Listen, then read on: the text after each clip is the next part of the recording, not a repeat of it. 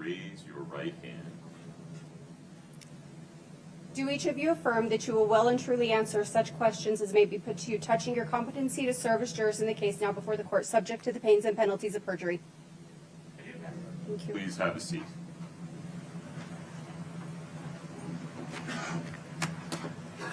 All right, good morning. Thank you for your patience. I assure you that we were working while you were waiting. That will happen from time to time. I appreciate your patience. Members of the jury, you have been selected and sworn as the jury in this case. I'll now give you some instructions explaining how the trial will unfold.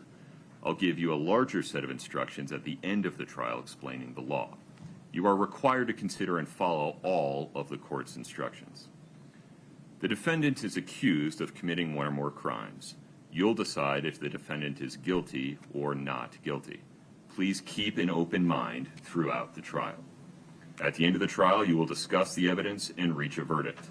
You took an oath to well and truly try the issues pending between the parties and to render a true and just verdict. The oath is your promise to do your duty as a member of the jury.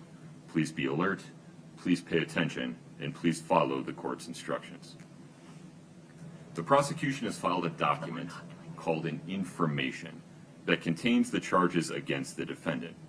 The information is not evidence of anything. It is only a method of accusing a defendant of a crime. I'll now read the information. Count 1, criminal homicide, aggravated murder. Between on or about March 3, 2022 and March 4, 2022 in Summit County, state of Utah, the defendant did intentionally or knowingly cause the death of another individual under any of the following circumstances.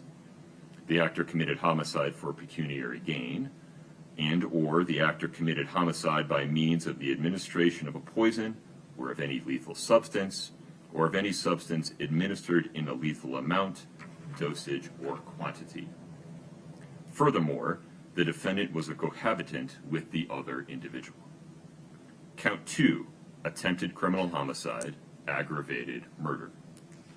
On or about February 14, 2022 in Summit County, state of Utah, the defendant did intentionally or knowingly attempt to cause the death of another individual under any of the following circumstances. The actor attempted to commit homicide for pecuniary gain, and or the actor attempted to commit homicide by means of the administration of a poison or of any lethal substance, or of any substance administered in a lethal amount, dosage, or quantity. Furthermore, the defendant was a cohabitant with the other individual. Count 3, insurance fraud. Between on or about January 29, 2022 and on or about August 31 of 2022 in Summit County, state of Utah, the defendant did with intent to deceive or defraud, intentionally, knowingly, or recklessly devise a scheme or artifice to obtain anything of value by means of false or fraudulent pretenses, representations, promises, or material omissions. Furthermore, the value of the property, money, or things obtained or sought to be obtained is or exceeds $5,000. Count 4, insurance fraud. On or about June 14 of 2022 in Summit County, state of Utah, the defendant did, with intent to deceive or defraud, present or cause to be presented any oral or written statement or representation as part of or in support of a claim for payment or other benefit pursuant to an insurance policy, certificate, or contract, knowing that the statement or representation contained false, incomplete, or fraudulent information concerning any fact or thing material to the claim. Furthermore, the value of the property, money, or things obtained or sought to be obtained is or exceeds $5,000. Count 5, forgery. On or about January 29, 2022, in Summit County, state of Utah, the defendant did, with the purpose to defraud someone, make, complete, execute, authenticate, or utter a writing, so that the writing or the making, completion, execution, authentication, or utterance purports to be the act of another person, whether that person is existent or non-existent. The defendant has entered pleas of not guilty and denies committing the crimes. Every crime has component parts called elements. The prosecution must prove each element beyond a reasonable doubt. Until then, you must presume that the defendant is not guilty. The defendant does not have to prove anything. The defendant does not have to testify, call witnesses, or present evidence.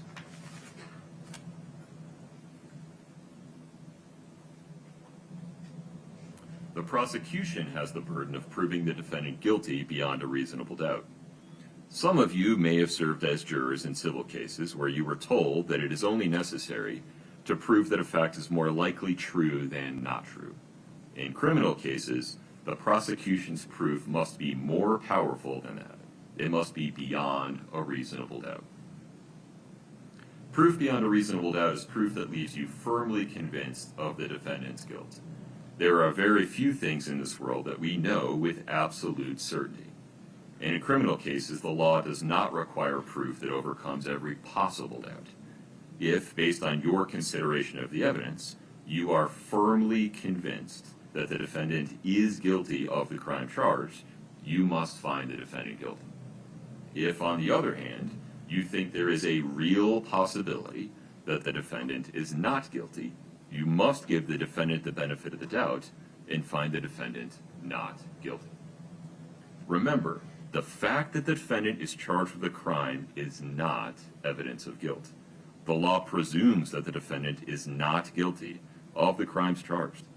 This presumption persists unless the prosecution's evidence convinces you beyond a reasonable doubt that the defendant is guilty. Regarding our respective roles, all of us, judge, jury, and lawyers, are officers of the court and have different roles during the trial. As the judge, I'll supervise the trial, decide legal issues, and instruct you on the law. As the jury, you must follow the law as you weigh the evidence and decide the factual issues. Factual issues relate to what did or did not happen in this case. The lawyers will present evidence and try to persuade you to decide the case in one way or the other. Neither the lawyers nor I decide the case. That is your role. Do not be influenced by what you think our opinions might be. Please make your decision based on the law given in my instructions and on the evidence presented in court. As jurors, you'll decide whether the defendant is guilty or not guilty, and you must base your decision based only on the evidence.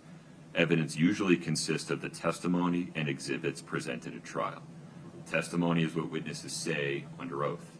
Exhibits are things like documents, photographs, or other physical objects. The fact that the defendant has been accused of a crime and brought to trial is not evidence. What the lawyers say is not evidence. For example, their opening statements and closing arguments are not evidence. You must keep an open mind throughout the trial. Evidence can only be presented one piece at a time. Do not form or express an opinion about this case while the trial is going on. You must not decide on a verdict until after you have heard all the evidence and have discussed it thoroughly with your fellow jurors in your deliberations. Rules govern what evidence may be presented to you. On the basis of these rules, the lawyers may object to proposed evidence. If they do, I'll rule in one of two ways. If I sustain the objection, the proposed evidence will not be allowed. If I overrule the objection, the proposed evidence will be allowed. Please do not evaluate the evidence on the basis of whether objections are made. Regarding the order of the trial, the prosecution will give its opening statement. An opening statement gives an overview of the case from one point of view and summarizes what that lawyer thinks the evidence will show. Defense counsel may choose to make an opening statement right after the prosecutor, or wait until after all of the prosecution's evidence has been presented, or not make one at all. You will then hear the prosecution's evidence. Evidence is usually presented by calling and questioning witnesses. What they say is called testimony. A witness is questioned first by the lawyer who called that witness, and then by the opposing lawyer. Please consider all testimony, whether from direct or cross-examination, regardless of who calls the witness. After the prosecution has presented all of its evidence, the defendant may present evidence, though the defendant has no duty to do so. If the defendant does present evidence, the prosecution may then present additional evidence. After both sides have presented all of their evidence, I'll give you final instructions on the law that you must follow in reaching a verdict. You will then hear closing arguments from the lawyers. The prosecutor will speak first, followed by defense counsel. Then the prosecutor speaks last, because the government has the burden of proof. Finally, you will deliberate in the jury room. You may take your notes with you. You will discuss the case and reach a verdict. From time to time, we'll call a recess. It may be for a few minutes or longer.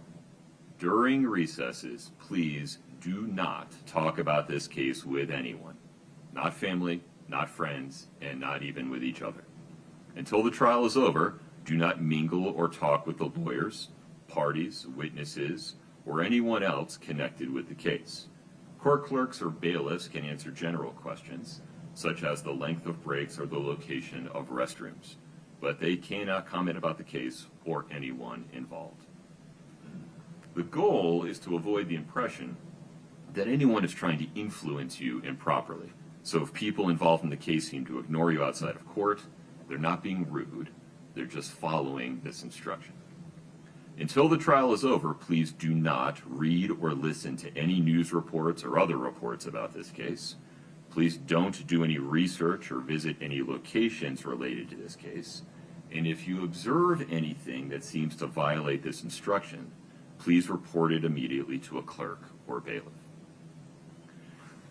In the past, jurors have caused serious problems during trials by using electronic devices, such as their phones or their tablets or their computers, to research issues or share information about a case. You may be tempted to use your devices to investigate the case or to share your thoughts about the trial with others. Please don't do that.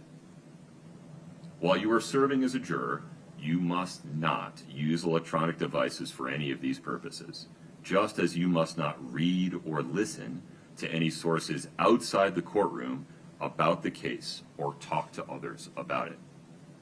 You'd violate your oath as a juror if you conduct your own investigation or if you communicate about this trial with others, and you can face personal consequences if you do. So please, don't Google the parties, the witnesses, issues, or counsel. Please don't post any updates about the trial on social media. Please don't perform any internet searches at all about anything related to this case. Even using something as seemingly innocent as Google Maps to look up a location, or an online dictionary to look up a term or word that you hear in the courtroom, can result in a mistrial. Please understand that the rules of evidence and procedure have developed over hundreds of years in order to ensure the fair resolution of disputes. The fairness of the entire system depends on you reaching your decisions based only on evidence presented to you in the courtroom and not on other sources of information. Post-trial investigations do occur, and if improper activities are discovered at any time, they'll be brought to the court's attention, and the entire case may have to be retried. So please, be careful. Regarding note-taking, please remember that we do not have transcripts of trial testimony. So when deliberating at the end of the case, you will need to rely on your memory of each witness's testimony. So please feel free to take notes during the trial to help you remember the evidence, but please don't let your note-taking distract you. Your notes are not evidence in and of themselves, and they may be incomplete. All right, we'll now proceed with opening statements. Mr. Bloodworth, let me make sure you have what you need here. Okay.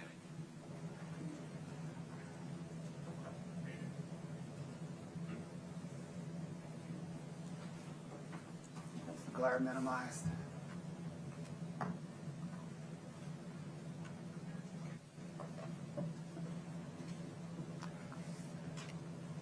It is the evening of March the 3rd, 2022.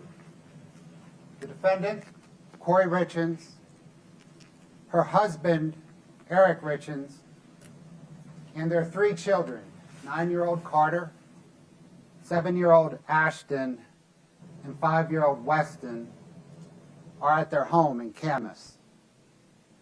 Eric Richens lived for his 3 boys.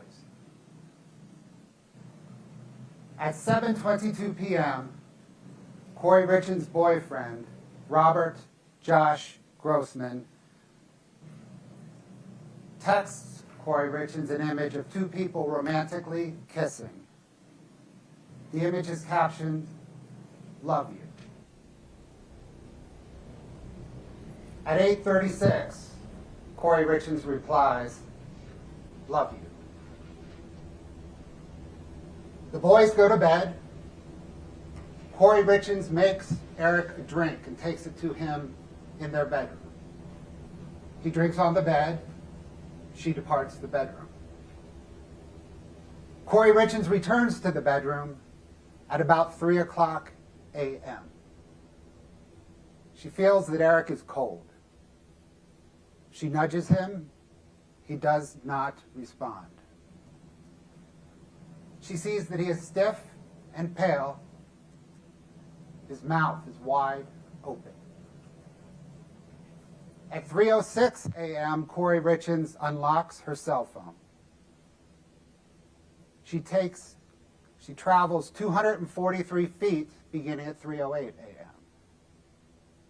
She unlocks her cell phone again at 3:10, 3:15, and twice at 3:19. At 3:21, Kouri Richens unlocks her cell phone and calls 911. Paramedics respond, but they are unable to revive Eric. He has no pulse. He is cold. They pronounce him dead at 3:58 a.m. on March the 4th, but they think he has been dead a while.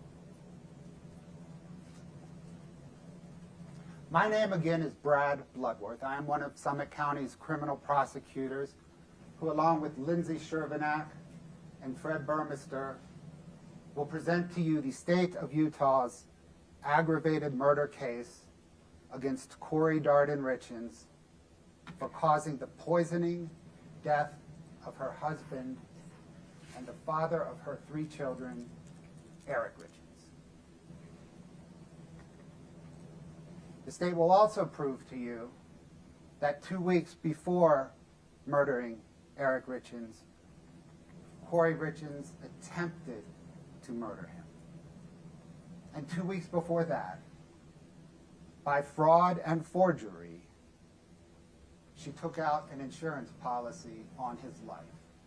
Objection, can we approach?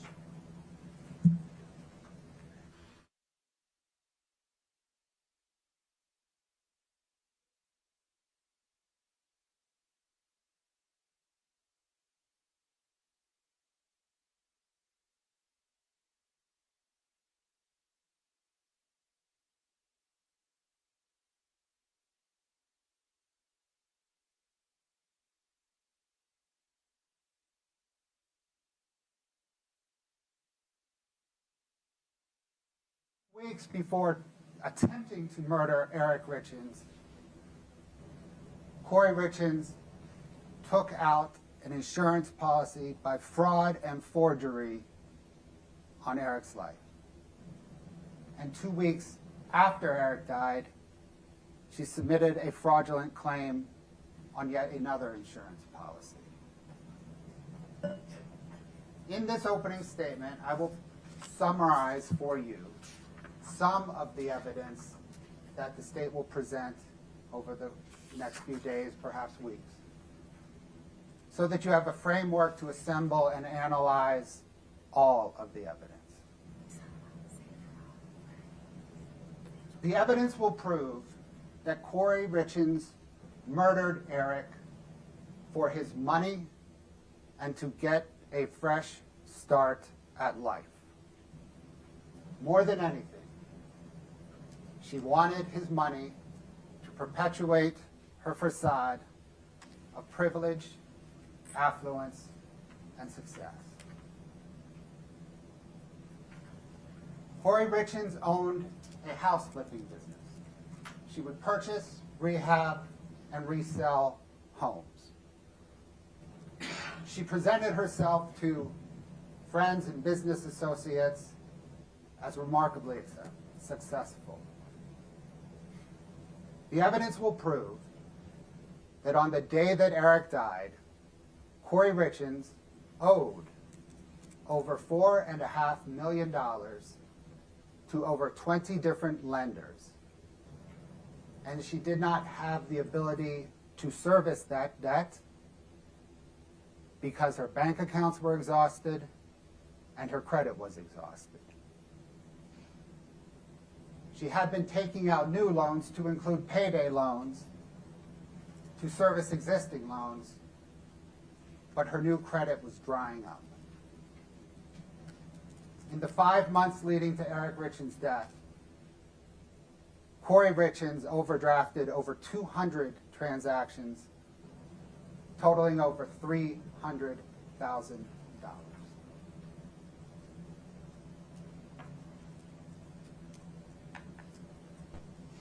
And on the day that Eric died, Kouri Richens was scheduled to close on an unfinished and derelict mansion in Midway, and thus take on an additional $3.2 million in debt.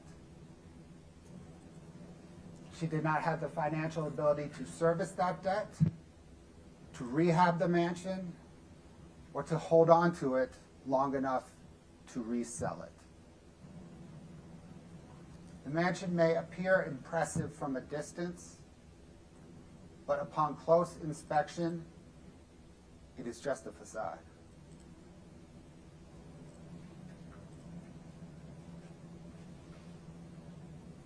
On the other hand, on the day that Eric died, his estate was worth over $4 million. And the evidence will prove that Kouri Richens believed she would inherit it all. She believed that she would inherit Eric's $2 million interest in a stonemasonry business, an interest that a prenuptial agreement prevented her from getting any part of if they divorced, but permitted her to get all of if Eric died while they were married. She believed that she would inherit the $1 million or so dollar home that they lived in, but that Eric owned separate and apart from her. And she believed that she would benefit from nearly $2 million in insurance on Eric's life, to include the $100,000 policy that she took out a few weeks before he died.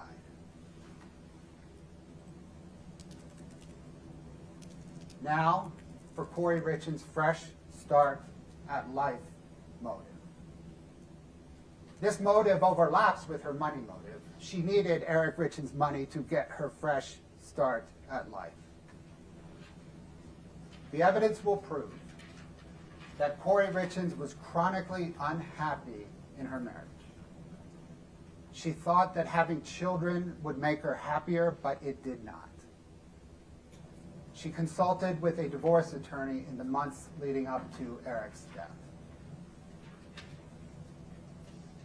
3 months before Eric's death, Kouri Richens booked a $4,000, 5-night, all-inclusive vacation for her and her boyfriend, Robert Josh Grossman, at the Secrets St. Martin's Resort and Spa in the Caribbean. They were to check in the month after Eric died.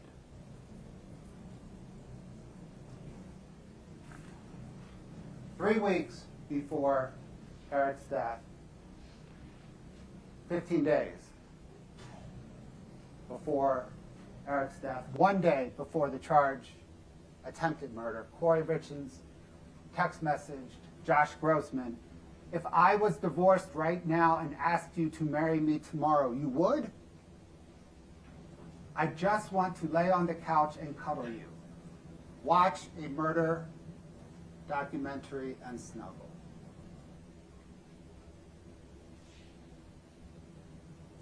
Five days after the charged attempted murder and 11 days before the charged murder, Kouri Richens text messaged Josh Grossman, "Babe, I miss you.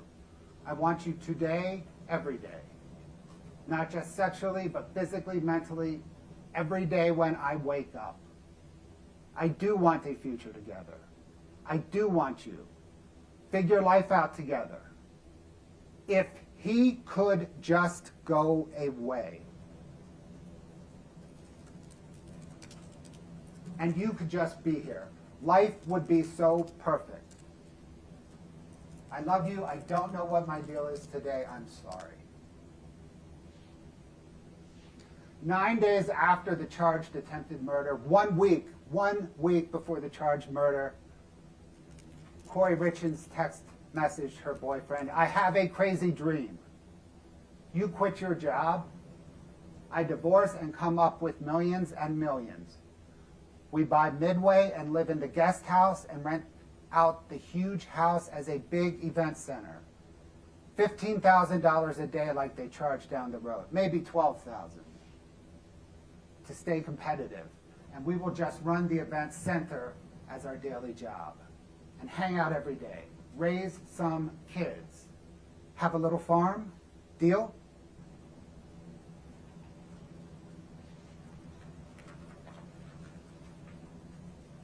Just over 2 weeks after Eric Richens' death, Kouri Richens text messaged her boyfriend a link to the secret St. Martin's Resort and Spa in the Caribbean and asked, "Are we there yet?"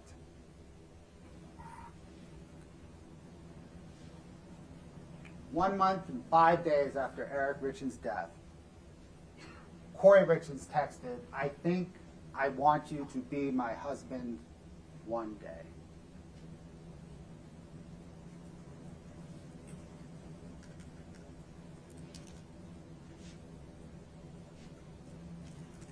Now for the attempted murder charge. Carmen Lauber was a house cleaner who worked for Kouri Richens' aunt's house cleaning company. She cleaned Kouri Richens' house. She knew Kouri Richens for nearly 9 years. Kouri Richens knew that Carmen Lauber had a criminal history involving drugs. The evidence will prove that on February the 11th, 2022, 3 days before the charged attempted murder,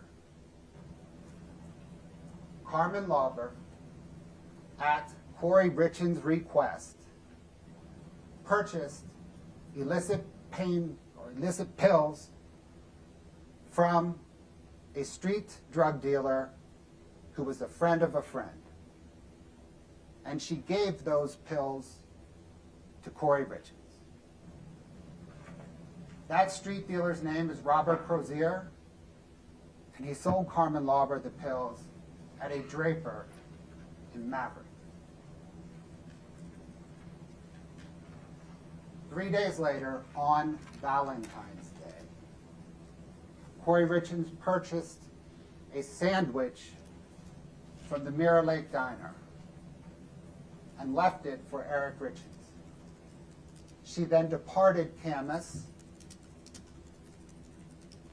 and met up with Josh Grossman an hour away. At 11:33 that morning, Eric texted Kouri Richens, "I'm gonna lay down for a bit. If I don't start getting better, I'm gonna head to the hospital soon." Shortly thereafter, all activity on Eric's cell phone ceased for nearly 90 minutes in the middle of a busy workday. Once activity resumed, Eric Richens called his 2 best friends. They sounded to him scared. somber, confused, bewildered. A few days after that, Kouri Richens asked Carmen Lauber if she could get something stronger. The evidence will prove that on February the 26th, 5 or 6 days before Eric's death, Carmen Lauber, again at Kouri Richens' request, purchased pills from the same street dealer at the same Maverick in Draper. And she left those pills at a home that Kouri Richens was just finishing up a rehab on. The evidence will prove that those illicit pills contained fentanyl.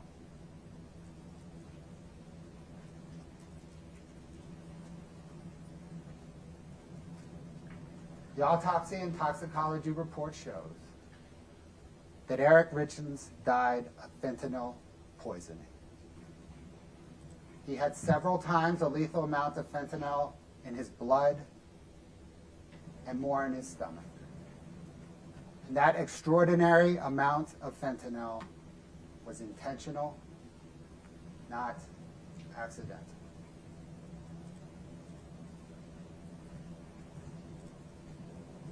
The evidence will prove that time and again, Kouri Richens tried to cover up her attempted murder and ultimate murder of Eric Richens.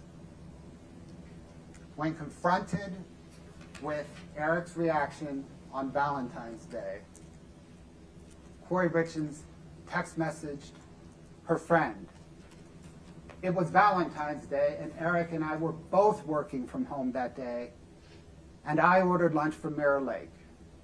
He never broke out in hives or used an EpiPen. I was fucking with him. Bailey was there too. He said the sandwich hurt his stomach, so he was going to nap. No hives, no EpiPen. Kouri Richens was an hour away from Eric Richens with her boyfriend.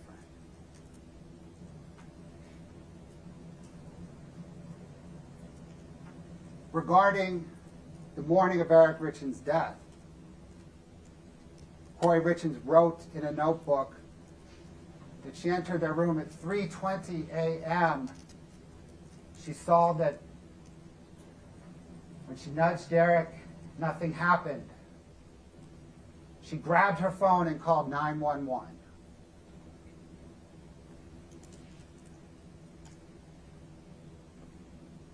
She first grabbed her phone at least 3:06 a.m. and delayed calling 911 at least 15 minutes.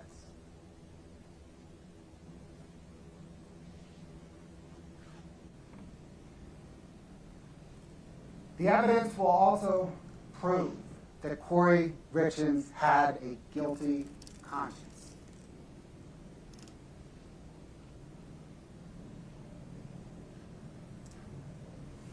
The morning that Eric died, his family came over. Kouri Richens could not face her children or Eric's dad, Eric Richens. She didn't speak to him.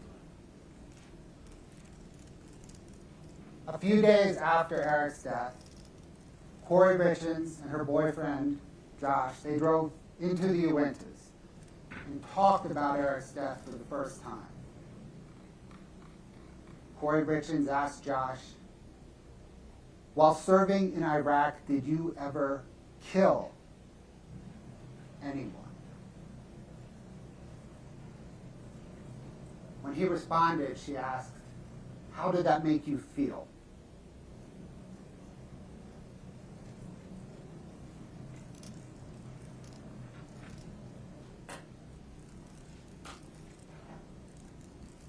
Along the lines of both cover-up and guilty conscience, Kouri Richens'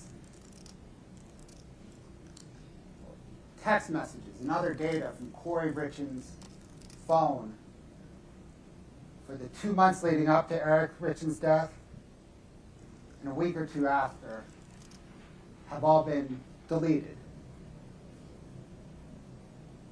Police seized that phone. She got a new phone. And on that new phone, there were the following internet searches. Can cops uncover deleted messages iPhone? Can you delete everything off an old iPhone without actually having it? Can deleted text messages be retrieved from an iPhone? How to completely wipe an iPhone clear remotely? How to permanently delete information from an iPhone remotely?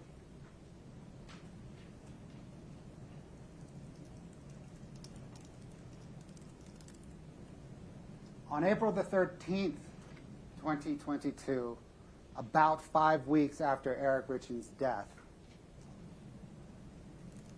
detectives informed Kouri Richens that the autopsy and toxicology results show that Eric died of fentanyl poisoning.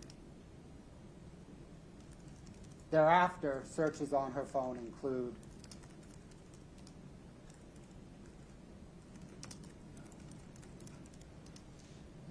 if someone is poisoned, what does it go down on the death certificate as? Can cops force you to do a lie detector test? Women, Utah prison, luxury prisons for the rich in America.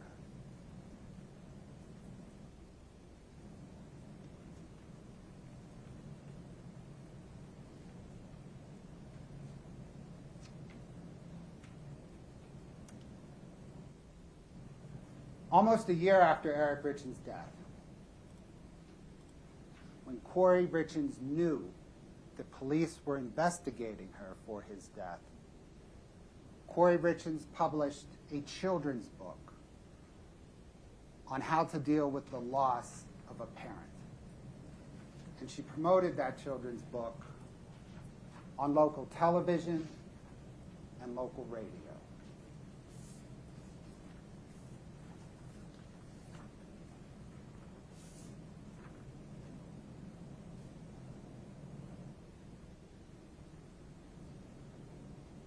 The state will present to you this evidence and more through a series of fact witnesses, expert witnesses, documents, and Kouri Richens' own words.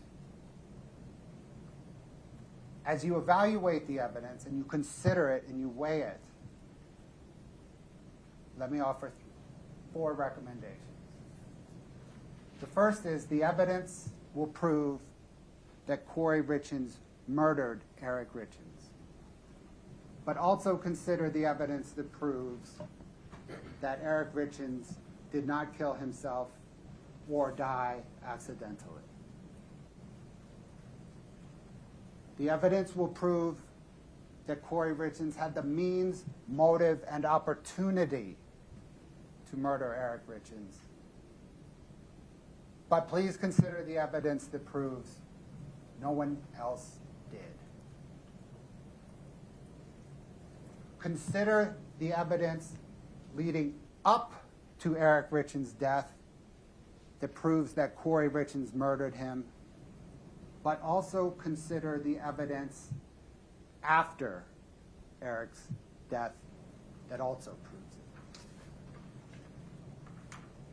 As you evaluate Kouri Richens' conduct, consider the evidence that proves that she richly values and trades on her perceived appearance, affluence, privilege, and success.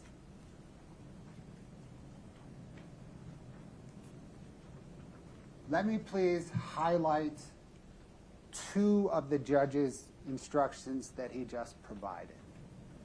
The first is, stay focused on the evidence. What the attorneys say, how they say it, their voice inflection, none of that is evidence. Please stay focused on the evidence.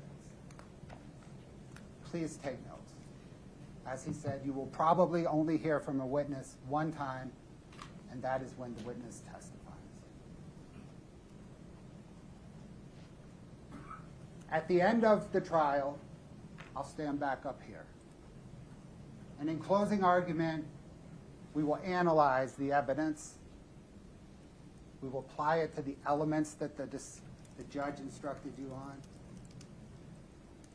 And the state of Utah will ask you to find Kouri Richens guilty of the aggravated murder of Eric Richens, the attempted aggravated murder of Eric Richens, 2 counts of insurance fraud, and forgery. Back for a moment to the morning of March the 4th, 2022. It is 8:30. Medical examiners place Eric's body in a body bag onto a stretcher, and they wheel him out of his home for the last time. His boys are upstairs with their uncle. Kouri Richens has not yet told them that Eric is dead, and she won't for a few more hours. The last of the sheriff's deputies leave, crime scene techs, medical examiners. And on Kouri Richens' phone, the following 3 images are accessed.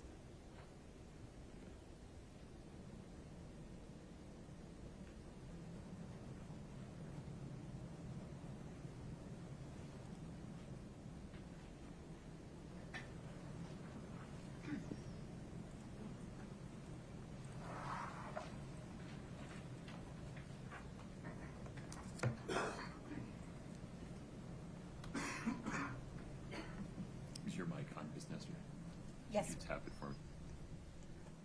We need Katie to be connected. She is. Okay. It's a black screen at the moment. Is that intentional? Turn.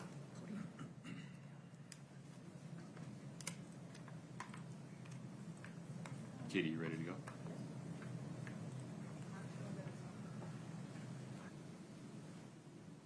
My apologies. One moment.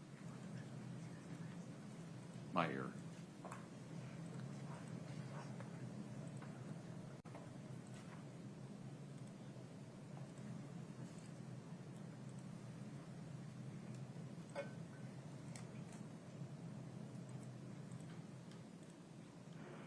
What's the address of the emergency? My husband's not breathing. He's cold. Okay, what's the address? 282 Willow Court. 282 Willow Court? Uh-huh. Okay, what's a good phone number in case we get disconnected? 435 671 4987. Okay, it's going to be in Francis. Okay, tell me exactly what happened. I don't know. I just came in. I was sleeping with my kids. Okay, I can't understand you. I need you to take a deep breath. What's going on? I don't know. I was sleeping in with my kids. I just came in the bed, in our bed, and I turned over, and he's just cold. He's just cold. Who's cold? My husband. I turned the light on. And he's not breathing? No. He's not breathing? No. I need you to confirm it for me. Is he not breathing? No. Okay, can you do CPR? No, I don't know how.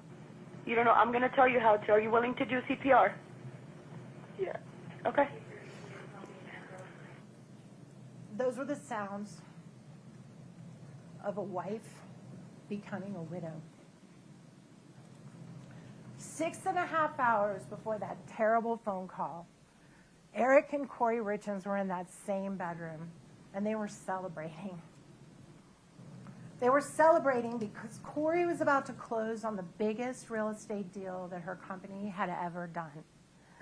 She was about to close on something called the Midway Mansion. Slide 2, please. A sprawling, multi-million-dollar home in Midway that had been abandoned before construction was completed.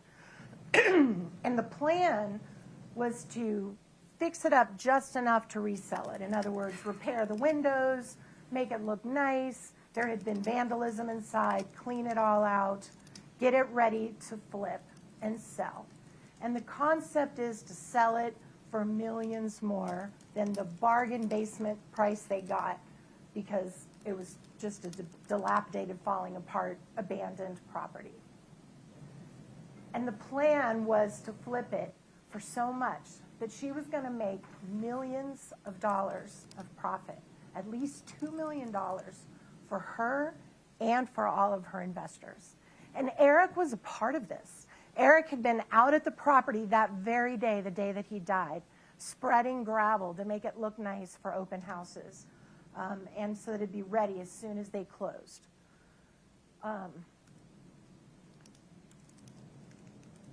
These two had other things to celebrate on March 3rd, besides this big deal that was going to make them a lot of money. One of the things they had to celebrate was that Eric's business was doing great. Can we have slide 3? Eric worked as a stonemason, and you're going to see, this is 2020. This isn't even the year before he died. So his income kept going up and up. But he declared to the IRS that he made over $750,000 that year. That was just in 1 year of what Eric was bringing in to their marriage and their family. They also lived in a beautiful home. Slide 4. It was a beautiful home. They got married in that home. That home was half Kouri's. That's how it works in marriage. You get half of a home as soon as you live in it.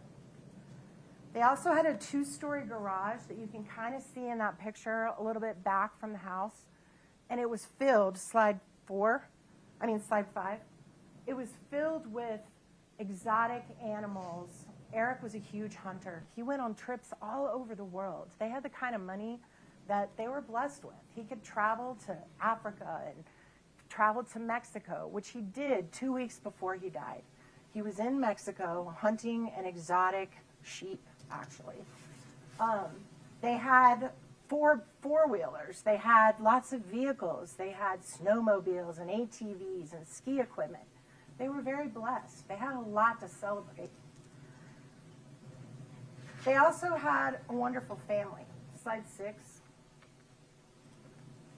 The one thing that I don't think anybody in this courtroom is ever going to challenge, us included, is that Eric and Kouri adored their boys. They were their world. They were in that place that those of us who've had kids have all been in, where you spend your days driving them around to soccer and all their activities, and they're just the center of your world. And that's how both of these parents felt about their kids. They loved them a lot. And what's more important is that the boys adored their father, adored him. And Kouri knew that about her sons and about her family. Their marriage had survived through some rough times, and you're going to hear about that. Like any marriage, it wasn't a perfect marriage. They'd gone through a really bad year where they both contemplated divorce, and they did what a lot of couples do. They went to marriage counseling, they worked it out, and they decided to stick it out, and they did. You're going to hear testimony from one of Eric's closest friends that in the few weeks before Eric died, he and Kouri were the happiest together that he'd ever seen them. And you're going to hear that from one of Eric's closest friends. Now, on March 3rd, Eric started sending excited texts before their celebration to Kouri, saying, hey, let's get together. Let's have some celebratory shots. Slide 7, please. Oh, I'm sorry, you guys aren't going to be able to read that. It's really small. But it basically says, thank you. You want to grab lunch today with a celebratory shot? That was Kouri saying she can't, that she has other plans. But he's excited. He wants to celebrate about the big closing. When Eric got home the evening of March 3rd, after he'd been out at the property spreading the gravel, he got home and they all had dinner together as a family. Kouri's mom dropped by. They visited with her mom. Her mom had actually been out at the property the same day with a carpenter trying to get some bids and get it ready to start getting it fixed up. Kouri's mom left. They tucked their boys into bed. And around 9 o'clock, they decided to have their celebratory shot. A friend had given them a gift of some of those, I'm sure you guys have seen them, those copper Moscow Mule cups that you make like in breweries and in bars. And they decided to try out their new cups. So Kouri made what's called a Moscow Mule. And they also had a little shot, which is Eric's idea, of a little lemon drop. They had their drinks. They actually didn't finish them and set the cups in the sink at the house, right there. Around 9:30, they were getting ready to go to bed, and they heard one of the children who suffered from something called night terrors, where they scream out, they have nightmares. One of the children was crying out. So Kouri went to sleep with her son around 9:30 that night. You're going to hear the police. Kouri also told the police the day that they came to the house that she believed Eric might have had what we call a marijuana gummy. You're going to hear Eric loved marijuana gummies. He used them a lot. And the police found a whole bunch of them in the house, in his things, in his clothes, in his closet. You know, he was a marijuana gummy user. Slide 8. These are all gummies that the police found in Eric's things. Some of them, you can tell, had commercial bags where he bought them from dispensaries. Some were in clear bags that he bought from somewhere else, the location unknown. So you take it down. So as they're getting ready to go to bed, you're going to hear that after Kouri left the room, Eric was on his phone, and he was talking to a friend named Scott Wagner. And you're going to hear that Scott Wagner talked to him at 10 o'clock that night. That when Scott Wagner talked to him, he did not sound drunk. He did not sound high. He did not sound like he was on fentanyl or anything else. That there was no sound of the wife or children in the background. That he was alert, that he was having a totally normal conversation with Scott. And this was at 10 p.m. Shortly after 10 p.m., you're going to hear, forgot to mention, when Kouri left the bedroom, she has always maintained from beginning to end that she left her phone in the room, in the charger next to her bed, which we all do at night. When we're about to go to bed, we charge our phones. Nothing unusual there. After 10 o'clock, around 10:30, so this is an hour after Kouri's left the bedroom and is in with her son, Kouri's phone is unlocked and moves just a few feet. Now you're going to hear Kouri's friends in this trial and some other people testify that Eric was always checking Kouri's phone. And you can kind of see why he probably was doing that, based on what you've already heard from the state. Maybe he had good reasons, but he checked her phone a lot. So we know he did that at about 10:30 because we have proof that the phone opened and closed. Moved a short distance, like maybe walking around the bedroom, and then closed again. And that is the last thing we know for sure that Eric did the night that he died. Sometime after that, we don't know exactly when Eric died. Slide 9. When Eric died, his Apple Watch was hanging on a charger, nice and neat. His phone was in a charger on the nightstand. He was lying in his underwear, like when you go to bed, and he was on his back on his side of the bed. So it appears pretty clear that Eric went to bed and fell asleep and died in his sleep. You're also going to hear, slide 10, that there was an empty pill bottle right next to him in his nightstand. and I want you to pay careful attention to this. The empty pill bottle expired in 2016. Made out to him for pain pills. That's going to become important later. Sometime after 3 a.m., Kouri wakes up and comes back into a dark bedroom. You're going to hear she unlocked her phone. Probably, we're not going to dispute the times that the state just mentioned. The phone gets unlocked shortly after 3 a.m., which is what time Kouri says from day one that she got up. She always tells the police, I got up at 3. The phone verifies that. The phone moved around the house a little bit. You're going to hear the distances in the house. There's going to be investigators that are going to tell you how many feet from the master bedroom to the bathroom to the kitchen. They're going to tell you about how many feet are in that house if you're walking around the house. It appears clear she walked around the house just a little bit for a few minutes. And then the phone stops being active, which is indicative of being back in the charger, indicative of not moving anymore. And a few minutes later, you hear the 911 call that you guys just heard. So that gives her enough time to crawl into the bed, touch her husband, and realize he's cold. Just about 3 minutes. That's all it took. And she picks her phone up, calls 911. You're going to see that the phone records prove all of this. At that time, I believe everyone's going to agree, and I think the state even admitted it in their opening. It's pretty clear he'd been dead for several hours. And you're going to actually see a photo when we pass. Our blood pools in the position that we lay in. It's not circulating anymore because our heart's not working. And you're going to see a picture of his back. And you're going to see that the blood he had been dead long enough for the blood to pool on his back because he was laying on his back. So that usually indicates he'd been dead for several hours, and the medical examiner is going to tell you that. So those 6 hours, ladies and gentlemen, between 9 p.m. and 3 a.m., somewhere in that time, Eric Richens died. Somewhere in that time, he ingested a fatal dose of fentanyl. What you will never hear after 4 years of investigation, where as recently as 2 weeks ago, they were back searching that house. After 4 years of investigation and 5 weeks of this trial, you know what you're never going to hear is how that fentanyl got inside of him, because there is zero evidence of that.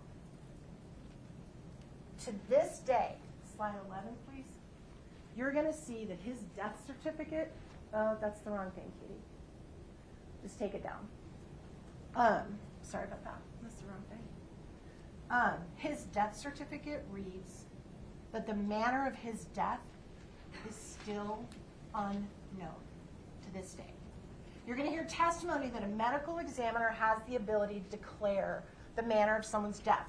It can be homicide, it can be suicide, it can be accidental overdose, it can be murder, it can be anything. To this day, the medical examiner, the professional that's the head of declaring how people die in the state of Utah, has never been able to determine the manner of Eric Richens' death. Now, you're going to hear first responders and law enforcement tell you that no fentanyl was found in the bedroom the night of his death. But you're also going to hear them that they didn't search for it. You know, we've all seen the TV shows, the crime shows. What do you do if there's a murder, right? If you think there's a murder, tape it off. No one gets in or out. It becomes a crime scene. You search everything. You search the closet. You search the bathroom. You search the vehicles. You search the house. You search the office. They didn't do that. All kinds of friends and family, and you're going to see video of all the people that were in the house that day. There was no restrictions on anybody. And guess what was sitting in the sink? The cups. They were sitting there. They were never taken. They were never tested. Nothing. The nanny ended up putting them in the dishwasher the next morning, and they still had fluid in them. You're going to hear the day after Eric died, Kouri, or I'm sorry, not day after, day of, they started interviewing Kouri over and over and over again about what happened that night. You're going to hear for yourselves that her explanation of what happened that night has never changed from that call you just listened to. As far as the timing, as far as what happened, never.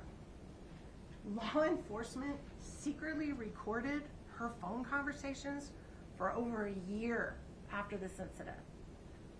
2 years later, listening in to her conversations with her family to see if her story about what happened that night ever altered, ever changed. You're going to hear it never changed. You're going to hear that before Eric's body was even taken out of their bedroom, Kouri was told the body was going to a morgue for an autopsy. So within an hour of the cops getting there, she knew there was going to be an autopsy of his body. And what happens when you have an autopsy? You figure out how someone died. That's what doctors do. They test your blood. They test your bodily tissues. So she knew that. But did she tell the police or the medical responders or the EMS, hey guys, you might want to check for fentanyl? My husband used it all the time. Did she do that? Because with one sentence, she could have taken all suspicion off her and made this about a drug overdose. But she didn't. As a matter of fact, she could have staged a whole drug overdose scene with fentanyl pills on his stomach and everything all over the place and say, gosh, I tried to get him in rehab for years and I couldn't. But she didn't. And you know why? Because she told her truth. She told her truth over and over again, and it's exactly what she told that 911 operator that you just heard and you're going to hear over and over in trial. I don't know what happened. Now you're going to hear that Eric Richens' family simply could not accept that. They needed someone or something to blame for losing someone they loved that wasn't Eric himself. And that's totally understandable. No family ever wants to believe that behind closed doors, someone they love is using drugs. No one wants to believe that. But the family's need to make sense of Eric's death went way beyond what you would expect a normal grieving family to go through. You will hear that as the detective arrived at the house, Eric's sisters spoke with the detective in the driveway. This is before anyone in the house knows how Eric died. If he had a heart attack, if he had an aneurysm, a lot of people were talking about aneurysms at the scene, and you're going to hear that. Nobody knew yet how he died. The sisters were telling the police, Kouri probably did this. Kouri probably did this. Day one. His sister Katie tells the police, and you're going to hear her testify about this, that Kouri had recently found out that Eric had put all their assets in a trust, and that Katie was in charge of the trust. She's going to say, I'm in charge, and that Kouri didn't like that. She told that to the police at the scene. So Kouri already knew before Eric ever died that his assets were protected in a trust and didn't automatically come to her if he died, that there were legal things you had to go through. You're going to hear that it didn't stop there. The Richens family hired a private investigator, and you're going to see how much they paid that private investigator, and it's almost $100,000.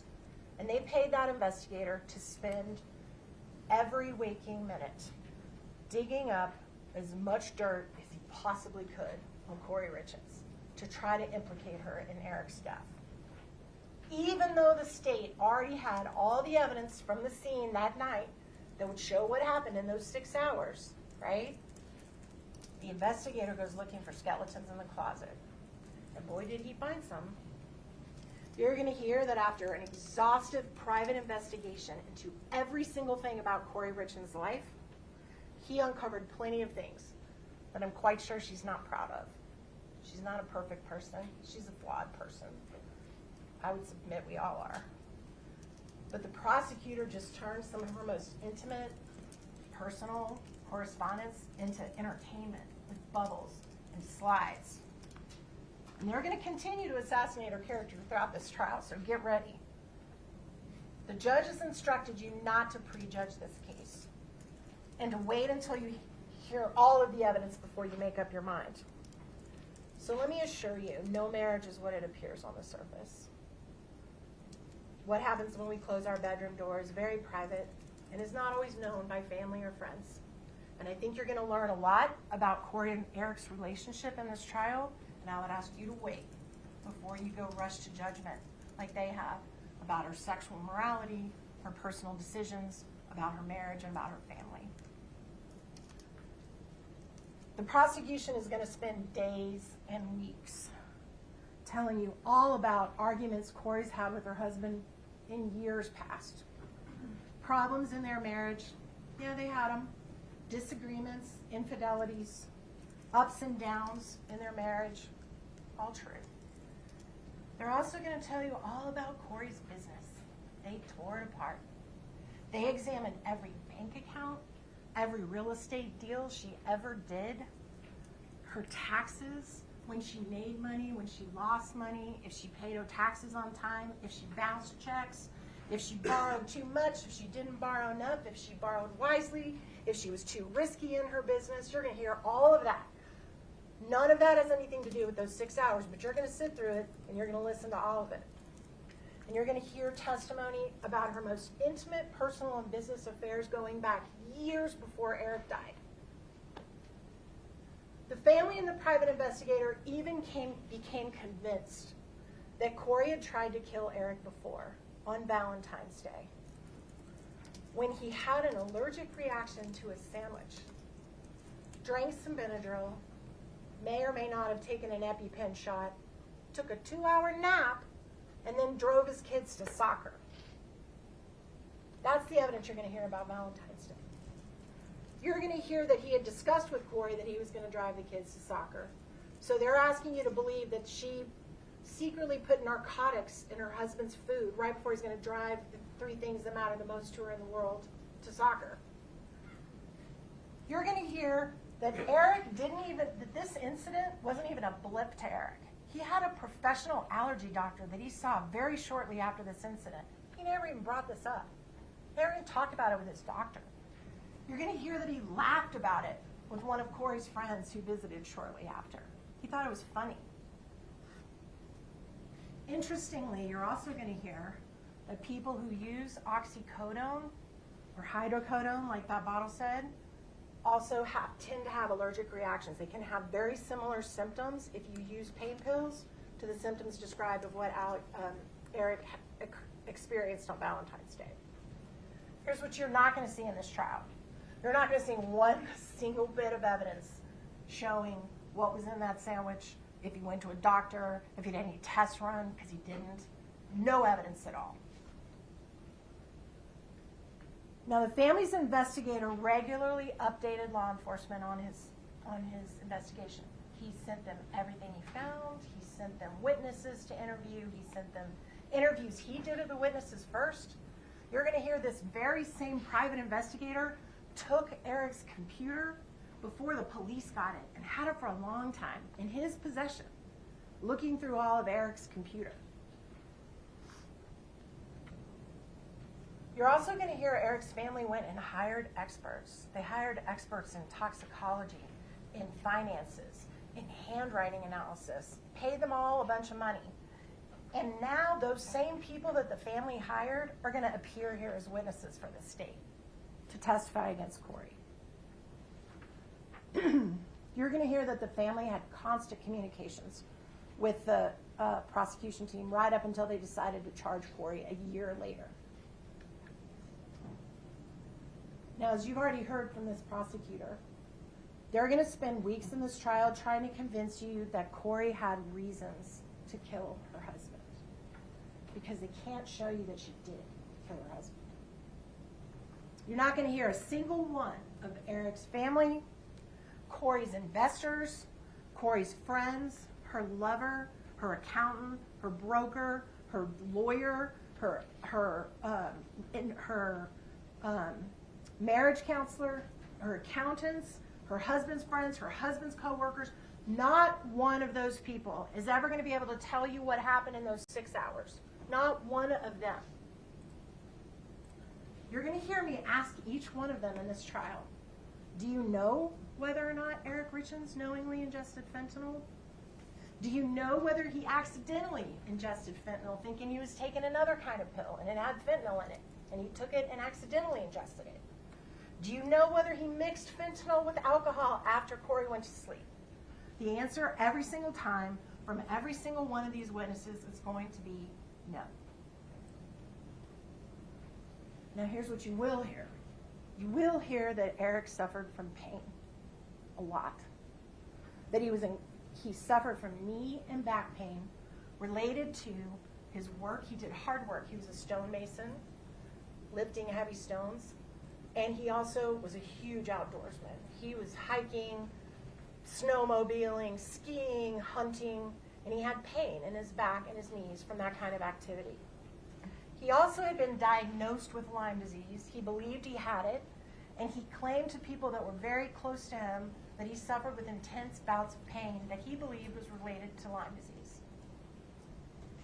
But this is a man's man, this guy. He's a hunter. He's a macho guy, right? He didn't want to show weakness. He didn't want people to know he was suffering. He didn't share that with a lot of people.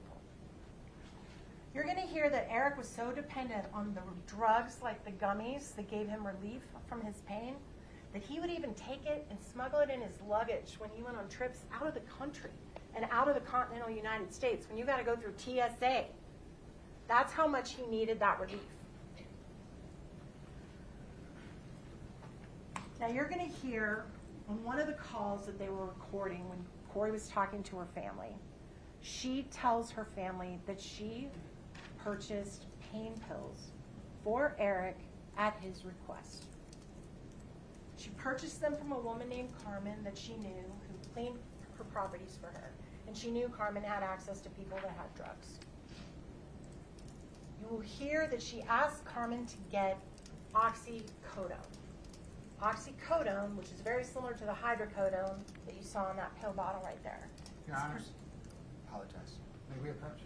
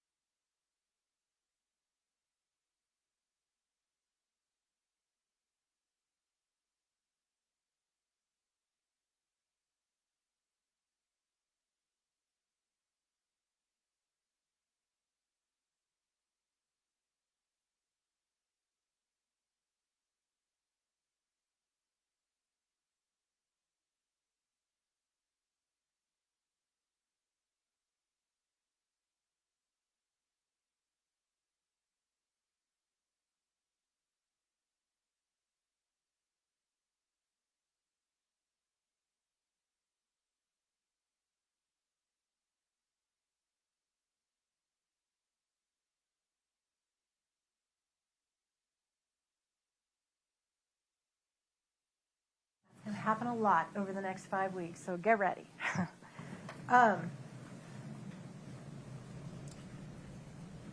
You're going to hear that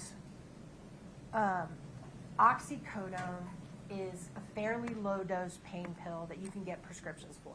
Most prescriptions for oxycodone are around the range of about 10 milligrams per pill. That's about, if your doctor gives you oxycodone, that's about what you usually get it for. If you want stronger oxycodone, like up to 30 milligrams, you generally either have to have a special prescription from a doctor or you're going to hear that you can get it on the street, right? And the state has talked about this gentleman, Robert Crozier. Robert Crozier sold higher strength oxys, up to 30 milligrams. He's going to testify that back in 2022, before Eric died, that's all he sold was oxy. That he didn't sell fentanyl at that time. It hadn't really got into the country yet, like it is now, right, where it's everywhere. It hadn't really happened yet. He was just selling oxys, and he sold the stronger dose. So you're going to hear and you're going to see evidence that Kouri asked Carmen for something stronger, and that Carmen, you're going to hear from Mr. Crozier, purchased 30 milligram oxys from Crozier. Crozier's going to say that is what he sold Carmen Lauber, was 30 milligram oxy pills. You're also going to hear that in Eric's autopsy, there's no oxy in his system. So the pills that were purchased by Carmen Lauber could not have been the cause of Eric's death. The fentanyl had to come from somewhere else. You're going to hear Carmen testify now that Kouri asked her for fentanyl. But what you're going to hear is that that was not Carmen's original story. That when Carmen was originally interviewed, she said no mention of fentanyl. It was all about oxy. There was no fentanyl. Carmen talks like she doesn't even know what fentanyl is, right? Guess when she changes her testimony? She changes her testimony when the police say, hey, you know what? We caught you. We caught you with drugs. We caught you with guns. And if you don't say what we want you to say, you're going to jail for a really, really long time, federal and state. But we're going to give you a ticket. We're going to give you a free ticket to get out of all the trouble you're in. But you got to say Kouri said fentanyl. And she changes her story. You're going to get to evaluate her credibility and what you think of her. You're going to hear that just a few weeks before Eric died, guess where he was? Mexico. Guess where the fentanyl comes into this country from? Mexico. Now, after you've listened to all the evidence in this case, after you've looked at all the exhibits, you're going to be asked to determine what happened in that 6 hours. Not the 3 years before, not the 2 years before, not the 1 year before. In those 6 hours, you're going to have to decide if Kouri Richens intentionally and knowingly poisoned secretly her husband, ending the life of the father of her kids, knowing that she was going to cause those little boys to feel pain every day for the rest of their life for the loss of their father, and that she did it for money, and that she did it for money that was less than what she was about to make on one of her own deals. For way less than what Eric Richens would have earned over the next 2 years, 3 years, 4 years. Way less than you knew she was guaranteed to get, because she knew about the existence of the trust. She knew there's no guarantee on the assets or the home, right? Finally, you're going to be asked to determine whether or not the sandwich incident was an attempt to commit a murder. That's going to be an easy one for you. You're going to be asked to whether she lied to the life insurance companies, and I presume the state's going to argue that the lie was that she didn't cause his death, because if you cause someone's death, you can't get the life insurance. So I guess that's what they're saying the fraud is. And then there's a little flyer that she got in the mail, that we've all gotten in the mail, that if you're a credit union member, about once or twice a year, you get this little thing in the mail that says, hey, we'll give you $100,000 free life insurance. Just sign here because we are so glad you're our credit union member. And so she signed that a little while before Eric died for $100,000. $100,000. That's, Eric Richens made that in 2 months, right? 3 months. And they're saying she forged his name on that little flyer when she mailed it in. In order to prove that, they have to prove that Eric didn't allow her to do it. Now, I'm telling you right now, wives everywhere sign their husbands' names on a lot of things. You've got to find that she did it without his knowledge, and I don't know how they're going to prove that. Now, there is one piece of good news as you evaluate this evidence and the facts in this case. There is some good news for you. There are going to be a lot of facts that we actually agree on, that we're not even going to challenge. We'll just be like, yeah, that happened. Hopefully that's going to help the case move a little faster for you guys. But interestingly, even though we're not going to dispute the facts, we sure are going to dispute what the facts mean. Sometimes you can look at the same facts and see two very different results. Let me show you what I mean. Katie, can you put up slide 12?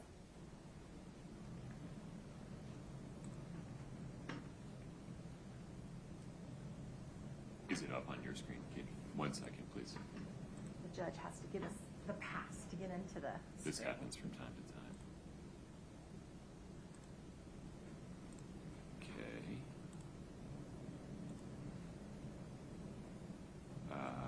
Brittany. Katie, do me a favor. Disconnect from table 1. Plug back in. Okay, 1 moment. There it is. So look at this picture of a young woman in a fur coat. See it? Now look again. You see a witch? Nose, mouth. There's going to be times in this case where the state is going to discuss facts with certain witnesses, and they're going to show you the witch. And I'm going to take those same facts and those same witnesses, and I'm going to show you a widow. At the end of the trial, if you can still see both faces, that's reasonable doubt. The judge has instructed you that the burden of proof in this case lies with this table. Katie, can you put up slide 13? Can you make it a little bigger, please? The law presumes the defendant is not guilty of the crime charge. She's innocent right now, and you have to accept that to do your job. The presumption persists unless the prosecution's evidence convinces you beyond a reasonable doubt that the defendant is guilty. Katie, can you put up slide 14? This burden, this is a heavy burden for the state. We know that. And our Constitution gives them that burden. Our Constitution, that same Constitution, promises Kouri Richens a fair trial by a jury of her peers, and that's you, her fellow citizens, who took an oath to swear that you will stand between Kouri and the government and make them meet their duty before they can get through you. And they've got to meet it by proof beyond a reasonable doubt. More powerful than just more likely or not that she did it. It has to be firmly convincing you. There are very few things we know with absolute certainty. The criminal case doesn't require proof that overcomes every possible doubt. But if you think there is a real possibility that she is not guilty, you must give her the benefit of the doubt and find her not guilty. And that's the burden that's on your table. When you go back into that jury room, that's going to be on y'all's table. We're asking you to be courageous, to pay attention, to stand strong, and to hold the government to that burden that's on their table. Hold them to it. And at the end of this case, you will see Kouri Richens is innocent. She is counting on you to do your job. And the only proper verdict to return in this case, which we are going to ask you to return at the end of this case, is to find her not guilty on all charges. Thank you. All right, let's let you stretch your legs, take a restroom break. All rise for the jury.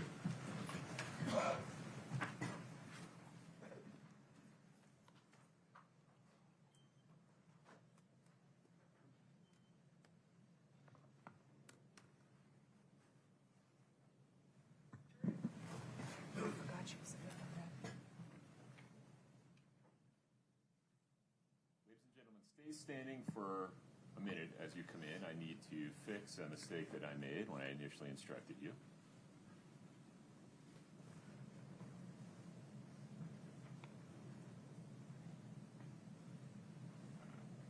You'd raise your right hand for me. Let's try this one more time. Do each of you solemnly swear to truly try the issues pending between the plaintiff and the defendant and render a true and just verdict according to the evidence and the instructions of the court? All right, thank you. Have a seat. Mr. Bloodworth, the state's first witness, please. Thank you, Your Honor. The state calls Jean Richens. Gene, if we can have you step up in front of Brittany.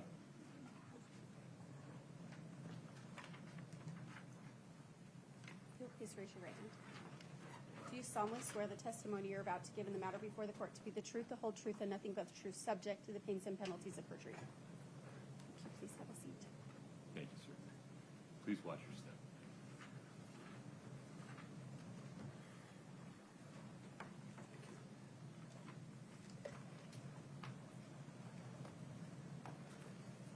Good morning, sir. Good morning. May I ask you, sit wherever you're comfortable. It's easier to move the mic than it is the chair, candidly, so. I kind of noticed that. Okay, go ahead. What, sir, is your name? Eugene F. Richens. And do you spell your last name Richins? Yes, I do. Did you know Eric Richens? Yes. How did you know him? Eric is my son. Scott, can I get 842 Romeo?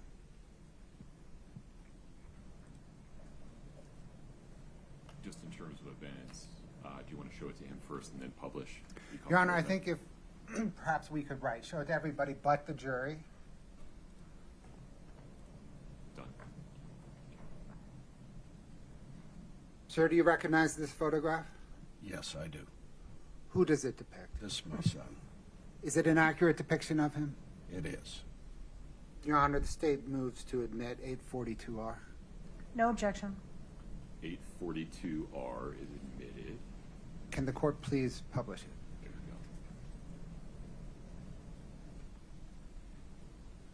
go. Sir, how old was Eric when he died? He was 39. Do you know Kouri Richens? I do. How do you know her?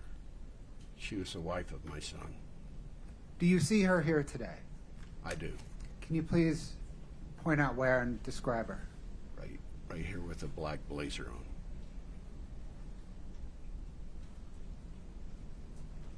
Did you raise Eric? I did. And my wife also. Both of us did. What, sir, was your wife's name? Linda Carter Richens.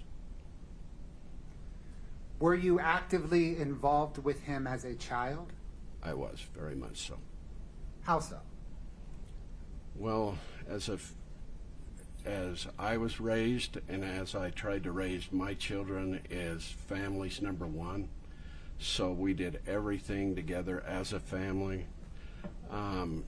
Education was extremely important for us as a family, as was a strong work ethic, as was religion. So those were kind of my top priorities of how we raised our children.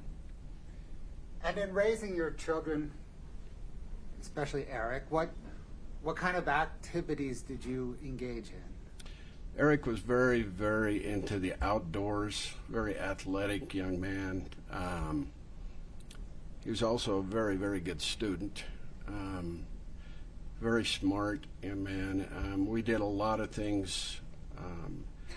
I have a cattle operation, a cattle ranch that he helped with constantly from the time all the kids were extremely young. In my opinion, that's what gave him the work ethic of what they have right now to be successful. Were you also involved in his life as an adult? I was. How often would you see him? See him or talk to him? But both, actually, if you could take them in turn, please. You bet. I'd see him at least once, twice, 3 times a week. I'd talk to him every day on the phone. And where would you generally see him? Ball games, one of the kids' ball games at the ranch, basically all over the place. What was Eric's personality? Eric had a very, very fun-loving personality. He had a very likable personality. He loved people, and people loved him. You mentioned that you raised him to have a strong work ethic, be grounded in family, and to do well in school. Did you see those qualities in him as an adult? I did. I was very, very proud of him. Did you get to interact with, or I guess observe Eric interact with his 3 boys? I did, constantly. Can you give us some examples, please? Eric was their coach, but their father, but most important was their very, very best friend. He coached soccer. We both coached basketball. We both coached baseball with him. So we were constantly involved in all their activities. Did he bring the boys to your ranch? Constantly, yes. They were. The oldest one loves to rope, so that was his thing in life, and liked to rope, and the other ones loved to just ride 4-wheelers or whatever it may be. Was Eric a good father? Eric was an excellent father.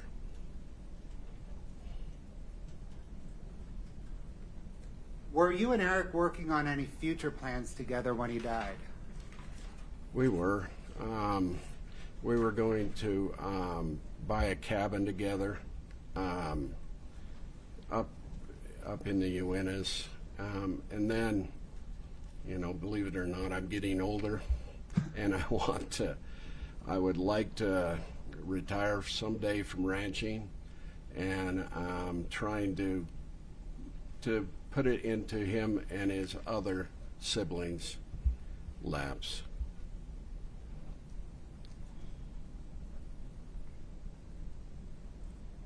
Did there come a time in the early morning of March the 4th, 2022, when you received a phone call about Eric?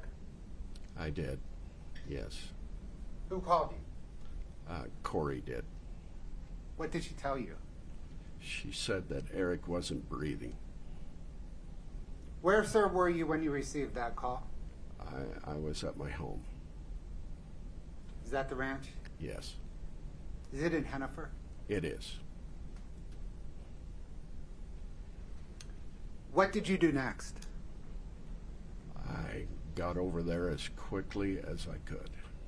And by over there, do you mean Eric's house? I did, yes. And is that in Camas, Summit County? Yes, Francis. Mhm. Francis? Do you recall about what time you arrived at Eric's house? I would say that 4:15, 4:30, right through that. Who was there when you arrived? My daughter Katie was there.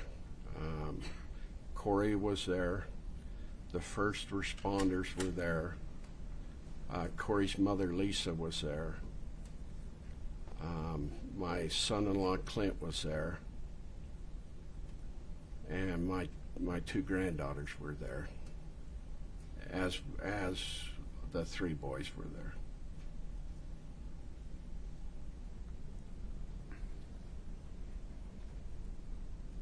About how long were you there that morning? Oh, approximately to 10:30, I believe. During that morning, what, if anything, did Kouri Richens say to you?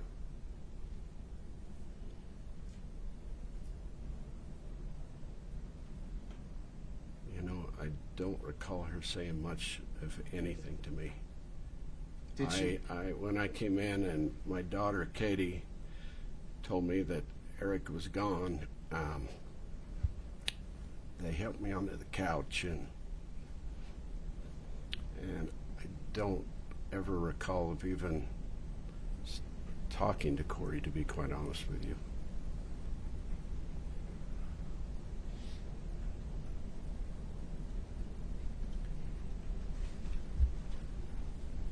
Did there come a time later when Kouri Richens told you what caused Eric's death? There was. I can't tell you the exact date, but it was between Eric's funeral and when the medical examiner had declared what he had passed away of. And she called me and said that she had just talked to the medical examiner, and they had determined that he died of the same thing Linda did, and COVID. And Linda was your wife, right? Linda was my wife, yes. What, sir, caused your wife's death? She had an issue with fungus in her lungs. What, if anything, struck you about Kouri Richens telling you that Eric died of the same thing that his mother did?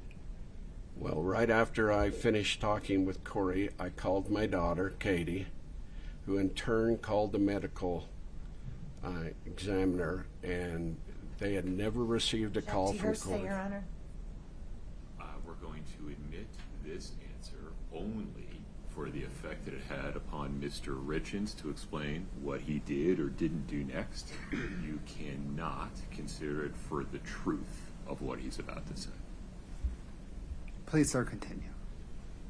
Help me again. Sure. Where were we? What, if anything, struck you about Kouri Richens telling you that Eric died of the same thing that Linda died of? Well, as I said, I called my daughter, Katie.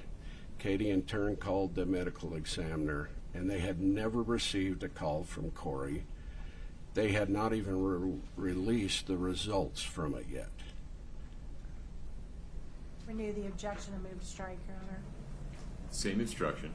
That answer only explains what comes next in terms of what Jean did or didn't do. May I call you Jean? I'm so sorry. Absolutely. Okay. Please. Not for the truth of whether those things that he just described actually happened.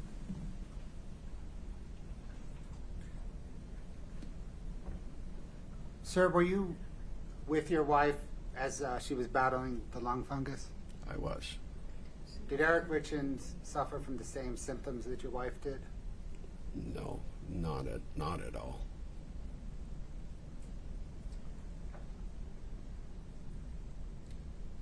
Sir, I need to take care of some business now regarding some handwriting samples, okay? Okay.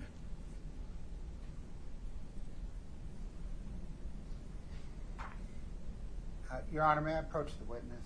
Yes. It's the collection exemplars. Your Honor, I'm handing the witness Exhibit 8-49, which is a collection of handwriting exemplars.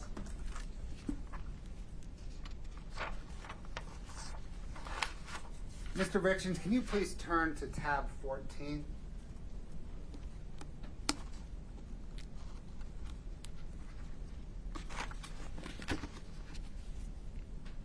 Okay.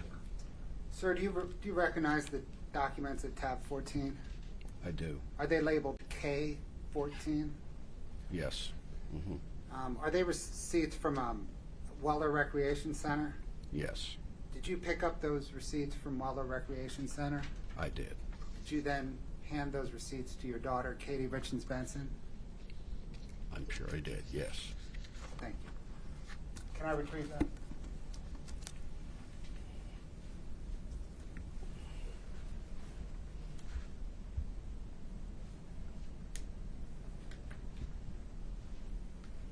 Sir, I don't have any additional questions at this time, but the defense may, okay? Okay. Thank you.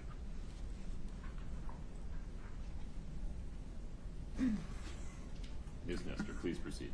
Sir, we're very sorry for your loss, and we have no questions for you at this time. Thank you. Jean, you can step down. Do you mind taking that glass of water with you?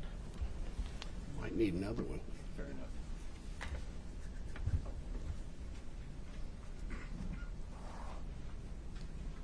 Mr. Bloodworth. Your Honor, the state calls Kouri Richens Benson.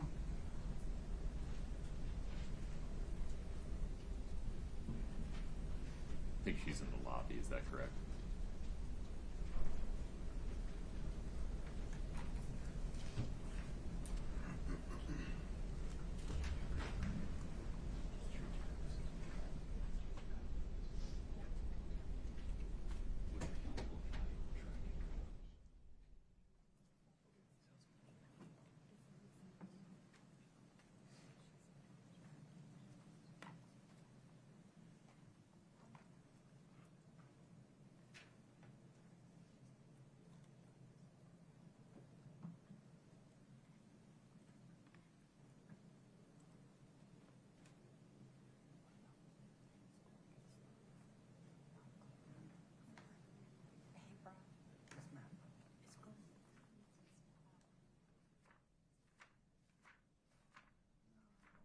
Ms. Richens Benson, hi.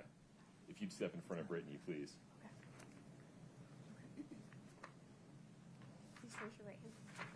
Do you solemnly swear the testimony you're about to give in the matter before the court to be the truth, the whole truth, and nothing but the truth, subject to the pains and penalties of perjury?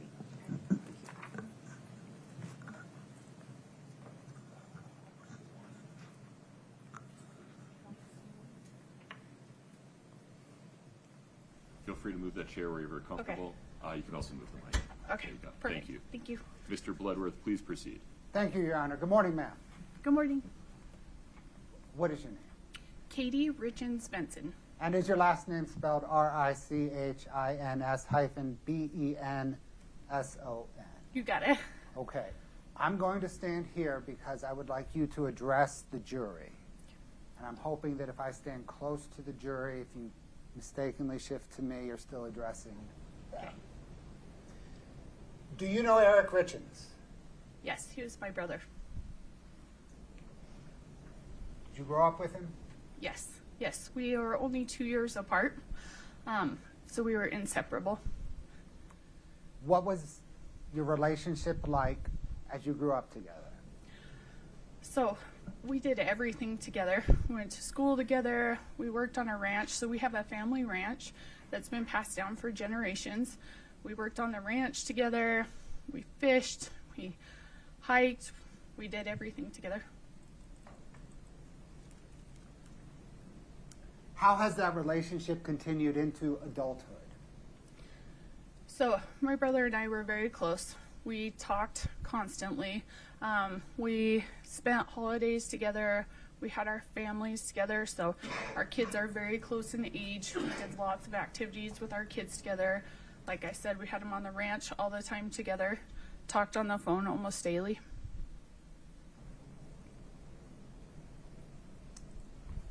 What was Eric's personality like as an adult? Eric was one of the most likable people. I'm sorry, guys. Okay.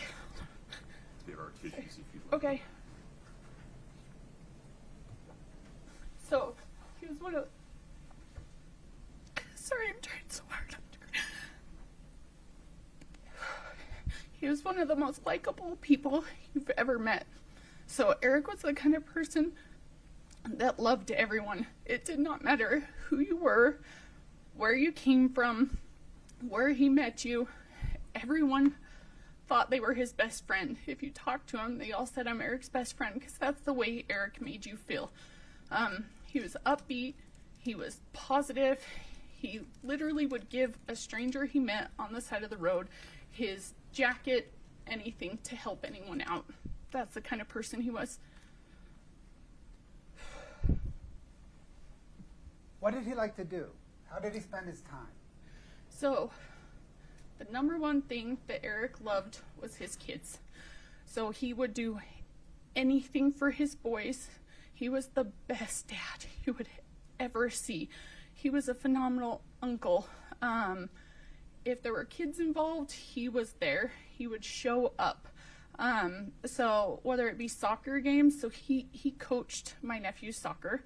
And he was the dad that coached, that went and got all the signs that were special so he'd get there before the soccer games, put all the signs up so the kids had their team name everywhere. He also was adamant about making sure they learned how to work. So my parents were very focused on teaching us how to work, to have that strong work ethic. So he had his kids on the ranch, teaching them how to work. He loved the outdoors. He loved to play sports. Anything that revolved around his family, the outdoors, is what my brother loved. Did he plan for his children's future? Yes. So there's not a waking moment that my brother was not focused on his kids.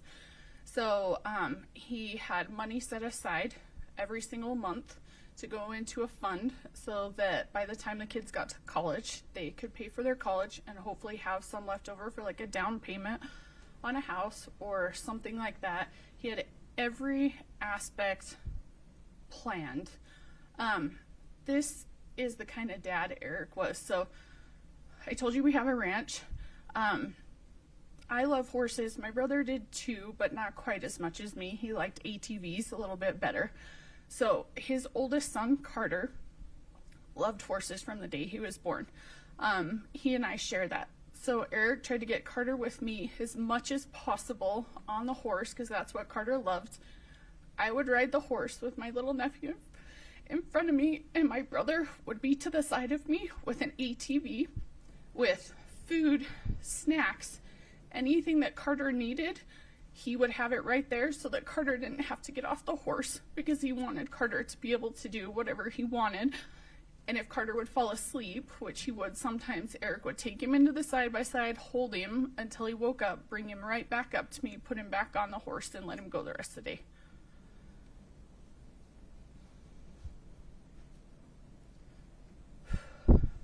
Have you ever observed Eric sick or injured? Yes. So my brother and I are very close. And so when he was an adult, he played sports all growing up. But when he was an adult, he liked to play adult softball.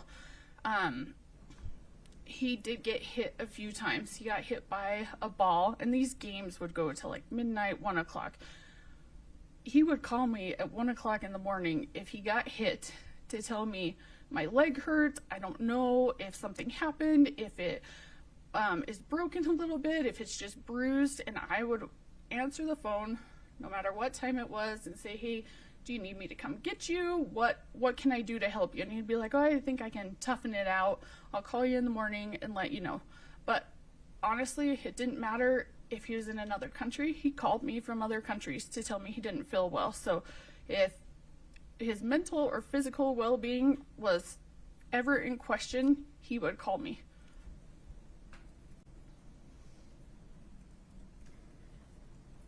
Other than allergy medication, have you ever seen Eric use an over-the-counter drug? The only thing I've ever seen him use is Advil. Have you ever seen Eric use prescription drugs? No. Have you ever seen Eric use illicit drugs? No. Growing up, my mom was a drug and alcohol counselor. She taught us the dangers of those, and really ingrained that in us. Were you and Eric working on any future plans when he died? Yes. So we were planning a trip to Disneyland that year to take our kids. He also has a child. His middle child, Ashton, is extraordinary in math. We were finding programs to get Ashton enrolled in that summer for coding so that we could kind of harness that math. He was only 7 at the time, but he's just outstanding. So we had just barely gone to the zoo together. We kind of just planned our lives together. We talked all the time. Are you familiar with the home that Eric lived in when he died? Yes, I owned it and I sold it to my brother. Scott, if you can bring up 1-1. please, for your honor for everybody but the jury.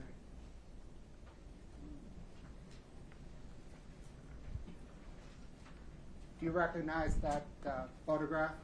Yes. Is that the home that you Yes. sold to Eric and he lived in? Yes. Is it an accurate depiction of that home? Yes, it is. Your Honor, the state moves to admit 1-1. No objection. 1-1 is admitted. Bear with me. Ready to go?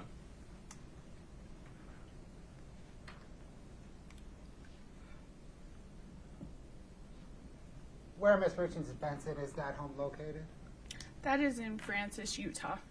And is it, it looks like it's on a cul-de-sac. Is it on a cul-de-sac? Correct. It's on a cul-de-sac. When did you sell him the home? In the latter part of 2012. Had you been to the home regularly between then and when Eric died? Yes. Do you know how many homes are on that cul-de-sac today? So on that cul-de-sac, there's 7 homes with driveways that go into that road and cul-de-sac. And do you know how many homes and roads were on, homes and driveways were on that cul-de-sac in 2019? Yeah, all the homes were built out by 2016.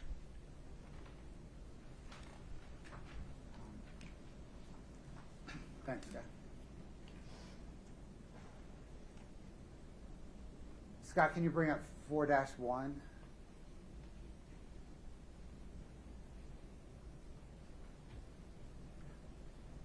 Can you scroll through it, please?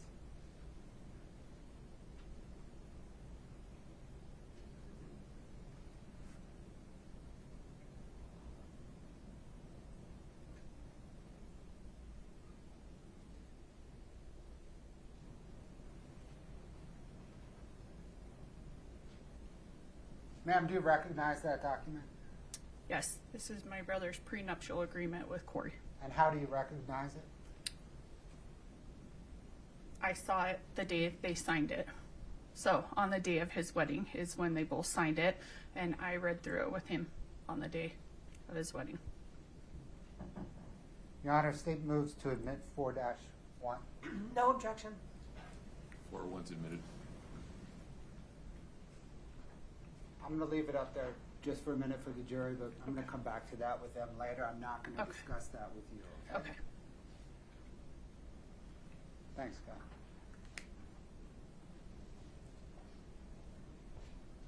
I would like to turn now to the morning that Eric died. Did there come a time in the early morning of March 4th, 2022, that you received a phone call about Eric? Yes, it was early in the morning. Who called you? My dad did. What did he say?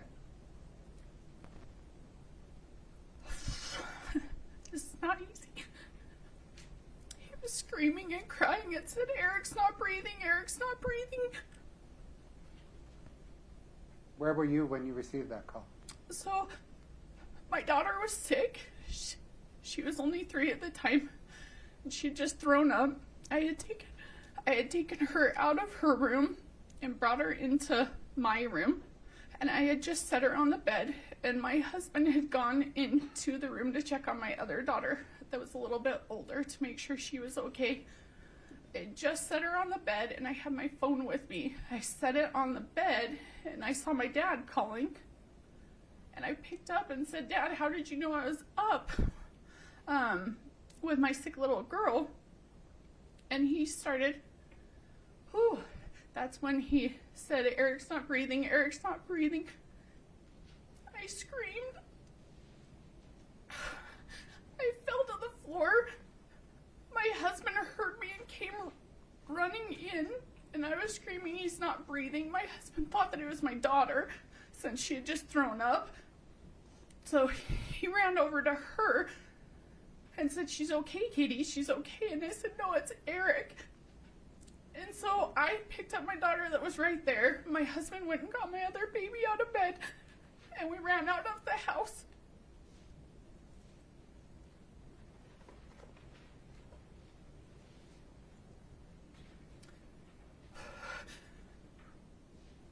Did you go to Eric's house? Yeah, we went straight to my brother's house. Who was there when you arrived? Sorry, guys. This was the worst in my life. I'm sorry.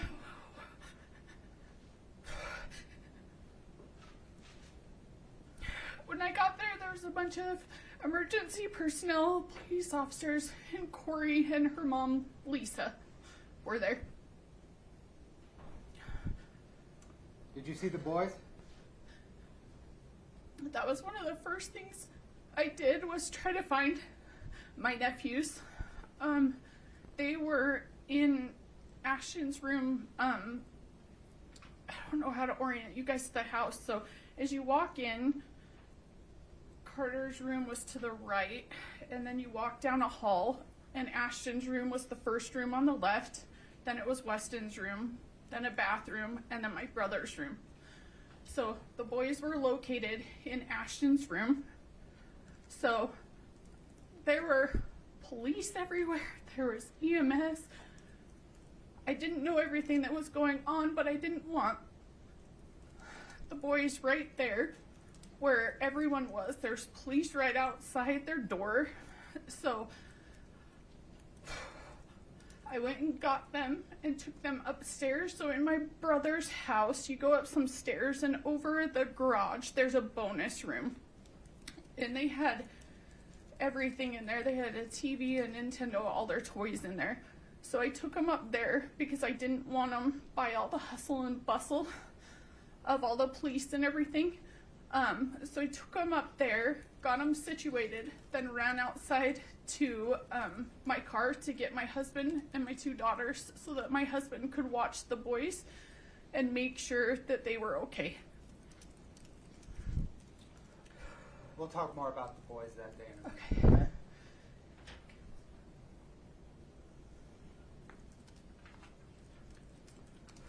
Were you able to observe Kouri Richens that morning?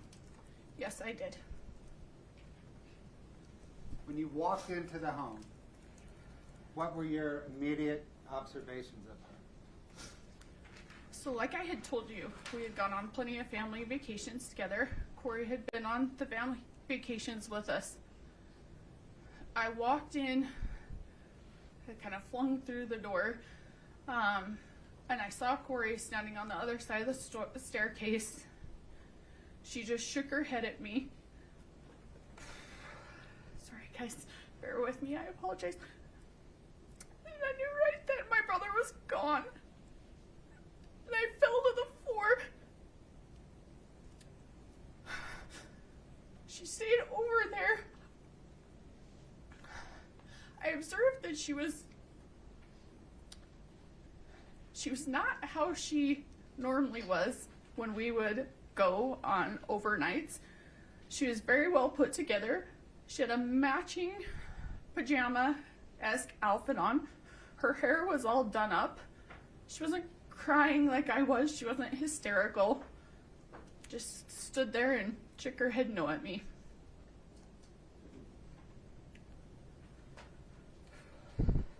What, if anything, did you observe about Kouri Richens' interactions that morning with her boys? There weren't any until later in the morning. So, like I told you, my husband stayed up with the boys. I went up and down. My sister came up and down. A few people came up and down to check on the boys. I did not see her go up and check on the boys. And I repeatedly asked her, when can we tell the boys? I think we need to tell the boys. I kept coming down saying, I think the boys need to know. It wasn't until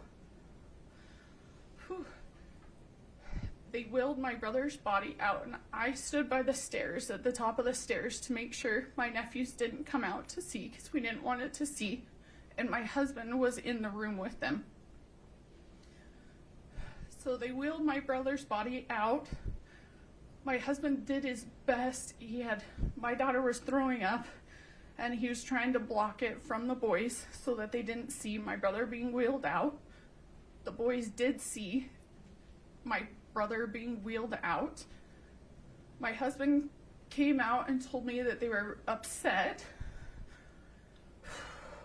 And so we walked down and talked to Lisa, Kouri's mom, and Kouri again, and I said, the boys are really upset. They just saw Eric wheeled out. I think we need to tell them. And Lisa said, I guess we better.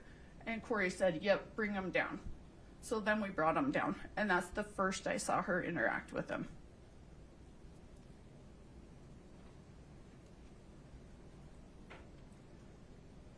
Were you there when Kouri Richens told her sons that their father had died?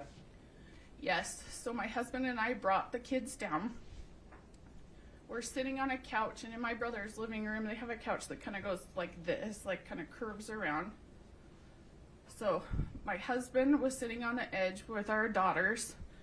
I was sitting next to them. Weston, my brother's youngest, that was 5 at the time, was sitting in between me and Kouri. Kouri was on the other side, and then the other 2 boys were in front of us. And what did she say? She let them know that their dad would not be coming back, that he was gone. Just like that? Yes, to my recollection.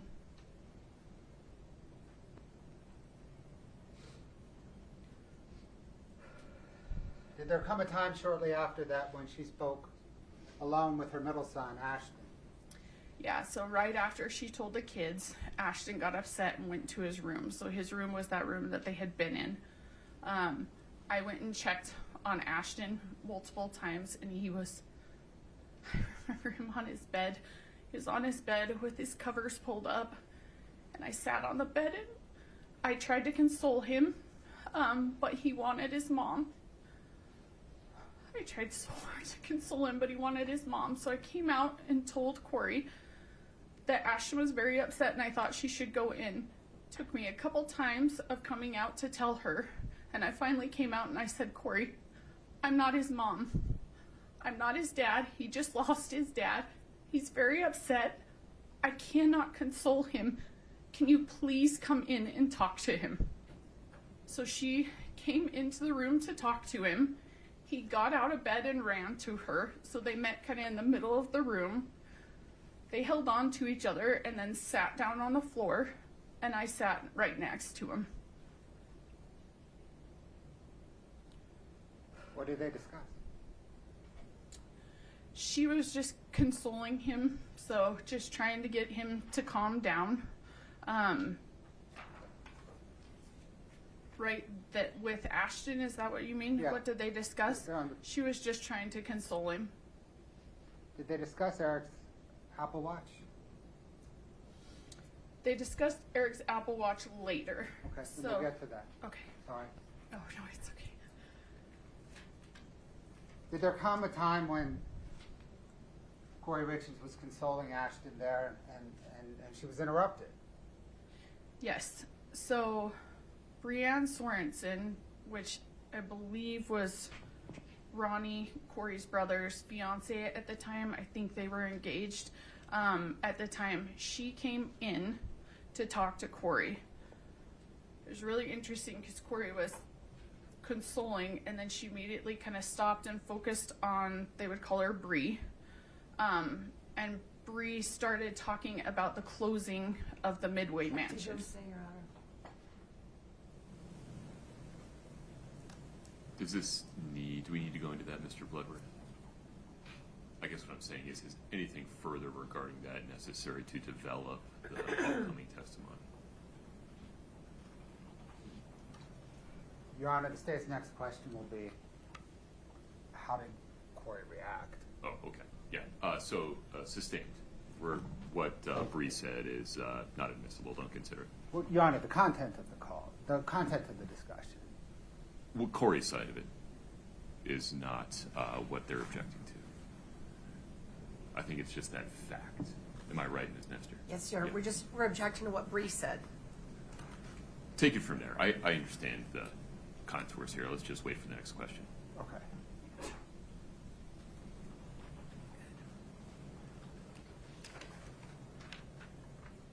How did Kouri react to what Bree said? Kouri was very businesslike. very telling Bree exactly what to do, and I was dumbfounded. And I looked at Kouri and said, "You can't tell me you're going to close on that Midway mansion when my brother just died." And she looked at me matter of fact and said, "Yeah, absolutely. He has nothing to do with it. The money's already gone through. It's all my business. I'm going to."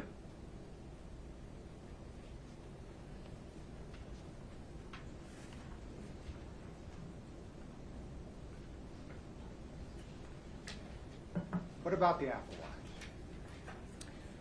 So the Apple Watch, Ashton, once he eventually came out of his room, he went and got my brother's Apple Watch. Kouri was standing by him. She took it from him, and he said, "I want my dad's watch." So I watched her take the watch, delete the entire watch, everything off of it, and then give it back to Ashton. On the morning that Eric died, did Kouri Richens say anything about the house that they were living in? Yes, she told me, so the house, the 282 Willow Court that they were living in with their kids, she told me she was going to sell it. Did anything about that strike you as odd? Yes, I honestly could not function. I couldn't even figure out what was for dinner that night. I had just lost one of the most important people in my whole entire life. And she was planning on selling the house that he had just been wheeled out of, closing on a multi-million-dollar mansion. I could not wrap my head around it. The point that Eric died, who did the house belong to? When Eric died, the house belonged to Eric. Eric was the trustee of his trust. So the house was in a trust, and Eric was the trustee. And then once he died, who became the trustee? I became the trustee.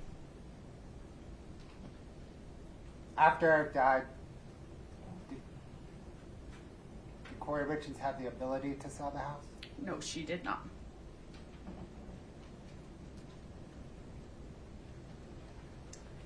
That morning, did Kouri Richens say anything about Eric's stonemasonry business? Yes. She had a plan for how she was going to run his stonemasonry business. She was going to hire one of his best friends. His name is TJ.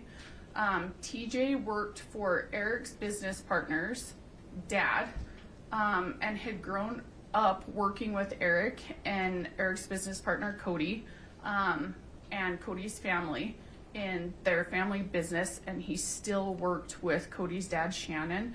So she said that she was going to hire TJ to run Eric's portion of the business for her, and that he would take care of all of it. So am I right that the morning of Eric's death, Kouri Richens told you her plans on purchasing the Midway mansion, selling the home she lived in, and running Eric Richens' business? Correct.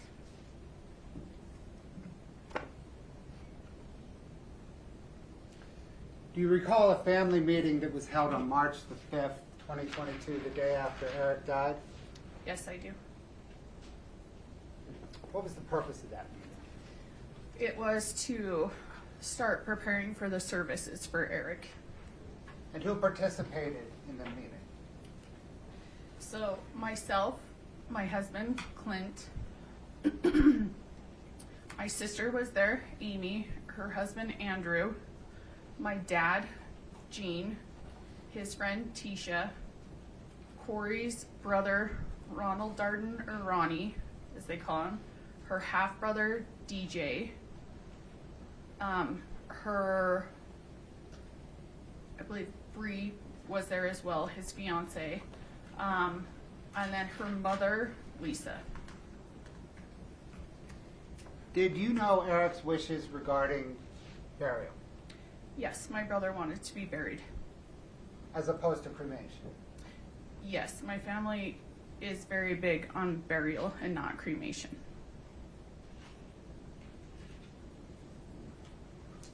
Did in the course of that family meeting the topic of cremation arise? Yes, so we had gone through and planned the whole funeral. My brother would be buried by my mom, where he would be buried at, who the pallbearers would be, everything to like who would talk, who would say prayers, stuff like that. And at the very end, when I thought we kind of had it all wrapped up, Lisa Darden, Kouri's mother, said, when are we going to talk about that Eric wanted to be cremated? Did you observe Kouri react to her mother raising cremation? Yes, I did. She looked shocked, like she was caught off guard at first. And then she went into it and said, oh yeah, he told me that he didn't want any bugs crawling on him after he was dead. It freaked him out, so we're cremating him. And I went on to ask, I said, Kouri, why did we just do a whole entire funeral based around the casket, the burial, the pallbearers, and now you're just bringing up cremation? And she played it off and said, oh, well, isn't that what you do when you cremate them? And to that point I said no, and then my dad started getting visibly upset because he knew his son wanted to be buried.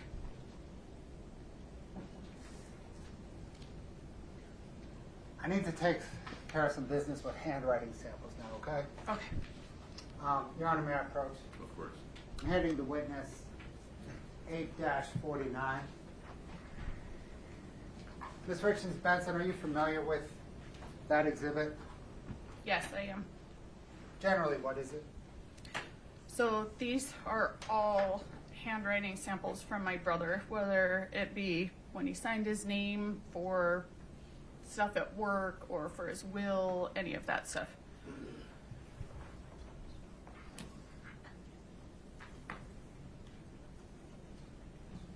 Can you please just thumb through each of the tabs? I think, is there 14 of them?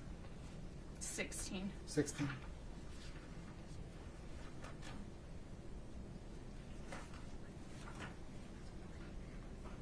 Do I have to pay super close attention or am I okay? No, I just want to make sure you know what they are. Okay. You've seen them before? Yeah. Yeah, I have. Okay, if you're comfortable that you've seen them before, there's no need to slip. Yeah. For K1, did you get those documents from the lender on the 282 Willow Creek Road property? Correct. And are they accurate copies of what you received from the lender? Yes. Did you then submit those to the Bennett Tueller law firm? Correct. On K2, did you receive those haircut receipts from Kouri Wright? Yep. So they are also receipts from like Wasatch Steel, different. I know there is a haircut one in here, but yeah, Okay, they're all different did you receipts. receive those receipts Yeah. from Kouri Wright? Yeah. Did you provide them to Bennett Tueller? Yes, I did. Can you turn please to K3 or tab 3? Under that tab, did you receive some tax documents from Greg White, some payroll documents from Integrated Solutions, and a hunting license? Yes, these are all my brother's documents. And did you submit those under tab 3 to Bennett Tueller? Yeah. Only one I'm not 100% sure about is the hunting license, if I submitted that or not. I can't remember that one. Okay.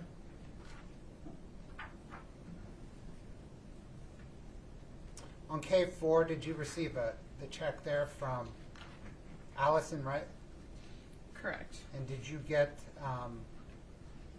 the loan documents on K4 from the lender on the 282 Willow Creek Road property? Yes. Did you submit those documents to tab 4 to Bennett Tueller? Yes.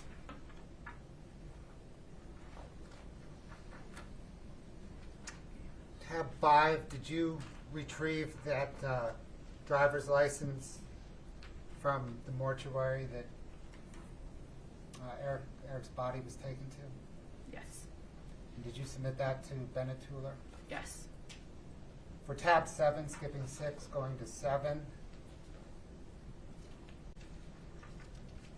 did you receive those various construction contracts from Kouri Richens? Yes. And then did you give them to Bennett Tuller? Correct. For K11, did you obtain those healthcare records from IHC? Was Yes. that Intermountain Health something? Yeah, Intermountain Healthcare. Got it. IHC's their old branding. Did you submit those to Bennett Tuller? Yes, I did. For K12, did you receive copies of those checks and C&E business records from Allison Wright? Yes. And did you give them to Bennett Tuller? Yes, I did. For K13, there's some materials from a Ford dealership. Did you receive those from your husband, Clint Benson? Yes. And did you submit those to Bennett Tuller? Yes. Finally, for K14, is that a document from Weller Recreation Center that you received from your father? Yes. And did you give that to Bennett Tuller? Yes, I did. And did you give everything to Bennett Tuller in the same identical condition that you received it in? Yes. Thank you. Ma'am, I don't have any further questions from you at the moment. Okay. The defense attorneys probably will, okay? Thank you. Your Honor, excuse me.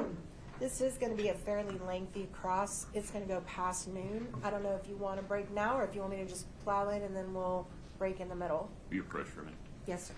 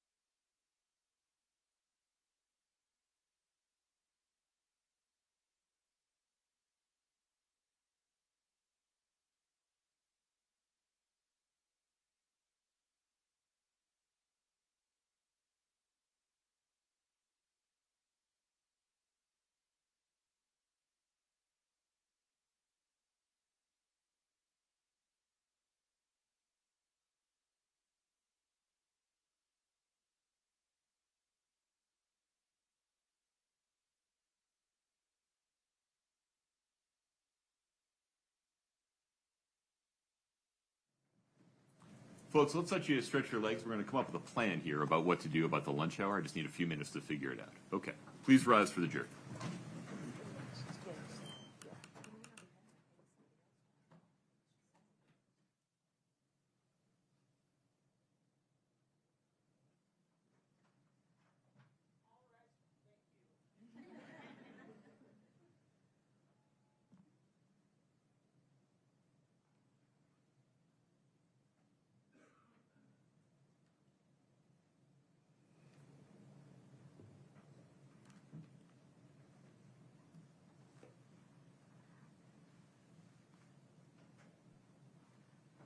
Folks, have a seat. Thank you. Thank you for your patience. We'll proceed with cross-examination of Ms. Richens Benson. Then we'll take a lunch break. Thank you for your patience. Ms. Nestor, take it away. May it please the court. Good morning.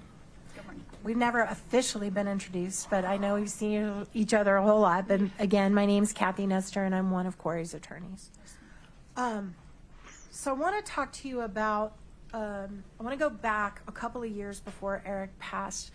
You mentioned in your direct testimony that you are the trustee of a trust that Eric created. Is that right? Correct. And may I approach the witness, Your Honor? Of course.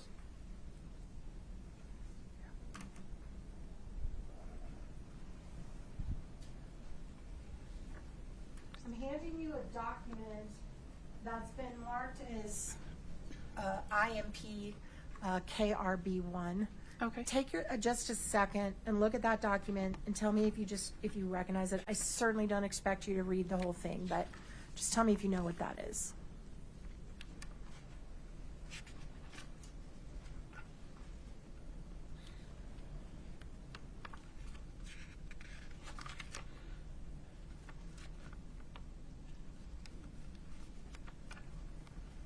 Sorry, I just want to make sure. Sure, no worries. Take your time.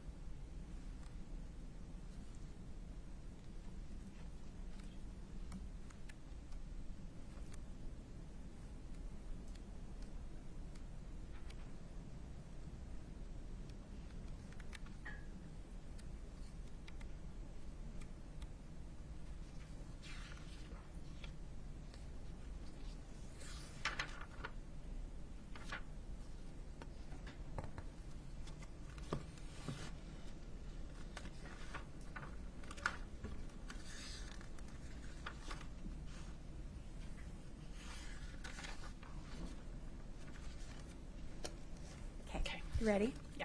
So do you recognize that document? Yes. What is that document? It's the Eric Richens Living Trust. And is that the trust that you were referring to in your direct examination? When Mr. Bloodworth was questioning you? with the house. Yes. Yes, this is the trust. And that's the document that makes you the trustee if Eric should pass away. Correct. All right. Your Honor, at this point, I'd like to introduce this as Defense Exhibit 3001. On the impeachment, we're going to start it with the number 3. Mr. Bloodworth.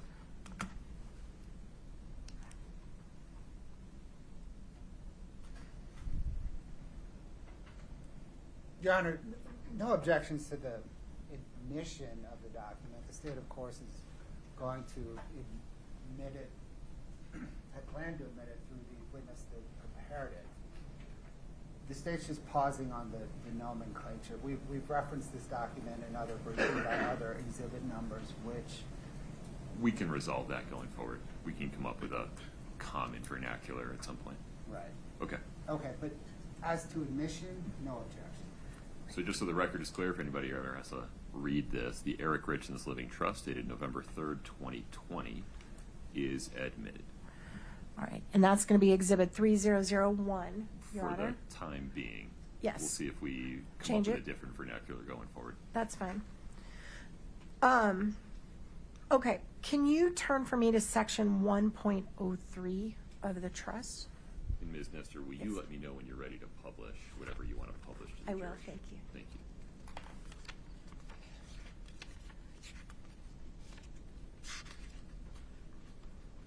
Do you see that? Does that list the objectives of the trust?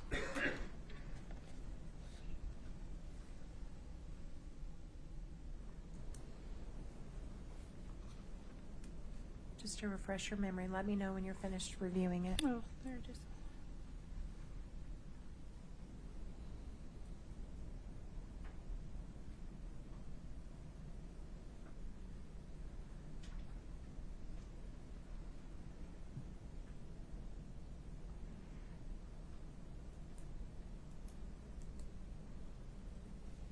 Okay, sorry, what was That your refresh question your again? memory a little Yeah. bit. So is it fair to say that Eric's objective, as put in writing in the very beginning of this big old trust document, was to provide for both my wife and our children during any time I am incapacitated and after my death? That's what's in there, yes. So Your it's Honor, you- I'm sorry. Can we publish this to the jury? Sure. We're seeing it on our screens, but the jury's not. Yeah, she didn't ask me Can to. you that's fine. publish? Would you like to? Yes, sir. Thank Okay. you. That would be helpful. Thank you, sir. Yep. All right. And you agree that it was your understanding that this trust would provide for both Kouri and the boys. Is that right? It would provide for the beneficiaries, and those 4 are the beneficiaries. And Kouri was a beneficiary of this trust. She was a beneficiary of the trust. And that's what Eric wanted. I think the document Your speaks Honor, for itself. objection. Yeah. I'll withdraw, Your Honor. Okay. Okay. So basically there was as trustee, what is your understanding of your role as trustee? What is your role? It's to administer the trust. And what does that mean to you? So to carry out my brother's wishes. And with respect to the reality of that, there's a trust that holds assets. Is that your understanding? It holds his assets, whatever they are. Correct. And that includes cash and money and items, right? Yes. And you're supposed to see over that money and those assets Correct, as the trustee. and protect them, right? Correct. And distribute them to the beneficiaries as needed throughout their lifetime. Based on what the trust says. And that's your understanding of kind of your job, right? Correct. And as trustee, you get paid. No. You're not taking a fee. So my brother did put in the trust that I could be paid and I could reimburse myself for the time spent. I have never once been paid for the time that I spent. So I chose not to. That's very generous of you, and that's because you want those boys to get everything they can, I'm sure. I want all the beneficiaries to get everything they're entitled to. Okay, thank you. So let's say 2 months after Eric died, Kouri wanted to buy a car. She could do that, but she would have to ask you first, right? As the trustee. Can you reframe that? So with money from the trust, Yes. she wants to buy the car? Right. Yeah, there's a lot of litigation. So she did a lawsuit 3 weeks after my brother passed to try to set aside the trust. Okay. So there's a lot of litigation. So I would work with my attorneys to figure out what was proper. Let me ask it this way. What is your understanding of what, if there was no litigation, what you, as the trustee of the trust, were meant to do if one of the beneficiaries needed some money, if one of the boys wanted to go to private school, if Kouri wanted to buy a car? What was the process from your understanding? So the trust was actually just split into 2 separate trusts. One for his 3 boys, who are the primary beneficiaries, and then another trust for Kouri. And you'll have to forgive me, I don't have the whole thing memorized. Oh, of course not. But it said in there what the money could be used for. All right. So if Kouri wanted to spend some money out of the trust that was authorized in your opinion under the trust, it would be your job to say, yes, here is the money, and give her a check, right? Correct. And one of the things the trust authorized was care and maintenance of their home. Is that right? So that the home is a trust asset. Okay. So if the house needed repair, the trust could pay for that. Correct. If the trust could pay for the mortgage payments, Correct. the trust could pay for insurance on the house. Correct. So in the year after Eric died, how much money did Kouri ask you for to pay for anything related to the house, to her, to anything? Pause for 1 second. Okay. Your Honor, objection in reference to the discussion we just had. Exceeds the scope. Yes. Sustained. Okay. Did the trust pay any mortgage payments on the home after Eric died? Ms. Nestor, it's the same objection. Okay. Sustained.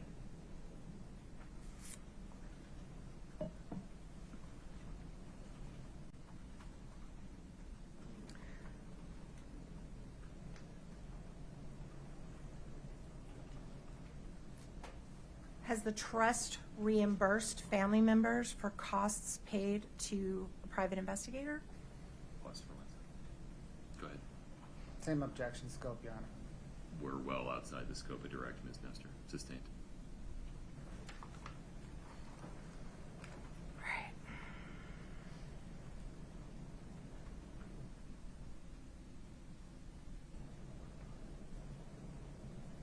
Can I approach? Sure.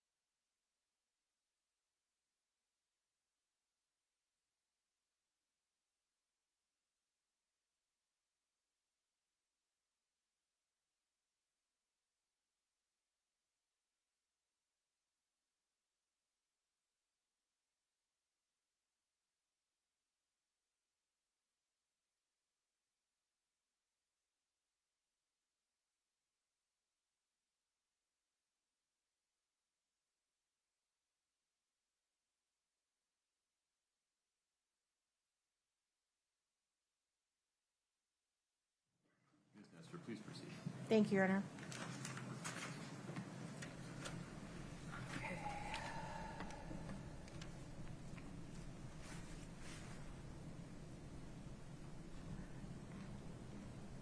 Just 1 minute. I'm trying to comply with your ruling. Just give me 1 second because I think there's another topic that I'm going to have to save for a direct.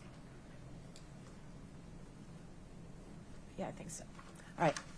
All right, I want to talk to you about the day of Eric's death. You mentioned, I believe you mentioned that when you got there, Kouri looked put together. Correct? She was in pajamas. Is that right? Like a matching sweatsuit. She was in a matching sweatsuit. Like sweatsuit, pajamas. I don't know the technical, Okay. what they were sold as. And you sorry. said her hair was fixed? It was pulled up. It was pulled up in a messy bun? Is that what you recall? But yet it was pulled up, neatly done. Her hair was neatly done, that's what you recall? Yeah, looked similar to today, just on top of her head. And you also said that you went to the ground and she just stood there and did not comfort you in any way? Not that I recall. Okay. Katie, can you please, just for the witness only, Your Honor, we'd like to play a clip. This is State's Exhibit 1-4. Pause 1 second. Does this have sound? It won't now. Doesn't have sound, I don't think. Okay. So only for her to review. Well, hold on a second.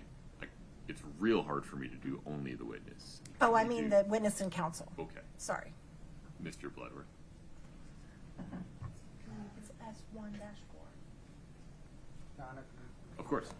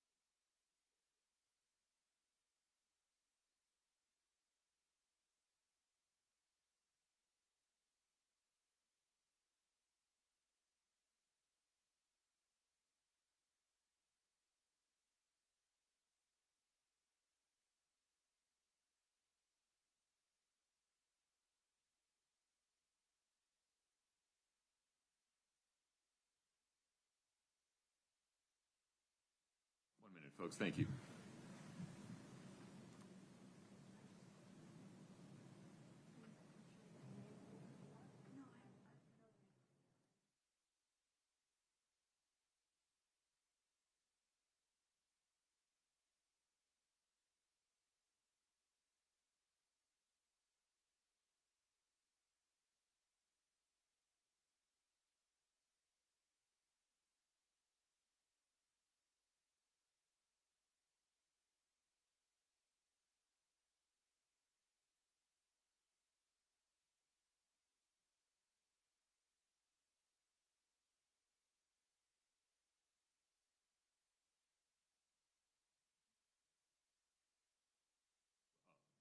What's the I'm waiting on them.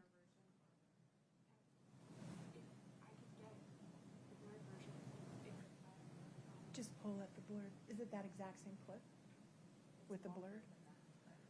We just stop when we say stop? That's fine with me. Okay, I think we're going to pull up their amended one that they just served like 2 days ago. No problem. Table.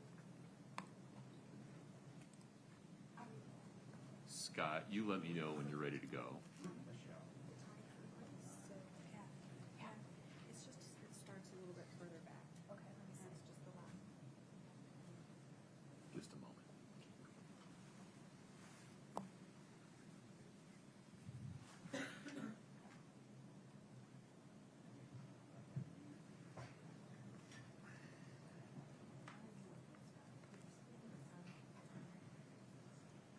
Sorry. It's okay. Take your time. This is no one's fault. This was a brand-new version that we have not even seen yet, so we're trying to accommodate their new version. No problem. Sorry, just 1 second.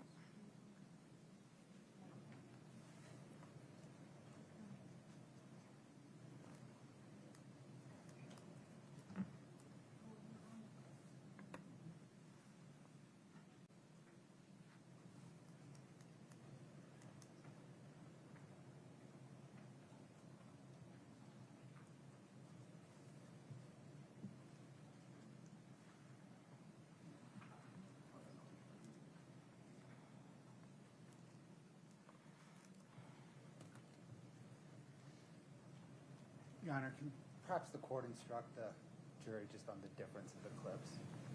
We're just making sure that the faces of children are blurred. Something we need to do throughout the case. They are still photographs that are on the wall depicted in an exercise of caution. We just want to make sure we blur those before we publish them. This is going out to the world. It's not just the people in here.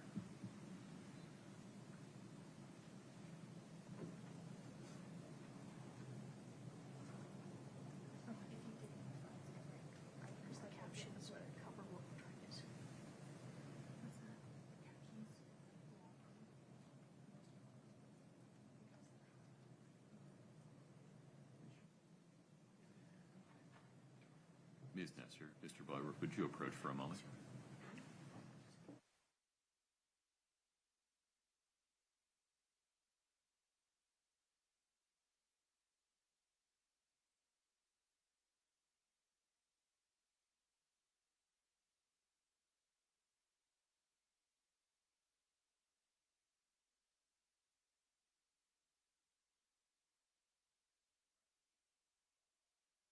This is like watching paint dry. That's not fair to you. So, let's give you a lunch break.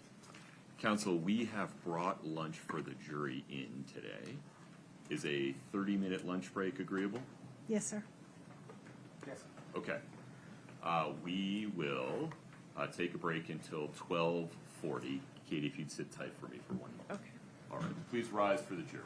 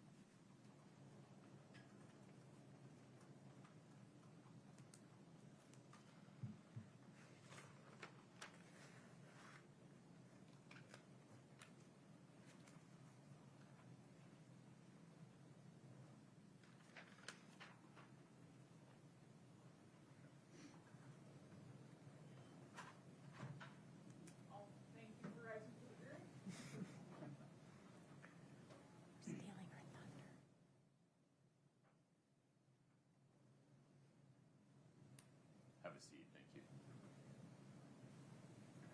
All right, folks, have a seat. Thank you very much. Ms. Nestor, please proceed. Thank you, Your Honor. May it please the court. Good afternoon, Ms. Richens Benson. So when we took a break, I had confirmed with you that it's your recollection that Kouri had a sweatsuit, a matching sweatsuit, and fixed hair, and that she did not comfort you when you fell to the ground. Is that correct? To my recollection. Okay, I'm going to ask you to watch a clip from that morning that was taken off of an officer's body cam and see if you can confirm that that's in fact you and Kouri that morning. Katie, can you play it?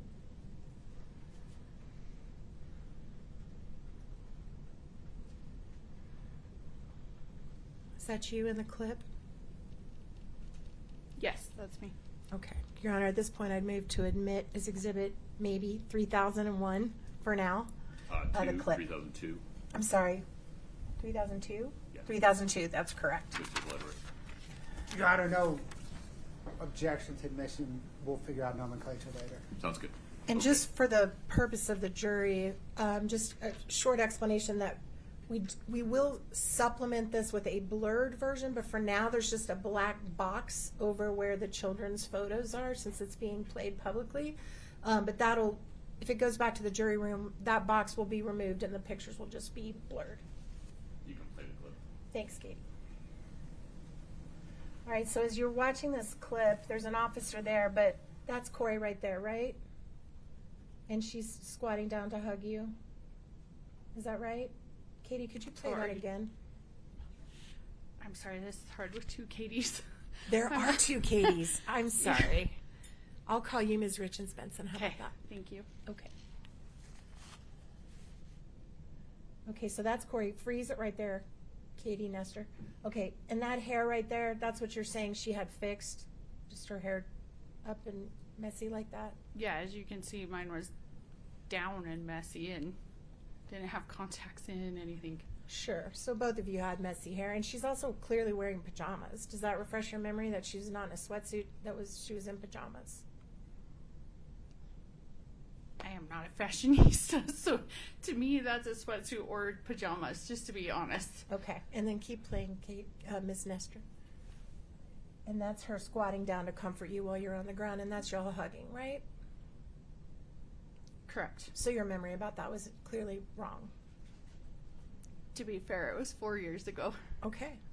And everything you're testifying about here about that morning was 4 years ago, is that right? Correct. Okay. You can take that down, Katie. Thank you. Other Katie.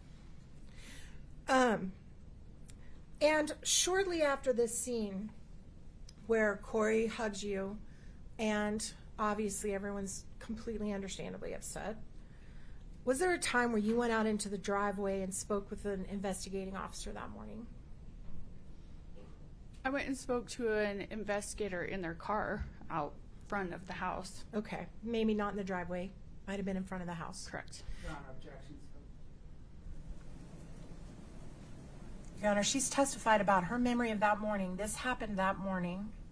I'll give you a limited latitude here. Thank you. And who was the officer that you spoke to? Detective Woody, I believe. All right. And that was just to help, because there's so many officers that are going to testify in front of this jury. It's a female officer, right? Correct. Okay. And when you talked to Officer Woody, or I think she was a detective then, did you tell her that you believed Kouri was involved in your brother's death? No.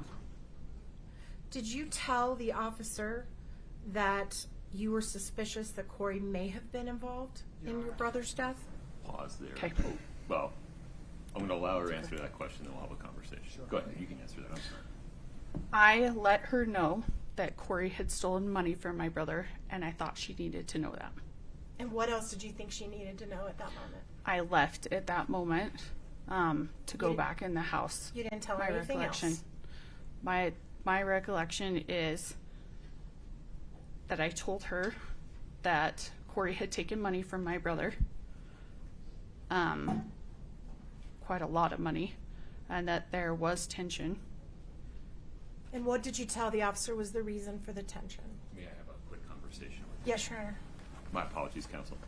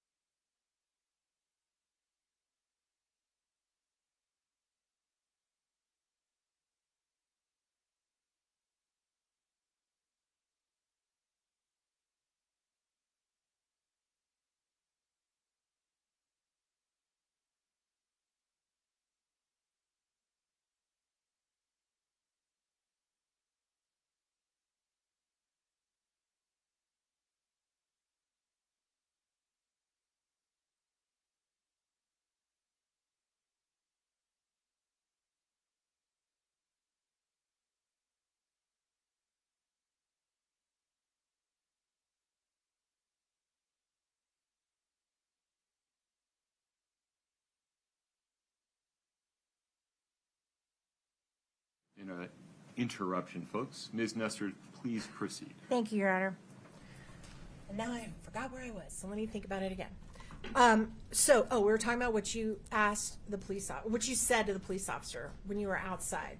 And this is before that police officer has ever entered the house, right? This is your first time to see this officer. I'm not sure. Okay. And you felt it was important that this officer know that your sister-in-law had a motive? What was your reason for telling the officer that information? I had an overwhelming feeling come over me that I should let someone know. Why? What was your overwhelming feeling? That I should let someone know. Because you believed it was suspicious? The death? Honestly, at that time, I had no idea what was going on. I just had an overwhelming feeling. I had just barely talked to my brother. He was fantastic. When I talked to him just a couple hours before, I had an overwhelming feeling I should tell someone about this, so I did. Because you thought Kouri was behind it? I did not say that. Did you tell the officer that Kouri had a reason to be upset with Eric because she had found out about your being a trustee over the assets before he passed? No, not to my recollection. You didn't mention being the trustee of a trust to this officer? I knew that I was the trustee of the trust. Did you share that with the officer? Maybe. There's a potential. So you can't remember? Just give me a second. It's Sure. Take your time.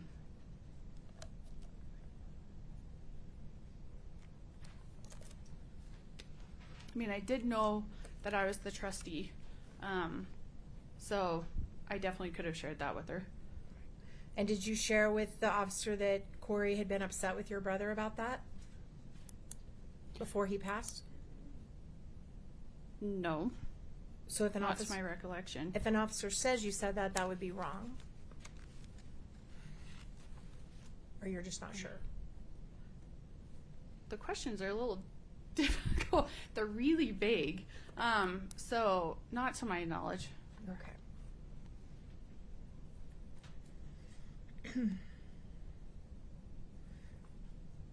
You mentioned that Kouri's son asked if he could have his dad's watch. Is that right? Correct. And you mentioned that Kouri just reset the watch and gave it to him. Correct. So Kouri didn't go through the watch trying to pick certain things out to delete, right? I just watched her swipe it and give it to him, or delete it and give it to him. If she hadn't swiped it, and I'm not an Apple Watch person, so maybe you know this better than I do, but that would have meant her son could read everything her husband had ever put on his iPhone, right? I'm not an Apple Watch person either, so I can't answer that for you. Is it your understanding the watches match the phone, basically? Mine doesn't always, so, but again, I'm not an Apple person, so I can't tell you. Do you agree there could be a lot of reasons why a mother would not want a young child to have access to everything his adult father had saved on his phone? In a hypothetical, yes, I guess. Okay. You also mentioned that Kouri told you that morning that she was going to sell the house. Correct. She And did. this is the house her husband had just died in. Correct. And she was pretty traumatized about her husband just dying in the house. That I don't know. You'd have to ask her. In their bedroom. Right? What's the question? Sorry. Do you think there's a lot of reasons why a widow would not want to continue to live in the bedroom where her husband died in front of her? Honestly, I can see some people would and some people wouldn't. Okay.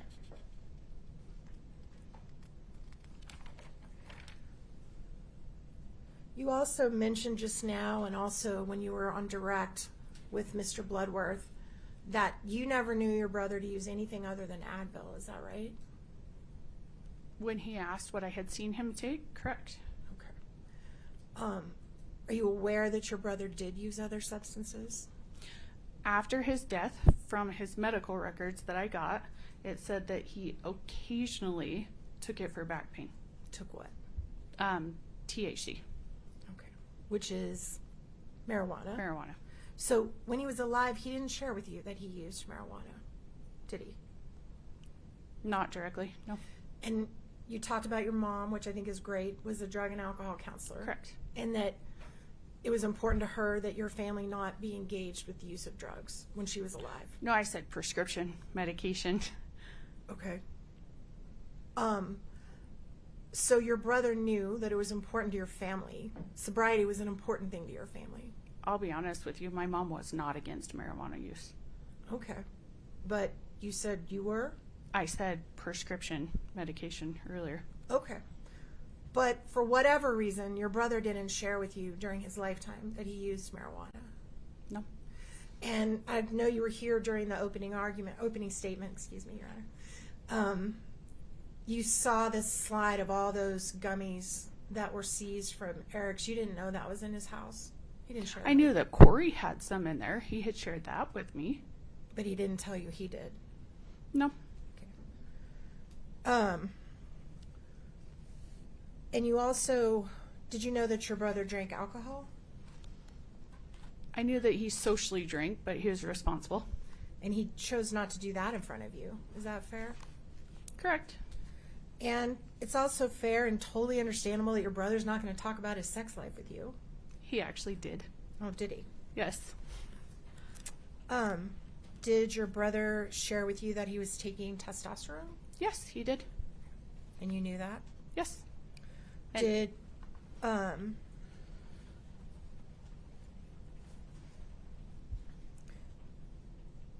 strike that.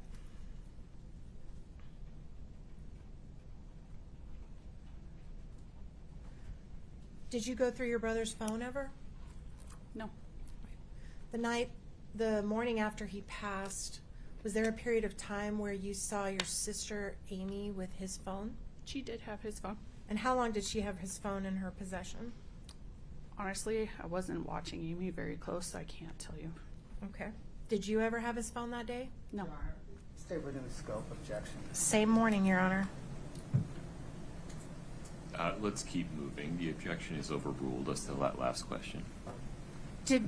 That morning after Eric died, did you ever, well, let me ask it this way. When you arrived at the house, had the police cordoned off any portion of the house and said you could not enter it? There was someone at the hall, and they said that you weren't supposed to go back down the hall. So Once they removed your brother's body from the scene, and I know that was traumatic, and I'm sorry. Once they removed his body, were you allowed to go anywhere in the house you wanted? yeah. And did you see the police searching the kitchen? Yes.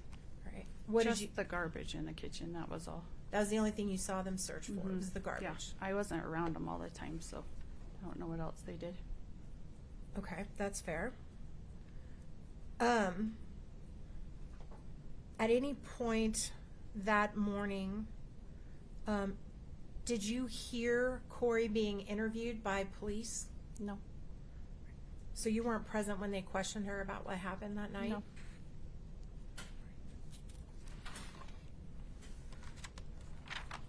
Did Eric share with you that he had used hydrocodone in the past, like in that pill bottle that we saw on the screen?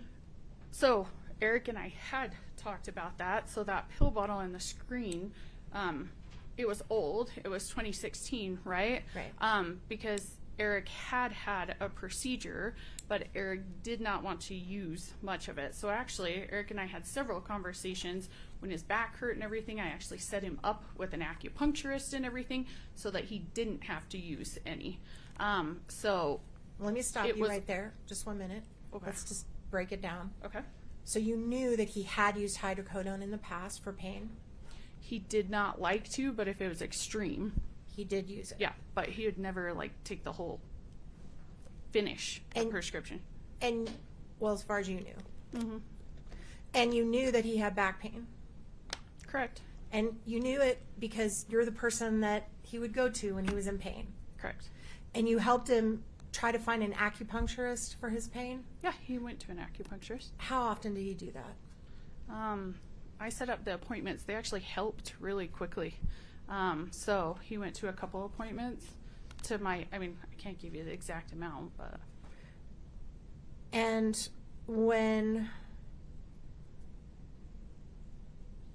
okay, I'll strike that.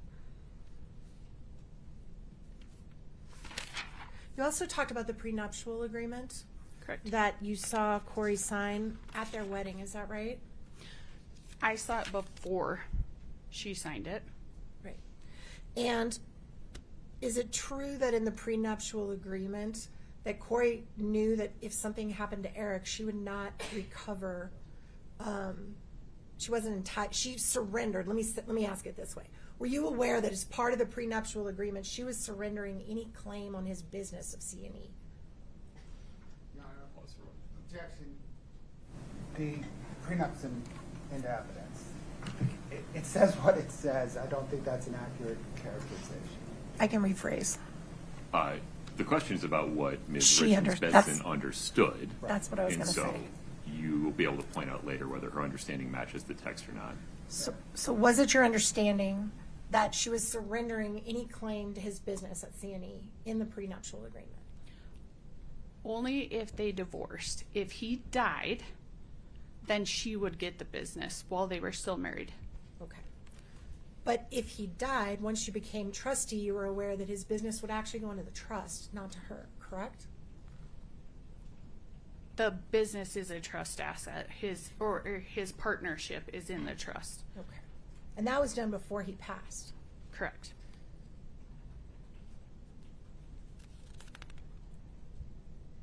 And again, you don't recall telling the officer that Kouri was upset about that prior to the officer coming in the house? No. Okay. The morning that you were there, was there any period of time where you were in the garage? Yes, I went into the garage. And what was your purpose for going into the garage? A medical examiner or some medical person, had asked me, do you know if Eric took any kind of pill today, an allergy pill, anything? And I said, I'll go check his truck. I know he takes allergy pills, but I'll go check his truck. So I went into the garage to check his truck. And when you were checking his truck, was there anyone back there with you? Lisa Darden, her mom, and Bree, I think it's Swerenson, followed me. Okay. And when you were in the truck, how long were you in his truck? Not long at all. Okay. When you got there, was Amy in the truck? No. At some point, did you see Amy in the truck? No, not to my recollection. All right.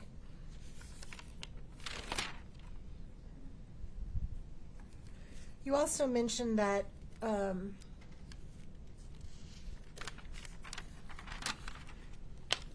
Kouri mentioned to you when she said that she was going to sell the house. I believe Mr. Bloodworth asked, could she have sold the house? And you said the answer was no. Is that right? Correct? And the reason the answer is no is because why? Because the house was not Kouri's asset. It was in Eric's trust. Her name was not on the deed, anything like that. But she was his spouse under the law, right? Right? She was his spouse under the law, yeah. And she had a marital interest in the house, right? Now that's all in civil court. I can't. Sustained. Objection, Your Honor. Cause for legal. Yeah. Sustained. All right, now I want to talk about before the body was removed. Were you present or did you have an understanding about where they were going to take the body? No. Did you hear a conversation or were you a part of a conversation that discussed that there was going to be an autopsy? I know I heard that day that they were taking him for an autopsy. Okay. So before he even left the house, there was discussion that he was going to be autopsied. I think that's a verb. I'm not sure. I can't tell you if it was before or after. But there was a discussion in the house about it. You all knew it.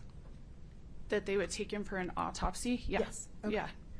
And then the conversation that you testified about where there was a discussion about cremation or burial with Kouri's mom.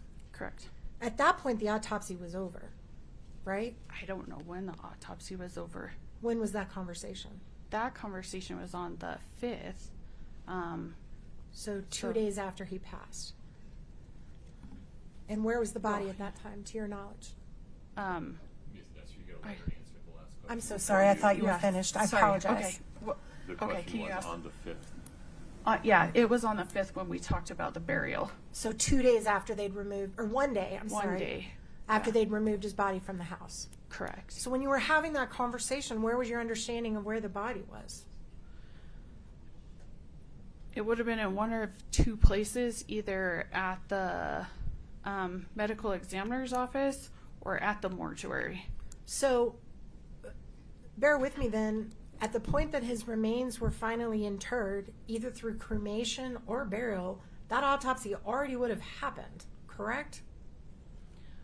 Honestly, I remember talking to the mortuary. They were watching to see when it was done. They said that it could take a couple days because it was later. So I can't tell you if it was done or not. I can't Let me ask remember. you this way. They weren't going to let you bury him or cremate him until they'd finished that autopsy and released the body to the family, correct? I mean, I would assume so, but I've never dealt with this with the medical examiner's office, so And once you all had that conversation with Lisa and Kouri about whether he wanted to be buried or cremated, did Kouri agree to bury him? it went back and forth for a little while. And then did Kouri agree to bury him? Yeah, we buried him. That's right.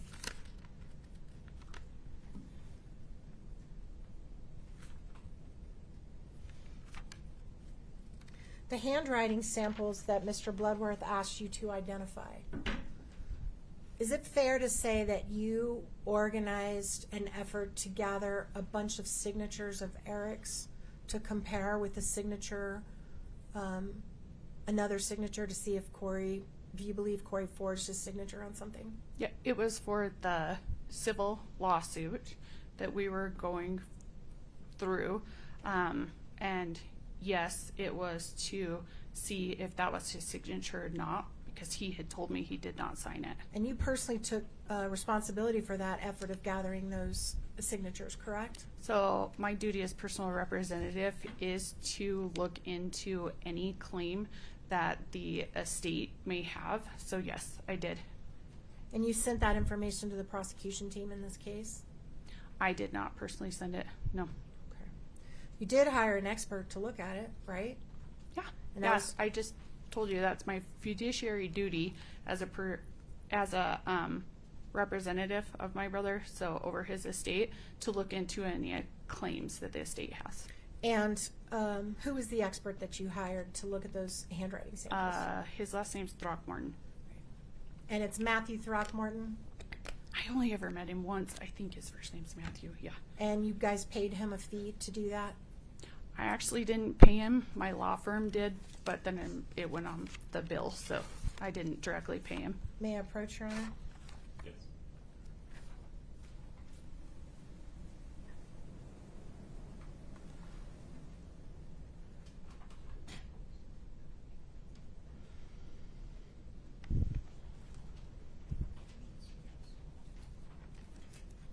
May I approach, Your Honor? Yes. I'm handing you a document that's been marked INP KRP3. Okay. Do you recognize that document? I actually do not. I have not seen this before. Okay. Okay, I'll take it back. Thank you so much.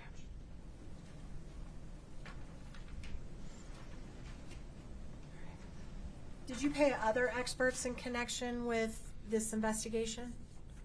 I did. Who were the other experts you hired? Was Brooke Carrington one of them? Your Honor, objection, point of clarification. When she says this investigation, the Yeah. criminal investigation or the civil investigation? Provide a little more foundation, please. Yes, Your Honor, I'm happy to. Did the trust hire a woman named Brooke Carrington to do a financial investigation on Kouri Richens? It's really tricky. It would actually be the estate that did, not the trust that did. Okay. So Brooke Carrington worked for the estate. And were you also in charge of the estate? Correct. I am a personal representative for my brother. And you personally paid Brooke Carrington? Correct. Okay. May I approach, Your Honor? Yes.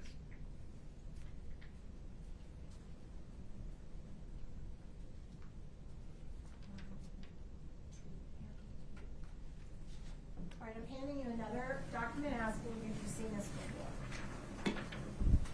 Yes. KRB2. KRB2. What is that document? So Brooke was a financial forensic accountant for us, looking into any claims that the estate would potentially have. So I paid her for her work on that. And what is that amount that you paid Brooke Carrington? $14,625. And is that your signature on that check? Yes. Your Honor, I move to admit that as Exhibit 3003, Defense 3003. No objection, Your Honor. Defense 3003 is admitted. Can we publish that to the jury, please? Ready to go, Kitty. One moment. There you go. Okay. What's the date on that check?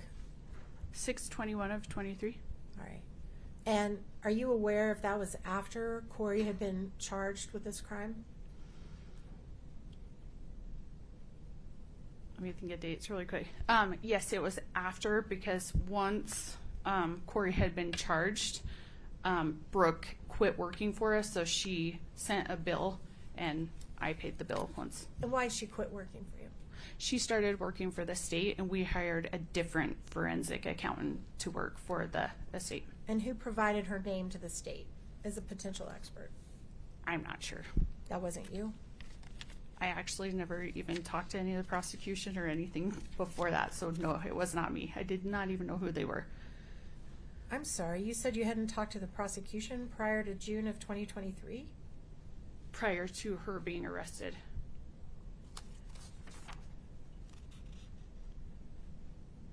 Let me clarify to make sure that I don't impeach you for something you're not meaning to say. Oh, okay. When you say the prosecution, you mean the actual people sitting at the table, not Yeah. their investigators. Oh, yeah. Yeah, them. Because Yeah. you had talked a lot to the investigators prior to Kouri being arrested. I had talked to investigators. I had never talked to these guys. Totally fair. I just didn't want to come after Sorry, you. I did. Nope. The difference. I wanted, Thank you. I want it to be right. So to go back to that, you had talked a lot to the investigators that were investigating this case on the criminal side prior to Kouri being arrested. I had talked to them. And as a matter of fact, on March 21st of 2022, so before there was an official finding of Eric's cause of death, isn't it fair that you sent an email to the chief detective, the same one you talked to in the driveway or outside the house, with the timeline of everything suspicious that Kouri had done in the last multiple years? I can't remember the exact dates. Okay, let me approach.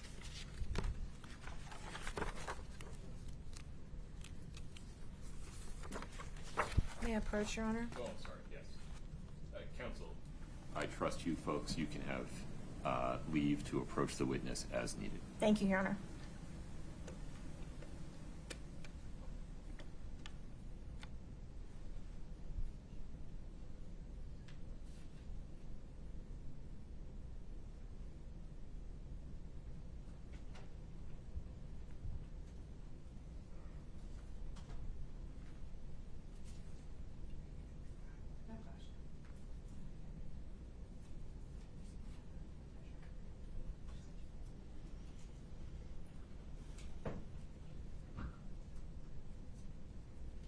Okay, I'm showing you a document that's been marked as KRB6.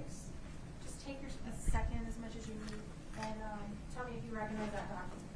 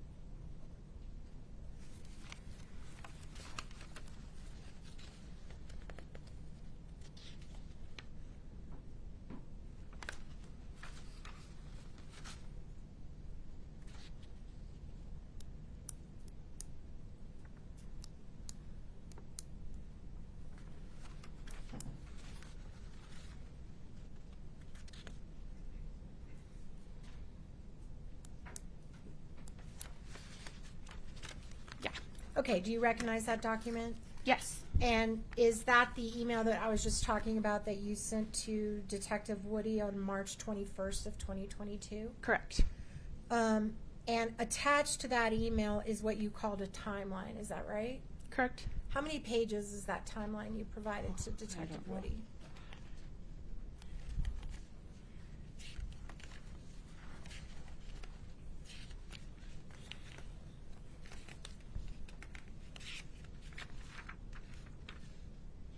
Nine, if I'm counting right. Okay. And what was your purpose for sending that timeline to Detective Woody?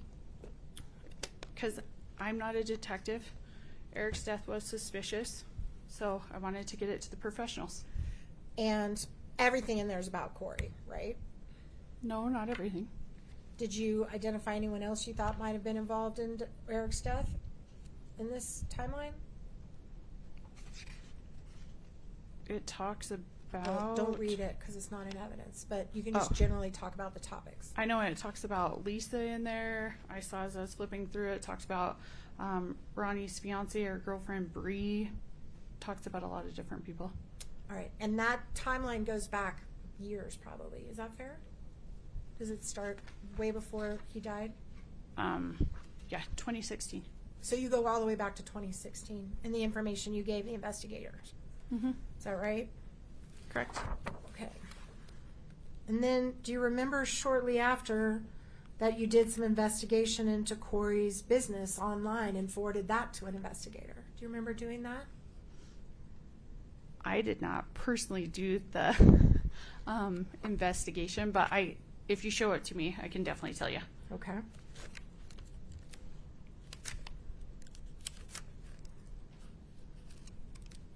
All right. May I approach her? I forgot. Sorry. It's habit. That's federal court.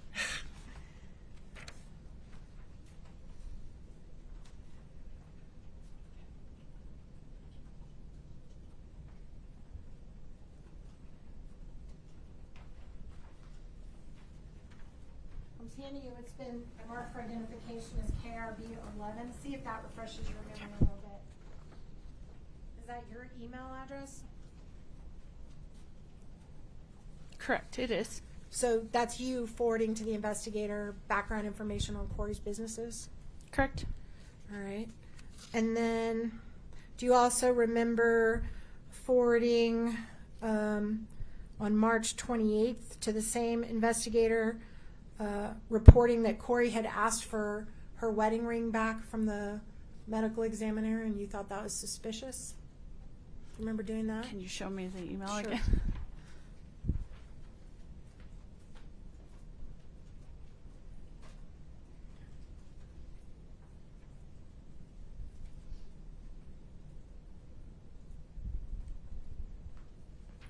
Showing you KRB 12 and see if that refreshes your memory a little bit. Thanks.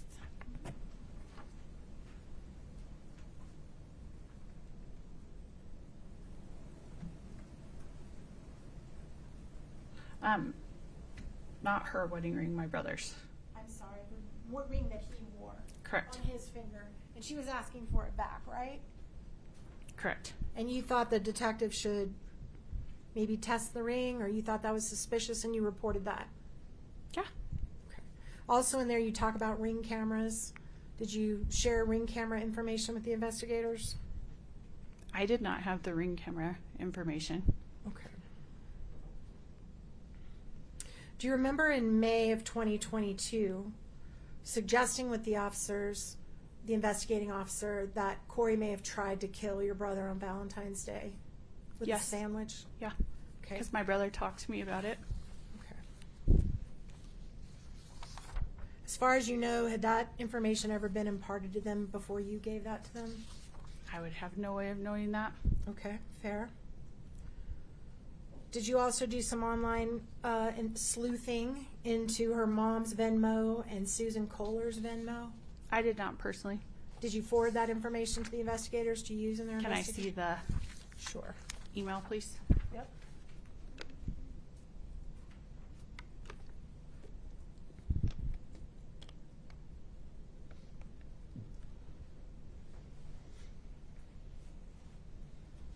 showing you KRB 14 with an email dated April 25th. Does that look like your email address? Correct. Okay. So the answer is yes, you did that? Yeah. All right. Your Honor, objection. In this case, the email, there was no sleuthing into Susan Kohler's Venmo. It was just into Lisa Darden's. I'm sorry, it does mention Susan in there. You want to see it again? Do you want to just show the jury what it says instead of just talking about it? Sure. I move to admit the exhibit. And Katie, can you pull that up? Any objection, Mr. Bloodworth? No objection. Okay. Give me the number one more time, Ms. Nestor. It would be 3004. Okay. So this will be D3004. This is, for the record, an April 25, 2022 email from an email address in bold print indicated as Richens Benson. We'll publish it now. Can you blow that up, please, so Jerry can see it? You see that there you were looking into two different people's Venmo accounts, Susan Kohler and Lisa Darden? Yeah, those are the two people that are on there. And you also investigated the background of Susan Kohler and shared that with the prosecutor? I did not personally. But you forwarded it? Correct. Okay. At some point, didn't you also get access to Kouri's banking records? Not for a long time down the road. Okay. May I approach, Your Honor? Oh, gosh, I'm going to quit doing that, I swear. My brain is wired that way.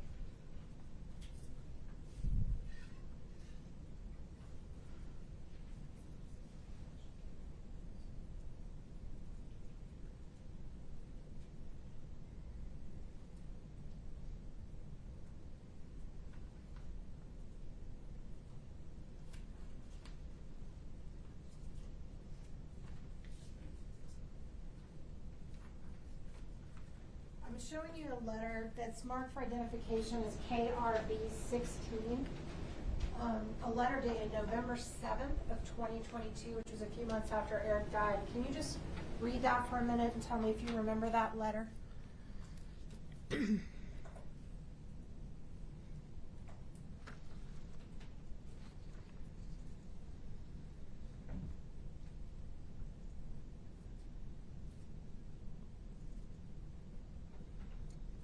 Honestly, I've never seen this before.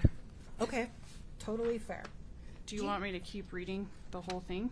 If you can't identify it, that's Okay. I thought you might have read it. Uh-uh. Do you remember being asked how you obtained Kouri's private bank records without her permission? Did anyone ever confront you about that? I think we're talking about two different things. The only bank records or banking that we have received is through the litigation for the civil lawsuit when the trust was granted a constructive trust. And so that's the only thing.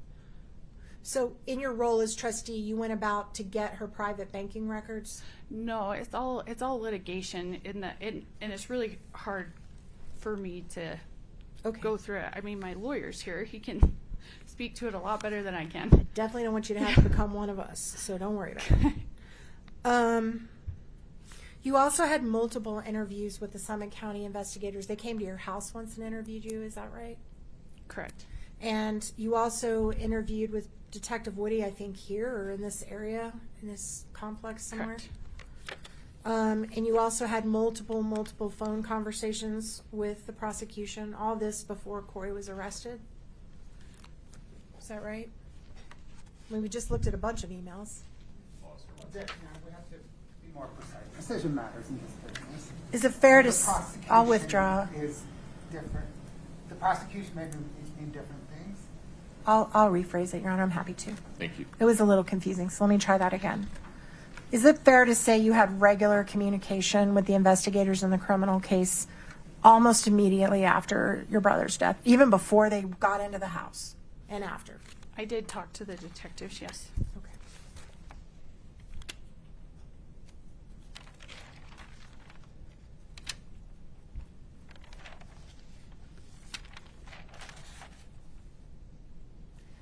just a minute.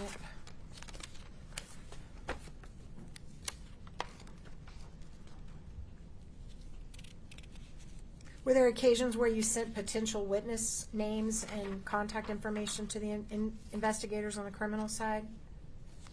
That was in the email you sent. There were some names. Okay.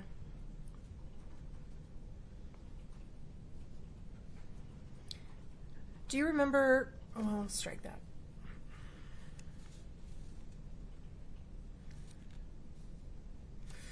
Because you were the trustee of the home, you guys were in charge of, well, let me rephrase it this way. How long did Kouri stay in the house after her husband died? Till her arrest, I believe, on May 8th of 2023. So for that year, Kouri remained in the home with her boys. Is that right? Correct. All right. After that, you became in charge of maintaining the home once Kouri was arrested. Is that right? I did before as well, too. I fixed water leaks, paid off the mortgage, stuff like that. Right. And you fixed a water leak in that house on Willow Court? Correct. When was that? It was in February. It was when it was January or February. There was a ton of snow on the ground, so I had to pay people to shovel all the snow to get down to it. Okay. And that was Kouri and Eric's home? Correct. Okay.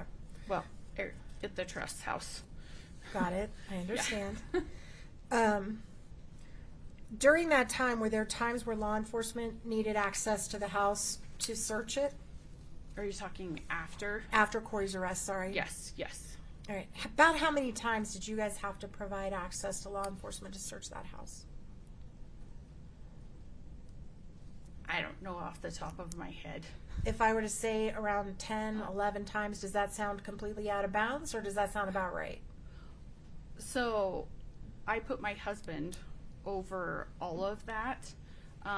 So I'm not going to have the best knowledge of that. So that would be your husband, Correct. right?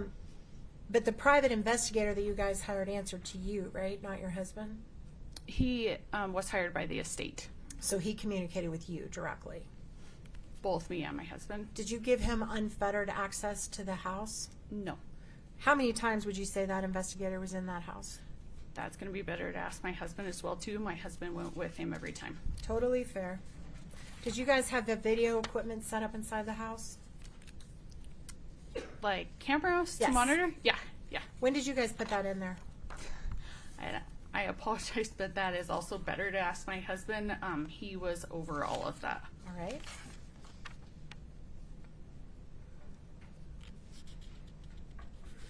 Court's indulgence for just a moment, Your Honor.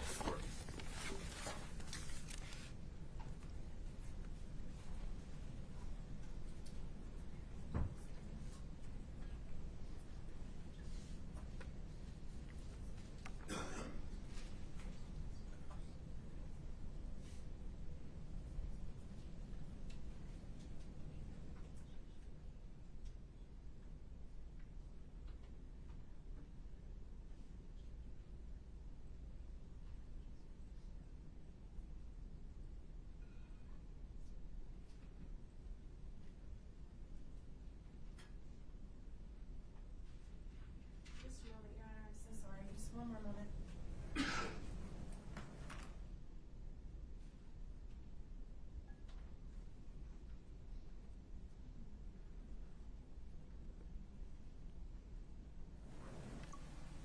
I'm almost done. You're almost there. You've done a good job. So, do you remember when you retained Todd Gabler to investigate Kouri Richens? The exact date, I can't remember. I think it was at the beginning of April of So- 2022. Could have been in March. I don't Within a have the couple exact of date weeks. with me. I'm sorry, I didn't mean to interrupt you. Oh, I sorry. apologize. No, yeah. Within a couple of weeks of Eric's death. Yeah, Okay. correct. At some point, did you guys plan a celebration of life for Eric beyond the funeral, like a celebration of life? No. Did I? No. Yes. No. You weren't Yeah. involved in that? No, we had the funeral. Okay. And just one moment, I need to check one date. Hold on.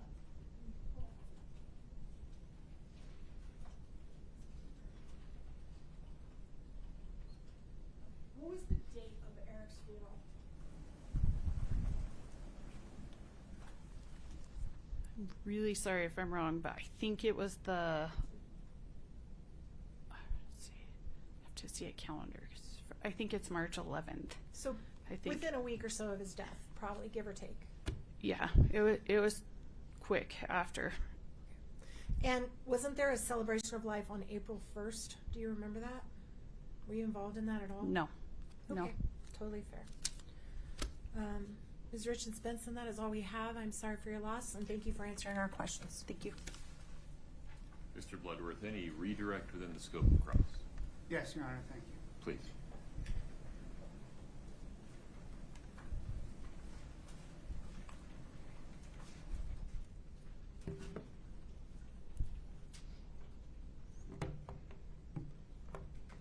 Ms. Richens Benson, you just discussed with Just trying to get ahead of the game, Scott. I don't know what caused that, but let's avoid that in the future. Keep going, Mr. Bloodworth. Okay, Ms.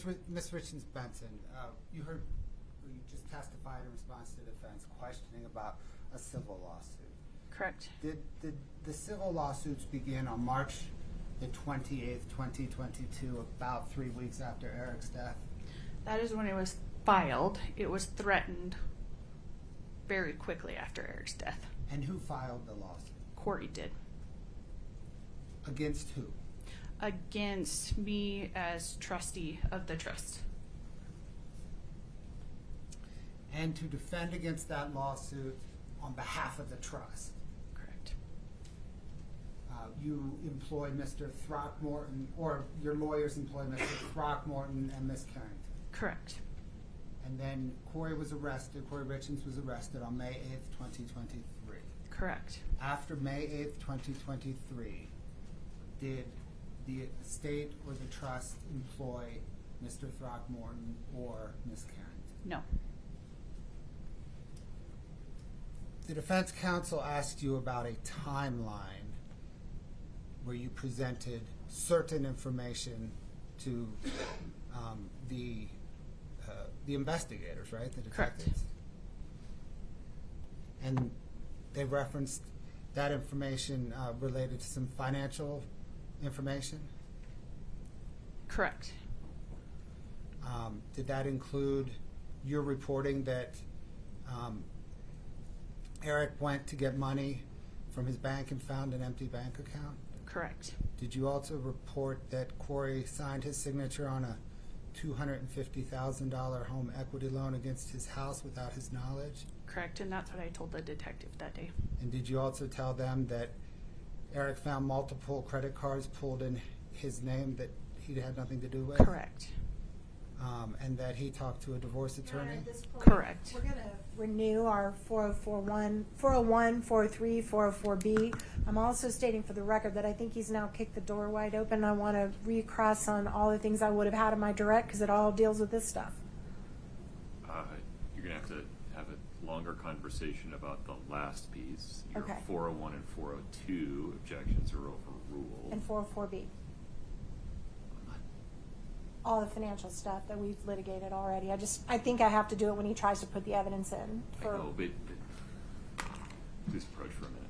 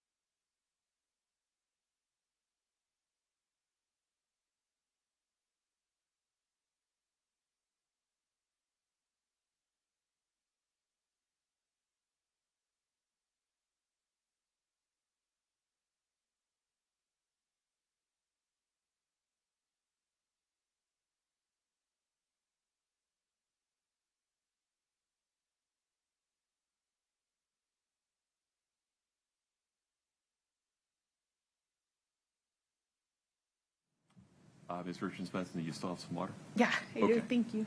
Mr. Bloodworth, your next question, please.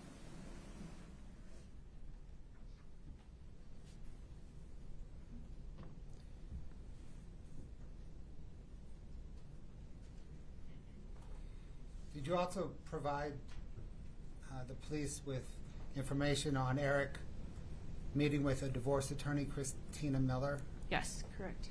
and Eric meeting with a trust and estates attorney, Crystal Bowman Carter? Yes, I did. And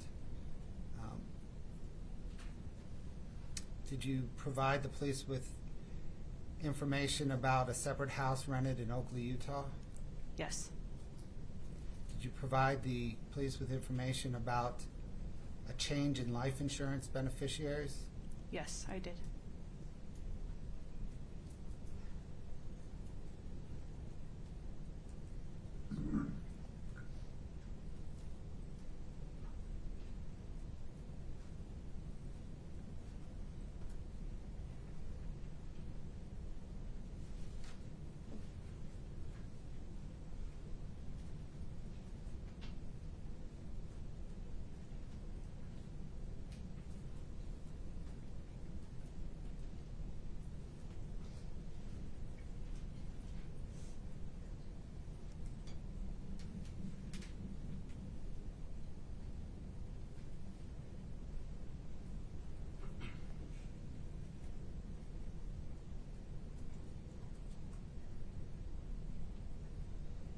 Did you provide the police with information on friends of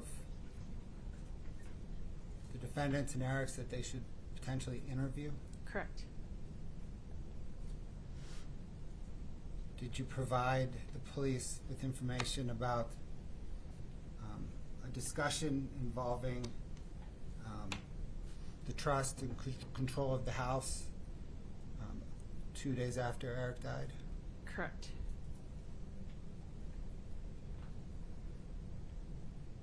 You're referring to the altercation on that, right? I am. Okay, yeah.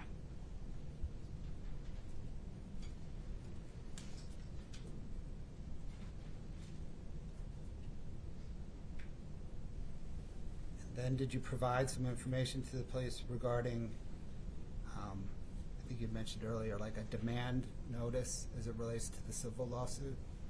Yes. Thank you. Nothing further, Your Honor. Okay.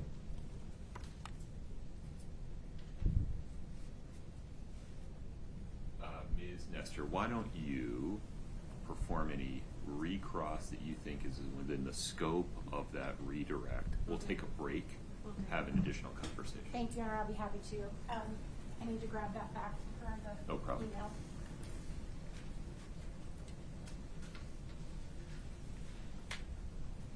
Okay, so just to put in perspective, which has happened, all those things Mr. Bloodworth talked about that you told the police about, we're talking about March 21st, before y'all even know how Eric died, right? Correct. And he talked to you about a HELOC, is that right? Correct. And what's a HELOC? Tell us what that is, what it stands for. Do you know what it stands for? I do not know what it stands for. That's I'm okay. sorry. What do you know it to be? Like a home equity loan? That's what it stands for. Okay. Home equity line of credit. Does that Okay. sound familiar? Okay. So tell me as far as the HELOC goes, it's your belief that Kouri got one of those on the house without Eric's knowing about it, right? Correct. Eric told me. Okay. And one of the documents that you executed as trustee, when you became trustee of the trust, was something called a durable power of attorney. Do you remember that? That I executed? I'm using fancy lawyer words, I'm sorry. A document you had to sign. Where the trust gives you power of attorney over all of Eric's assets. Does that sound familiar? Yeah, I was his power of attorney. Right. Yeah. I And don't that think it was- was durable. I think it was power of attorney. Just leave that word out, it doesn't even matter.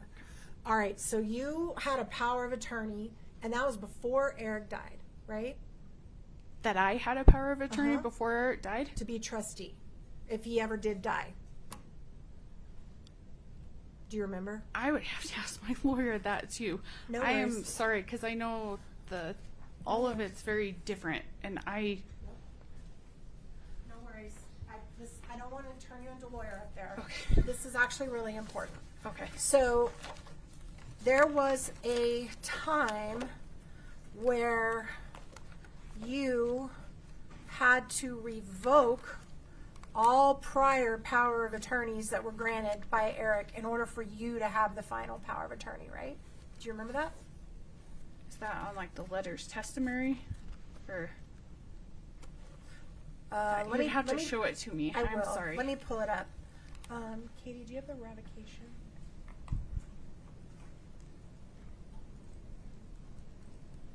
Yeah, just a minute. Let me look at what the number is. It's KRB 5 or 6. This one, it's probably, do you see it? The revocation? Okay, can you pull that up on the screen? Only for, Your Honor, we only want to show this to the witness and counsel Understood. for right now.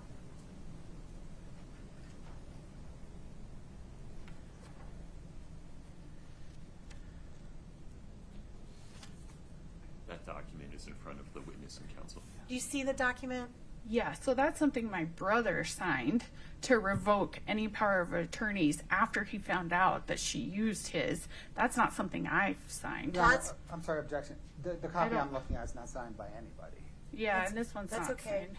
Well, Yeah. I can follow up on what you just said, because it sounds like you know what I'm talking about. Do you have an objection?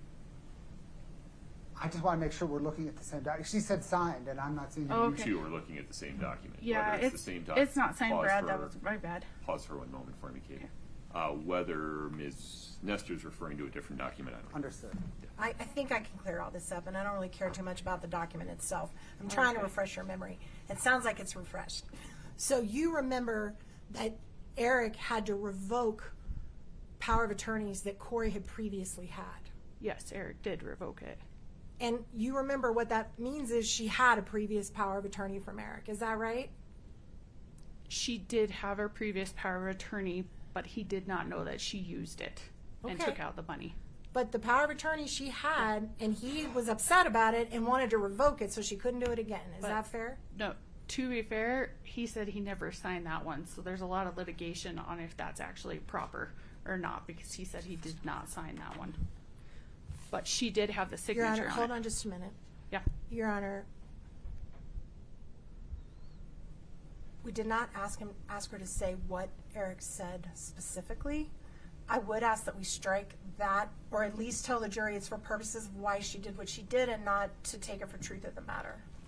So let's be careful here. There have been times when Ms. Richens Benson has given an explanation for why she did or didn't do a thing, and that may have included her recollection of what Eric Richens told her. Those comments so far are inadmissible hearsay that cannot be considered for their truth as to whether Eric actually did those things or not, or thought those things or not. Rather, they can only be considered as context for why Ms. Richens Benson, as the listener, the hearer of those comments, did or didn't do whatever she did or didn't do next. Thank you, Your Honor. I appreciate that clarification. So to go back, it's your understanding, I just want to I'm not going to beat a dead horse here, but I'm hearing you say that you knew that there was a previous power of attorney that had been given to Kouri, whether Eric signed it, didn't sign it, that there was a dispute about that, and at some point before he died, he said, I'm going to revoke all previous power of attorneys, including that one. Yes. That's what I needed. Thank you very much. Also, Mr. Bloodworth just asked you about Eric seeing a divorce attorney. Do you remember when that was? The dates and everything, it was in 2020. So It was before he did his will, about 2 years before he passed, he saw a divorce attorney, right? a year and a half. And is it true that you or your husband are the person who set that meeting up with the divorce attorney? Correct? Which one of you? My husband. And did you just know this person? So you're like, hey, use this lady, or why were you involved in that? I wasn't. I just said it was my husband, so you'd have to ask him on that. Totally Sorry. fair. Also, Your Honor, because, may I approach just to be safe? Yep.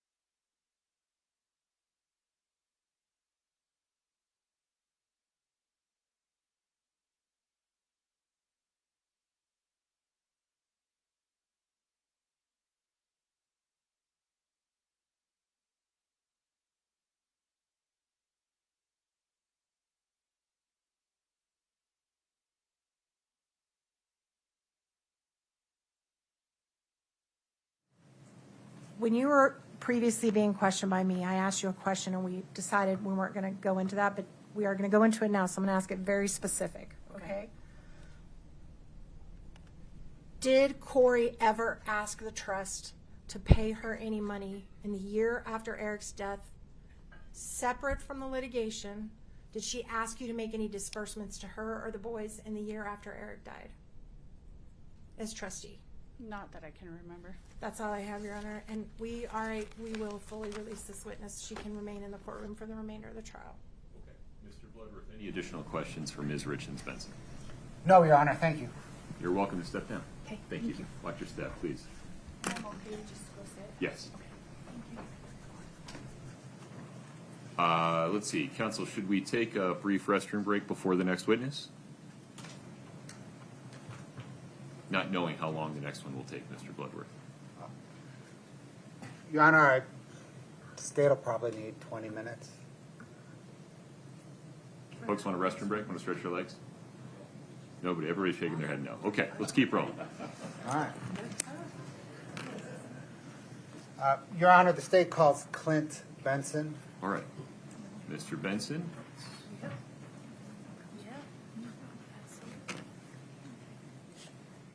should have asked you. You did. Okay.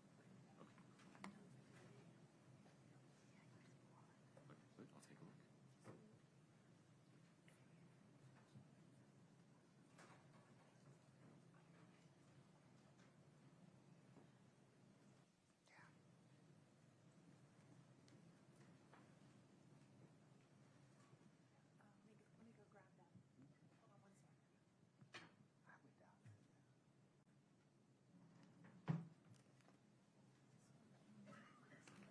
Mr. Benson, good afternoon.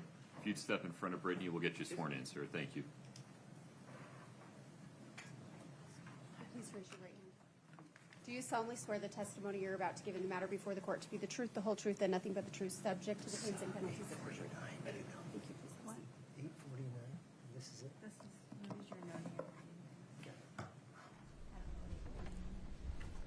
Thank you. You can track it around, whatever's comfortable. Sounds good. There we go. Mr. Burmester, please proceed. Thank you, Your Honor. Can you please state your full name and spell your last name for the record? Yes, Clinton Benson, Benson. Sir, are you employed? I am. How are you employed? I'm employed by Salt Lake County. I'm their real estate operations and asset manager. I manage their portfolio of 1,700 parcels and about a $5 billion portfolio. Do you have any other licenses or, licenses? Let's go with that. I do, yes. I'm a licensed realtor as well as licensed appraiser. I see. You are married to Kouri Richens Benson. Yes, And did you know Eric I did. and Kouri? Yes. Okay. Are you familiar with the address of 282 Willow Court Road? I am. How are you familiar with that? That is one of our prior homes and Eric Richens' home. Okay. So you lived in it beforehand? Yes, we did. And then what happened? We sold the home to Eric Richens. I see.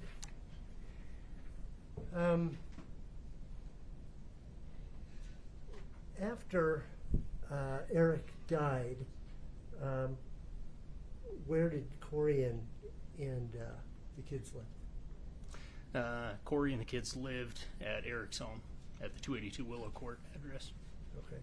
And then after May 8th, who was responsible for securing that address? That was me. Okay. And what did you do to secure that home? So on May 8th, I arranged for a locksmith to come and change all the locks. I also arranged for a private security company to come out and watch the home until we could get internet service provided, as well as install cameras around the property. Okay. Once you had the internet, what happened then? That was when we could install the cameras. The cameras require an internet access in order to record. I see. And how long did that take before you got the cameras installed? That was as quickly as possible. So we had private security there. We had private security there for 2 days until we could get that internet up and running. Was there a person there 24/7? There was. Yeah. Okay. Did you take any other efforts to make sure no one entered that home? I also taped doors throughout the property, so then I would know if a door was open and closed. Okay. Now, did you have any real-time notice if there was some disturbance or something? I did. So those cameras would send my cell phone a notice anytime something was tripped. So that included even something as small as bug movement would trigger on the phone. So I'd be watching that. So did you get a lot of notices? There was a lot of notices. Yep. Okay. What did you do upon receiving a notice? Receiving a notice, I would of course, pull up the footage. I'd review it, make sure there was not a person that was trying to access the home, and at that point, then I would, if there was no one trying to access it, then of course I would close it down. Okay. If there was somebody? I would immediately call law enforcement. Okay. Did you ever have to call law enforcement? I did. Okay. Did they show up? They did within minutes. Are you aware of any entry to the house? Let me back up. Is there a separate garage? There is a separate detached garage. Okay. Are you aware of any unauthorized entry of the home or the detached garage during the time you were in charge of security? No, there was no entry.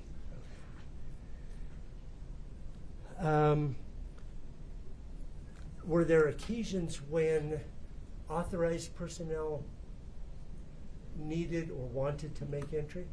There was. Who would that have been?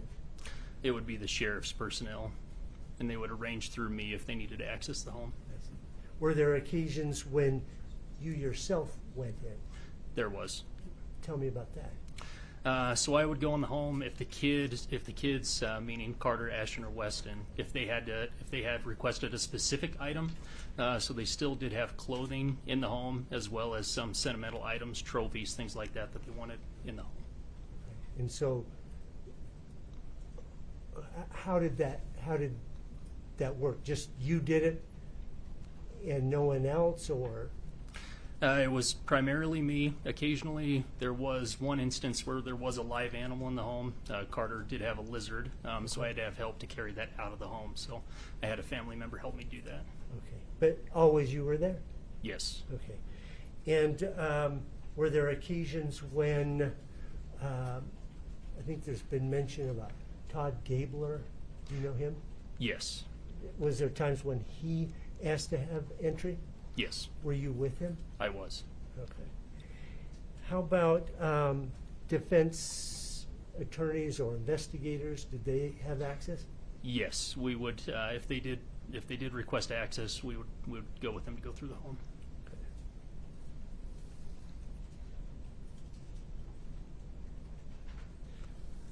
When you were going through the house, did you ever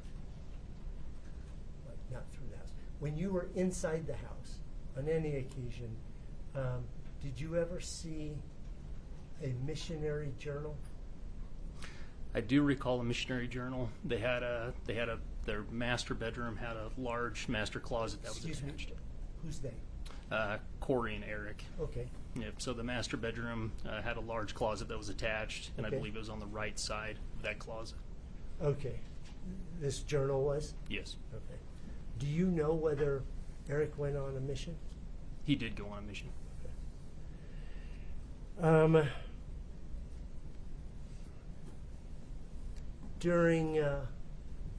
During your time in the home, either during this period or other occasions, did you see some written coupons?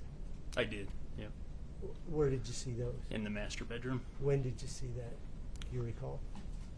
I Approximately. don't recall when I saw it. After May 8th, 23? Correct. Yep. I see.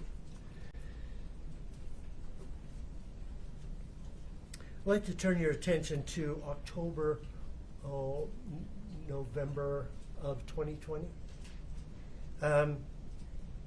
Were you present with Katie when there was a phone call from Eric? I was. Okay. And could you hear the phone conversation? I could. She had it on speakerphone. I see.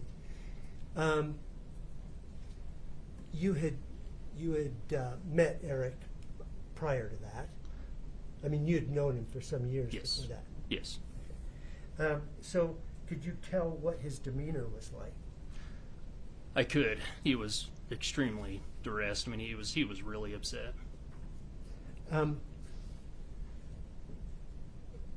Angry upset or sad upset or a little bit of both? I mean, It was a combination of both. I see. Did he explain to you why he was upset? I'm not asking you what he said. I'm asking, did he explain why he was upset? Yes. Okay. Having heard that, did you do something to assist with the situation? I did. What did you do? I knew he was on his way over to our home after overhearing the conversation with Katie. In the amount of time it took him to get from where he was to our house, I was able to pull up the Summit County website, the recorder's website, where I could pull up the property address as well as the parcel ID and be able to view all of the recorded documents against the home. I see. And when you looked at that, did you find something that concerned you about the 282 Willow Court? I did. And what was that? I found a $250,000 home equity line of credit that was taken out against Eric's house. Did you pass that information on to Eric? Yes. After that conversation, that passing of that information, can you relate to us Eric's demeanor from that point? Yeah, his demeanor was still very upset and very sad in general. So, Do you know what he did following that? what he did following that, so we had a discussion about divorce attorneys while he was there Okay. as a result of finding out about that line of credit. So, how did you suggest a name? I did. Okay. Was that on request, or were you encouraging? It was on request, and so I mean, obviously Eric was extremely upset about what was happening, and it was just that conversation we were having where it was the next step would be to get a divorce attorney involved. And so, did you suggest a name? I did. Who was that? Christina Miller. Did you work out a system of communication between Christina Miller and Eric? I did. And what was that? Could you just describe it? So I was an intermediary, so I would handle phone calls as well as emails back and forth. So Eric, they had requested certain amounts of information from Eric, and I would handle that passage of information. Okay.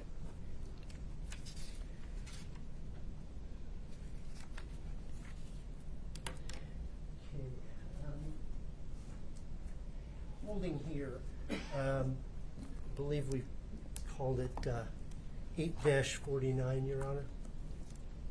And I overheard we have continuing permission. Please. Thank you, Your Honor.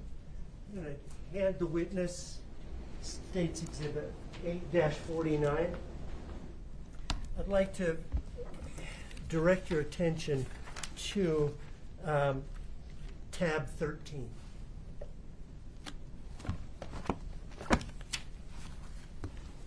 Do you recognize what's there at tab 13? I do. Could you describe what it is? It's a customer cash payment authorization form. It's a Ford paperwork. Okay. Do you know where it came from? Yes, it came from the Heber Ford dealership. Do you know, did you get it? I did. I picked this up. Okay. And once you picked that paperwork up, what did you do with it? I gave it to Katie. Okay. Does it have Eric's signature on it? It does. Okay. All right. I'd like you to direct your attention to tab 15.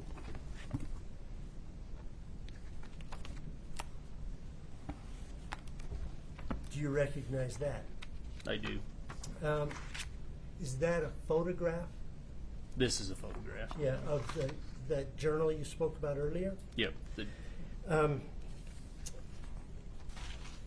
That's that same one that you'd seen in the house. Correct. I saw the front cover of it. It's a much smaller book. Okay. All right, let's turn to tab 16, please.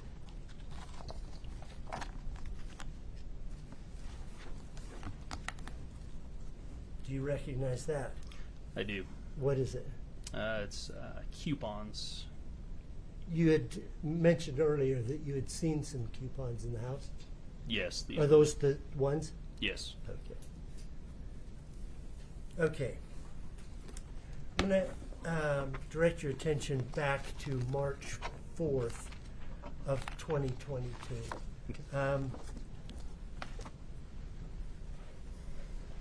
My understanding is that you were at home in the middle of the night and the daughter was sick. Is that correct? Yes, my youngest daughter had the stomach flu. Okay. And you or Katie received a phone call? Yes, Katie received a phone call. What did you do after that? We literally ran out of the house, left the doors open, jumped in the car, and drove over, honestly, as quick as we could. So, when you got to the house, what happened? when we got to the house, Katie went in. I stayed outside for a little while, just because I had my daughters with me. I have two young daughters, but and then after that point, we ended up going into the home. When you first entered the home, did you see anything unusual?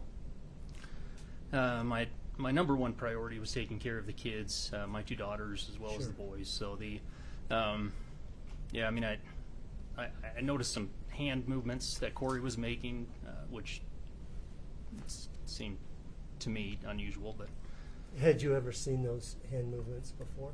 No. Could you demonstrate for the jury what you saw? Simply like that. It didn't seem to me to be an unconscious tremor, but it just almost like just an intentional movement.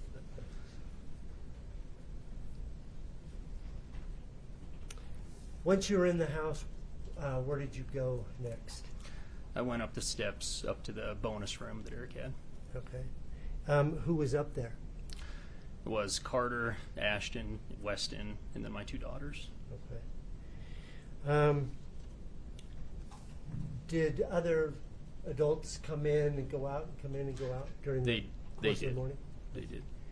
At some point, were you aware that the medical personnel or the transportation personnel were moving Eric's body from the house to their truck? We could hear that. Yep. Okay. So what was happening at that moment? So that basically those 4 hours, I was up with the kids. We were watching movies, playing games, doing things like that, trying to keep them occupied. Then we could hear the medical personnel leaving the home. I tried to stop the kids from going to the window, but I mean, given 5 kids up in that room, I mean, it was almost impossible. But Was your daughter still ill at this time? she is, yeah, she was vomiting on the floor. But Okay. but yeah, so I stopped the kids from going to the window. They went to the window, and I think that was when they first saw their dad being wheeled out of the home and knew that he had passed. Okay, you said they. Yeah, Can you just use names to make sure we understand who it is you're talking I about? apologize. Yep. No, you don't have to apologize. It just So that was Carter and Ashton. Okay. Were the 2 main. all right. And so, what did you see? So they saw Eric being wheeled out and put into the ambulance. Did Carter say anything or do anything? Carter's response was, Why don't we focus on do first? Yes. Did Carter do something or not? his response was somewhat just level-headed. He knew at that point his dad was gone. Okay. How about Ashton's response? What was Ashton's his response was totally different. He just broke down and he was extremely upset. that like? Okay. Were you present for any requests by anyone, including Katie or yourself or anyone else, of Kouri to inform the boys about what had happened or the status of their father? Sorry, can you say that question again? Did you hear anyone ask Kouri to tell the boys that their father had passed? I did. Okay.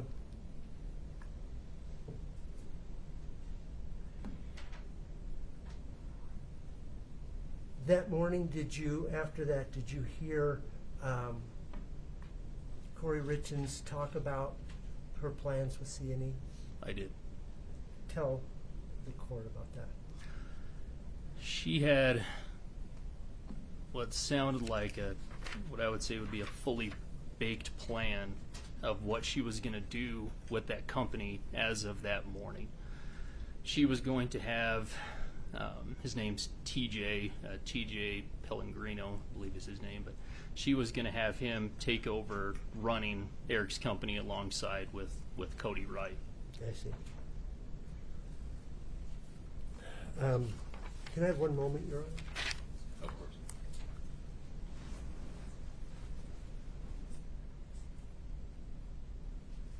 I have nothing further for this witness, Your Honor. Ms. Lewis?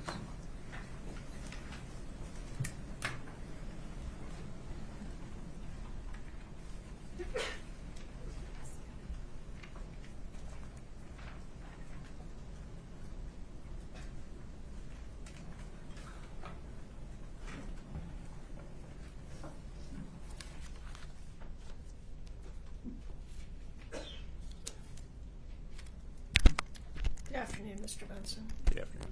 I believe we've met, but I'm Wendy Lewis, one of Kouri's attorneys. Let's go back to 2012 for a moment. You said that that was when you sold the home, you and your wife sold the home to Eric, correct? Correct. And Eric and Kouri were living together at that time, correct? I believe so. I can't say for sure, but I Okay. believe so. Well, when Eric moved into the home, Kouri moved into the home with him, correct? I believe so. And they were married less than a year after moving into that home together. Yes, that sounds correct. All right. So that home was always lived in by both Eric and Kouri from the time Eric took possession of it, correct? From the time of possession, did they live in that home the entire time together? All right. Yes, did they live in that home as their primary home Not talking about when maybe some of them stayed somewhere else, but was that their primary home together from 2012 until the time of his death? I am aware that Kouri had leased a home in Oakley where she was going to live separately for a period of time. So I can't answer that. I know for certain that they've both lived in that home the entire time. Are you aware that Kouri never did live in another home during that period? No. All right. So you talked about then at that same, well, not that same time frame, you talked about then in 2020 that you helped Eric hire a divorce attorney. Yes. So 2 years before his death, you talked about it was that he'd found out some information he was upset about with Kouri, correct? Mm-hmm. Correct. And so you reached out to Christina Miller. You sent an email to her, correct? Yes, I did. Asking if she would represent your brother-in-law, correct? I asked if she would be willing to represent him, so. All right. And you set up the appointment for him. Yes, Did you attend the appointment with him? I did not. All right. But you described yourself as an intermediary, but wasn't it decided that all correspondence would be between you and the attorney, not between Eric and the attorney? That's incorrect. Eric did attend in-person meetings with Christina that I was not there for. Yeah, I understand. My question was not in-person meetings, all correspondence by email, for example. Yes. And all documentation that the lawyer requested from Eric was sent by you, correct? As far as documentation that I knew about, Eric may have sent additional documentation that I didn't know about, but anything that I was aware of, I did send. All right, so as far as you know, all documentation was sent by you. As far as I know of documentation that I was informed about, I did send that correspondence. Understood. And you were the one to gather up the documents from Eric, correct? It would depend on if it was an in-person meeting or not. If Eric did something in person, I do not know what documentation he brought to Christina.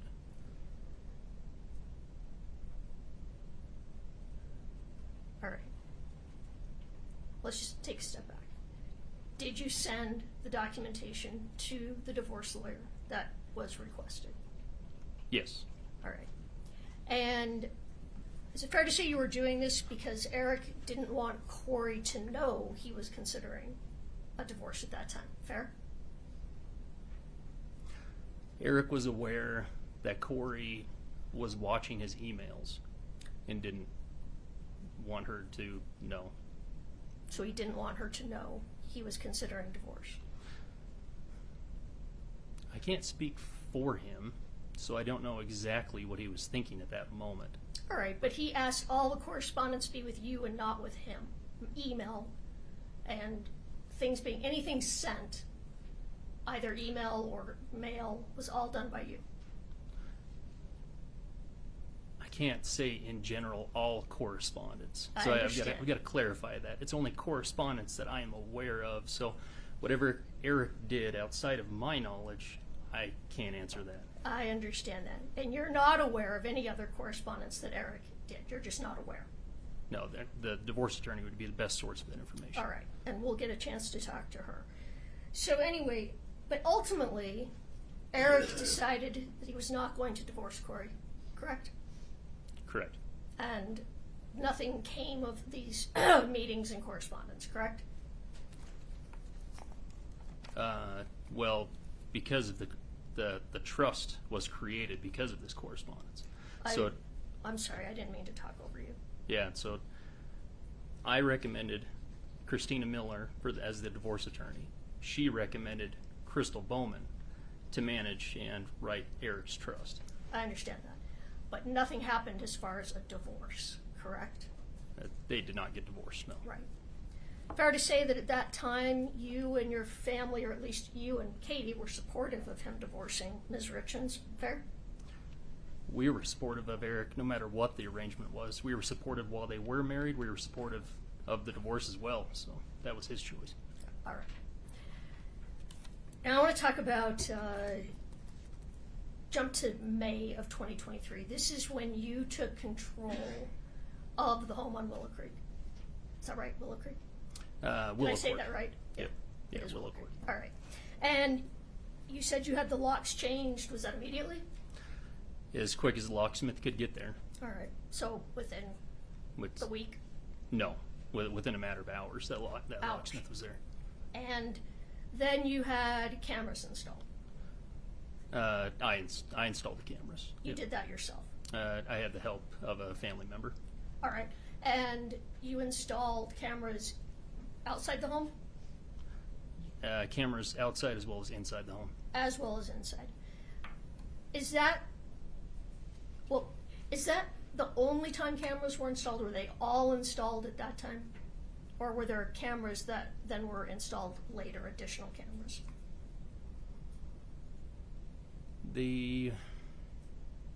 There's a substantial amount of cameras. The cameras, as cameras needed more batteries, things to swap out, things like that, I had to have a replacement, and so I did add an additional camera here and there in order to have a replacement on site. So yeah, I mean, I'd say that the original bulk were installed, and then later on I would add supplemental cameras for more redundancy, batteries, things like that. All right. Both inside and outside. Correct. When was the last time that cameras were installed in the home? Do you mean the bulk of the cameras, or if I brought in another camera? When was the very last time you installed any cameras in the home? Or outside the home, to be clear?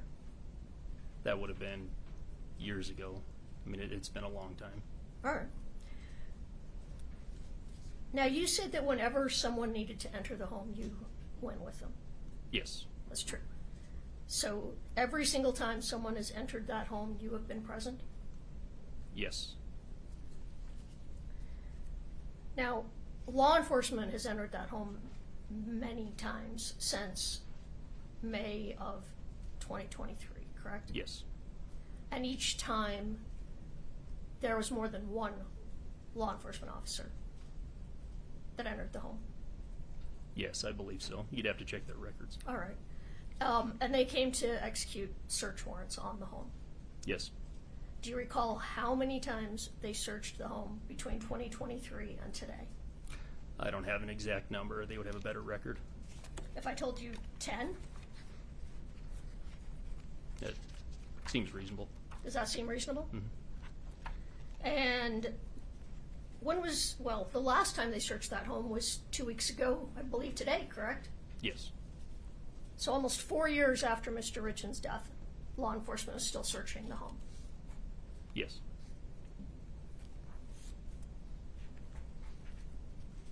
Are you aware if they removed things from the home every time they came into the home?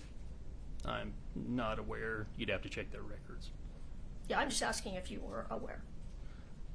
That they removed, typically as a result of a search warrant, I would think they would have removed items each time. All right. And, you were there, correct? Yes. All right. So you saw them removing items from the home. I would receive a search warrant, and they would write the items that they were there to pick up. Okay. So I can't tell you for sure every time they left if they left with that item. All right, makes sense. Now, there have been other people in the home besides law enforcement. Yes. People have been into the home to collect belongings for the boys, correct? Not people. It would primarily be me, as well as occasionally it would primarily just be me. I believe in one instance I had a family member help me carry some clothing out of the home, but that's it. There was a family friend who came in early on and removed things from the home, true? Or a distant relative? I wouldn't say removed things. So anything that was taken out of that home was all the children's belongings. So it would be their clothing, if they requested a trophy, if they wanted a fish out of the home that was a stuffed fish, for example. So those would be the items that would have sentimental value that the Sure. kids had wanted out of the home. So, and that would be me. So they would give me the items that they had wanted. I would go pick them up, and then I would take them. All right. Okay, let's move to Mr. Gabler. Mr. Gabler, this is the private investigator that you and the family hired, correct? Yes. The Mr. Gabler was hired by Crystal Bowman for the estate. For the estate. And, but he was paid out of the trust. No. Well, Ms. Bowman didn't pay him, correct? Yeah, he was initially paid by myself. So you personally paid him at first. Yes. And eventually he was paid out of the trust, correct? Correct. He was paid at least $100,000 out of the trust, correct? Correct. You'll have the records. So. All right. The trust that the three boys are the beneficiary of, correct? The three boys are the beneficiary, yes. Okay. But that money was used to pay for an investigator. Fair? Fair in regard to, yeah, in regard to ongoing litigation, that would be it. So Understood.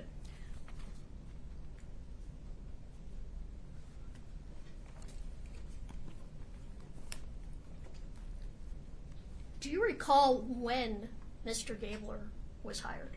How shortly after Eric Richens' death? believe it was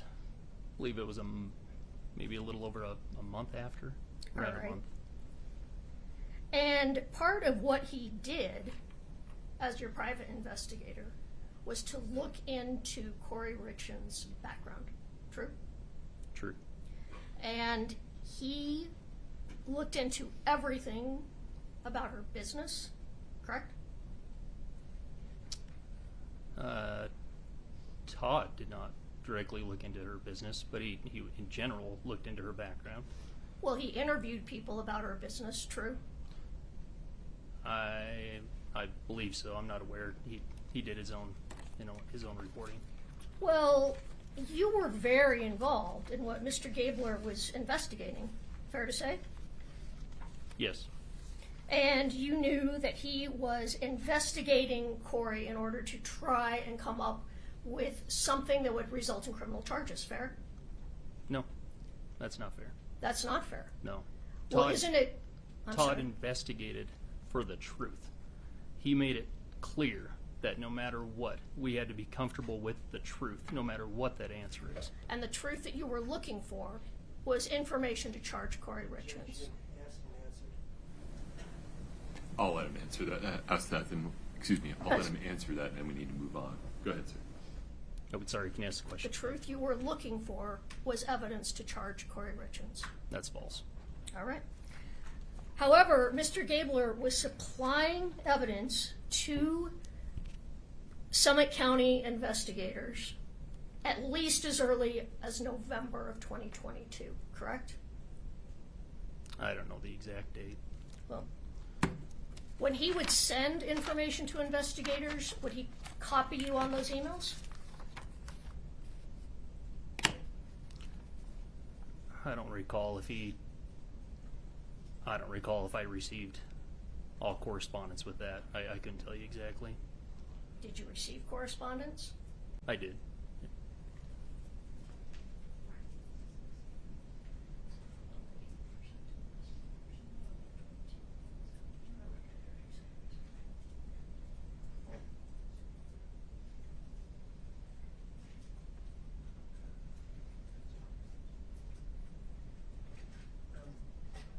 Your Honor, may we approach? Of course.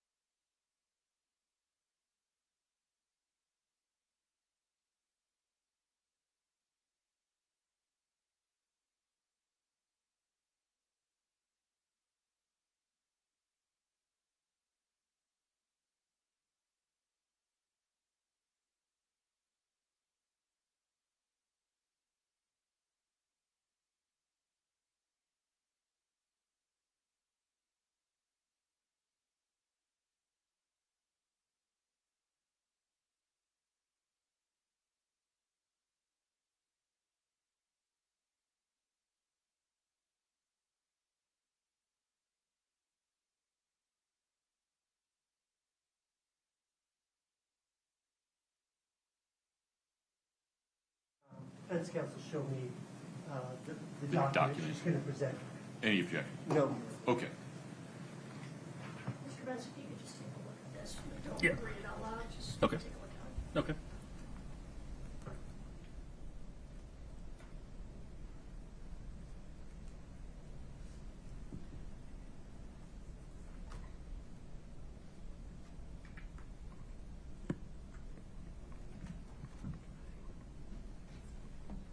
Do you see the date on that, Mr. Benson? I do. So let me ask again. As early as November of 2022, Mr. Gabler was sending information to Summit County Sheriff's Officer, to the investigators, detectives in this case, about Kouri's possible involvement in her husband's death. True? Correct. And you were copied on that. Yes. All right.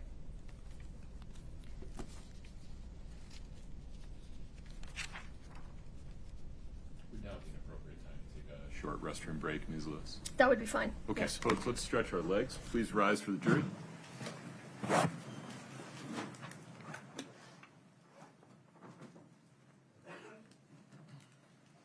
See, thank you for your patience. Mr. Benson, you're still under oath. Ms. Lewis, please proceed.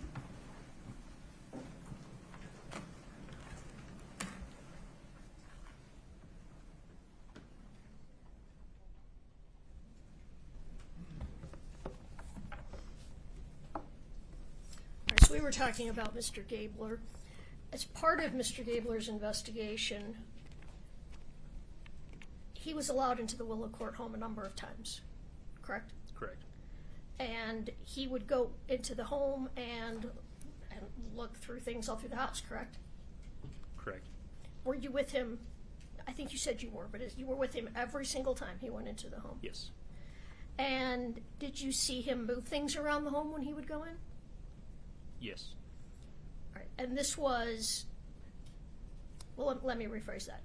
Do you know when the first time was that he went in the home? I don't know an exact date. You would probably know that date. He would know it, you said? Or he would most likely. I don't know that it, date. so that's why I was Okay, asking. All right. Yeah. Okay. All right, but we talked about there were approximately 10 searches between May of 2023, well, actually I think April of 2023, and 2 weeks ago. Mm-hmm. He was in the home in between those searches, right? Correct. And in between those searches, he would find things and put them in different places, correct? Todd documents everything that he does. He records it. I believe he records sound, does everything when he does his own investigation. So He records, I'm sorry. I believe he would record it if he was in the home. So sometime I believe it would be at least an audio. So yeah. I mean, He would audio record what he was doing while he was in the home? Yes, Todd's very specific about recording what he does. Would he ever video record what he was doing? I know that I believe he would audio record. I don't know specifically about a video, but you would have to consult Todd. There were blink cameras in the home, though, or Yes. cameras Yes. recording what he was doing, right? Yes. Did you ever turn those cameras, those videos, or those recordings over to the prosecution? Those, they overwrite every 60 days. I believe that you've subpoenaed to get the video recordings, which we've given. You have given those Yes. to who did you give those to? You. If we were subpoenaed, we provided the video recordings. Right.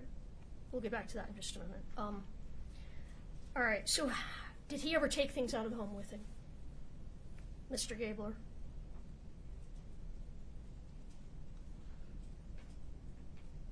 I don't have a specific record of what he would have taken out of the home. He would have a record of that. Okay. Well, I don't need a record right now. I just a yes or no. Do you know if he took things out of the home with him?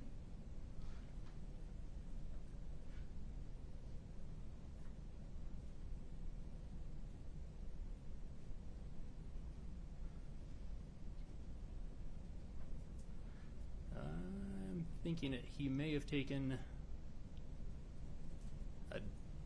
some documents, but I couldn't tell you exactly. He would have a better record. If he took anything out of the home, would he provided that to the detectives or to the prosecution in this case? Yes.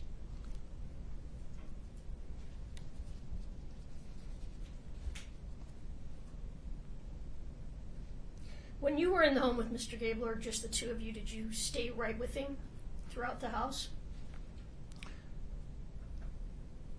For the most part, yes. All right. Was he ever allowed to just wander around while you sat down in the family room or something? Typically, I was with him. Okay. Typically, not always. I can't guarantee that he wasn't ahead of me walking into a room when I was in the living room, so I would think typically I would have been right there with him. So, fair to say that during all these times that Mr. Gabler was searching the home, moving things, he was looking for things to help the prosecution, fair? No, that's not fair. What was he looking for? Todd was doing his own analysis. Which he then provided all to the prosecution, correct? I believe he did provide it. You'd have to ask him. All right.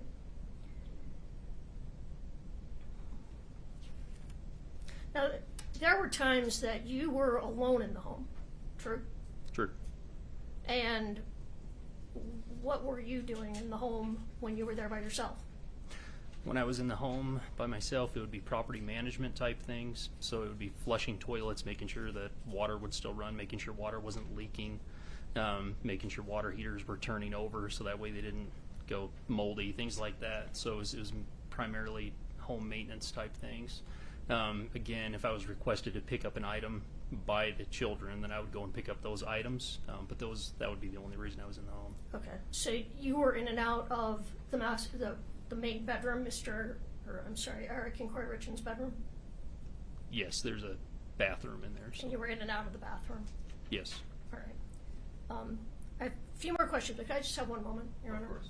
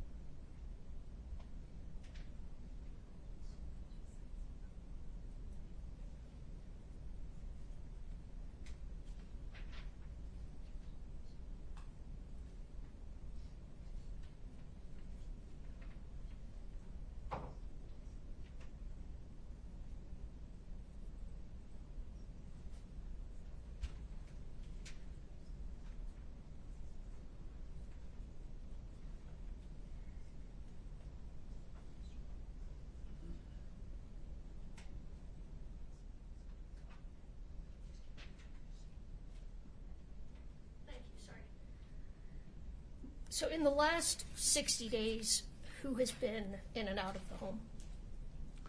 Last 60 days would be myself. It would be your private detective, or the defense's private detective. It would be the sheriff's officers with the warrant, and that's it. You're providing all of those videos, correct? Yes. All right. Let's go back to the night of March 4th, 2022 for a moment. You said that you got to the house that night, middle of the night, correct? Sorry, say the question again. March 4th, 2022. Okay. Yep. You came to the home as quickly as you could, so about what time was that?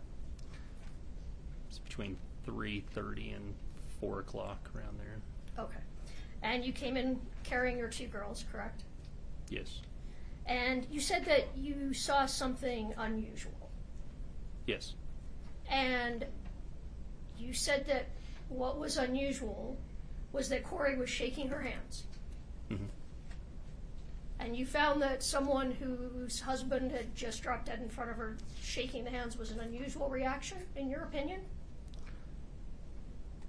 I don't know how personal I can get. So when a person, so I've noticed quite honestly, when your hand's trimmer. I do have a tremor. That's observant. Okay, it's subconscious, isn't it? So that happens. It's subconscious, and you can see it.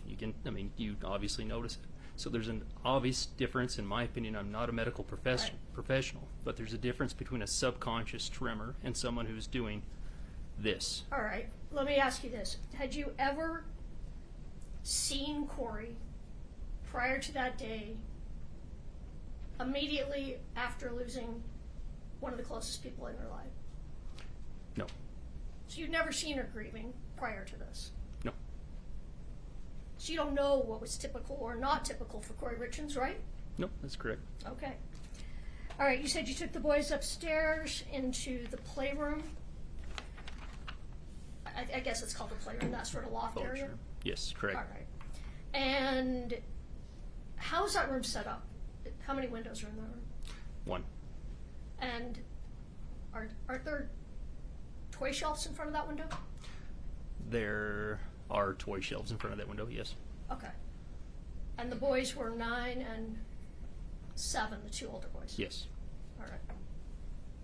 So did they crawl up on the shelves to look out the window? At the time, I don't believe, so that home's been reorganized. So at the time, there was different furniture up there. So there were couches up there. Currently, there's not couches up there. So I think the toy shelves had been rearranged. So before I believe they could actually access that window. All right. You're not sure, though? I'm positive that furniture's been rearranged in that home, But you're not sure what was in front of the window at that time? I can't remember exactly what toy shelves were in front of that window at that time. Okay. And so Eric was brought out on a stretcher. He was covered, correct? Yes. All right. So what was visible was what we see on TV, a body covered in a sheet. Correct. All right. And then you said that people asked Kouri asked Kouri, I'm not sure, that she needed to tell the boys that their father had passed, correct? Actually, I don't think that's what you said. I'm really sorry. I don't mean to put words in your mouth. I think what you said is you never heard Kouri ask anyone to tell the boys that their father had passed. I believe that's what you actually said. Say that again. You testified on direct that at no time did you hear Kouri tell any of the family, you need to tell the boys what's just happened to their father, or to tell the boys their father has passed, correct? No, that's incorrect. So, all right. I'm sorry. Then go ahead. What was it you said? Yeah. So I had heard people tell Kouri that we need to tell the boys. Okay. 2 questions. First, were you aware that the boys had already told their grandmother that they knew that their father had passed earlier, or before, maybe even before you got there? Are you aware of that? I'm not aware of that, and that sounds incorrect. All right. And ultimately, it was Kouri herself who spoke to the boys and told them what had happened, correct? Yes. Were you there when that happened? I was in the home, but I wasn't in the room. You weren't in the room sitting with the boys when she told them that their father had died? No, I believe I was in the room. So if we're talking about, so there was somewhat, I think, some different instances where a boy maybe went back into a room and she talked to one of them there. There was also a time when we were all sitting in the living room, okay, and they were talking about it there. All right, I don't want you to speculate, just if you know or you don't know. Were you there when she sat the 3 boys down and told them what happened? Yes, I was sitting on the couch with my 2 daughters, yes. Okay. Could you hear the conversation? Yes, I think she was a few seats down. All right, and she did explain to the boys? Yes. Okay. Just give me one moment. I have nothing further at this time. Mr. Burmester. Yes, just I think 3 or 4 questions.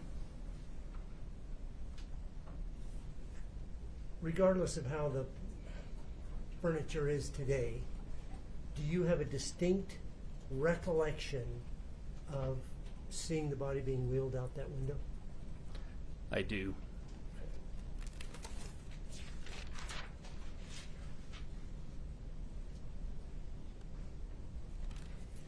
Was there any occasion when you were with Mr. Gabler after charges had been filed? Well, first of all, I'll ask that. After, yeah. After in the charges home, filed, yes. ever go in with Mr. Gabler? Yes. In those instances, did you ever see Mr. Gabler identify something and leave it and tell the police later? Absolutely. Yeah. Todd would not, if anything was of interest, he would immediately call the sheriff's office, and it would be documented. Did you ever see Mr. Gabler bring items in and leave them in the house? No. So I think you testified that Eric bought the home in 2012 Yes. from you, Correct. Me and my wife. and the next summer, 2013, is when Eric married Kouri, correct? Yes. In the backyard of that house. Correct. Correct. Okay. Thank you. Yep. Nothing further, Your Honor. May this witness step down, Ms. Lewis? Can I ask just one comment? Of course. Might be too. I say that, and I end up. I understand.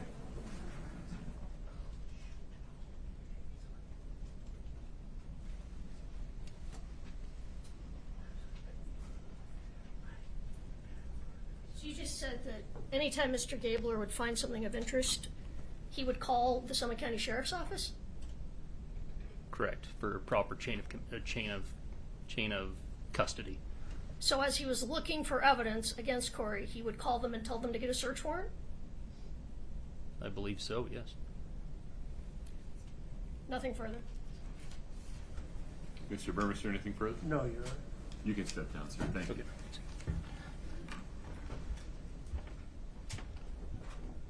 Leave that there. I appreciate it. The state's next witness. Deputy Wynn, please. Okay.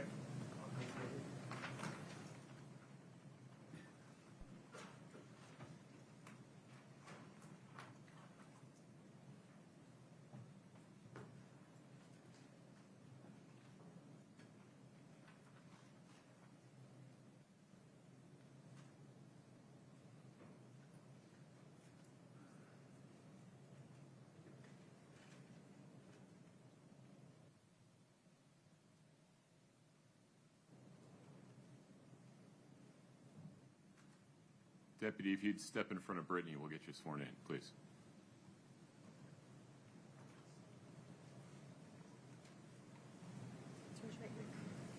Do you solemnly swear the testimony you're about to give in the matter before the court to be the truth, the whole truth, and nothing but the truth, subject to the pains and penalties of perjury?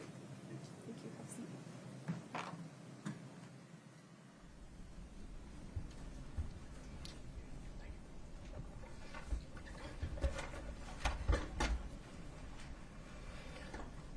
Sir, if you could state your name and spell your last name, please. It's Deputy Vincent Nguyen, Nguyen. Where do you work? Summit County Sheriff's Office, How long have you worked there? since 2012. What's your assignment at the sheriff's office? Right now as a patrol deputy, And what about back in 2022? What was your assignment then? patrol deputy. What does a patrol deputy do? Respond to calls and report or document incidents, crimes.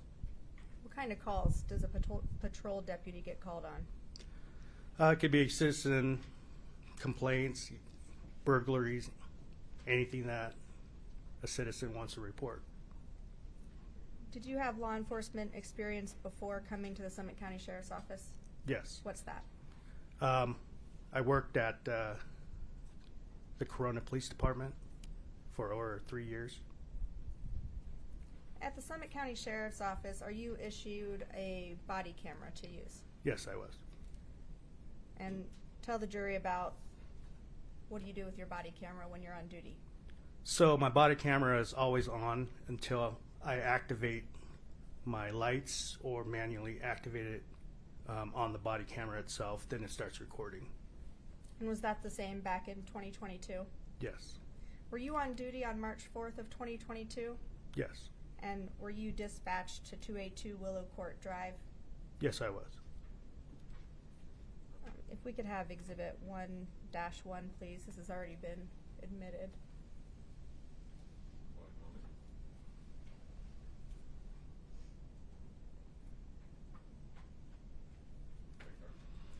Do you recognize this? Yes, I do. And is this the home that you responded to that morning? Yes. Is it located in Summit County? Yes, it is. What time did you arrive at this home approximately? Approximately 3:40 in the morning. And when you entered, who was there? Sergeant DiPotello, Deputy Pimentel, and also fire personnel. Was Miss Richens there? Yes, she was. What about her kids? Were they present? I was made aware that they were in the residence, but I did not see them. And you were wearing your body camera on that day, Yes, I was. and it was active. Yes, it was. All right. If we could show the witness exhibit 1-4T, please. Go ahead, Scott. He can see it, counsel can see it. Do you recognize this? Yes, I do. And Scott, go ahead and scroll through it so he can see to the end. What is it? It's my body camera footage with a blurred spot. I'm sorry, Scott, can we put up 1-4T?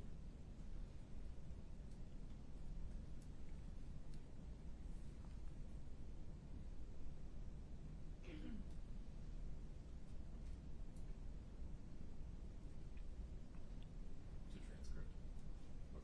Do you recognize yes, transcript this? And what is it a transcript of? of what was on my body camera. Fair and accurate representation of the words that were spoken on your body camera that night? Yes. Okay, I'll move to admit 1-4T.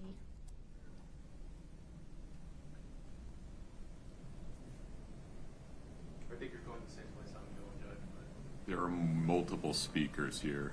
Would you folks approach for 1 minute?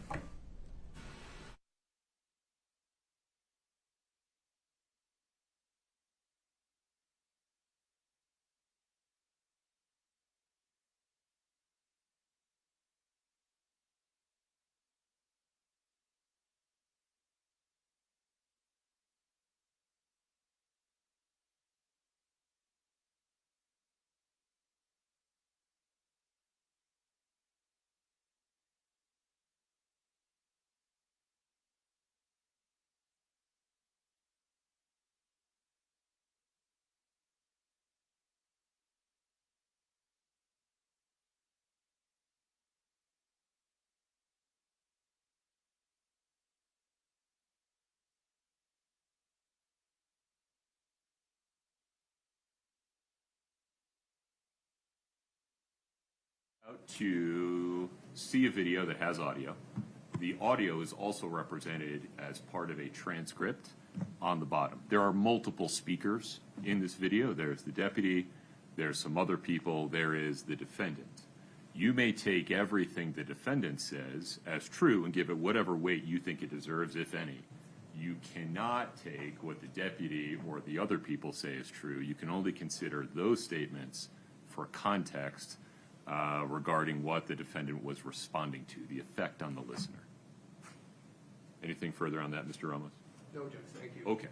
So let's see. Do you want to admit that number that you just mentioned? Yes, please. Would you give me the number one more time? 1-4 with the letter T for Okay. transcript. Exhibit 1-4T, as in Tesla, is admitted. Where do you want to go next? Now if we could show the witness 1-4D, like David.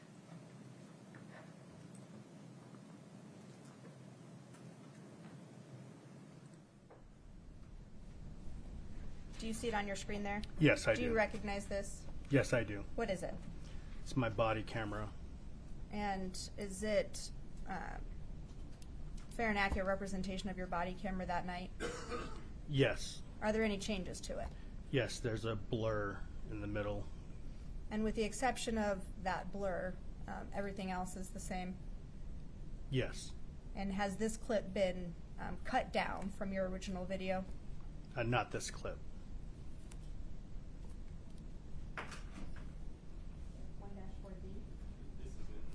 Okay. I'll move to admit 1-4D. No objection, Judge. Okay, 1-4D as in David is admitted. And publish to the jury, please. Scott, is this in a spot you want to start? I'll restart it, and it does have audio, Your Honor. Understood.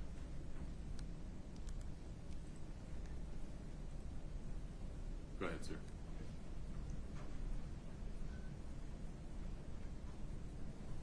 I don't have the audio.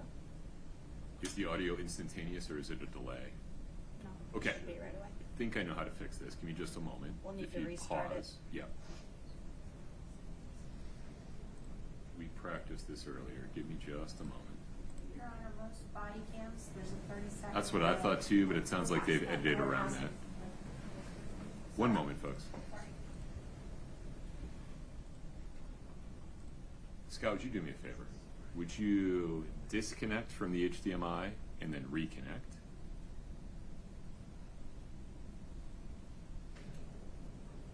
And then, did you plug back in? Yes, yes. Okay, will you cue the video again for me? And no medical history other than his asthma. Yeah, I mean, he has Lyme disease, but I mean, it's painful sometimes. There's medicine for it. What does he take? What medicine does he take? I Can you find it and tell us?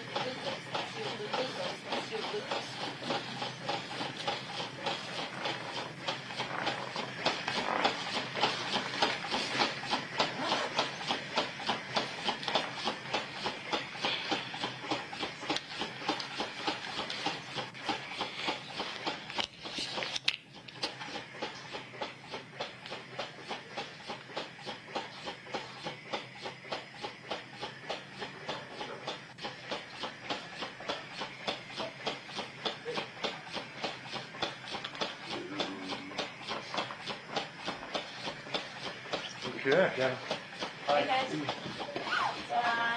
here on downtime, Denise is since we got here.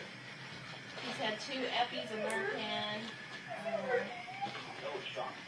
2 Eppies, 1 Narcan. Blood sugar is 458. Cam, you want to come out here? No history, chest pain when he went to bed. What's your first name? What's your first name? Yeah, let me talk to you out here for a second. Let them do their work in there. So what happened today? He was just fine. We were fine. When you say we were fine, what time did you see him when he was alert? We had a drink together at 9 to celebrate something at work tomorrow. Okay. We went to bed. I went to bed with my kids. He went to bed in our bed. What time did you guys go to bed? 9:30. 9:30. Okay. 9:45. And then what alerted you to him today? Right now. You know, when I just woke up, when I sleep with my kids, I'll just wake up and I go back in my own bed. Mhm. I just crawled over on his side. And he was laying in bed.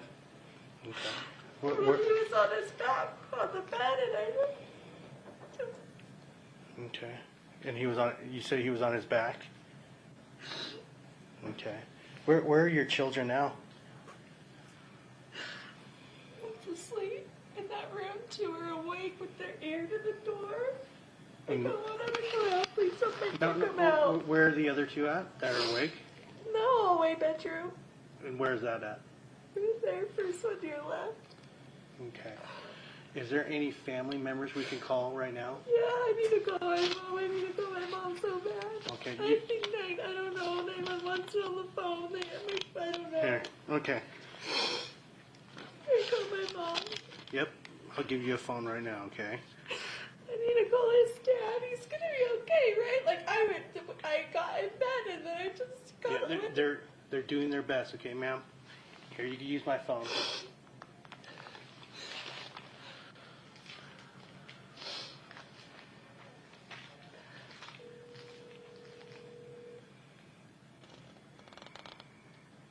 Mom. Mom. Mom. Go to my house. Go to my house. What's going on? I don't know. Something's wrong with Eric. The police have girls are here. I don't know what's happening. He wasn't breathing. I don't know. Who? Eric. Where's he at? He's at my house. He's at my house. Can you go with me? I'm on my way. I think my partner found your phone. Is this it right here? Does he have any medical conditions or anything like that? I mean, he has Lyme's disease. Lyme's disease?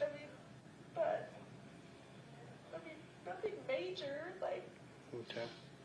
So no heart problems or anything like that? no. He just said his chest was hurting when he went to bed, but that's. Not. He doesn't drink enough water, when he gets on the bike downstairs. I don't know. It didn't. It didn't make sense.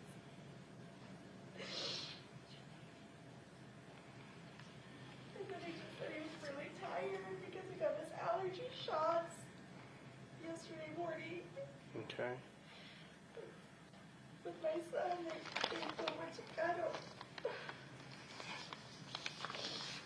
And then when did you discover him? What time? I got my phone. It was maybe 3. About 3. 3:15. Did you immediately call the 911? Yeah, well, I got up and, as soon as I turned over and he was cold, Mm-hmm. I just felt like something was wrong. So, I just put the blanket on it because I just thought my room's cold. So and then I sat there for a minute and I just didn't feel like breathing or anything. And so I just, oh my God. Okay. Alright. And he just felt so heavy. Mm-hmm. Any COVID or anything like that? We all just got over COVID. Okay. And when was that? Weeks ago. Okay, so not recently. Well, he just had a negative test. So I was the last positive, and then he had it. So his last negative test was a week ago. Okay.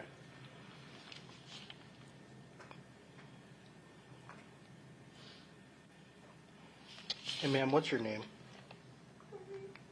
I'm sorry, what was that? Kouri. With a C? Kouri.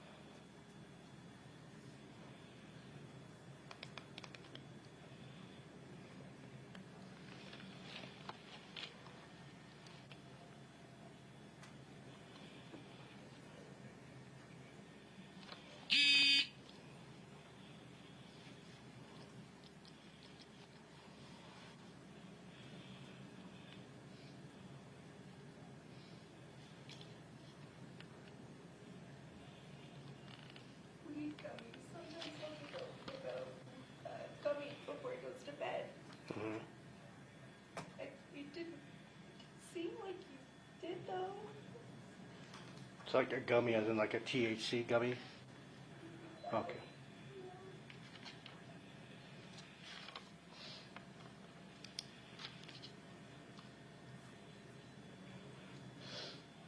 And who is his primary care physician? Who? Herb Lepley. How do you spell it? How's P-L-E-Y. Lepley?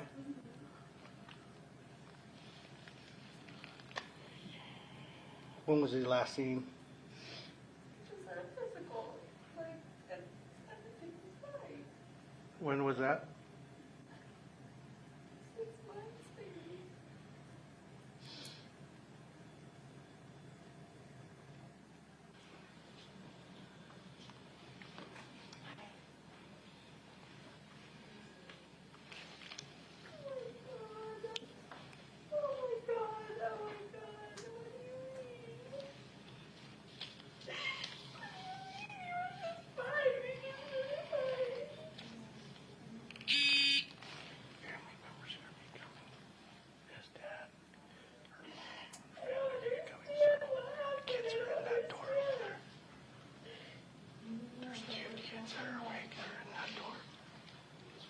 She said to the left.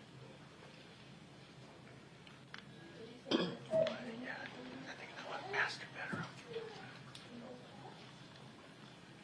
Or the master bedroom. So basically she said, went to bed at 9:30. She slept with the kids because then she goes to bed. When she went to bed, about 3 o'clock, moved into her bed. She was cold and heavy. He has Lyme disease. He got an allergy shot yesterday. He might have taken a gummy, THC gummy, last night. So, other than that, just Lyme disease. I already have dispatched all the Emmy and Dix. It's probably gonna be Baker's here. I don't know. Whoever the on-call is.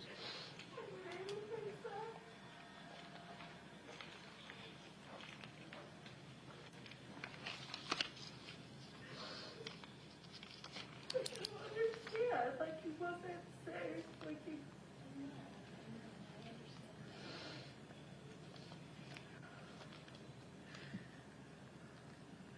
Did you call someone to come here?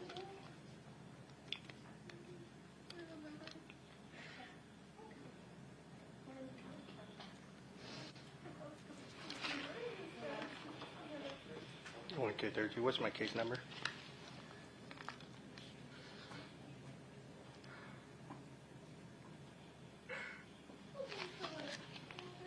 Copy.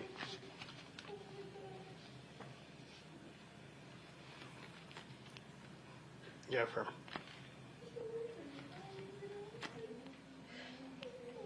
And the complaint's going to be the wife, first name of Kouri.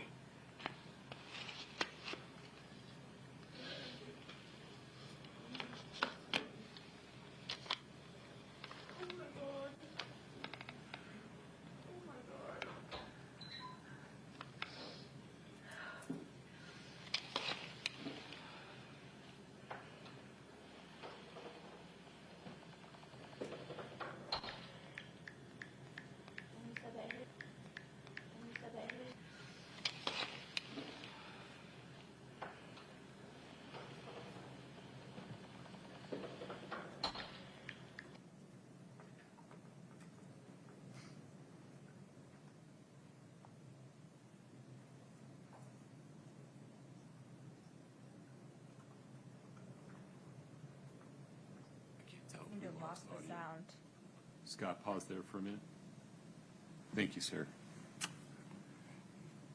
Scott, don't change anything for a minute, please. Sorry, one more time, Your Honor. Yeah, don't change anything for a moment. Let me see if I can fix this from my end.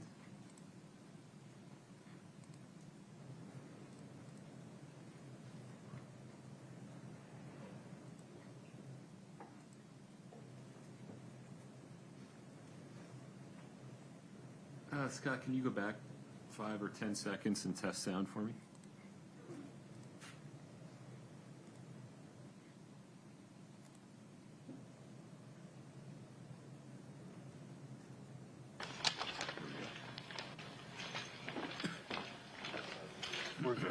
We're just waiting for our Emmy, OME, and our detective to show. Yeah. I don't know if he had an aneurysm or something with all the blood. Okay. That's, I mean, there's a lot of blood for some unknown reason. Were you first on scene? We were second. The Southside Fire guy was here before us. And there was blood before they got... A little bit coming out as soon as we start doing compressions with the Lucas is when the blood came out. So. Okay. All right. I don't know. No pulse or anything? No. No, he was cold. I think he'd been down a while. Not a long time, but he'd been down a minute. He was asystole the whole time, so. Okay. All right. Yeah. Pretty young. Yeah. Maybe took some gummies. Yeah, that's what she That's said. what she said. And then the hydrocodone. I think there was hydrocodone or something. From It was 96 or something. 2016. 2016, yeah. Pretty old. Did he take that? We don't know. It was It's sitting in- there though. It's in the drawer right there. There's something. It What is. is this right here? Is that it? What he's taking for Lyme disease? Yeah. Not check Started to look at it, and it was filled in 2016. Yeah, that one. Is that under his name? I think he sleeps on that side of it, though. With what? I don't know. That might be hers. Is it in It's his his. name? Oh, it's his. Okay. But it's empty, right? Or something like Yeah. that? Maybe we gave him Narcan. That would have, if you search his line there. And then you arrived, he was already on the floor, right? Yeah, she had pulled him down to the floor. Kouri? I'm gonna need to ask you some questions real quick, okay? Has he ever been in the military? No, No. Does he use tobacco? no. No. And what does he do for a living? He owns a stonemason company.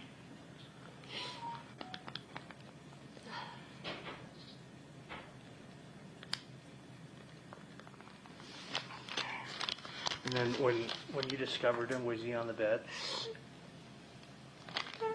Yes. He was just laying on his side like normal. Okay. I just thought he was cold. It was cold in there, so I put the blanket on him. Yeah. But his body just felt like heavy, and And which way was he facing? Was he facing towards, no, he was just up, just facing up. oh, so he's laying on his back? Facing on his Okay. back. And then did you pull him to the ground? Yeah, that's what the lady on the phone told me to do, Okay. was to take the sheet and pull the sheet Okay. to the ground so I could do CPR. Okay. What's his highest level of education? It's a bachelor's degree. Okay. This Any man's been active. He didn't just die in his sleep. This is insane. any mental health conditions? No. Okay. How about any suicidal No. history? No. Never. Okay. No.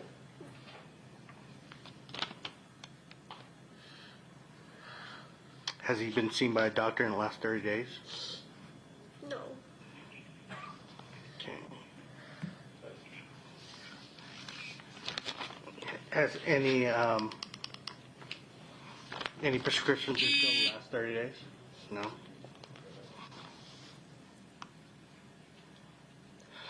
Has he had a history of falling or anything? No. Any history of prescription abuse? No. I mean, when he was in high school and stuff, yeah. Okay. Pain pills, I think.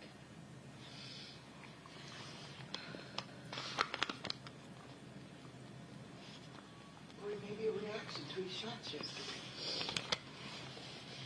He just said he didn't feel good from them. Like, He didn't look good last night. he looked pale last night, and I asked if you were okay, and he said yeah, but he was saying his chest was hurting, but Does he have any history of illicit drug use or anything in the no, past year? no, never. Okay. Okay. Do you have the phone number to Herb, his doctor. A chance.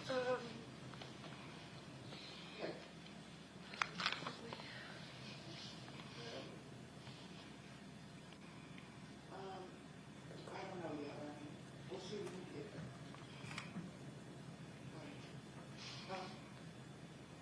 I don't. It's just at the Park City Family Clinic, Family Hospital, or, Yeah, I can look it up. I'm sorry. No, that's all right. Who told the boys? Carter said a cop told him. Why would you tell a child? No, they shouldn't have told him. I answered them Oh. not to tell him. They all know. They told me. How do they know? Well, Carter told me, a cop told me. Would they have told him? No, I wouldn't think. We were in there, so we were maybe a fire Do they department. know? Maybe they, yeah, they Oh my freaking God. Oh my God. Oh my God. Oh my God. Oh,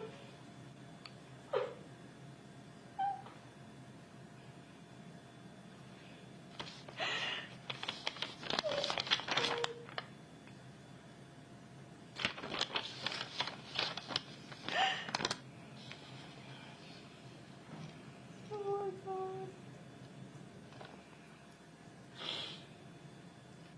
God, that number just kept ringing this morning, and I'm like, Yeah, because we couldn't find her phone. I thought somebody called from his cell phone, and then when you Google it, it says it's a spoof number. What? I'm gonna go up here to these people. Mom, is the door closed to my room? Yes, we- They won't let me. Is he still in there? So I'll explain to you what the process is right now. Because he was in good health and at his age and everything like that, okay? Our medical examiner is going to come and do their investigation real quick, and then also our detective, just to make sure that everything's documented, correctly. And then from there, they'll explain to you what's going to happen. Most likely, what I'm thinking, because he has no serious health problems or anything like that. His age, most likely, they're going to take his body to the Oh my God. medical examiner's office just to make sure that, there wasn't anything else. Okay. All right? Do you have any questions for me right now? No. He had allergy shots yesterday. Yeah, and then, and said that's he what wasn't she was feeling saying. good last night when I was here. What kind of allergy shots, do you know? He gets weekly shots. Him and his boy get weekly shots. Somebody both just feeling kind of. Like seasonal allergies? Yeah. Okay, season. And where was that at? Park City. Park City. Family Medical? No. Jeremy Ranch, Granger Medical. Granger, okay. Oh God.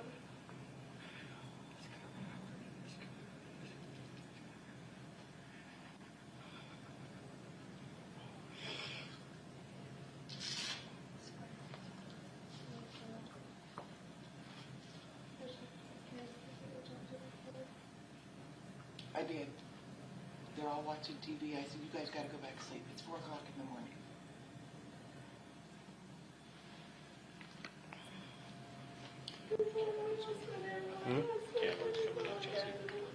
Cam, oh, Cam? Yeah. Need to go over there and let her in the solid court to get the van keys. Okay. So, do this here with you. Yep.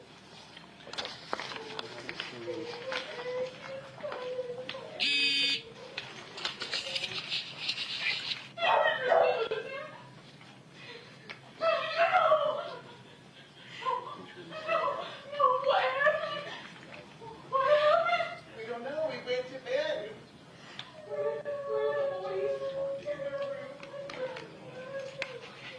Hey, Clint's here. He's gonna help. Where are my boys? The kids are in the front. This is the sister. Where's my brother? He's in this room. No.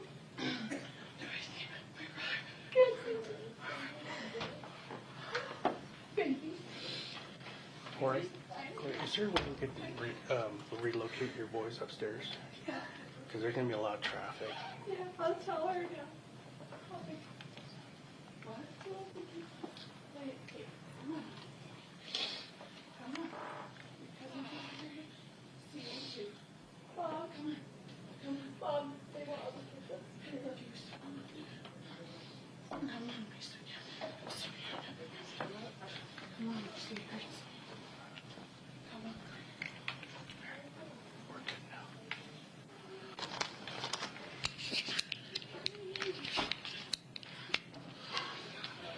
can explain to her if you want to go.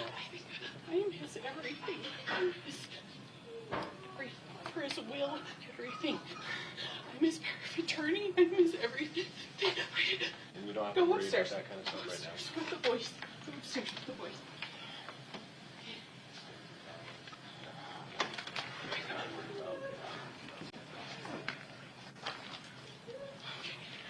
I'm sorry. No, it's all it's natural, okay? Just take a deep breath. Take a deep breath.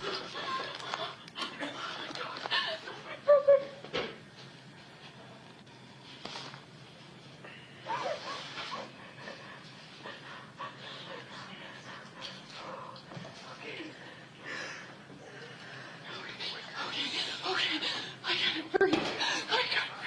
Oh my God, I gotta breathe. I just talked to him like a couple hours ago.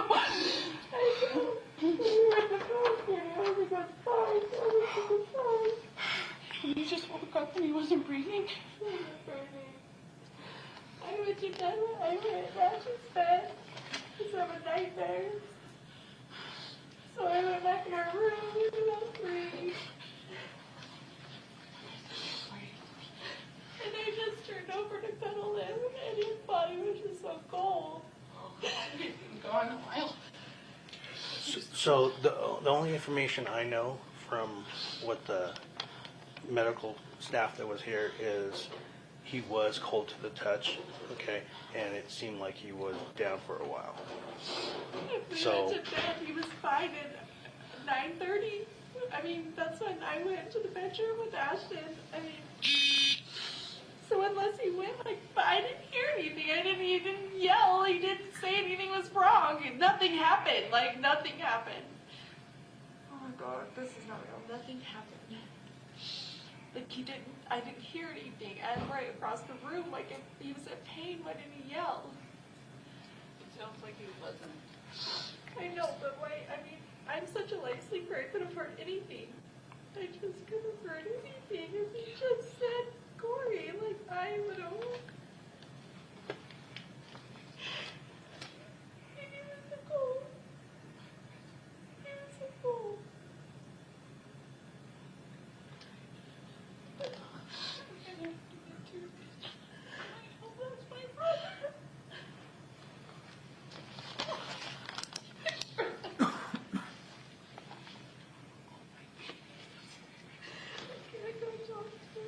My mom said that they already know somehow, and I.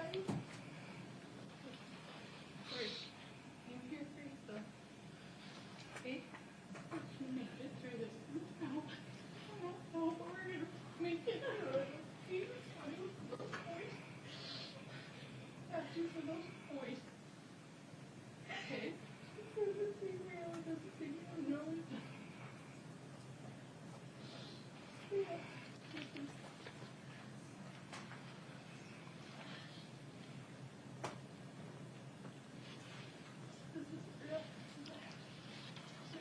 Probably gonna go. I can't see your back. I can't talk to you. I'm sorry, I couldn't be sorry. This is. Okay, so what do we just have to look it up. What do we have to do? What's that? Is there anything that we need to do? So we're just going to document some. So there's some protocols we have to document. Like I explained to them, next thing is our detective and our medical examiner is going to respond to the location. Okay. They're going to do their investigation and document everything. And then most likely, because of his age, his health and everything else, You're gonna do autopsy. most likely. But that's their I think I can stand up. that's their field, not ours. So for us, our thing is now we have to just secure the scene until they get here, and then once it's released, it's up to them. And then most likely, you guys will be able to, I told the guy that. Okay, I said, I you think could we go want him before we went to to go bed, but that's to the funeral home in Morgan. Okay. And that's something you could talk to our medical examiner about.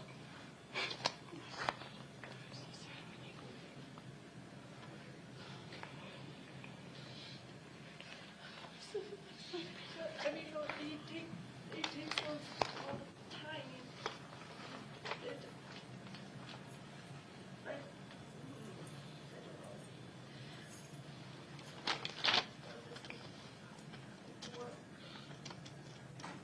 Seriously, we were just laughing and drinking it. I don't talk about tomorrow. We were celebrating. We were just celebrating you guys all for tomorrow. For what?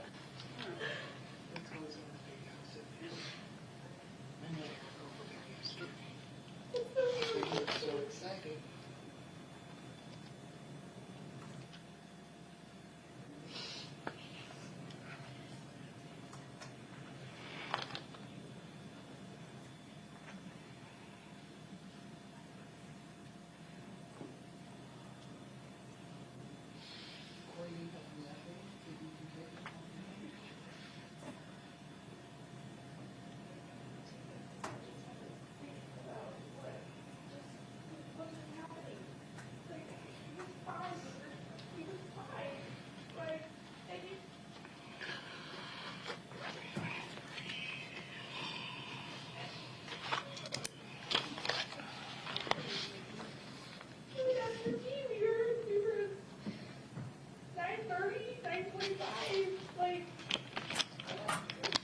I know. I know. And then he's like, well, let's have a drink and then let's go to bed. And I'm like, okay. So we did. And then that was it. Good night, I love you. Good night, I love you. That was so sweet. Good night, I love you. And then it was so cold. It just was so cold.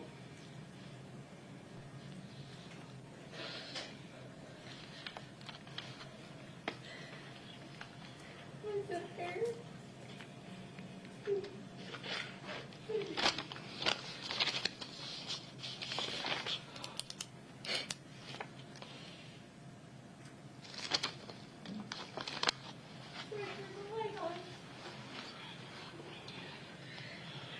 Is there any like animals that sleep in the bedroom with him? Yeah, my dog. The dog. The dog on the bed with him? Most of the time. He's like a 10-pound little floofy. Okay. Was he With Eric every day. was he on the bed when you came in? Was he on the bed? No, he wasn't in there when I came in.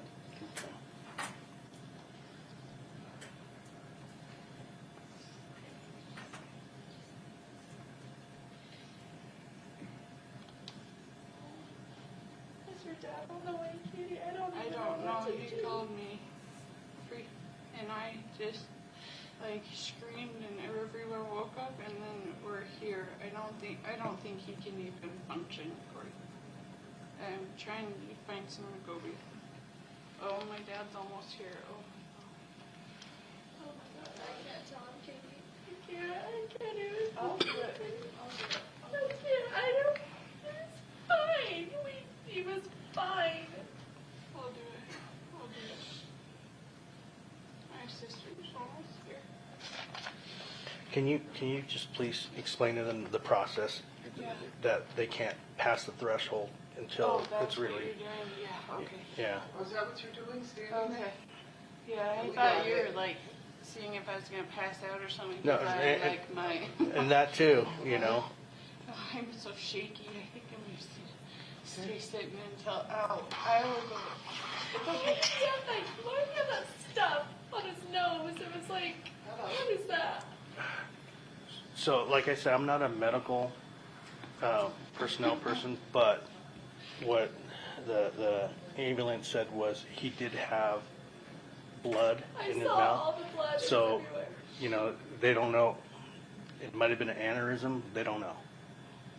His dad has blood clots. I mean, he had blood in his stuff. It was like, looked like snot or something. Yeah, I don't- because when they do the CPR, he gets the blood flowing and it gets moving, and if it's not pumping, he'll, Oh my god. Well, when I was trying to just do the chest compressions, it just.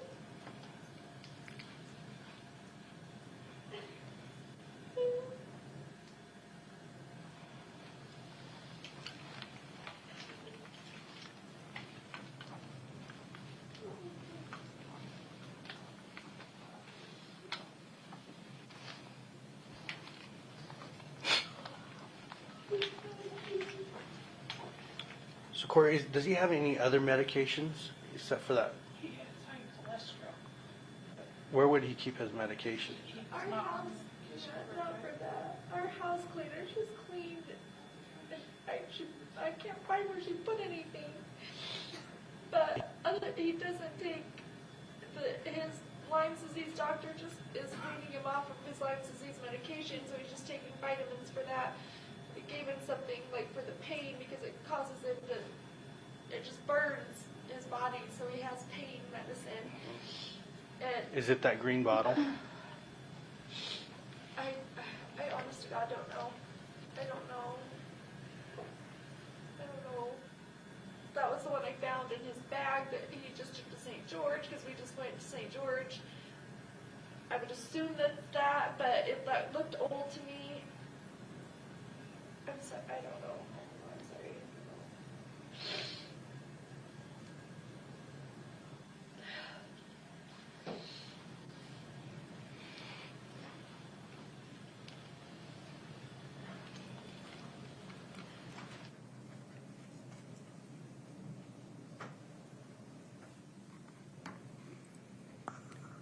So Deputy Wynn, I want to show you a couple other exhibits. They'll pop up on your screen there and we'll kind of move through them. So first we'll do Exhibit 1-4S1.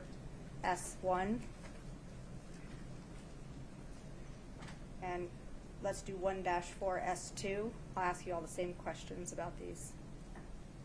1-4S3. 1-4S4. And 1-4S5. You recognize all of those photographs? Yes, I do. And are those still shots or screen grabs from the body camera we just watched? Yes, it is. I'll move to admit those 5. Objection, Judge. 1-4S1 through 5 are admitted. Are we publishing to the jury? If we could, please.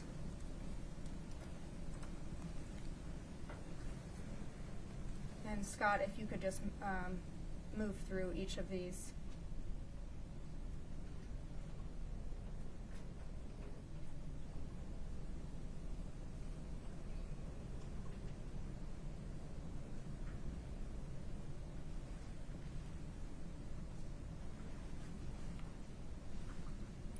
Now, if we could bring up Exhibit 2-41 for the witness.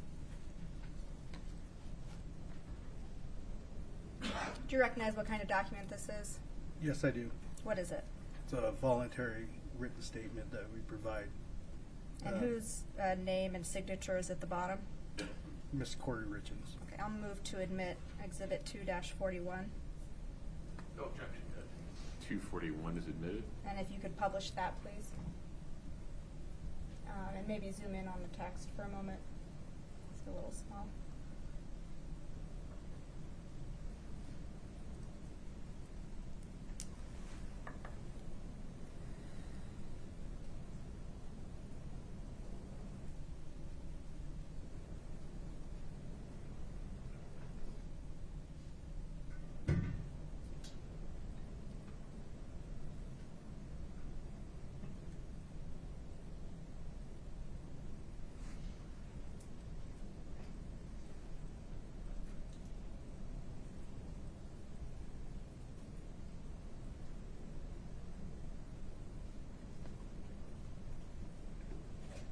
Scott, you can take it down. The jury will have a chance to review this in their deliberations as well if you didn't have a chance to read it.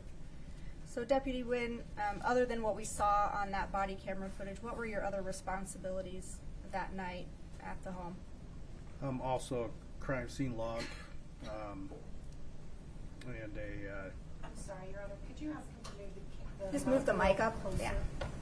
Move it closer to your face. Like you can hold the mic towards you if you'd like. So a crime scene log and also a death checklist. As part of that death checklist, are you looking for anything that might have explained Eric Richens' death? Yes, there's certain questions that we ask and we just fill in the answers.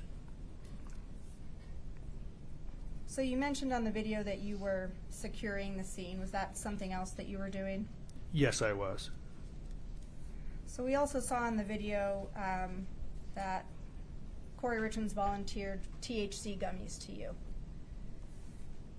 Did Yes. you see any THC gummies in the home? No, I did not. What would you have done if you had seen them? I would document where they were at and advise the detectives and CSI upon their arrival of where it was at. As you're looking for things that might have explained Eric Richens' death, did you see any illicit drugs in the home? I did not. And what would you have done if you had? Again, document where they were at and relay that to investigations. And same question for drug paraphernalia. Did you see any drug paraphernalia in the home? I did not. And what would you have done if you had? Document where it was and relay it to investigations. Give me just a moment.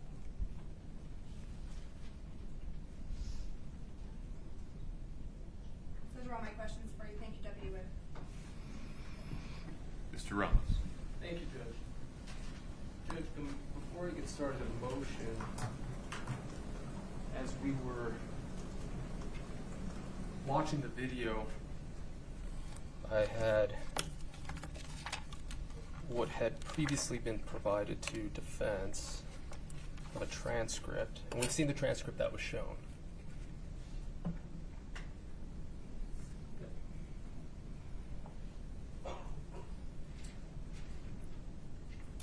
Mr. Ramos, is this the same or different than 1-4T? So, and I'll explain. Or is it a partial? So it appears to be sections, kind of clips. So as this was being presented, that's what I was going off of. I noticed that the transcript that was presented is different than what we have. Come up for a second, yeah.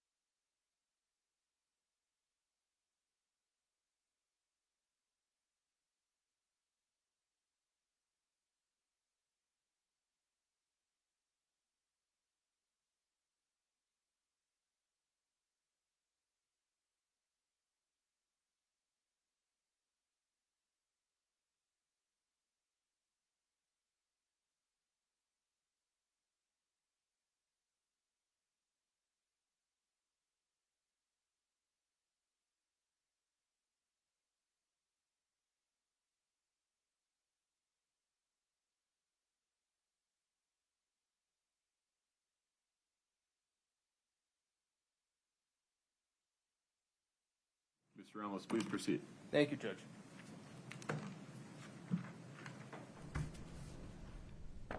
Mr. Nguyen, good afternoon. I don't even know what time it is. Good afternoon. Let's start off where we just left off. Ms. Shervanak was asking you questions about what it is that you did or what you would have done had you found certain things. Fair? Yes. Okay. Now, when you arrived, what we just saw, the videos we saw, that's from your body cam. Yes. You indicated that it is always off unless you turn it on. I think is what you meant. I think you said it's always on until you turn it on, but what you meant was it's always off until you turn it on. Is that correct? Yes. Okay. Now, in this case, we saw clips of it. Would you agree that's correct? That is correct. That is not from the beginning to the end, correct? Correct. Now, you didn't participate in which clips were shown, correct? I was not. Okay. Now, at one point, you do turn off your body cam. Do you recall? I don't recall. You don't recall doing that? I don't recall. Okay. If you had turned it off, when would you have turned it off? When the call was over. Okay. So if you were still inside the house doing the investigation, the camera would remain on? Yes. Okay. And if you had turned it on or off, you would have indicated that in your report, correct? Yes. For any other reason other than the call was over. Excuse me. Yes. Okay. Now, you indicated that you arrived around 3:40. Is that correct? Correct. Now, you left, I believe it's Officer Deputy Pimentel. You let him get out, check out. Is that correct? When it was time for him to go off duty. I think so. Okay. How long were you there? I don't recall. 2 hours? I don't recall. Were you there when the Mr. Richens' body was removed? I was not. You were not. So it was before then? Yes. Okay. Was it before or after Mr. Gene Richens arrived? It was after. Okay. Do you recall anything about when you left? I don't. Okay. Do you recall seeing Deputy Woody, Detective Woody? I don't recall. Would looking at your report refresh your recollection? Do you have a copy of it? Yes, I do. Okay. Could you go ahead and pull that up, and I'm going to see what you have. Okay.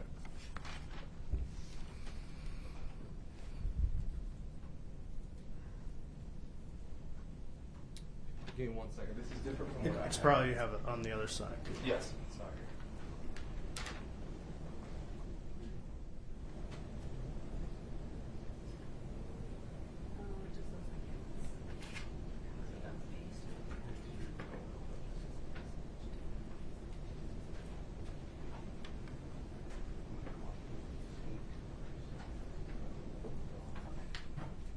Give me 1 second. I just want to make sure there's different formats, so I just want to make sure I have the same one you do. Fair? Fair.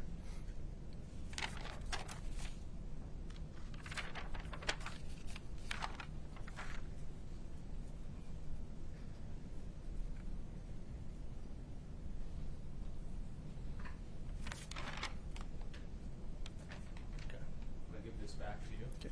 Go ahead and take a look at that or any other reports you have. And let me know what time you left. It's not time stamped.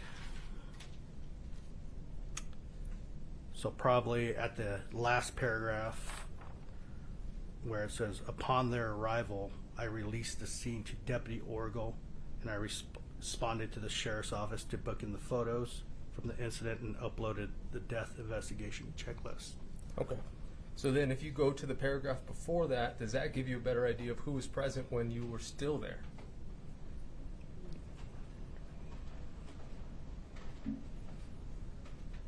Yes. Tell me. Well, while waiting for... You don't have to read it. You Oh. could just, if that's refresh your memory. So after Sergeant DeBotello left, upon Deputy Orgel and Detective Woody and the medical examiner Sessions upon their arrival, then I left. Okay. So then At some point after you let DiBotello go off watch, you then waited for those 3 individuals, correct? Yes. Orgel? Orgel, yes. Orgel, apologies. Sessions? Yes. And Woody? Yes. So they arrived, and then you left, correct? Yes. Did you speak with Woody? I think, no, I don't recall. I don't recall. Okay. I don't recall. Would you have put it in your notes? Yes. Okay. And it's not in your notes? No. And your body cam, based on what you just said earlier, would have still been on while Woody, while Orgel, while Sessions was there, right? Yes. Unless you would have shut it off. Yes. Which you didn't. Yes. Now, I'm going to put up just a still in just a minute of your body cam, okay? But before I do that, I want to ask you about your body cam. What software or what hardware does your body cam use? I don't know. You're not familiar with Axon? It wasn't an Axon. It wasn't an Axon. No, it was not. So what is it? It was at the time WatchGuard. WatchGuard. Now, does WatchGuard that you use, does that have an audit trail system? I don't recall. Okay. When you're done with a call, what happens to that video? It gets uploaded. Automatically? Upon, I think that system, when we stop it and we go to the station, it uploads. Okay. And did you do that here? Do it where? In this case? Yeah. Okay. Pretty sure. And where did you do that? I don't recall. Now, this wasn't the first time you were wearing that body cam, was it? It was not. Okay.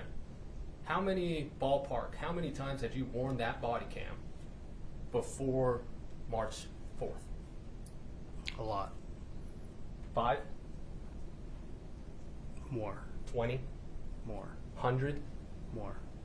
Thousands? Possibly. And in those thousands, you've uploaded videos of your body cam, correct? Correct. You're familiar with the footage and how to upload it. At this time, I don't remember because we changed systems, and I don't remember how that system worked. Does it have a little USB cord? No, I think it automatically Wi-Fi at that system was a Wi-Fi. Perfect. So now we have Wi-Fi. Which Wi-Fi?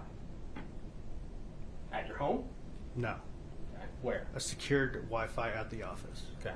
So you would have come back here, just across the ways here, correct? Yes. And would it have been in your desk? No. A separate room? No. Where? In my car. In your car? Yes. So you connect to the Wi-Fi in your car or to the station? Station. Okay. So you come back and you do a Wi-Fi upload, correct? Correct. Now, at one point, you're told that it's been uploaded successfully. I don't get notification that it's been complete. So you just show up and it just automatically goes? Yes. You don't press a button saying upload? No. Okay, so now the software system it's an automatic Wi-Fi connection without you having to do anything to your body cam. Is that correct? Correct. Okay. And at one point, you did review what we just saw, or the full length of the body cam we just saw, correct? Correct. And you made sure that it was complete, correct? Correct. Okay. So, if there's, actually, let me ask you this. In your report, since you don't remember, in your report, can you please look to see if you indicate that you shut off the body cam for any reason? I did not. So you did not shut it off? No, I did not put that in my report that I shut it off. Okay. Now, sitting here right now, you don't know if you shut it off before Mr. Orgel, Miss Sessions, or Miss Woody arrived, correct? Correct. Okay. Let's talk about how you secured the crime scene. Where we saw you going around the house was limited to the first floor, correct? Correct. Did you go anywhere else? Just the living room. Okay. You didn't go in the kitchen? No, You didn't go in the garage? I did not. The detached garage? I did not. Okay. Now you took photographs, right? Yes. And you started getting bits and pieces about what happened, correct? Yes, correct. Okay. And you started telling your fellow deputies about it, correct? Correct. And you start piecing everything together, right? Correct. Okay. You heard, for example, or you saw rather, when you arrived, EMS personnel, correct? Correct. Now, do you know any of those? Did you know any of those EMS personnel before arriving?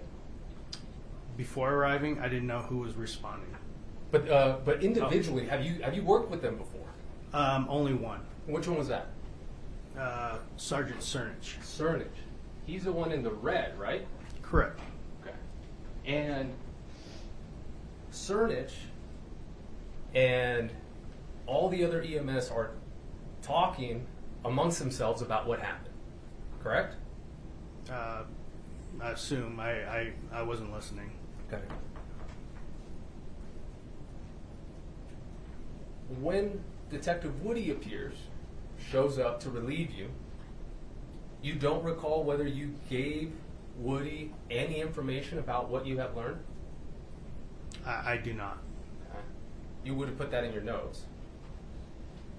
That I would have passed on information? Correct. Possibly. If not, I would just tell her, explain her a brief of what I observed and to pass on information. Right, because this is a case where there is a dead body, right? Yes. And a detective is coming, right? Yes. You yourself told the family, told Kouri, hey, this is the protocol. This is what's going to happen, right? Correct. Because of his young age, right? Correct. Because he didn't have any mental health problems. Correct. Because he wasn't suicidal. Correct. All of these questions that you were asking Kouri were important, correct? Correct. And you were using it not only to fill out a form, right? It was to gather information. On the form. But for yourself. On the form, so that we're required to ask. Okay, so you weren't trying to get any information and pass it on to any other detective coming in to see what happened to Mr. Richens? Yeah. Yes. I was getting additional information. Of course. Because Yes. this is important, Yes. right? Just like as counsel had indicated earlier, precision in this profession matters, and it matters even more in your profession, correct? Correct. So, you're there, you're gathering information for whatever's to come, correct? Correct. Because you don't know what's going to happen to this case that you were dispatched to, correct? Correct. You don't know if somebody's going to be charged, correct? Correct. You are a fact gatherer, correct? Correct. More importantly, you're a truth seeker, correct? Correct. Because you don't care or shouldn't care what this piece of evidence here means, correct? But I do care if it's evidence. But that's important. My point is this, is you are going to approach every single piece of evidence equally. Correct. Hey, and in order to do that, you need to know what it is that you're looking for, correct? Not necessarily. Okay, let's take this example. You knew that they had taken a celebratory shot, correct? A drink?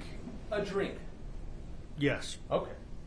So, you know he's young, Mr. Richens, correct? Correct. You know that the protocol is to have a deputy and a medical examiner come in, correct? Correct. Because it's unusual that he died, correct? Correct. Okay. So maybe something is in this drink, correct? Possibly, but Possibly. Possibly. Did you possibly go to the kitchen? I did not. You did not. Did you possibly look in the sink? I did not. You did not. Did you possibly tell another deputy he was there, go to the kitchen? I did not. Did you possibly tell somebody else, go look in the sink? I did not. You did not. That possibly is important. Right? Yes. Yes. When somebody loses their life, it's important. Right? Yes.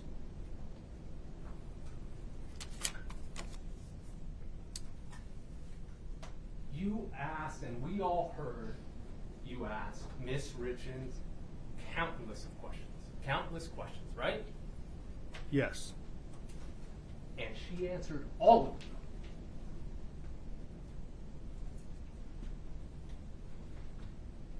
Yes. Yes. You asked her questions that were on your sheet, right? Yes. And then you asked her questions as things came up, right? I did, yes. Yes. Now, we saw you standing in the hall, and you were preventing people from going into her master bedroom, correct? Correct. To preserve the scene. Correct? Correct. Okay. Now, the reason you're doing that is because of all of these possiblies, correct? Correct. So, one of those possibilities was that hydrocodone bottle, correct? Correct. Now, you took a picture of it. I don't recall taking a picture of it. Do you recall somebody taking a picture of it? Yes. Do you recall somebody opening it? I don't recall. Do you recall somebody taking a picture of the inside of it? I don't recall. Do you recall getting that hydrocodone bottle and putting it in an evidence bag? I did not do that. You did not. Did anybody do that? I don't recall.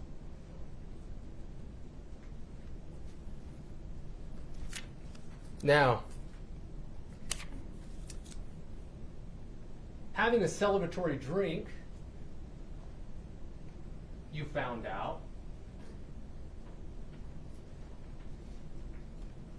happened in the house, correct? Yes. They didn't go out somewhere, correct? Correct. And you knew that Miss Richens' mother was also there, right? I didn't know. You didn't know? I didn't know she was there. Really? I'm going to have 1 second to it.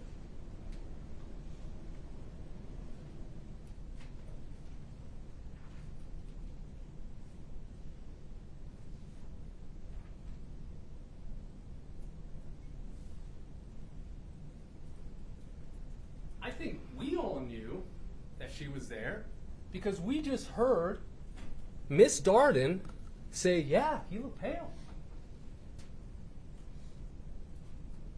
So you didn't know that Kouri's mom was there the night before? I did not know she was in the house the night before. Fair. Now,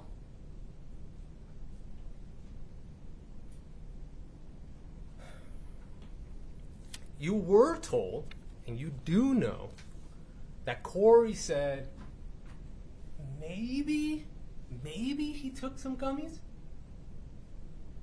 You remember that, right? Yes. And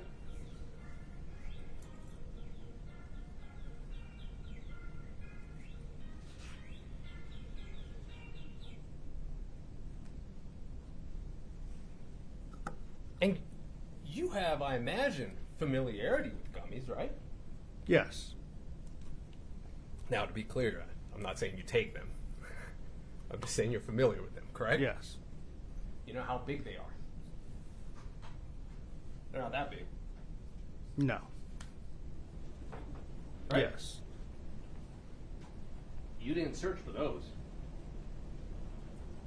No, I did not specifically search for those. Not specifically. Please elaborate. I didn't go out and search because I was not in charge of looking for medication or anything like that. Oh. So you weren't in charge of it. Who was? Deputy Pimentel. Okay. So you told Deputy Pimentel to go do that. That was his job, to look for medications or anything like that. Right. But what I'm saying is, somebody would have to tell him, hey, go search for this. I passed that information to Sergeant DiBotello. Correct. You're passing along the information. Now, you were there for an unknown time, and you indicated Pimentel was the one who's in charge of looking for that, correct? Yes, he was assigned for that duty. Now, at one point, you relieve him. Correct? Deputy Pimentel? Correct. I don't recall. You just indicated a little bit ago that you relieved him so he can leave. Oh, when he left, yes. Yes. For him to leave. Correct. You relieved him, right? Yeah, not the medical checklist duty, but to relieve him to leave. Correct. Yes. On his way home. Correct? Correct. Okay. So who did you assign to take over his responsibility? I don't recall. Could you please look at your report?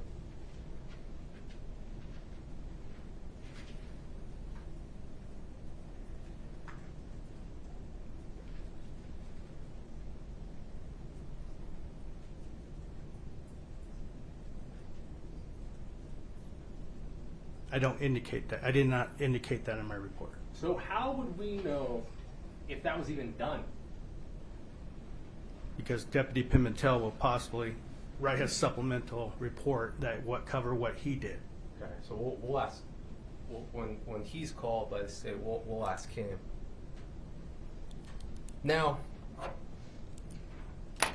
here's a thought. You don't search for gummies. And you would agree this whole environment's a traumatic environment? Yes, it is. Yes, it is. For everybody. Correct? Correct. Yourself included. Correct. I mean, there's such a thing as secondary trauma, correct? Correct. So, let's give everybody some grace. Now,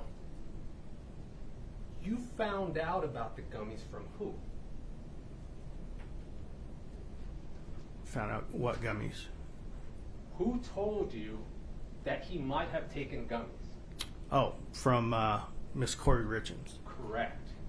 So who would know where the gummies are? Miss Kouri Richens. And did you ask her? I did not specifically ask her about the gummies. Not specifically about the gummies. Please elaborate.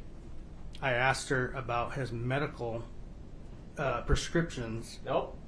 We're talking about the gummies.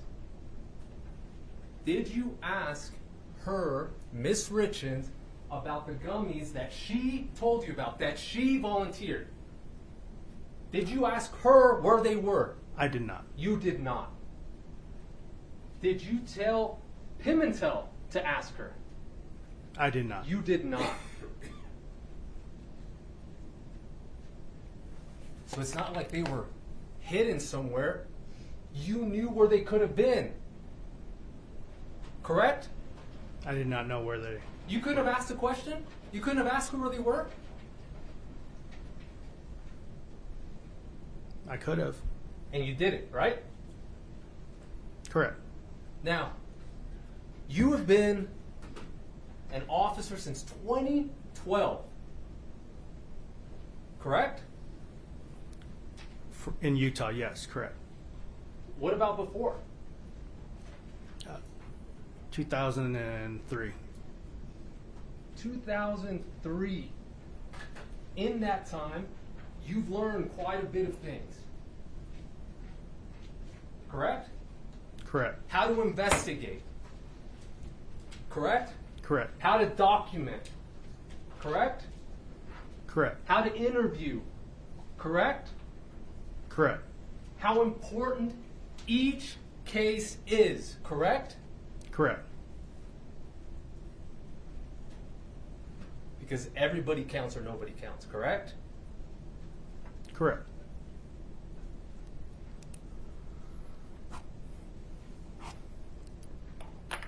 Now, we talked about things that you didn't do.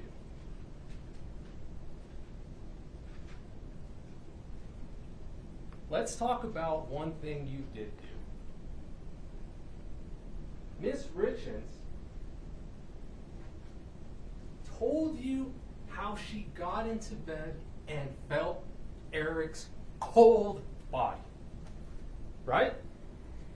Yes.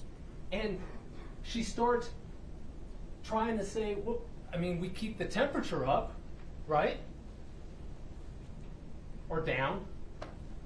Correct? Yes. And what do you do with that piece of information? What do you notice? That the temperature was set at 70 degrees. Cold body. And you check thermostat. Correct? Correct. And you even make a note that you thought it was a little warm. Correct? I put down the temperature, correct.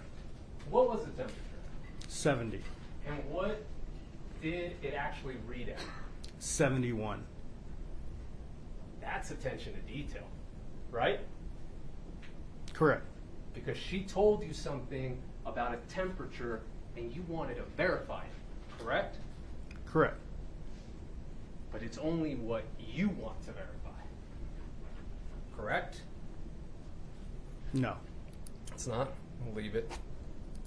Let's talk about times. Everybody's looking at that clock right now, and I'll try to shut up real quick. But I might need to come back tomorrow and judge. You gathered information about time, correct? Correct. You even get down to the minute at some points, correct? Correct. When you're filling out the form, for example. Let's go back to that. You remember there was a group of EMS people, including Mr. Cernich, correct? Correct. And you're writing down, what time did you guys get here? Correct? I did not ask that question. Did you overhear it? I did not. Really? Okay. We'll leave it alone. You need to document when things happen and where they happen, correct? Correct. Because you know that the information that's going to go into your report is going to be seen by other officers, correct? Correct. By possibly prosecutors, correct? Correct. By possibly judges, correct? Correct. By possibly jurors, correct? Correct.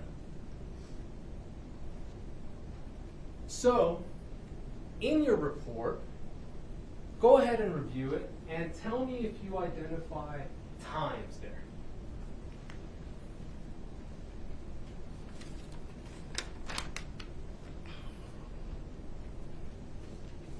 There's several. Let's start with the first. Are you on paragraph, let's see, 3? Yes. The narrative? Okay. And what is that time related to? The time they had a drink. Which was what? 9 o'clock. Now, is that exactly 9 o'clock? On my report? No. Did it actually happen at 9 o'clock? No, Miss Richens advised me that they had a drink at 9 o'clock. Okay. And did you, I don't know, confirm with her how she knew that? No, I took her word for it. Correct. Now, you arrived at 3:40. Okay. What time were you dispatched? I don't recall. Were you dispatched, would your dispatch be on your report? Probably in the call logs. Do you have that? I do not. Okay. Do you think did it take you 40 minutes to get there? I don't recall. I'll leave it alone. So, she says about 9 o'clock. You get there at 3:40, approximately, right? Yes. Now, during this time, you had some conversations with EMS, I believe it was Offred that we saw in the video, is that correct? Upon arrival? No. During your investigation, during the video we just saw at the end, she indicated, it's the lady who indicated, we think it's an aneurysm. Okay, yes. Yeah. And she had said he had been cold for a while, right? Correct. Okay. Now, the reason times are important, right, is because you need to try to figure out, hey, when did he die, right? Yes. Okay. So, when you say around 9, when you put around 9 in your report, or Ms. Richens says around 9, that's not exact, correct? It's going off her statement. Like a generalization, correct? Yes. Okay. Now, let's go to the next one. When's the next time you see a time arrival there? The time they went to bed. And when was that? 9:30. So you say go to bed.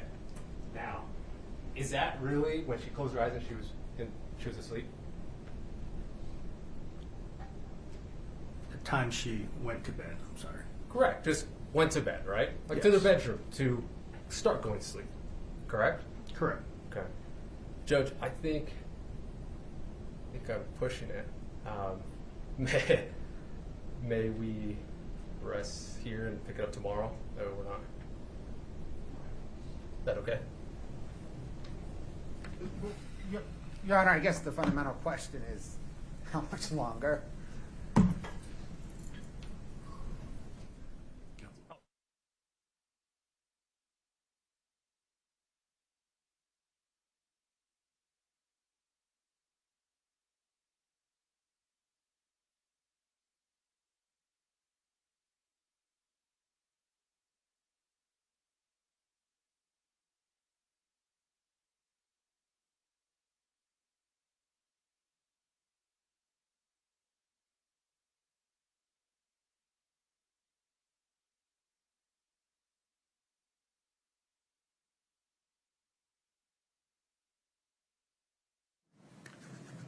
Ladies and gentlemen, we've worked hard today. I appreciate your patience.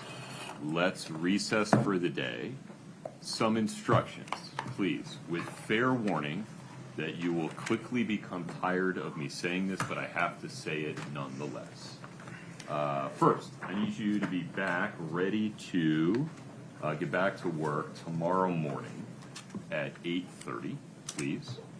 And if I can navigate my notes here, give me one moment.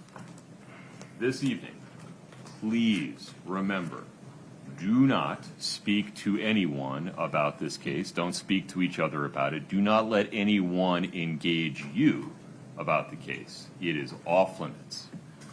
Please do not read, watch, or listen to anything about the case. You have to either actually or effectively change the channel. Move on if you see a headline, go to a different website, change the radio channel, go to another TV channel. Please do not read, listen, or watch anything about the case. Please don't post anything about the case. No research, no Google, no maps, no dictionary. Everything you learn about this case, you have to learn in the courtroom. I appreciate your patience. Please travel safely. Follow the deputy's instructions. We'll see you tomorrow morning at 8:30. You can leave those on your chairs if you want. Is that okay? Yeah. Thank you.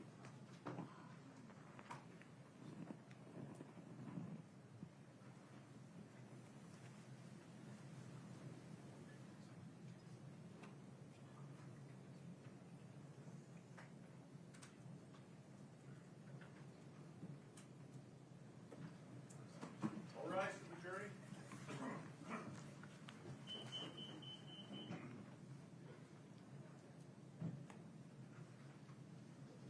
Good morning. Welcome back. Feel free to have a seat as you come in.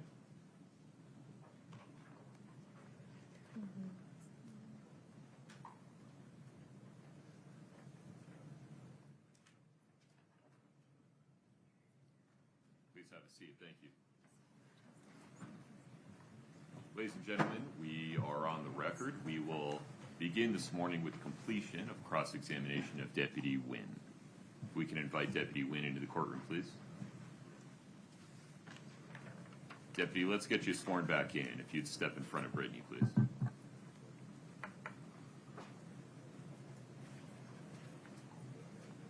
Do you solemnly swear the testimony you're about to give in the matter before the court to be the truth, the whole truth, and nothing but the truth, subject to the pains and penalties of perjury?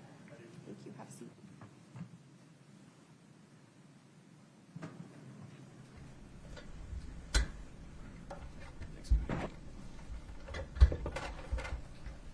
Mr. Ramos, please proceed.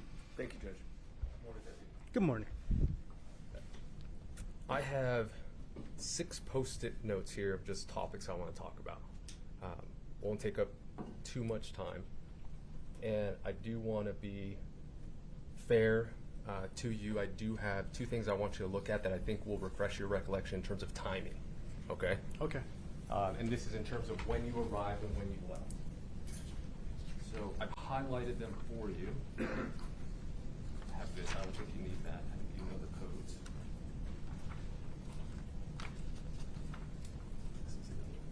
So take a look at those and let me know if you recognize them.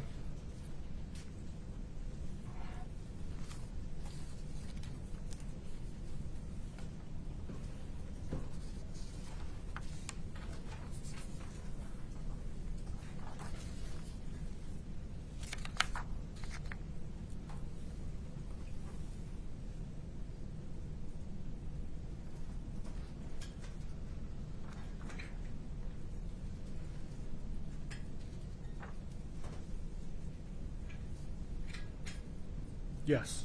Okay. Now, having reviewed those, would those documents give you an idea of when you arrived at the Willow Creek home, as well as when you left? Yes. Okay. And would it also refresh your recollection to know who was there while you were there? Yes. And seeing those, can you tell me approximately how long you were there, as well, how long you were there along with Detective Woody? I arrived at 3:40, and it looks like, can I refer to this? Of course, yeah. Okay. Looks like I dispatched out of the residence and en route to the station around 5:49. Okay. And then if you look at the crime scene log, and you see the time in, the time out columns. Okay. and go down to your name, Yes. and then it's followed by Detective Woody, right? Yes. Now, when do you leave? I'm sorry, when does Detective Woody arrive? Looks like she arrived at 5:17 per the crime scene log. And then what about you? What time did you leave? I left at, says here, 5:41. Okay. Now, and you gave us another number just now. It was 5:49, right? That was based on the dispatch log, correct? Yes. Okay. And so there's about an 8-minute discrepancy, right? Yes. Now, that is simply you leaving the actual residence and then walking to your car, maybe doing some things in your car, getting ready to leave, and then when you're formally leaving, that's when you dispatch 549, right? Yes. So there's specific numbers, but there's things in between, right? Yes. Okay. Now, the reason I want to bring that up is obviously it's important to know who was there, how long you were there. Approximately 24 minutes between yourself and Detective Woody that you guys were at the crime scene together, correct? Yes, possibly, yes. Well, she checked in at, what do you mean possibly? She checked in. Because these numbers depends on who does the crime scene log. If they log me out, let's just say their watch at a certain time, that's their time logging me out. Okay, so I'm not not actually writing the time I check out. Okay, so who on the did crime that? scene log. Who did that? I'm assuming Deputy Orgel. Deputy Orgel. Now, you have no reason to think that Deputy Orgel's watch would be 10 minutes off. I can't. Okay. But we can tell that more or less 5:41, 5:49, it's around that time. Yeah, it's pretty close. Okay. So let's give it 15 minutes instead of the 24, based on the crime scene log. You were with Detective Woody for about 15 minutes, correct? Possibly, yes. You were in the same residence, in the same vicinity. Yes. Okay. I'm not saying you're, linked arms with her, right? You were just there at the crime scene. Yes. Okay. According to the crime scene log. Yes. Okay. So, just like you explained now, things could be off, right? Watch what you remember, right? Yes. Okay. Now, we all watched the video yesterday, and there was a portion in that video where you informed Officer DiVotello, kind of the information you're gathering. We talked about that a lot yesterday. Okay? Yes. So I want to direct your attention there. Okay. I don't expect you to remember exactly what happened. The state has presented a transcript, okay? So I'm going to provide this to you, okay? Okay. And I want you to review this area that I am circling, okay? Just to refresh your recollection, okay? Okay. All right.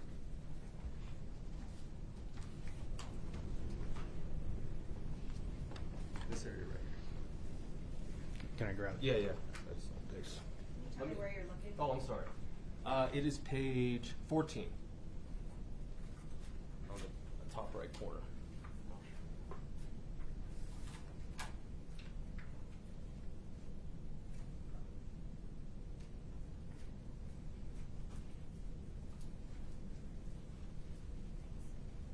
Okay.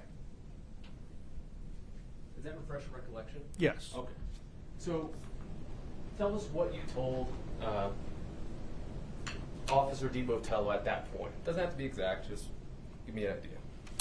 So I advised him that, gave him a little brief of what I gathered, and what Miss Kouri Richens stated was, and I said that from approximately 9:30, she went to bed, and then approximately 3 o'clock, she went back into bed with Mr. Richens, at which time he was cold and heavy. Perfect. Now, I'm going to provide this back to you. I'm going to be looking at the last line of page 9 and then the first paragraph of page 10.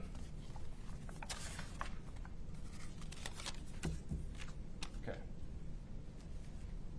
So it starts here, this line right here, and then move on to the first paragraph of this page, okay?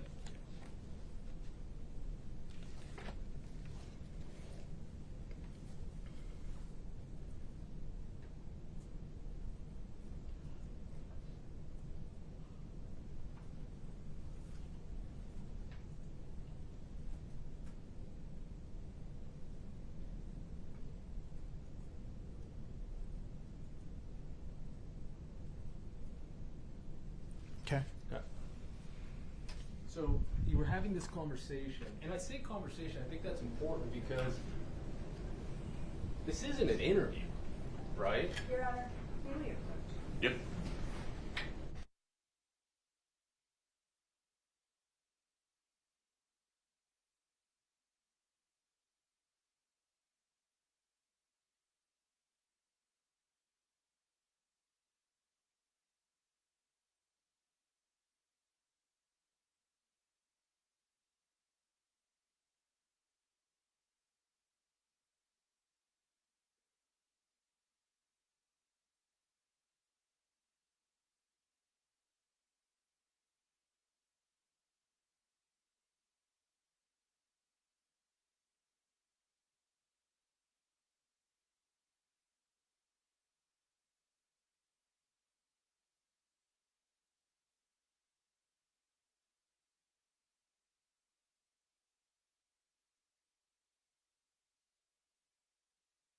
I just take it from the last judge? Yes, please. Okay.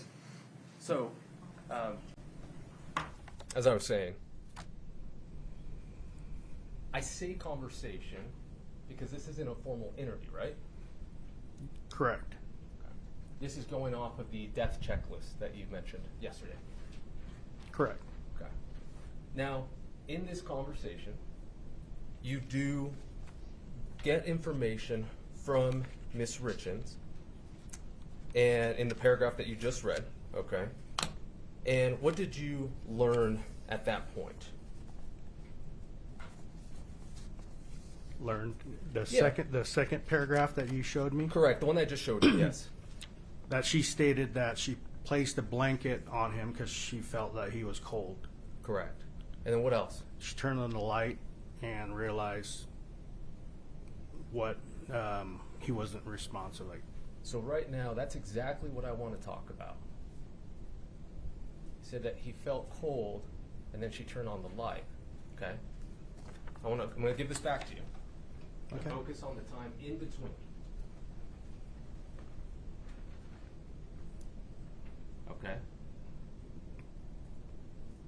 are we looking at a minute? Oh, just this underlined portion. Okay. Just read that to yourself. Okay. Okay? All right. So from the time that she felt and got into bed and felt his cold body, she put a blanket on, like you said, and then what did she do? She turned on the light. She felt that he wasn't breathing, so she turned on the light. How long? It says in the statement 1 minute. For a minute. For a minute. Correct. Now, we don't know, just like there are some changes for you as you testified earlier between 541, 549, a minute, right? Like for a minute, it's an expression, correct? Correct. Okay. So she gets into bed, she feels her cold husband, and she stays there for a minute. And then she doesn't hear him breathing. Okay? Is that right? Correct. Or anything. It says she didn't feel him breathing. Or anything. Or anything. Now, that's important. That's an important detail. Correct? Correct. That information wasn't given to DiBotello a couple minutes later, correct? in what we just read earlier? Correct. Okay.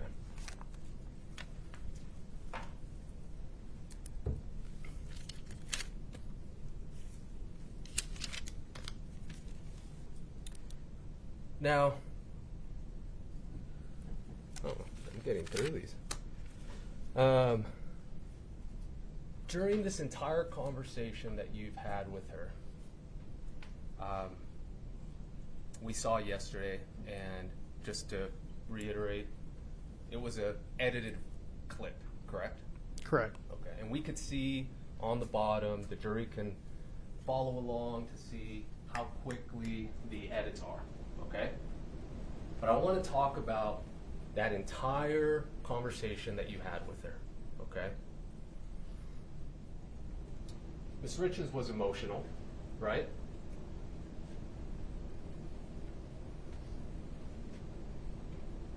Right? Yes, she was emotional. And she was upset. Yes. And that's common, right? I mean, that's not unexpected for somebody who just lost their husband, right? Correct. Okay. Now,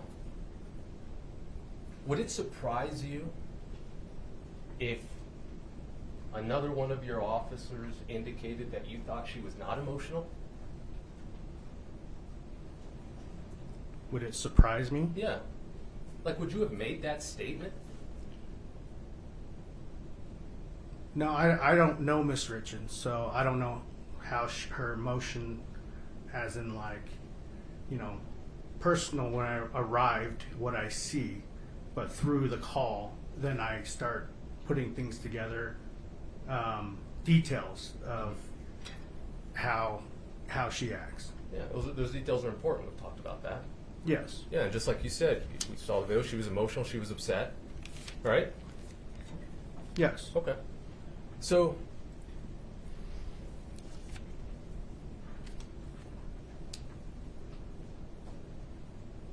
let's talk about the death investigation checklist, okay? We talked about yesterday about what you did. Actually, scratch that. I'm going to go to this one. This was presented yesterday in evidence. That's the voluntary statement. You recall that? Yes. Okay. That is a voluntary statement. Now, you didn't give this to Ms. Richens. I did not. Okay. Now, if you look around right before Ms. Richens' written statement, you see there's a line there. I want you to read that line, okay? It's followed by a bold lettering. Which you might point Yeah. out for Ms. Reynolds. So right above written statement, this line right here. Where it says describe? Correct. Just read that to yourself.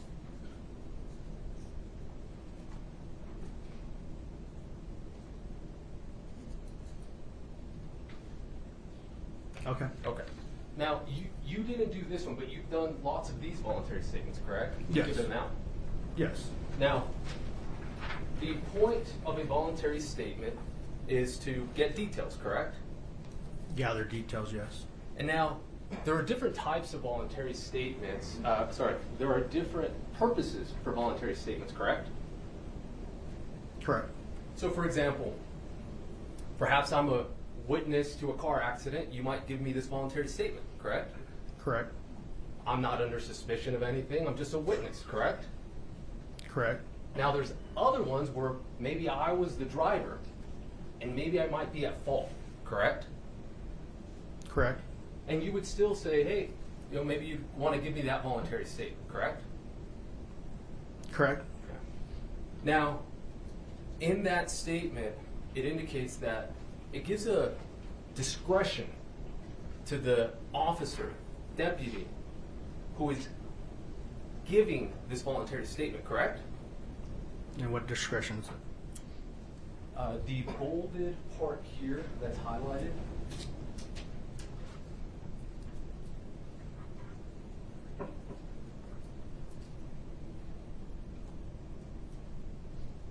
Okay. Yes. Right? So, what I mean by discretion is that it's the deputy who has to provide instruction to whoever it is that he's providing this to. Correct? Correct. Because maybe what I think is important is not necessarily important to you. Correct? Correct. Okay.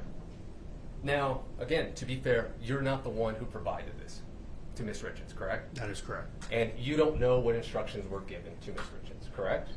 That is correct. And you don't know if any clarifications were needed or anything, correct?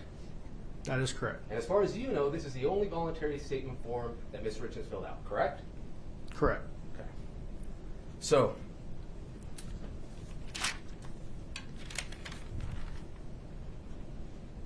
let's talk about the death investigation information checklist. I'm going to hand this to you, okay? Okay. Now, when you arrived, you were the third to arrive, correct? From, not from EMS, just from Summit County Sheriff's Office. Correct. Pimentel was there. Correct. DiBotello was there. Correct. Now, you were in charge of the death investigation checklist. That is correct. Okay. And how is that determined? The initial officer. Which was who? It was me. Okay. And why were you the initial officer, even though you were the third one to arrive? I was assigned to that zone to take calls in that zone. Right. So, this is your case. Your scene. Yes. Okay. So you're the one who gets to direct people on what to do. Me and the sergeant, yes. Fair. Now, you've done, I suspect, or you have this death investigation checklist and you go through it, correct? That is correct. Okay. Now, I want to direct your attention to the scene response section, and I'll walk you through it. It's right here. Okay. Okay? Now, there are 1, 2, 3, 4, 5. There are 6 things I want that are highlighted there that I want. They're in bold, and we're going to go through them in order. Okay? Okay. All right. I'm going to start with the first one, which is securing the scene. Correct? Correct. Okay. Now, even if it was my first time doing a checklist, a death investigation checklist, I would be able to follow these instructions, correct? Correct. All right. Now, part of that securing the scene, which I think we saw you do, was you need to explain to everybody there kind of the purpose, right? Yes. And exactly what do you need to do? It says find a comfortable location outside. Let's go back to the first sentence there. Kindly explain to the family that the scene needs to be vacated until the scene is processed. Okay. Vacated, right? You want me to continue? No, vacated, correct? Correct. And you know what vacated means? Yes. Okay. Now, the following is, what is your duty in order to vacate a scene? What do you have to do? Remove people from the residence. From the residence, right? Correct. Okay. And it actually gives you examples of where you can go, right? Correct. Such as a comfortable location outside, right? Yes. Another family or member or friend's house, correct? Correct. Okay. That wasn't done here.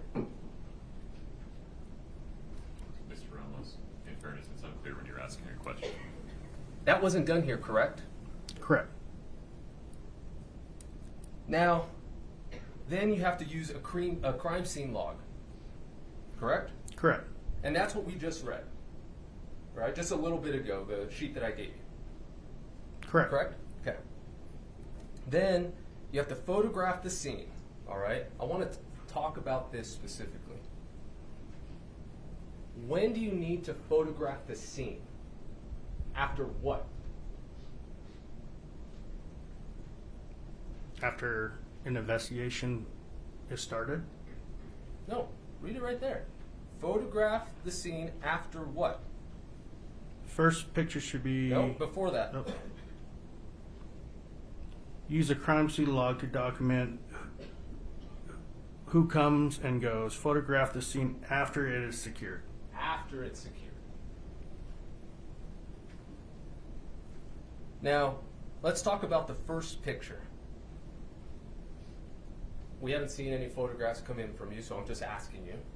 The first photograph that you took, what does it tell you to do? You should place a placard with the case information. And did you do that here? I did not. Okay. Now, I'll skip to the last one, the medication log. We talked about that. You assigned that to, I believe it was Mr. Pimentel, correct? Correct. Okay. So let's move to the second to last. What does it say that you're not supposed to do? Can you clarify? Yeah, absolutely. Let me walk up there. Starting right here. Do not disturb the scene unless discussed with both investigations and OME. Okay. Now,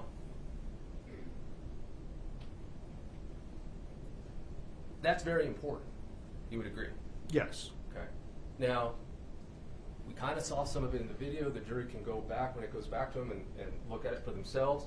But you went around the scene. I'll back up. The scene wasn't secure, correct? Correct. Okay. And then yourself and your two deputies or officers that were with you went around the main floor of the house, mainly the area where Mr. Richens was, and the bathroom, correct? Correct. And you moved things around, correct? Correct. And you were finding things, correct? Correct. And when you took photographs, you didn't put on the photographs or in your report what you moved, correct? What I photographed? Yeah. Yeah, what I photographed, correct. Right. The scene that you photographed was an unsecured scene, correct? I would say semi-secured. Okay. Go back to that whole scene response paragraph that we just read, okay, that we just walked through. Can you find semi-secured for me? No, it's not it. Okay.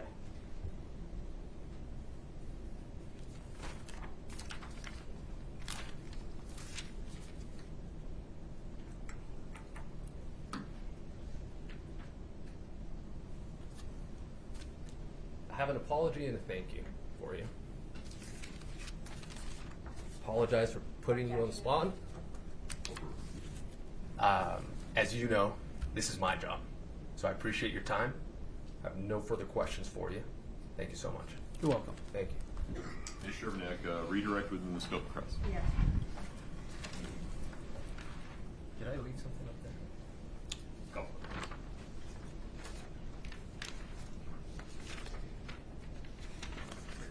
Thank you. Mhm. Appreciate it. Good morning, Deputy Witt. Good morning. A few follow-up questions for you. I want to discuss with you chain of command within the sheriff's office. Yes. You testified that you were a patrol deputy that night, Correct. and within the chain of command, above a patrol deputy is a patrol sergeant. Correct. Above that is a lieutenant. Correct. Above that is a captain. Correct. And also within there, other assignments include investigators or detectives. Correct. None of those were your role that night. No, it was not. It was not your responsibility to tell other officers what to do. Correct. It was your responsibility to fill out that death checklist. Correct. We saw you do that on the body camera video. That's what you were filling out, right? Yes. When you were asking Ms. Richens those questions. Yes. And after you filled out that checklist, what'd you do with it? I When you placed- left the scene. I logged it into the case file. You logged it into the case file, and that means that it's within the police system at that point. Yes. Other officers can see that checklist. Absolutely. They can review it once you upload it. Yes. Same thing with the report you filled out. Yes. The summary that's in your report was treated the same as the checklist. Yes. It was uploaded to the case file Yes. where other officers can review it. Yes. As soon as it's uploaded, right? It's immediately available to them. Immediately. Same situation with your body camera footage. Yes. Once it's uploaded to the system, every other officer can view it. If they have authorization to view it. Right, but officers that would need to view it have that capability. Yes. So all of that information was passed on to the other officers on the case. Correct.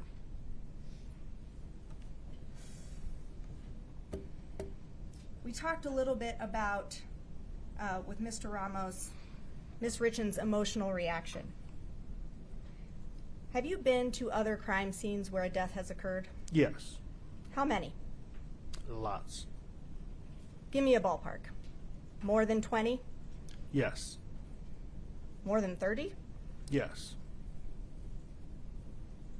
Was Ms. Richens' emotional reaction consistent with what you typically see? No. Please describe that. Well, I'm on scene at a death call. Normally, you know, the victim, they have tears. They look at me when I ask them a question while they respond. They're pretty direct when I ask a direct question. It just, every time I spoke to Ms. Richens, just seems like her face was in her hands and I couldn't see her face. I think at one time I even leaned down and just tried to look to see her emotions. But, you know, it was just a little abnormal. Those are my questions for you. Thank you. Within the scope, redirect, please, Mr. Ramos. Absolutely, Judge. I only have one post-it note.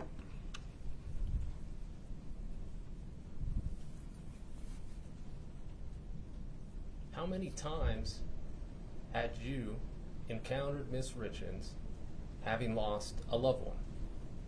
Never. Never. In fact, when I was just asking you questions before, you said, I don't know Miss Richens. That is correct. That you can't tell what exactly she's feeling. Correct. If you can't say it's abnormal. I said it was abnormal to all the other calls that I've been on. Let's talk about those other calls. What did you say? You said victim. You specified victim in response to Ms. Shervanak's question. That it was victims looking you in the eye, crying about what had just happened to them.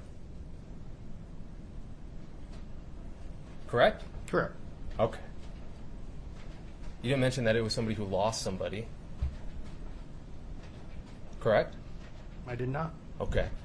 Now, we could argue forever about whether your emotions on the stand or mine are abnormal or not. Correct? Correct. The fact is, at the end of the day, no matter what Ms. Shervanak asks you or what I ask you, you don't know whether or not or what Ms. Richens was feeling. Correct? Correct. No further questions. Ms. Shervanak, may we let the deputy step down? Yes, sir. You're free to go, sir. Thank you. Might take that couple. Thank you. Counsel, the state's next witness. Pimentel. Deputy Pimentel, Your Honor. Okay.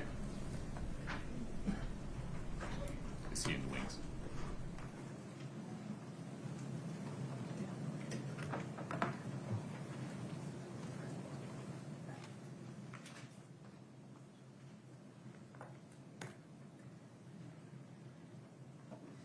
We're going to change things up. We're going to call Ms. Cameron Sessions.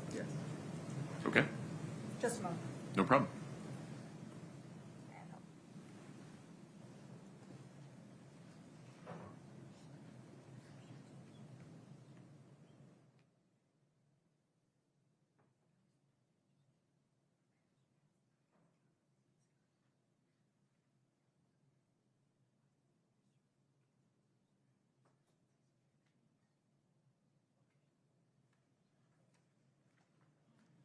Go make sure Miss Sessions is on her way.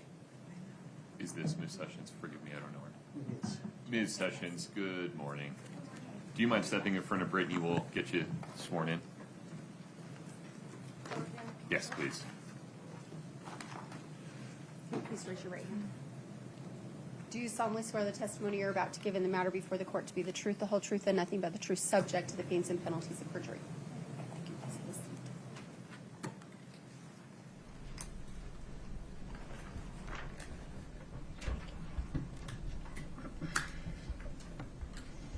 have a seat. Mr. Burmester, please proceed. Thank you, Your Honor. Good morning. Could you please state your full name and spell your last name? My name is Cameron Larson, Larson. Now, May I ask you to do me a favor? Yes. You can sit wherever you're comfortable. Will you pull the mic a little closer to you? Yes, absolutely. It's easier to move the mic. Okay. You can just pull it towards you. Thank you. now we called Cameron Sessions. Now Ms. Larson ends up on the stand. What has happened? I changed my name since getting married. And since March 4th of 2022? I was married in October of 2021. I just didn't change my name until later. Got it. Perfect. Thank you. What is your current employment? My current employment is an evidence technician with the Park City Police Department. I see. Now, back in 2022, did you have an assignment with the Office of the Medical Examiner? Correct. Your voice is so soft. Really get that mic close to you. I just want to make sure your testimony is important.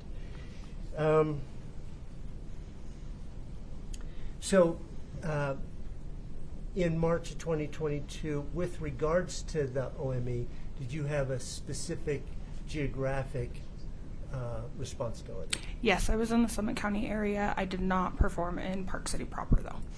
Just in the jurisdiction of the Summit County Sheriff's Office. Has that since changed? Yes. Now you're Park City OME? Correct. Somebody else is Correct. Summit County. I see. Okay. Was that a relatively new assignment for you? Yes, it would have been my first one by myself without a mentor. I see. And had you been training on that for some time before that? Yes. About how long? I'd say probably about 2 months. I see. Did you, with regards to your other assignment, do you have training or with regards to your Park City assignment? Yes. What could you elaborate on that just briefly? On what my assignment is currently? Yes. What training do you have before you started as Park City evidence? I was a dispatcher as well as a crime scene and evidence technician, so I had... Did you have training for that evidence technician? Yes. Could you briefly describe what that is? How to take photos, write reports, stuff of that nature. I see. So on that particular day, March 4th of 2022, did you have an occasion to be at 282 Willow Court in Francis? Yes. How did you know to go there? I don't remember who, but I was given a call to come perform as the medical examiner investigator. Okay. Do you recall what time you arrived approximately? Approximately 6:30 a.m. When you got there, what did you see? I was led into the master bedroom where I saw the decedent at the foot of the bed covered by a white sheet. Did you at some point remove the white sheet? Yes. What did you see then? The decedent was laying face up with a t-shirt over his face and boxer shorts. Okay. Did you notice any other objects or things associated with his body? He did have red fluid on his face. Okay. How about any medical intervention devices? Yes. Tell me about those. He had a few different things. If I remember correctly, he had AEDs on his chest. What? I'm sorry, you said what? AED. What's that? The shocking device. I see. On his chest, and then he may have had some tubing in his knees.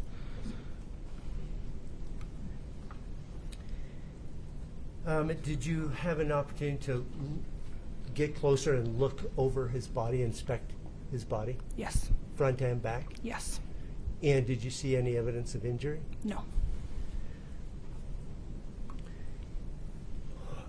When you arrive on a scene as the OME, do the police department, or in this case the sheriff's office, have other responsibilities that kind of cross over?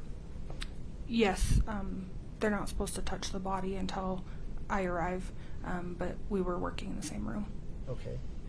Does that include collecting evidence? Yes. Okay. Did you work with anyone from the Summit County Sheriff's Office? Yes, Chelsea Gibson as well as Detective Woody.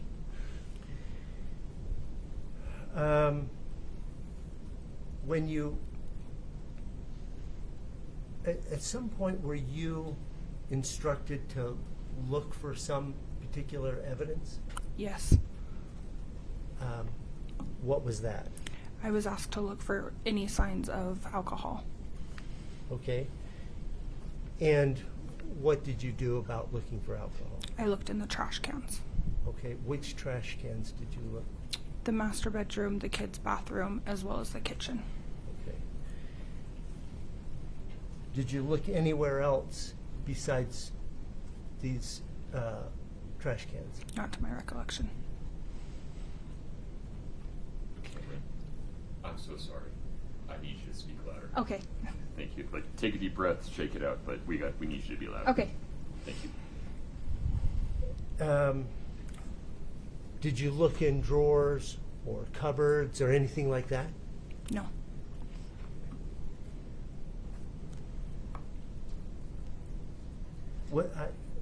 Why not? My job as the medical examiner investigator was to go and check the body and the decedent.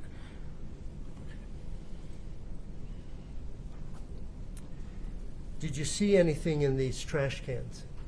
To my recollection, there was nothing in the master bedroom or the bathroom. However, in the kitchen, there was coffee grounds, a newspaper, and a cock and bull bottle. Okay. I'm unfamiliar with cock and bull. What does that mean? It's a ginger beer. I see. Is that an alcoholic beverage? No, sir. Okay. Did you note that in your report at all? I did not. So it's some 4 years later. How do you remember that there was this cock and bull ginger beer, non-alcoholic beverage you were not looking for in the garbage can? It is something that my dad kept on hand as a child. Okay.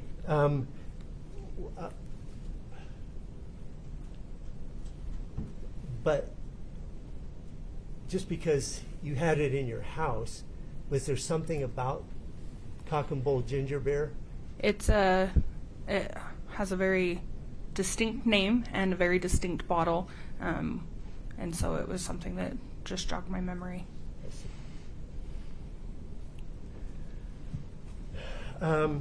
Did you look around the master bedroom where Eric Richens' body was for medications, things like that? On surface areas. Did you look for any evidence of alcohol out in the open in the master bedroom? Not to my recollection. Did you see any? No.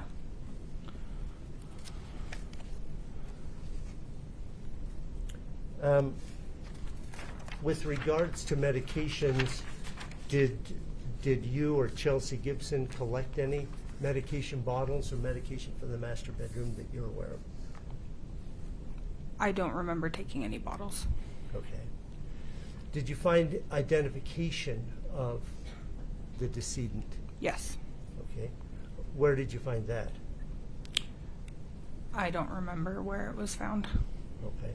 Did you, can we focus attention on State's Exhibit 10-1, please, just for the witness and the lawyers? One moment.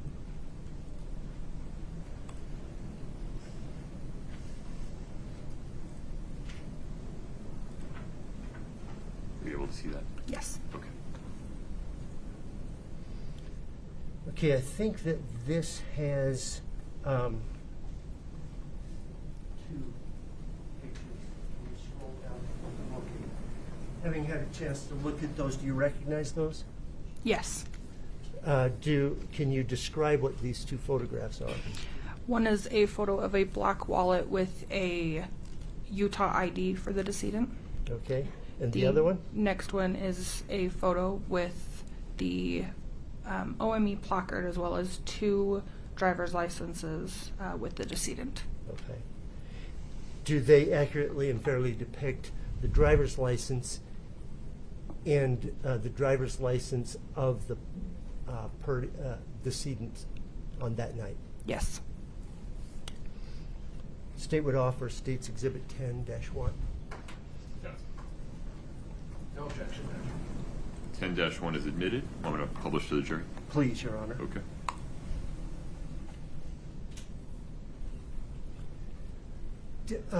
Did the person depicted in the driver's license appear to be the same person who was the decedent who was laying there? Yes. Okay. You can, yeah, okay, good. Now, can you, when you are finished doing your investigation, what do you do with the decedent's body? Transport is called. We wait until transport arrives, and then the decedent is placed in a body bag, and we have a seal that goes through the 2 zippers to close the body bag. Okay, so you can't access the body bag without breaking that seal. Is that the purpose? Correct. Okay. I'd like you to turn your attention to State's Exhibit 10-2, please.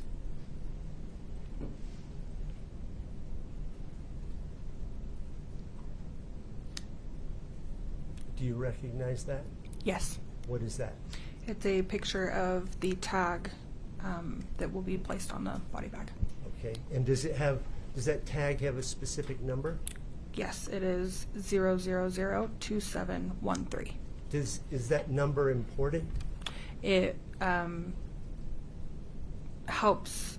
The number is correlated with the specific decedent, so that when the body arrives at the OME's office, they can make sure that the numbers match. Okay. So it's unique. It's not everyone for Summit County is 2713. No. Okay.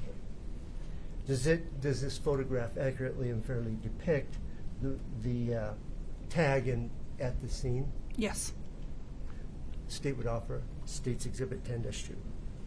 Jim, we're not going to necessarily have an objection to that, but housekeeping, if we may approach. Yeah. Thank you.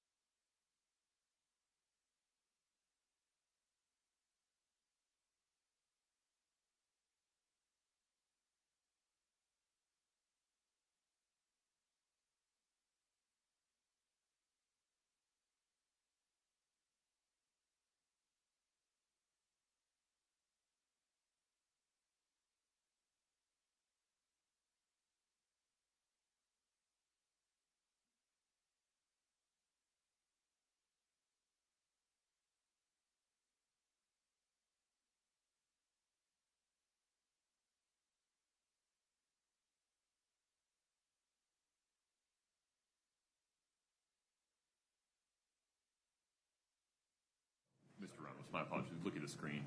Oh. Let me know if you have any objection to this version.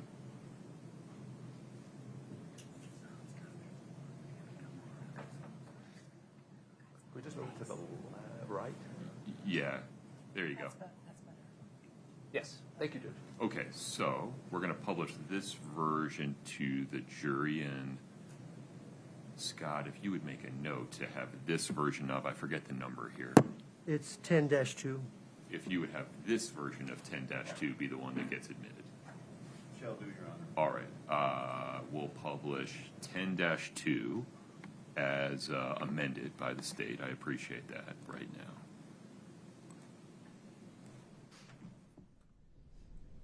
Okay, so you say you, once the body and any other things that you put in there, what other things might you put in with the body? Any identification, such as driver's license, if there was any medication with his name on it, that would have also went to the medical examiner's office. So, in this case, those 2 driver's licenses were packaged? Correct. Okay. Now, I'd like you to turn your attention to 10-3, please.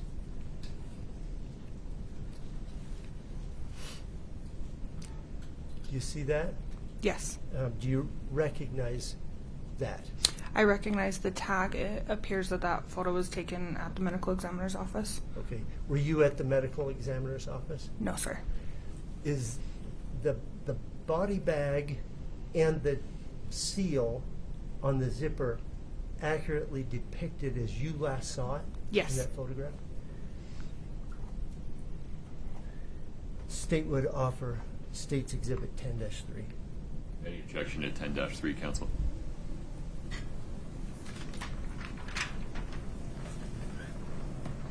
Sorry, Judge, I just want to make sure. We're not going to object. I think it's going to come in through another witness, which I would feel more comfortable. I don't see any objection now. That's fine. Okay. I can cross-examine her if I have any questions. Thank you, Judge. 10-3 is admitted and published.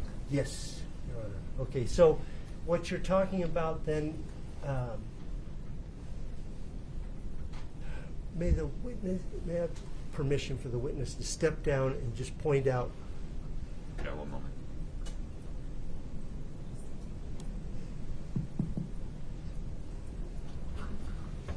Okay, watch your step, please.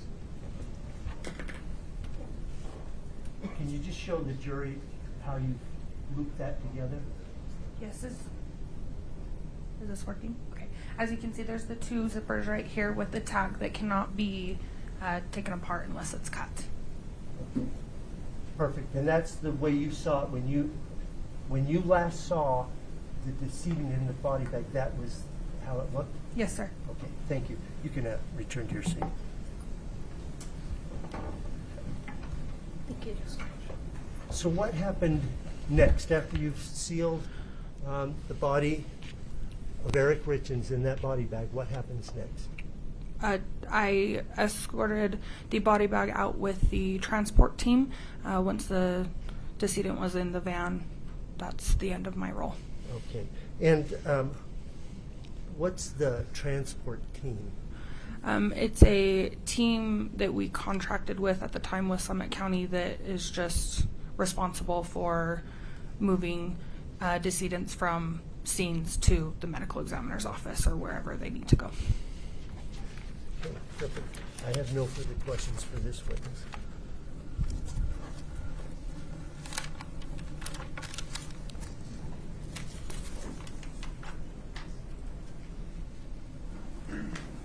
Judge, I don't think I'll need to go on the community break. Folks want to keep going? Okay. No further questions? Understood. I'm sorry. That's okay. Mr. Ramos is stepping up. That is all that. Oh, he is stepping up. Yes. Okay, I'm sorry. It was a bit. No, I was just shocked that you didn't have questions. Oh. You and my wife both.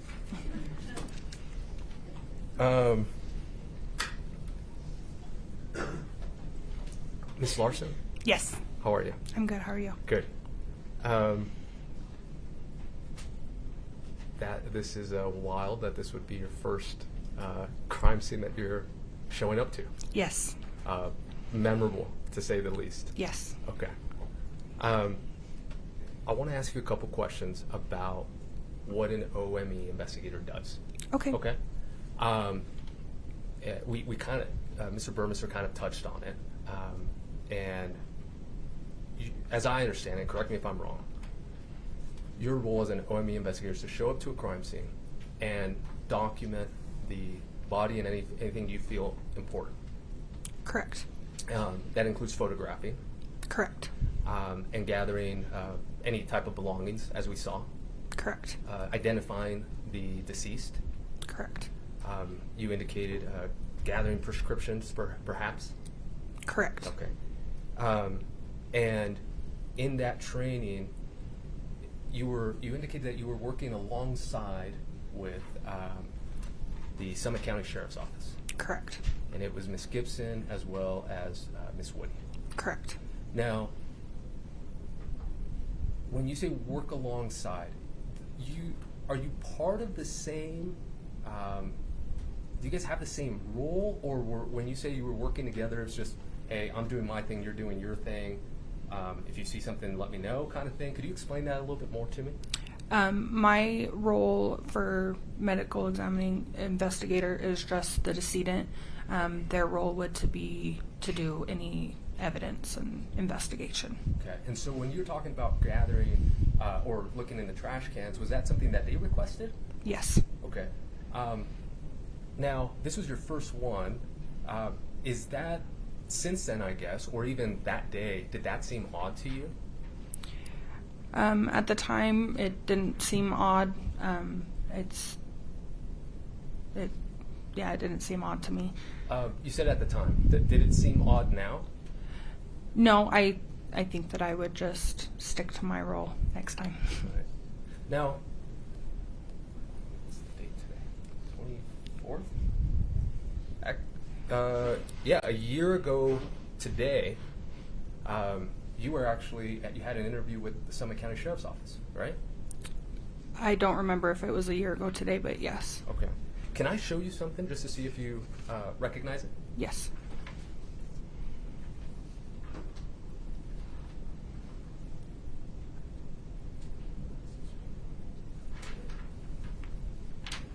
And I just look at it. You don't have to read the whole thing. Just let me know if you recognize it, and then maybe find the date. I do recognize it. It says February 24th, 2025. And is that yours? Yes. Okay. Thank you.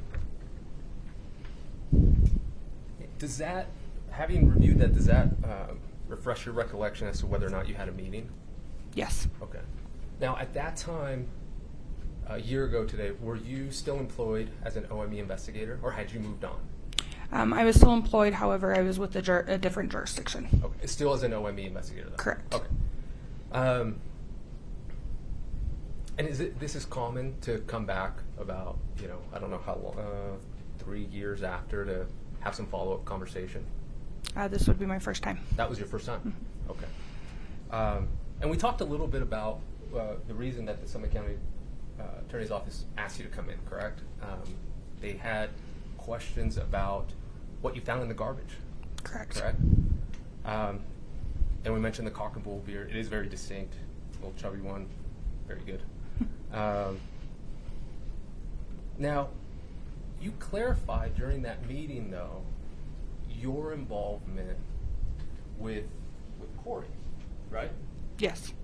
And specifically, you talked about how you really only had one conversation with her, right? Correct.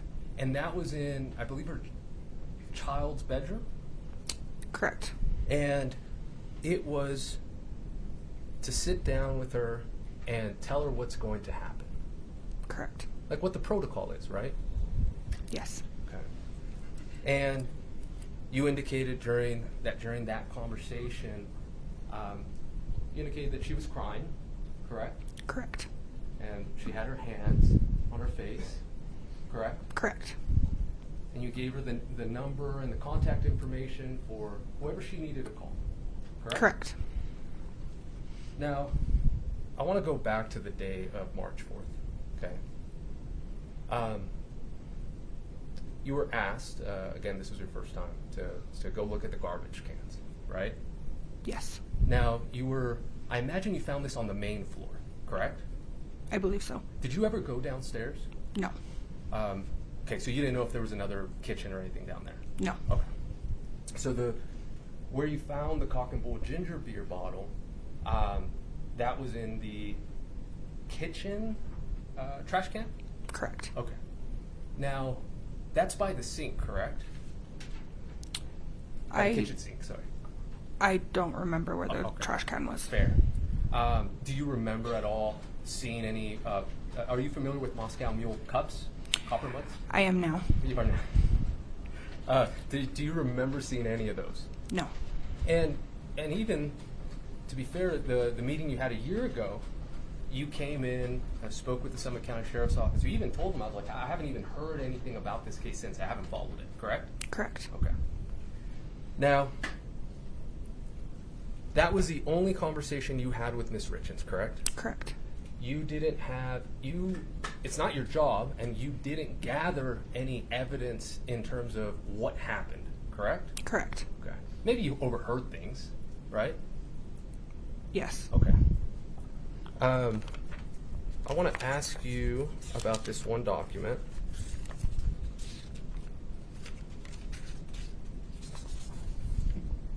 Just to see if you remember.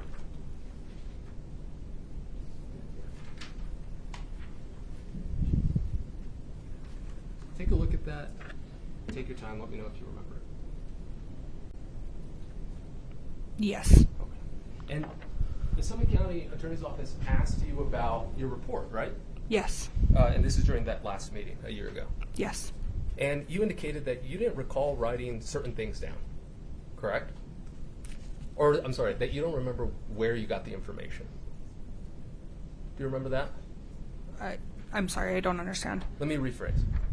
The meeting you had a year ago, where you were brought in, you were asked about your report, your initial report. Do you remember that? Yes. Okay. And they asked you about very specific things. Do you remember that? Yes. And you told them, I actually don't remember that, where I got that some of that information from. Do you recall that? Yes. Okay. So this document that I just showed you right now, the case narrative, is this, I'm just curious how you compile this. Is this something that you yourself write all out? Yes. It is. And where do you get that information? I had gotten some information from the 911 call as well as the detective before writing the report. And that's exactly my point, is that we know that your job isn't to do any investigation, right? Correct. And it's not to interview Ms. Richens and ask her what happened, right? Correct. But it is your job to get information, perhaps in this case from EMS or the 911 call, or Detective Woody, or any of the other officers that showed up, right? Correct. Now, you're just taking what they're giving you at face value, right? Correct. You're not getting it firsthand, correct? Correct. So you don't know how truthful it is, correct? Correct. And so it's fair to say that while you wrote this, apart from the information that you knew directly, like I showed up, I saw him, I bagged it, this is a number, apart from things that you actually did, it's fair to say that this is a summary or a copy. We're going over. Counsel.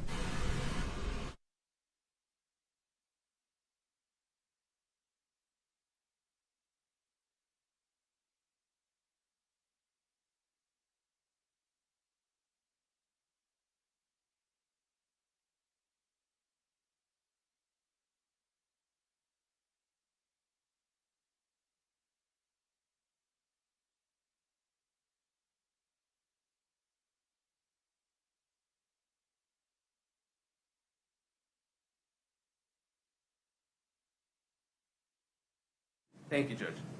Sorry, forgot where I was.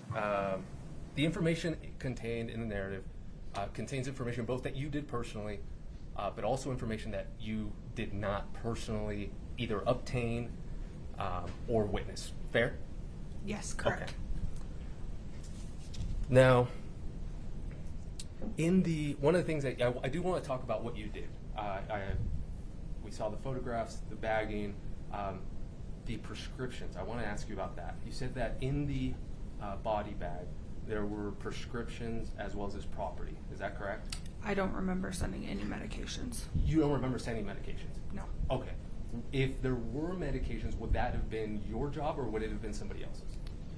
If there was medication that was out in the open with his name on it, then yes, it would have gone. If it was medication that was did not have his name on it or was generic, it would not have gone with him. Got it. And do you would you have had would you have taken pictures if you had put anything inside of the body bag? Yes. Okay. And you don't recall doing that in this case? No. Okay. I'm just going to go through my Post-its. I think I'm done. Give me 1 second.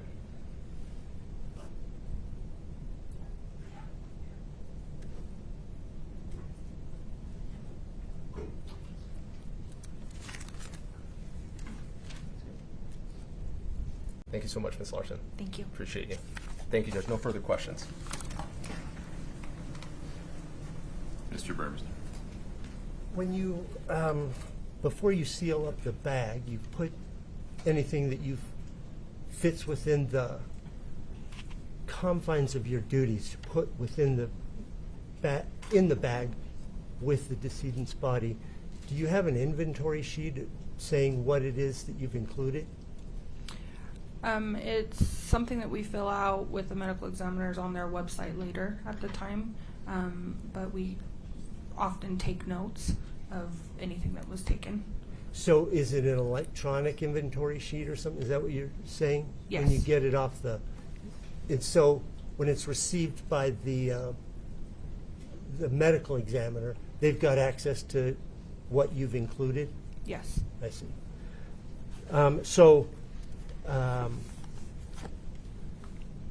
If there were medications, that inventory sheet would have what you had included? Yes. Is it possible that other items of medication with his name on it were included in that bag that you don't remember today? Yes. Okay. Now, defense counsel asked you about this meeting. Do you remember the location where that meeting was with? It was at the Summit County Sheriff's Office. At the sheriff's office, okay. And was anyone there besides the county attorney? It was myself, Miss Olson, and Hopper. Okay. If I remember correctly. Hopper is an investigator? I'm not certain what his role is anymore. Okay. Do you recall if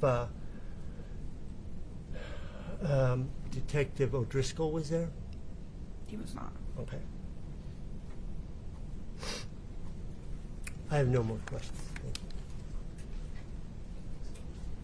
Just related to the scope, Judge.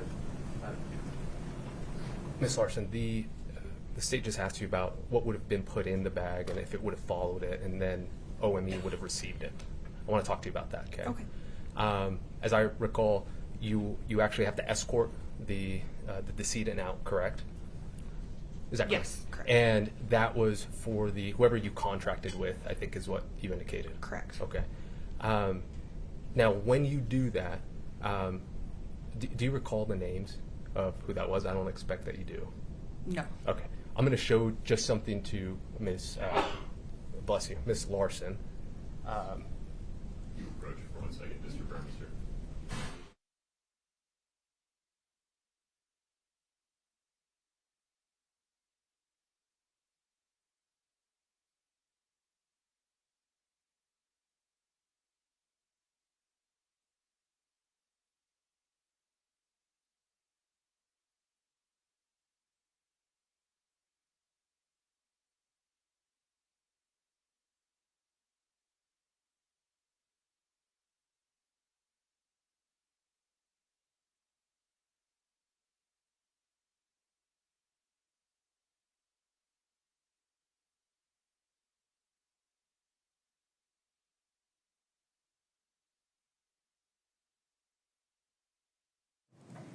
I don't have a physical copy.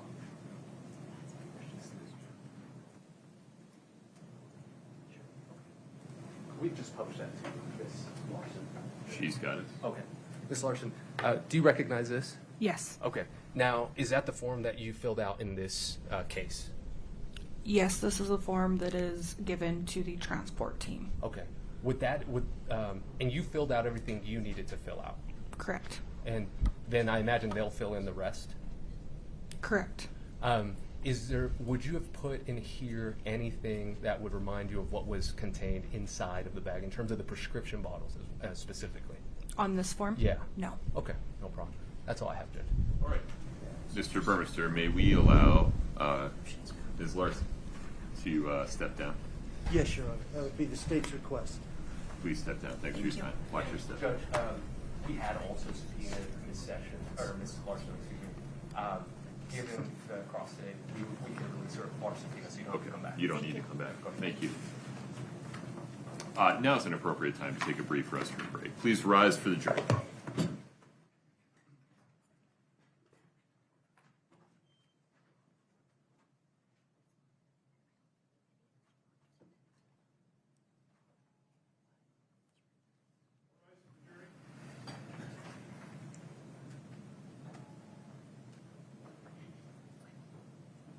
Please have a seat, folks. Thank you.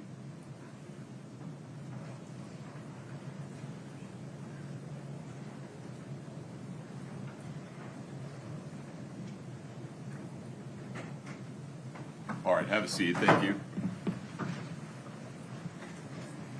Counsel, the state's next witness, please. Deputy Pimentel, please. Very good.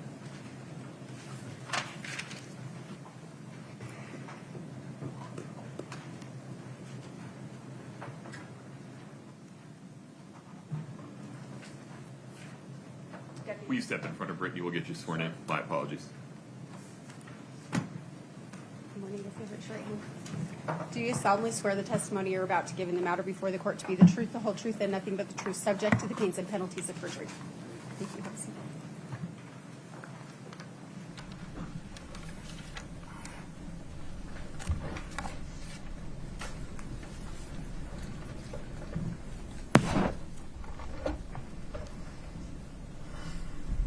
Good morning.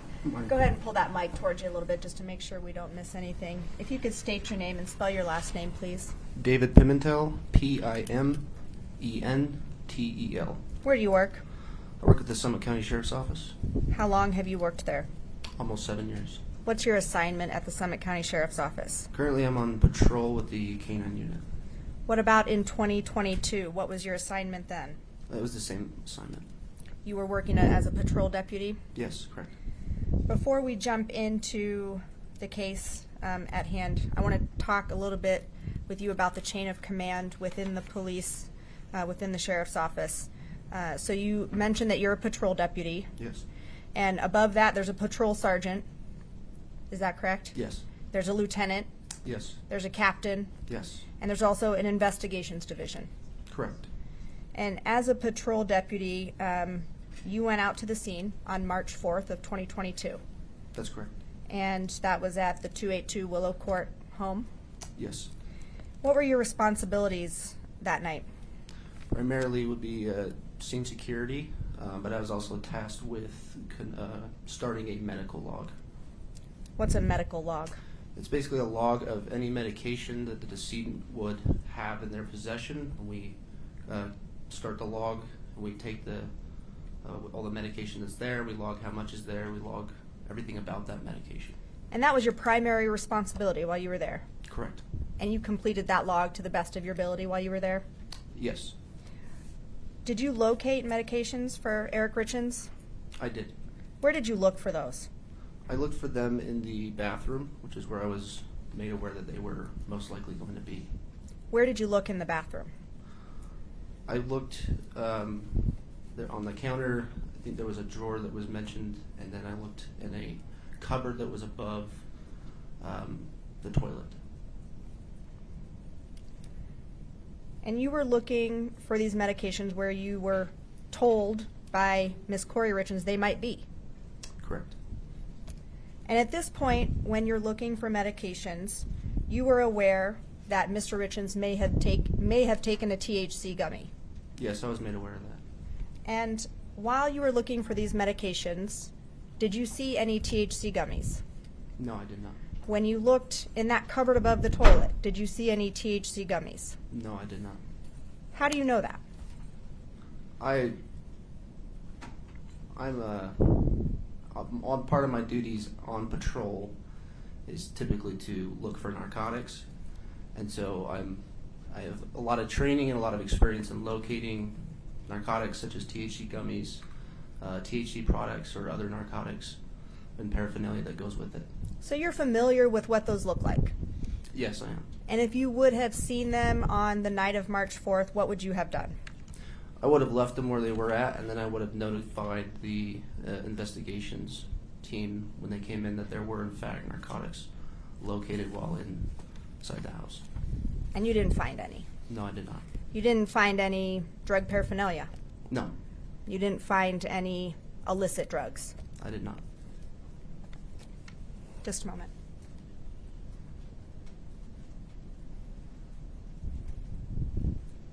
Those are all my questions for you. I expect the defense might have some as well. Okay. Thank you.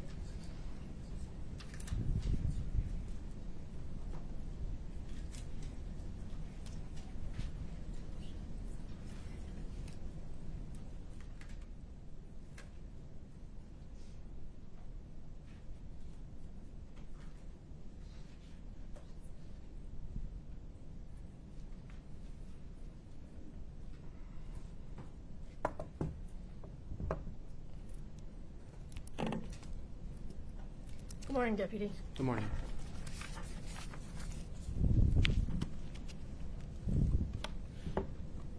So the night of March 4th, your early morning, March 4th, really, could you tell me what time you arrived at the scene? I don't recall exactly what time. All right. Well, let me just see if this refreshes your recollection.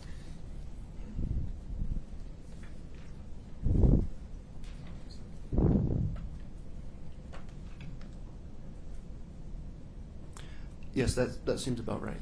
Yes. So about what time did you arrive at the scene? Around 3:30 or 3:50. 3:50. And what time did you leave? I also don't recall exactly what time I left. Would it be accurate?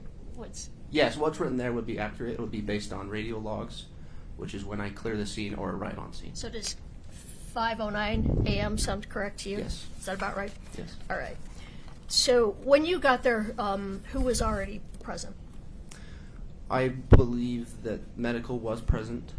I do not recall if there were any other law enforcement present, but I do recall that they were medical was on scene. Okay, medical. So EMTs and... Yeah, so when I say medical, I mean like EMT and also the fire department. I just view them as the same entity. So I don't know if it was one or the other. I just know that medical personnel were on scene. All right. And you said your assignment at the scene was security and a medical log. That's correct. So all your information about medications, did it come from Ms. Richens, or were there other deputies that told you or repeated to you what Ms. Richens had told them? Both, yes. So there wasn't, as I recall, there was another deputy who informed me, hey, there might be more medications in the bathroom. More medications in the bathroom as compared to the bedroom? I don't recall if the bedroom was mentioned, so I can't give you a firm answer on that. Okay. Well, let me ask you this. Where specifically in the home did you look for medications? I looked in to my recollection, I looked in the bathroom. That's the only room you looked in was the master bathroom? Looking for medications, yes, I believe that was the only place I looked for medications. All right. Now, you started, is it a handwritten log, correct? Correct. All right. Let me just have you take a look at this. You recognize this?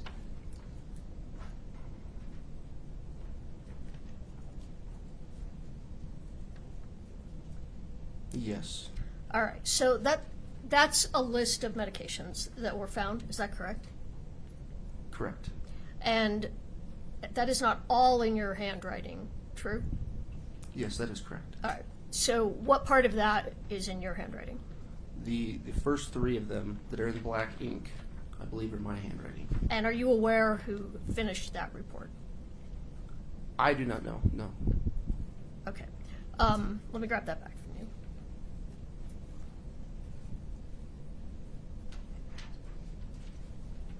Can I just have one moment, Your Honor? Of course.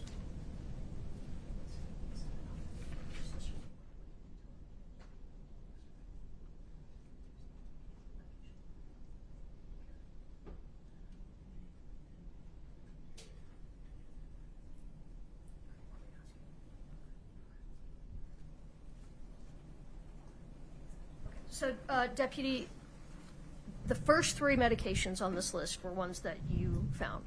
Correct. And do you recall what those 3 medications were, or do I need to have this back? Yeah, I do not recall the medications. All right. Some of them have longer. Before I get, I'm sorry, I have a tendency to talk over I'm sorry. My mouth goes faster than my brain. Are you aware where the other medications that are in someone else's handwriting, where they were found? I do not know. All right. Let me just have you take a quick look at the first 3 then that you found again. Okay.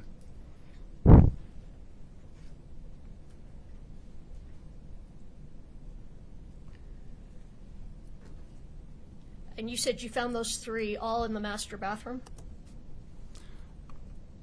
To my recollection, yes, I believe it did.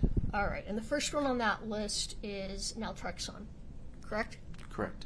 And are you aware what that medication is used for? I am not. All right. The next one is the hydrocodone, which we've spoken about, correct? That's what the next one is you wrote down. Mm-hmm. And the third one was, you might have to remind me. I'll do my best. Doxycycline? Doxycycline. Okay. Yes. Cycline. All right. And you're not aware what that medication's for then? No. All right. Well, we'll talk about that then later. All right. So during the time you were there, you only found 3 medications? To my recollection, yes. All right. Over that hour and a half? Yes. Now, you said that you had a conversation with Ms. Richens, and was it Ms. Richens that told you there were THC gummies, that Mr. Richens had possibly taken a THC gummy? I believe she did mention that there was THC gummies, yes. Did you ask her where the gummies were located? I do not recall if I asked her that question. All right. Would that be important to know since you were looking for medications to log? Only if they were prescribed to him would I be looking for them. Well, didn't you testify that you would also look for illicit drugs? No, I was not looking for them, but if I had seen them during my time, then I would have made a note of them. You would have made a note if you'd seen them. However, you were told that he had possibly taken this drug, but you didn't think to ask where that might be located so you could log it? No. All right. So where specifically in the master bathroom did you look? I believe I looked on the counter. If you walk in and then on the left side, there's a counter there. I believe I looked on the counter. I believe there was a mention of one of the drawers had it, and then I also, on the opposite side, above the toilet, there is a cabinet, and I looked in there. I'm sorry, will you say that last part again? So on the right side of the bathroom, there's a toilet, and then above the toilet there is a cabinet, and I looked in there. All right. And now that bathroom is connected to a walk-in closet, correct? Correct. So you go into the bathroom and then into the closet. Yes. Did you look in the closet? No, I did not. And you said you looked in the drawer, and I don't know if I understood you. Someone told you to look in the drawer? I believe that somebody mentioned that there was a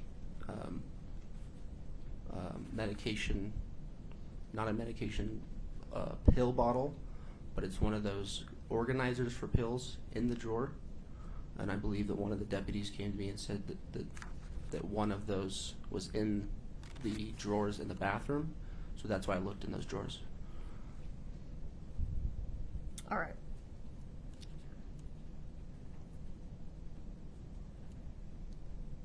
So when you left at approximately 5 in the morning, a little bit after 5, what did you do with that medication log? So the medication log and the medication that was collected was left in the room on the dresser that was in that room.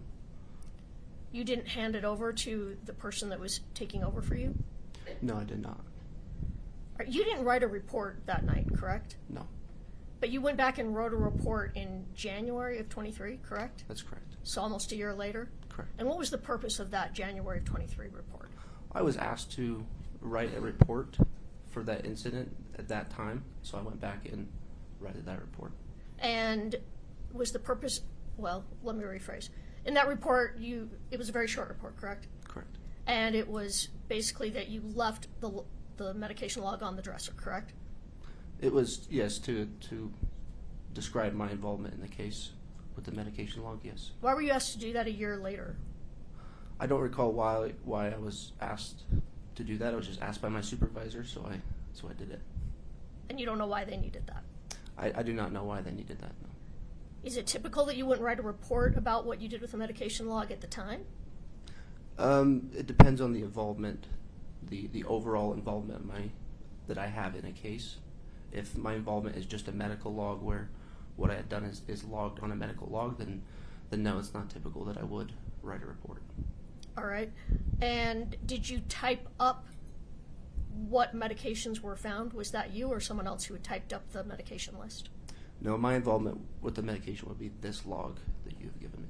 So that's it. You were there for an hour and a half, and during the time you were there, well, about an hour and a half, you logged the 3 medications. Correct. And you only looked in the bathroom. You didn't look in the kitchen, correct? Correct. And you didn't look in the drawers in the bedroom? No. And you didn't look anywhere else in the house for medications? Correct. And you didn't ask Ms. Richens where medications for Mr. Richens would be located? I believe I did ask her. Well, you didn't ask her where the THC was located? No, I did not. All right. One moment.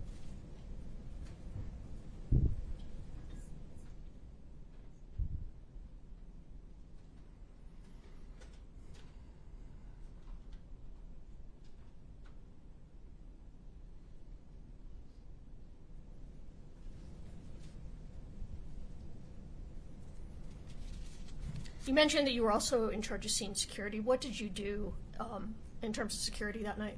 I secured the rooms in which Mr. Richens was found. How did you secure that room? I just stayed by the door to make sure that no one was getting in. That was the entirety of the security at the scene? Well, that particular area, yes, there were some children in the house that were trying to get in, so my job was to make sure they didn't get into the room. Did the children, they did try to get into the room? Yes. Was Ms. Richens with them? No. All right. And you said you're with K-9? You're with the K-9 unit, correct? Yes, that is correct. And as part of your duties with the K-9 unit, you search for illicit drugs on scenes? It depends, but yes, I have done that in the past, yes. Well, I mean, the point of a canine dog, isn't it a drug-sniffing dog? The point of mine, yes. Yes. All right. So you're familiar with searching for drugs on the scene? Correct. So is it fair to say that the search you did that day was not a complete search for drugs at that scene, correct? Correct. I was not searching for drugs at that time.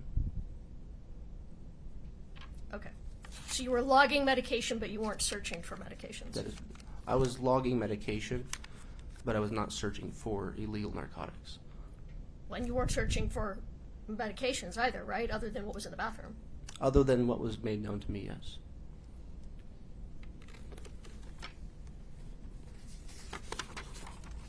All right. I have nothing further.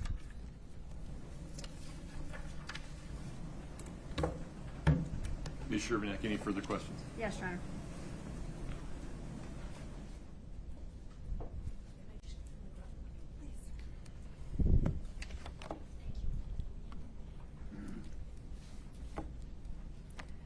Deputy Pimentel, are you issued a body camera as part of your equipment?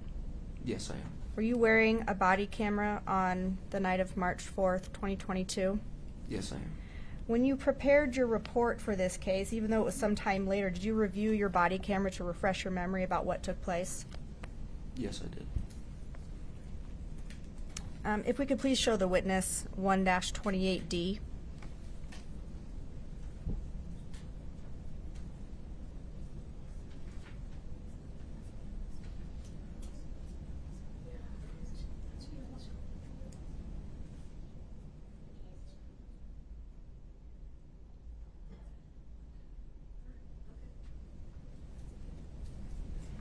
Do you recognize this? Yes, I do. What is it? This is my body cam footage. No, is it a? Can you tell how long it is by looking at that? How long The clip that you're looking at, does it have a time on it? I don't see it. It does not. What I can see does not have a time. Okay, now it does. How long is that clip? That looks a little bit over. So about a minute and 53 seconds. Okay, I'm going to move to admit 1-28D.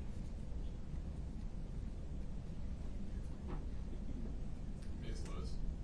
Oh, I'm sorry, what? Any objection to admission of states 1-28D? No, Your Honor. Okay, 128D is admitted. Is there sound for this one, Scott? There should be. Yes, Your Honor, I just had it muted for. Oh, my apologies. Okay, let me publish. Go ahead, sir. So describe for the jury what we're looking at here on your body camera. So this is the cabinet that was above the toilet that I was mentioning earlier that was on the right side as you walk into the bathroom. And this is the bathroom attached to the master bedroom. Correct. This is the bathroom that I had mentioned earlier. Are you opening the cabinet? It's kind of hard to see. We only have the bottom. Yes. And what are you looking for? So again, I'm looking for medication that is prescribed to Mr. Richens.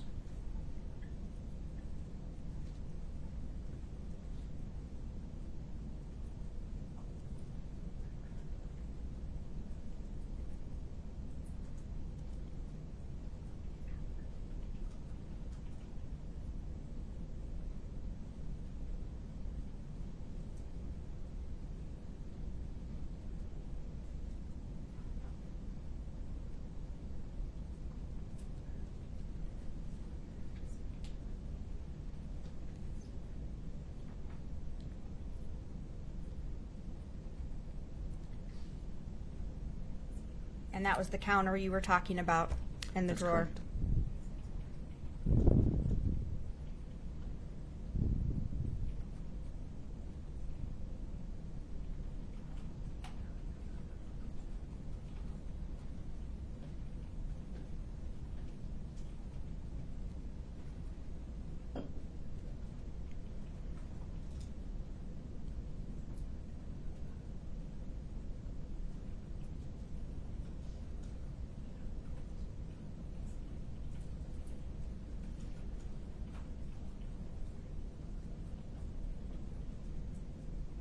And so you testified that you're looking for medications of Mr. Richens, and you're not doing a full, complete search of this house, are you?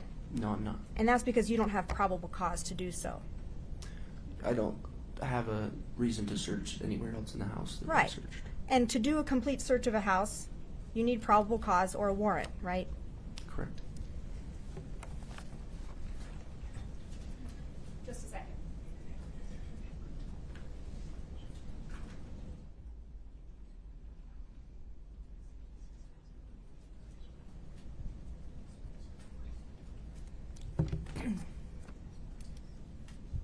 You're looking in that cupboard above the toilet. There were no THC gummies in there, were there? Not that I could see, no. And you opened it up and you looked inside. Correct. You didn't see any weed gummies in there. I did not. Ms. Lewis, anything within the scope of redirect?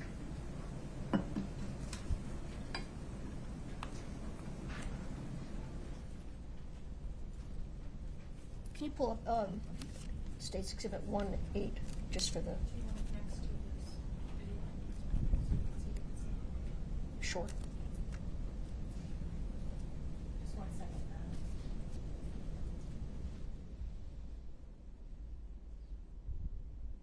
Let me know when you want the witness to see it. You'll see it at the same time as the witness, Ms. Lewis. Are you ready? Yes, I'm ready. Okay. You and the witness can see it. I have to go back over here. I'm sorry. Okay. So in the body cam that we just saw, which is on your left, you're looking at a pill bottle, correct? Correct. And you took a photograph of that bottle? I do not recall if I took a photograph of that bottle. So the photograph on the right, is that the same bottle? I believe so. All right, we'd move to admit 1-8. No objection. Okay. State's Exhibit 1-8 is admitted, and anything further on that, Ms. Lewis? That's the hydrocodone bottle, correct? Correct. All right. Now, you said we saw in the video, you were looking at the cupboard above the toilet. Correct. Did you look on top of that cupboard? I do not recall if I did. Well, that's a very high cupboard, correct? Correct. I believe so. So you wouldn't be able to see the top of the cupboard unless you got up on the toilet, true? Probably. All right. And are you aware that later that is where all the THC gummies were located? I wasn't made aware of that, no. All right. So when you were looking for the gummies, well, you were looking for medications. I know you weren't specifically looking for the gummies. But in your experience, do people usually keep illegal drugs just right in their bathroom cupboard, or do they often put them somewhere out of sight? It depends. They often put them somewhere out of sight. True? I mean, they can, yes. Okay. Yes. But you didn't look at the whole cupboard, true? I just looked where there might be medication. But not on top of the cupboard. To my knowledge, I don't believe I looked on top of the cupboard. All right. And did you photograph that before you started taking things and moving them around the cupboard to document it? No, I did not. Let me ask you one other thing about when you secured the bedroom. Who came in and out of that bedroom when you were securing the bedroom? There were some other deputies and possibly some medical personnel. Anybody else at all? I do not recall if anyone else came into the bedroom. All right.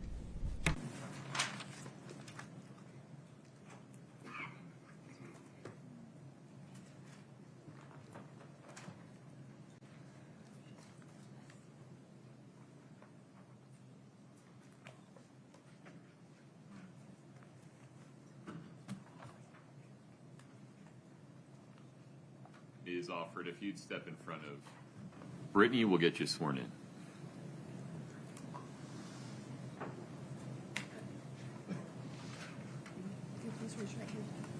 Do you solemnly swear the testimony you're about to give in the matter before the court to be the truth, the whole truth, and nothing but the truth, subject to the pains and penalties of perjury?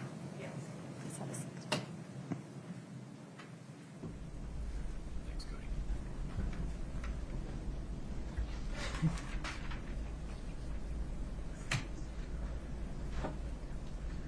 Good morning. Good morning.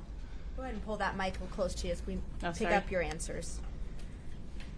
Please state your name and spell your last name. Margaret Offret, Offret. You go by Margie? Is I that go by right? Margie, yes. Where do you work? For this, I work for the University of Utah. And what do you do for them? I'm a medical assistant coordinator. What about in 2022? What was your role back then?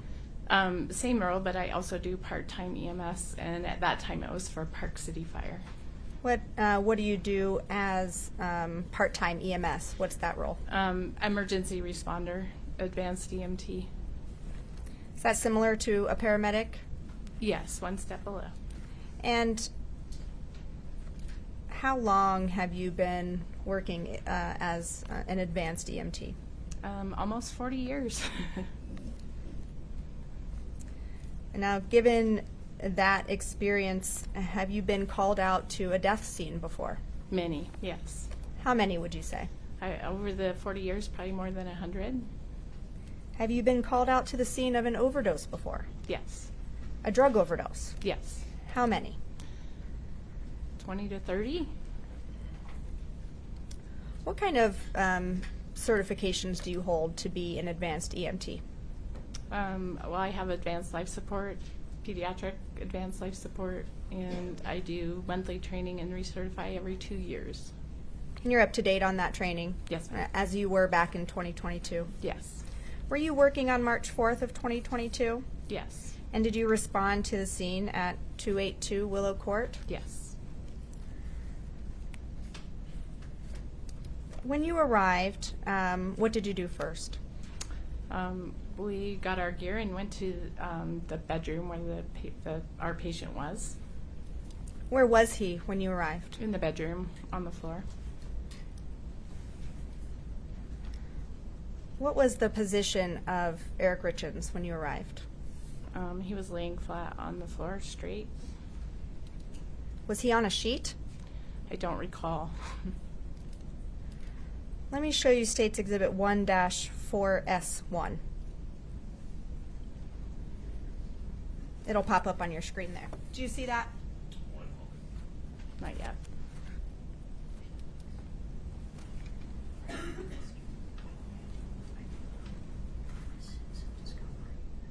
should be able to see it. I can see it. I can see it. Do you recognize that? Yes. What is that? The scene in the bedroom. That's the scene that you were just describing? Yes. Judge, this has already been admitted. I would like to publish it to the jury. No objection. Okay, one moment. So, when you arrived on scene, if Mr. Richens had been on top of a sheet on the floor, would you have moved him? No, only if it was in the way of what we were doing. Now, were you made aware that Mr. Richens had been pulled to the ground from the bed? I don't recall that we were aware of that. That's just where we found him. Now, in your line of work, have you been on a scene where people have been pulled to the ground on a sheet to perform CPR in the past? I don't recall sheets, but people have been pulled off the bed. When you saw Eric Richens on the floor, was there anything that stood out to you about the position of his body? That he was at the foot of the bed instead of the side of the bed. Why did that stand out to you? Because most places when we go, the person is on the side of the bed. Just easier to get them off. And anything about the physical position of his body that stood out to you? He was just very straight. What do you mean by that? Straight, like everything was straight. What would you expect if someone had been pulled? Sometimes arms are flailed about. Okay, just let me finish the question. Sorry. That's okay. I just want to make sure that our both of our voices are being picked up. So, describe what you said. What would you expect when someone is pulled off a bed? They're a little not straight, angled. Their arms are flailed about.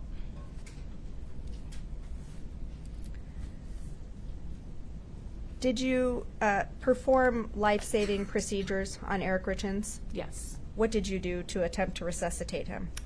We hooked up the Lucas machine. We started an interosseous IO needle and gave him epi and the cardiac arrest protocol. So I'm going to have you describe a couple of those things for the jury because I know that you use these terms all the time, but they might not know. What is a Lucas machine?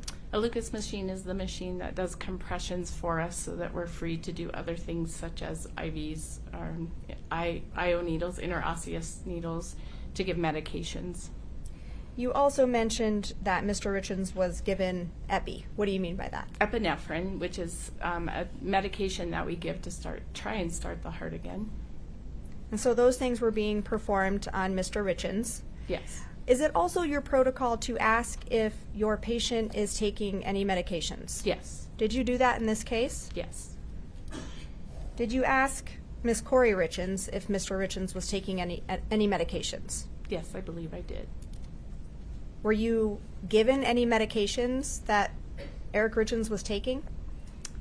Yes, I believe she told me it's in my report, but naltrexone for Lyme disease, possibly. Did she hand you that medication? No. Any other medications that you were made aware of that Eric Richens was taking? She did also say CBD gummies. As you are performing these life-saving measures on Eric Richens, are you also looking for things in his immediate area that might explain what's happening with him? Yes. And did you do that in this case? Yes. Did you see anything that to you might explain what's going on with him? No. Now, when you've been on the scene for an overdose death or an overdose call in the past, what are some things that you see around the person that might indicate to you what's happening? Sometimes you see drug paraphernalia or pill bottles. Did you observe any of those things? No. Now, were you there when the time of death was called for Eric Richens? Yes. What time was that? 3:58, I believe. And that would be in the morning, right? Yes, a.m. Now, later you talked about Eric Richens being down sometime or dead sometime. Yes. What was that observation based on? He was cold to the touch. His body was cold to the touch, and his heart rhythm, which when we hooked up the monitor, showed that he was in asystole. What is asystole? That's flatline. So no heartbeat? No heart electroactivity at all. Did that ever change while you were there? No. Just a moment. Ma'am, those were all my questions for you. Thank you. The defense may have some as well. Thank you. Ms. Lewis, please.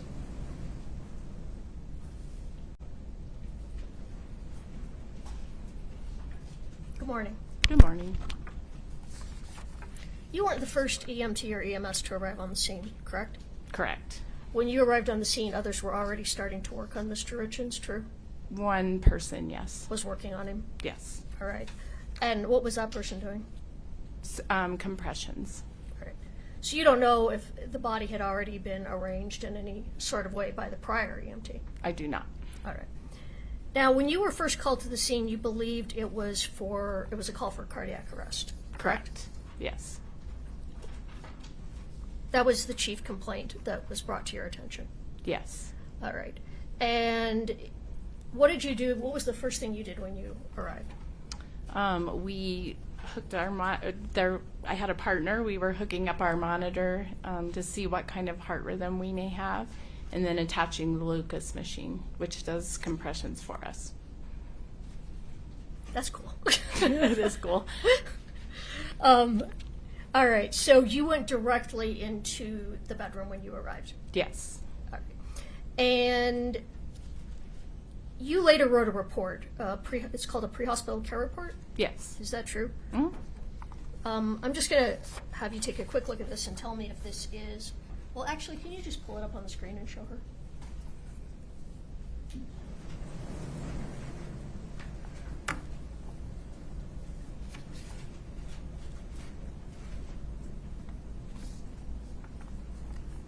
She has it.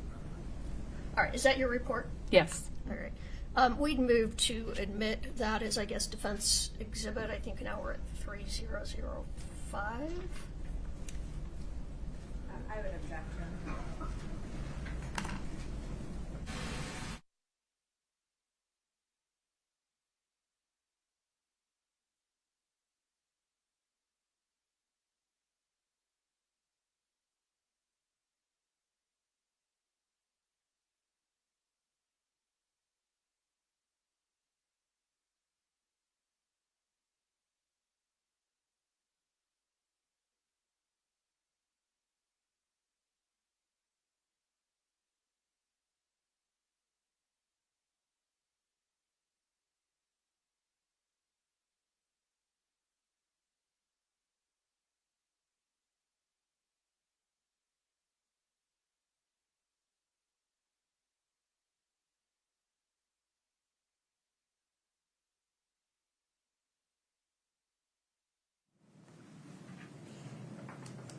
The witness can still see it.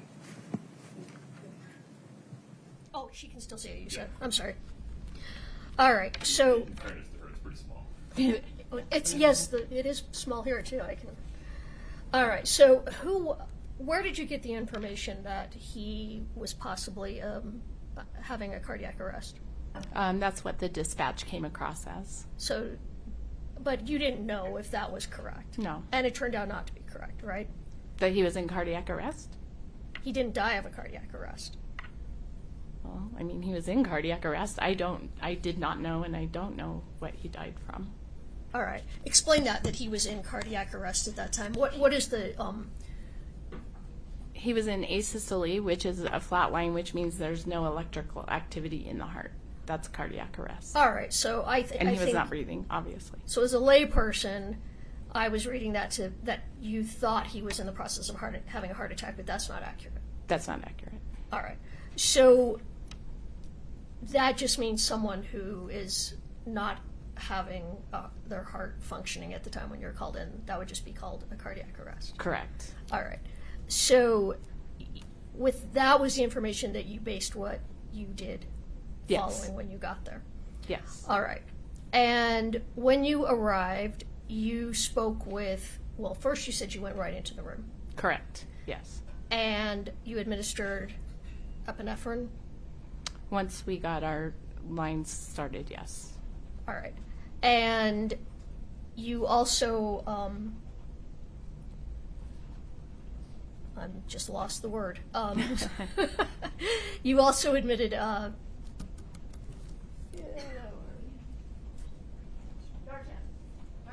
Yes, we did give Narcan. Okay, what's the purpose of Narcan?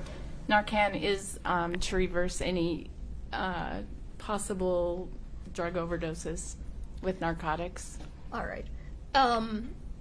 But he had been asystole, help me with the word, asystole. Asystole for a while by the time you gave him that. Yes. And that typically would be helpful if it was given pretty immediate after.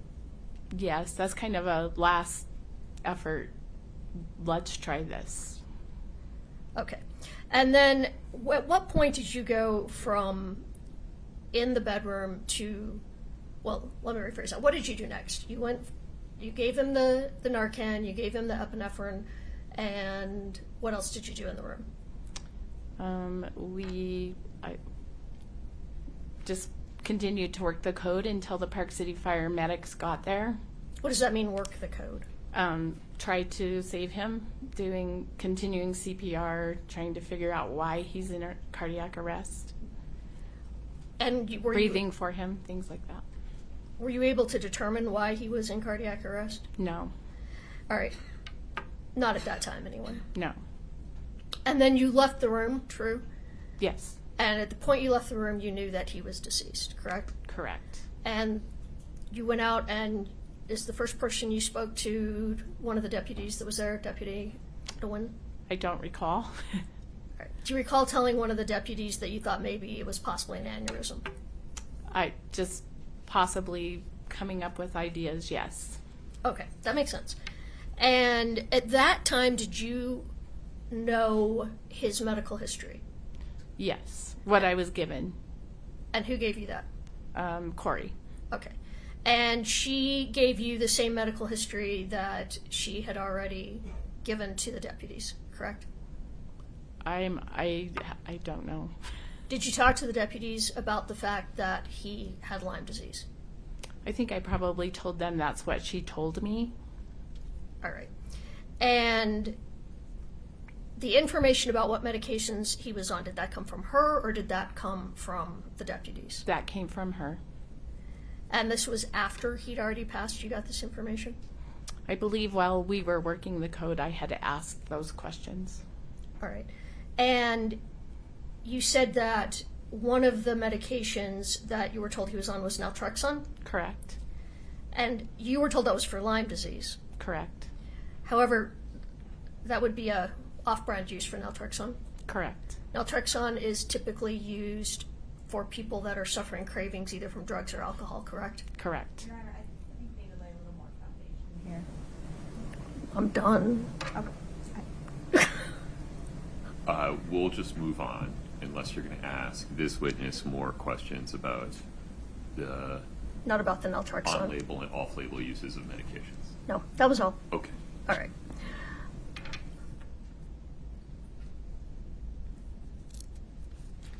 All right, just give me a moment. Let's look at your report here.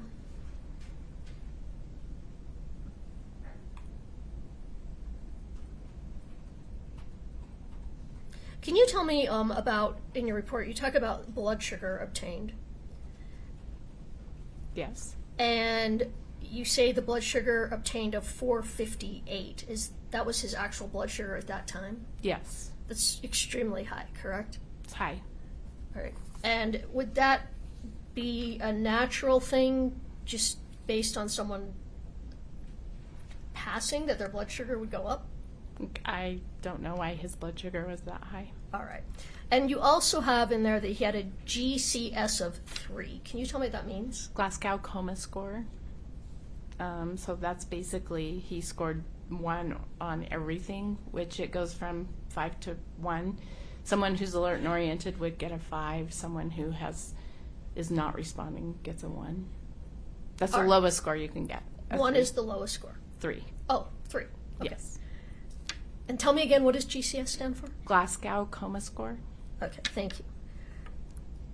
All right, so then are you the one that told Ms. Richens that Eric was in fact deceased? Yes. This is something that you've had to do before? Yes. So it wasn't the first time you told someone that their spouse or someone else with them had passed? No. And I imagine this is difficult. Very.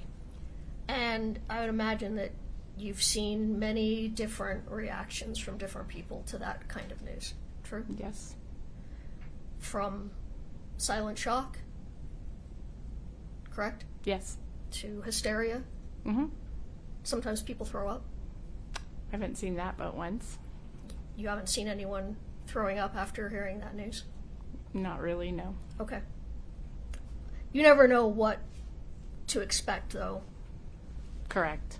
You never know how someone's going to react. True. When they get terrible, traumatic news like that. Yes. Probably a little bit different for an unexpected death than maybe someone who's been terminally ill. True? Yes. Is it fair to say unexpected deaths get a wider range of reactions than someone who's been dying, say, for months and it was expected? Yes. All right.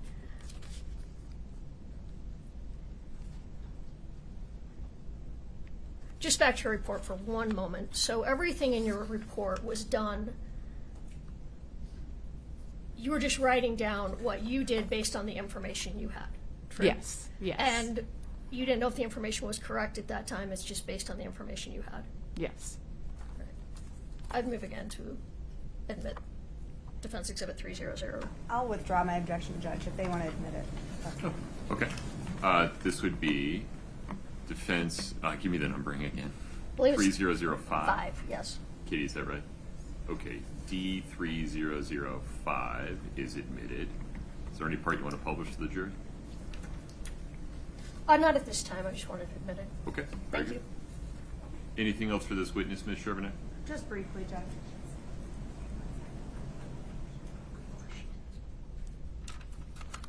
So, you testified to Ms. Lewis's questions that you had made a guess that maybe Eric Richens died of an aneurysm.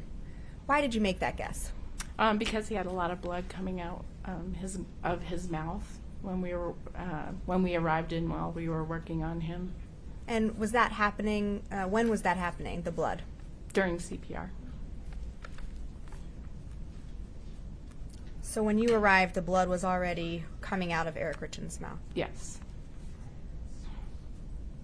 Did you have an explanation for why that blood was coming out of his mouth? No. No further questions, ma'am. Thank you. Thanks. Here we go. Within the scope of redirect, please.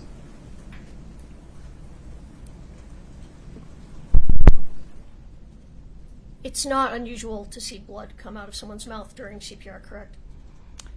Not normally, but it seemed more than normal. All right. So, the machine, the cool machine, what's it called? Lucas machine. The Lucas. That, can you describe the sort of pressure that machine uses? Well, it compresses the chest as you would in CPR. It's a continuous compression that, it's like doing CPR with your arms, only more steady than a human can do.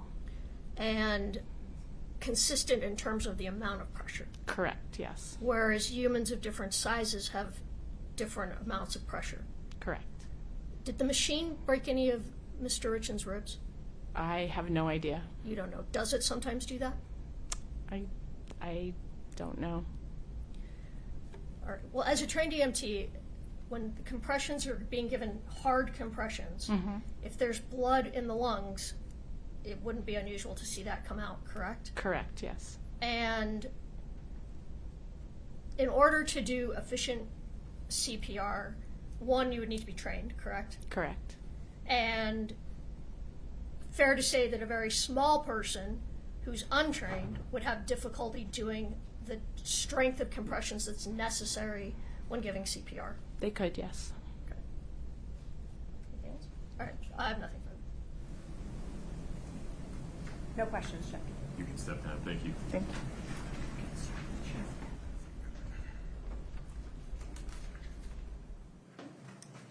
Ms. Shervnak, the state's next witness. Sergeant Andrew Cernich, please. All right.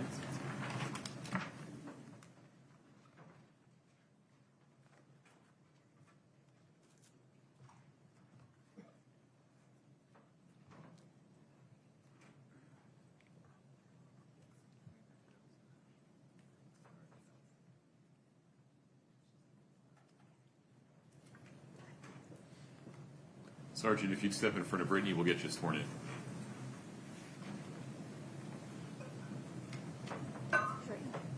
Do you solemnly swear the testimony you're about to give in the matter before the court to be the truth, the whole truth, and nothing but the truth, subject to the pains and penalties of perjury? Thank you. Have a seat.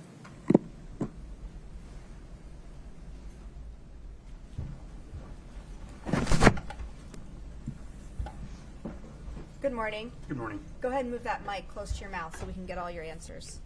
State your name and spell your last name, please. Andy Cernich, C-R-N-I-C-H. Where do you work? Summit County Sheriff's Office. And what's your role there? I am a sergeant on patrol. And what about back in 2022? What was your role?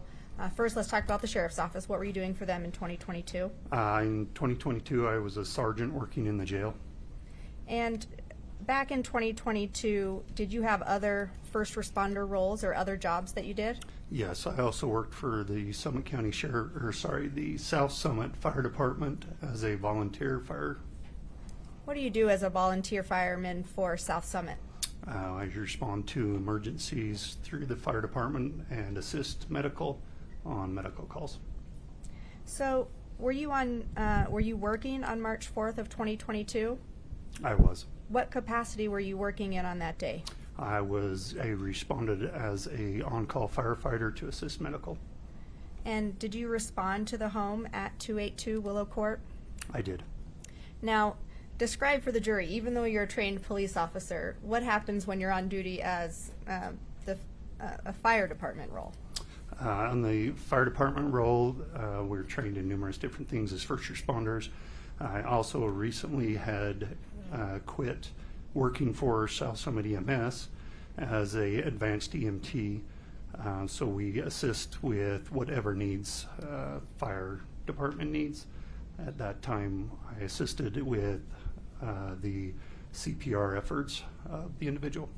But it's fair to say that when you get called to a scene in your EMS role, you don't mix that with your law enforcement role. Correct. You stay in that lane for that call. Correct.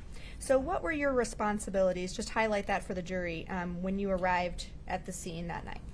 When I arrived that night, EMS had arrived before I had. I asked what they needed, and they asked me to take over airway. At some point during your responsibilities there, were you asked to look for medications? I was. If we could please show the witness Exhibit 1-5S.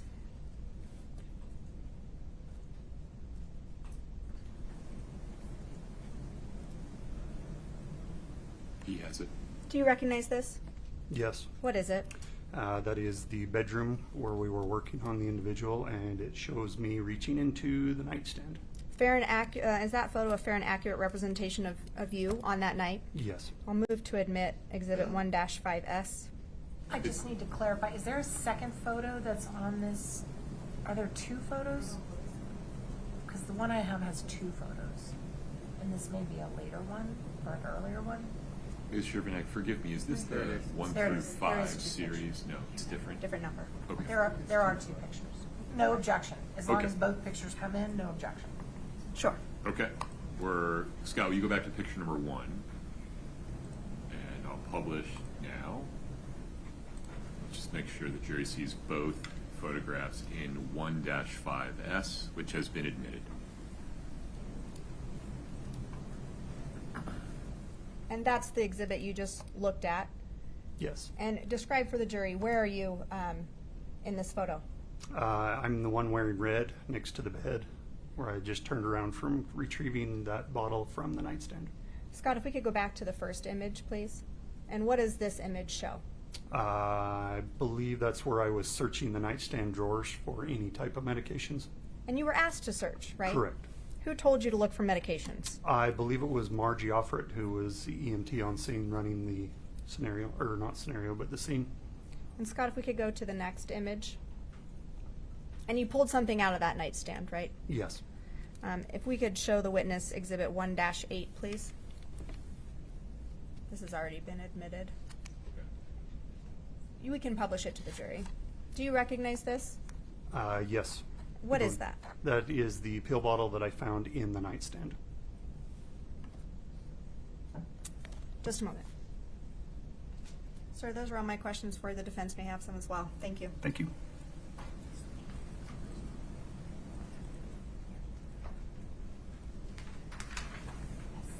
Ms. Nesser. Thank you, Your Honor.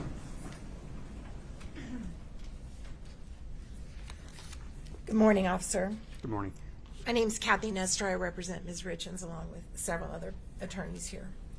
So I want to just clarify, you said when you first got there you were assisting EMT that were already on the scene? Correct. And someone was already doing CPR on Mr. Richens when you arrived in the room? I believe when I arrived, they were just hooking up the Lucas machine, which is a machine that does CPR, or chest compressions.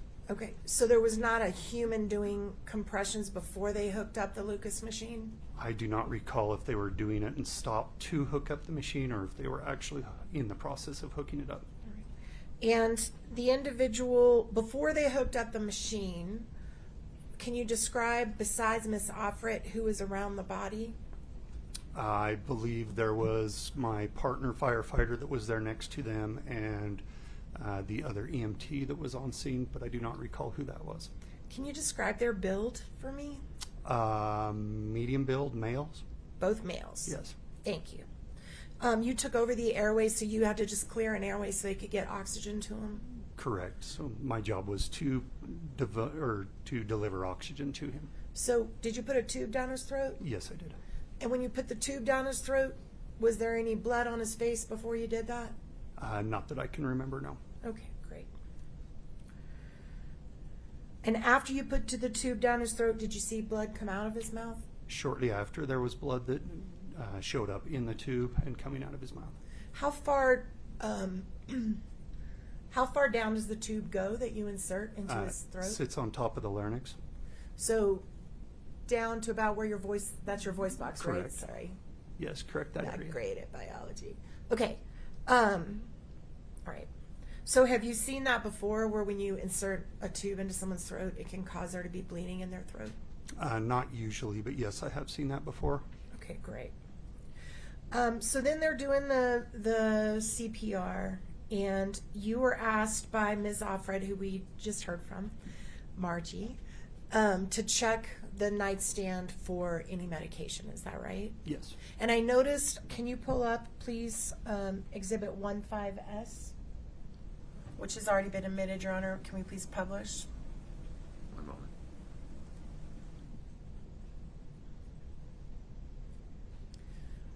I noticed you went to the bedstand on that, the nightstand on that side of the bed, right? Correct. So is your understanding that was the side of the bed that Mr. Richens had been on? Yes. Right. And you're pulling out a drawer. Is it the bottom drawer or the top drawer? Do you remember? I believe there was only one drawer, but I am not sure. Okay. I'd like to show you now exhibit, and this is not admitted yet, so if we could take down the publication and just let the witness and counsel see exhibit 14S. Is it up? He has it. Okay, thank you. Is that the nightstand you pulled the pill out of? Pill That bottle? looks like the nightstand, yes. Okay. Your Honor, could we move to admit 14S? States 14S is admitted. It's defense, yeah. It's not the way it's marked. Oh, we sure right. It's 14S. Sorry about that. Okay, there's the nightstand, right? Yes. Okay. And on that nightstand, Katie, can you zoom in to the top of the nightstand if it's possible? You may not be able to on this photo. Yeah, there you go. So that's phone is sitting in a charger. Is that correct? Yes, that's what it shows. And right next to it, it looks like an Apple Watch that's on the little watch charger right next to it. Is that right? Can you tell? Is that the one in front of the phone? It's to the back of the phone. Oh, okay. See the I little see that. the yes. little square? I think that's an Apple Watch, but if I'm wrong, tell me. I do not know. It very well could be. And this picture of the nightstand, there's no wallet on it, correct? Correct. There's some pills and a little metal, like push thing that you push pills out of, right? Do you see that next to the TV power? Yes. All right. And were those pills taken by you or anyone else, do you know, to be tested? They were definitely not taken by me. Okay. All right. Can we also just to the witness only show states exhibit 1-9? Only the witness. It's not admitted yet, Your Honor. Do you see that picture? That's a little better and clear and close up. Yes. All right. In that picture, were you still there when the wallet was put on the nightstand? I do not recall if I was or not. Okay.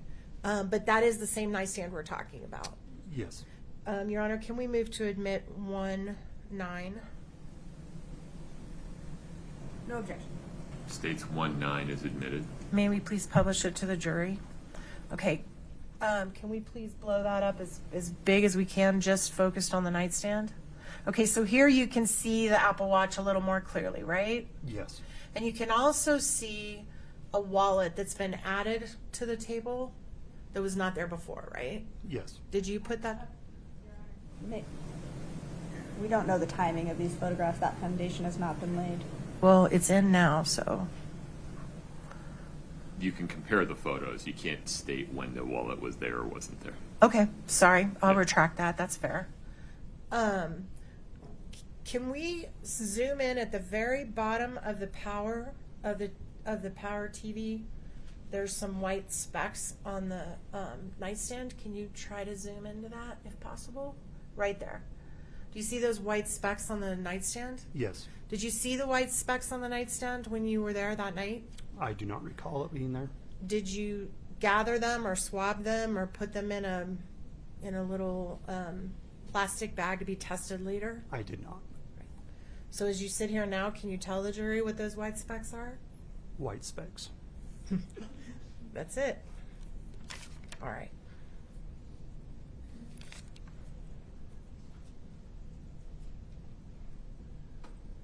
Okay. Also, was there a time where you found Mrs. Richens' phone and handed it to a deputy? Did the deputy come in looking for her phone? I do not recall. You can't remember that? I do not. Do you remember her phone being in the room at any point? I do not. All right. And did you personally have any conversations with Ms. Richens that night? I may have asked her if he had taken anything or how long he had been down, but I do not recall. You can't remember for sure. I don't know for sure. In your experience, both as a police officer and a trained medical responder, is it fair to say that it was apparent to you he had been deceased for some time? Yes. Thank you. I think that's all I have. Just one moment.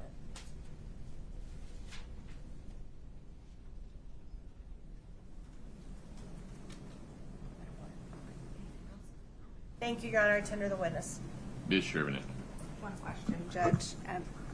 Sergeant Cernich, was it your job that night to collect evidence? It was not. Okay, that's all I have. You can step down, sir. Thank you. Mine. You might He bring can me a be- glass of water. Your Honor, he can be finally excused. Yes, you are released, sir. Thank you. Thank you for asking. Mr. Bloodworth.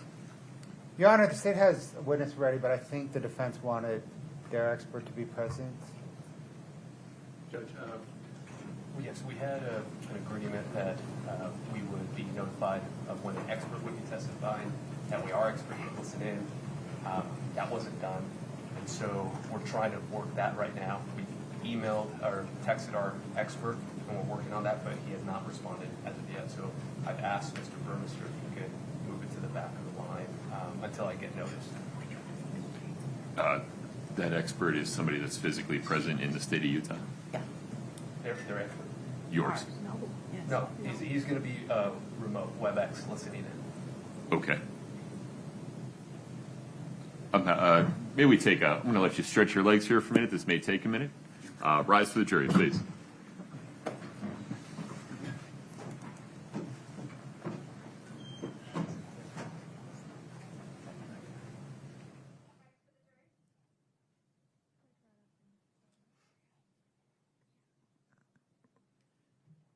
Feel free to take your seats when you come in. Thank you.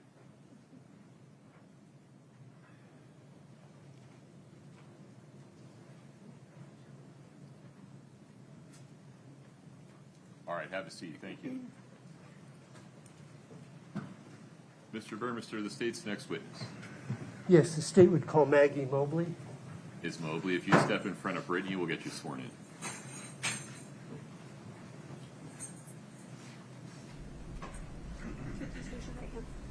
Do you solemnly swear the testimony you're about to give in the matter before the court to be the truth, the whole truth, and nothing but the truth, subject to the pains and penalties of perjury? Thank you. Have a seat.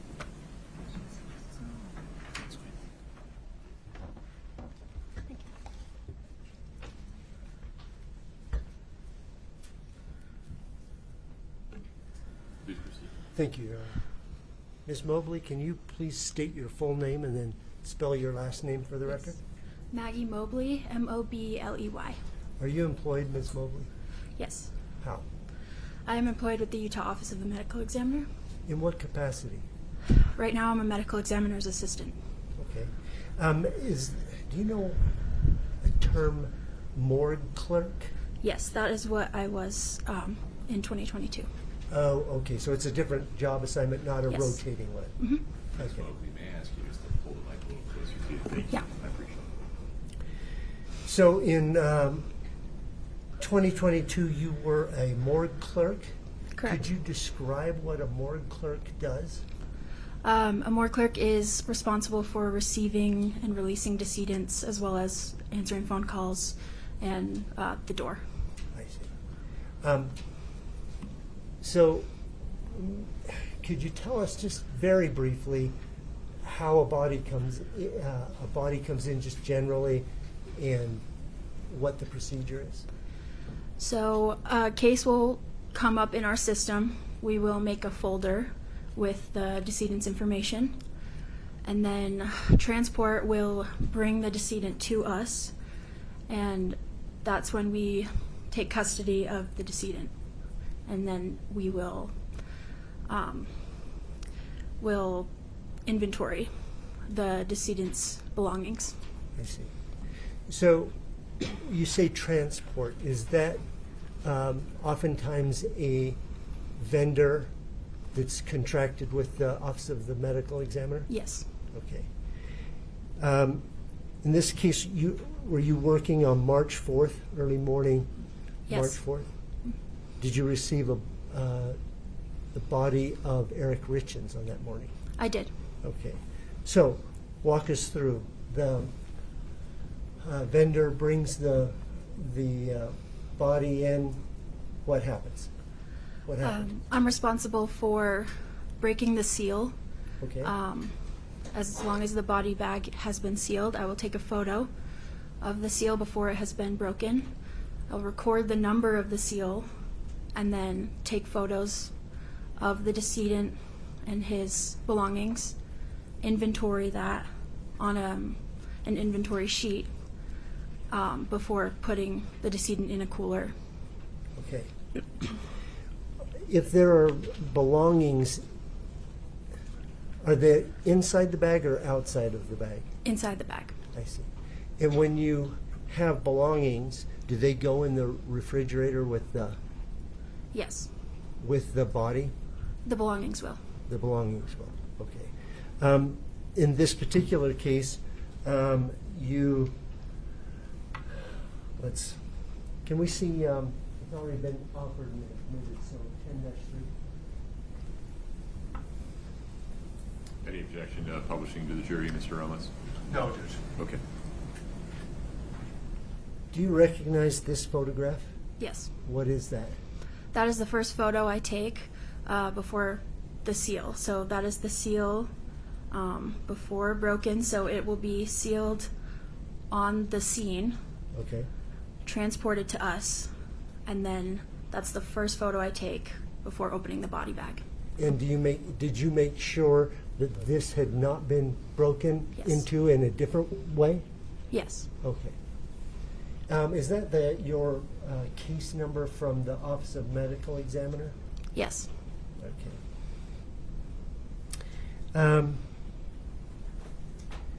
So how do you break the seal? With scissors. Okay. And then once that's happened, what did you do in this case? You'll open the bag. We will write down the seal number on our papers for Okay. our record. This is a written checklist or a written Yes. form that you fill out? Yes. I see. Okay. And then we record the clothing that the decedent would be wearing, any medications that would have come with the decedent, and any identification as well. Okay. Did you record that in this case? Yes. And what did you do with the identification? Driver's licenses, we make a copy on our copying machine, and those will stay with the folder and the Okay. paperwork. How about any medications or medication bottles? Yes, we receive those and put those in a locker as evidence. Okay. And are those made available to the medical examiner doctor who later Yes. does an autopsy? Our investigation will take custody of that, and the doctor has access to all of that information. I see. Upon completion of the autopsy, and if it comes to a point where there's no more need for the physical body, in this case of Eric Richens, what happens next to the body? With the body, as you mean as a morgue clerk? Yes. We would release to a funeral home. In this case, I'm unaware. Okay. Are the driver's license and those sorts of things released to the funeral home as well? Yes, Okay. as long as they were not collected as evidence. I see. Okay. I don't have any more questions for this one. Mr. Ramos. Thank you. Very briefly. Good morning, Ms. Mobley. Morning. We've spoken on the phone before. Mm-hmm. Just to get clarification, it was unclear to me in the way the question was asked.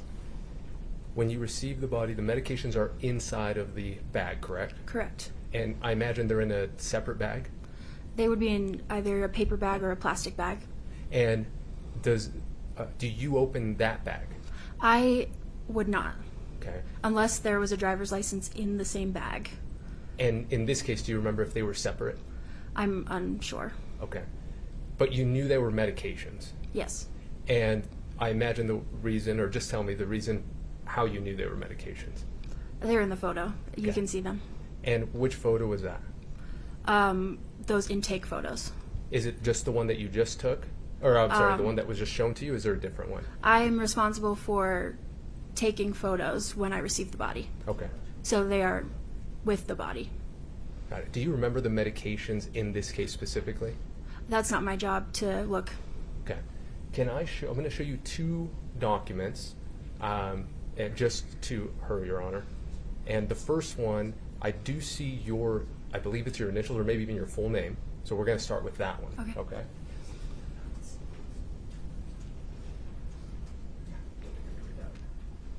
Do you recognize that? I do. Okay. And could you tell me kind of what it is?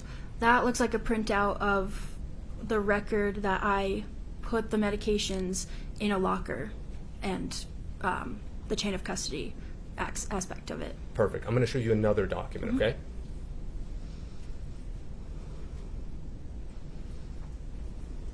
Now, do you recognize what this document is? I recognize what it is, yeah. Okay. But you didn't do this part? No. Okay. 1 second.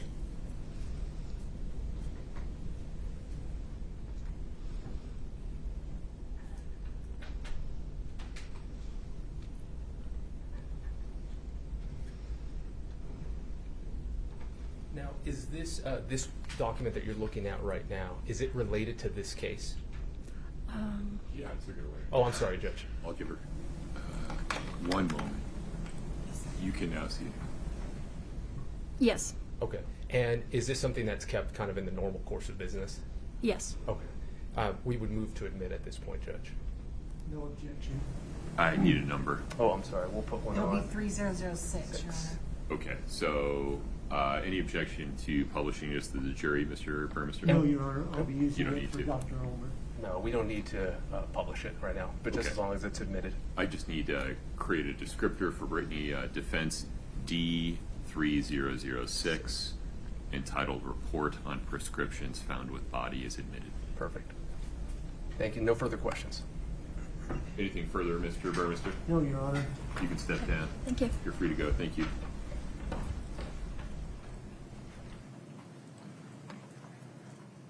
What's next? Ulmer's here. Okay.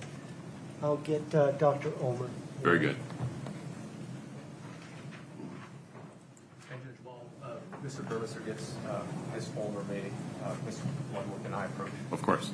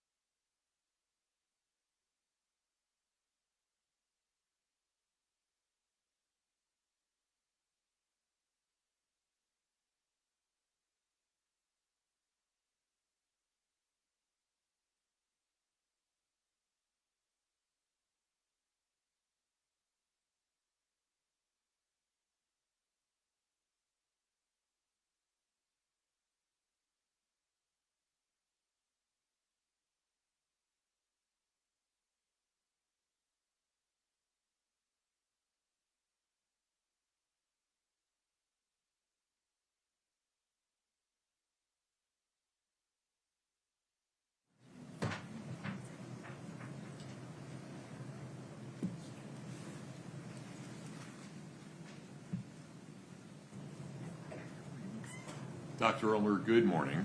If you would step in front of Brittany, we'll get you sworn in. Please raise your right hand. Do you solemnly swear the testimony you're about to give in the matter before the court to be the truth, the whole truth, and nothing but the truth, subject to the pains and penalties of perjury?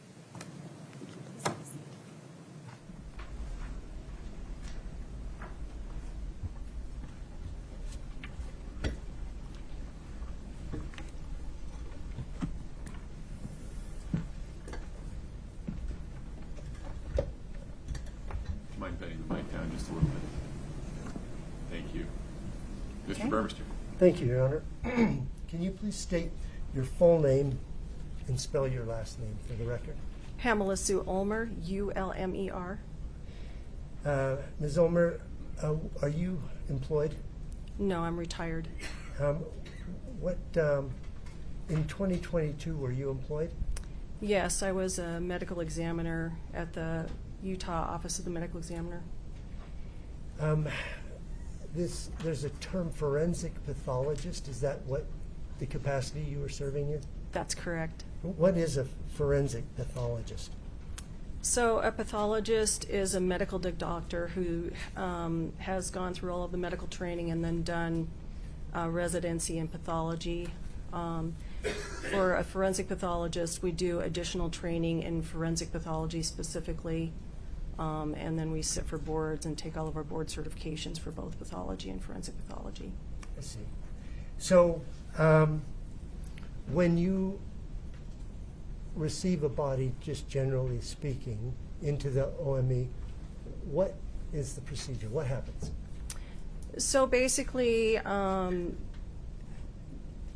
start at the scene because an investigator will be at the scene, and then the body at that point will get sealed in a body bag that has a seal identification number on it, goes through the zipper pull so that it can't be tampered with while it's being transferred from the scene to the office. Once it gets to the office, then it's brought in and documented by a morgue clerk who's going to put various information into the computer, identifying information and stuff. We used to actually open the body bag at that time and take an identification photo, and then the body would go into the cooler. But I believe we changed our policy, though, so that at the time that this event was going on, the body bag was still sealed when it went into the cooler, and it wasn't unsealed until we would start the autopsy examination. I see. So did you perform an autopsy on the body of a person named Kouri Richens on March 5th of 2022? I did. Do you recall about what time that began? I don't have any paperwork with me, but it was around 7:30 in the morning. I see.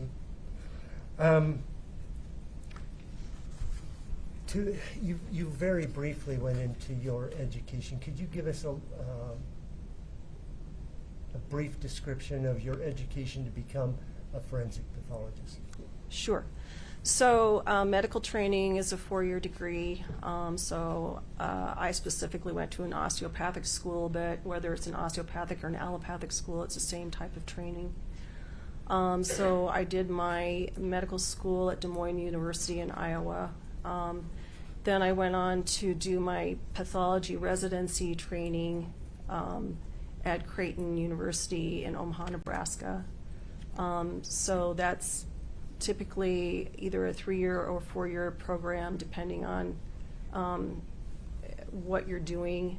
For me, because I was going into forensic pathology, I opted to do 3 years of pathology and then 2 years of forensic pathology training to take care of all of my residency and fellowship training. I see. So after all your training, where did you go next? So I did my fellowship. The first year of my fellowship was at King County Medical Examiner's Office in Seattle. And then at that point, I still had 1 more year of training that I needed to do, but I got hired on at the Medical Examiner's Office in Salt Lake City. And so we coordinated so that my first year at the office would also count as my 2nd year of forensic pathology training. I see. Did you stay on then after that year? I did. Okay. How long did you serve then the Utah Medical Examiner? So I started my employment there in July of 2009, and I retired January 1st of 2023. That 2009 is including that year of training, yes. Yes, okay. Are you, or at the time, were you certified by any certifying board? Yes, so I was certified in anatomic, clinical, and forensic pathology by the Board of Pathology. Were you a member of any professional organizations? Over the years, I've been a member of a variety of pathology-related and forensic pathology organizations, including the National Association of Medical Examiners, as well as the American Society of Clinical Pathology. Have you ever testified as an expert in forensic pathology? Multiple times. Okay. Do you have a ballpark figure for how many times? You know, I don't have my case log anymore, so a lot of it was preliminary hearings for various cases, and then as well as doing like other types of cases. So maybe about between 75 and 100 times for all of my testifying. When you do an autopsy, first of all, what is an autopsy, I guess? So it's an external and internal examination of the body. So we're basically looking for why the person died. We do an external examination describing any unique features of the body. In a forensic autopsy, we also describe like the clothing, any identifying features like the color of the eyes, any tattoos, anything like that, because we need to know who the person is as well as why they died. So all of those items get documented. Additionally, any like scars or anything like that to show any prior medical procedures or injuries. Any injuries that they might have sustained, whether it's bruising or a gunshot wound or anything like that. And then once all of the external items are documented, then we start on the internal examination. So we'll do a Y-shaped incision on the chest. Skin gets reflected as well as the fat and muscle. And then we can see the rib cage. The rib cage will get removed. Then we're looking at all of the organs in the chest and abdomen. So those all get examined in the body, and then they're removed and weighed to see if they look normal and whether they're of normal weight or within range of normal weight.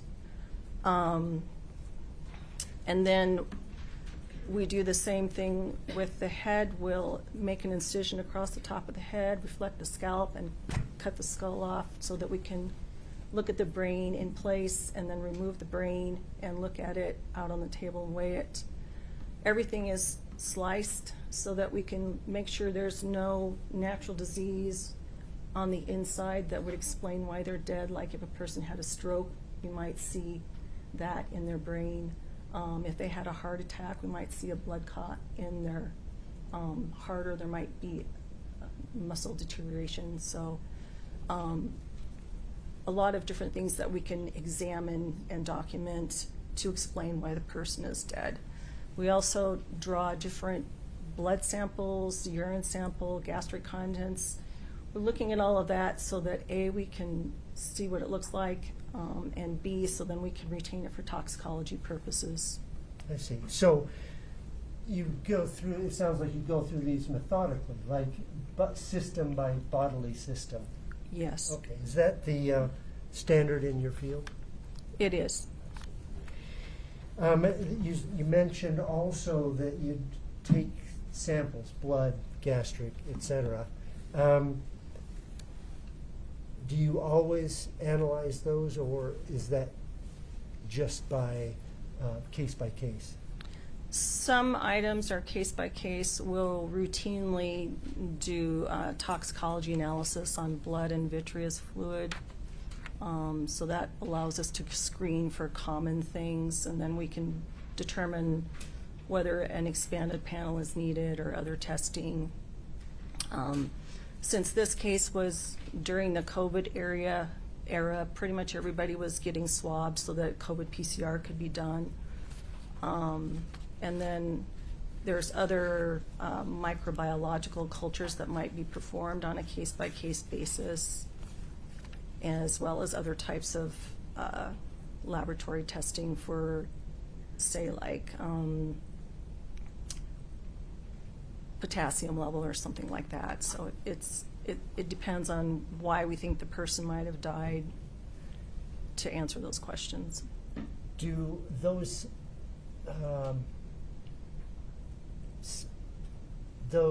samples get sent out to other labs, or are they examined internally at the medical examiner's office? They get sent out to other laboratories. I see. You've talked now about generally the procedure. Is that what you followed in this case? Yes. Okay.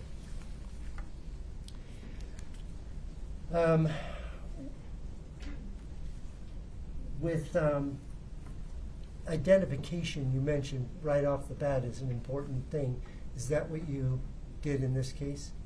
Yes, so obviously at the scene, because he was at his residence, his wife was able to identify him. But we also look at photographic identification, meaning driver's license, and we can compare that to the individual to make sure that they look like their photo. So that's, if it's a case where there's additional identification needed, because maybe we don't know who they are and they don't have any identification with them, then we can do fingerprint analysis, or we have to go further, we can do DNA analysis. But you didn't have to in this case? No. So, do you have a worksheet or something that you use as you go along and write information, such as the time, and the seal number, and all those things? Yes, there's an autopsy worksheet. Okay. Can I show to the witness State's Exhibit 10-4?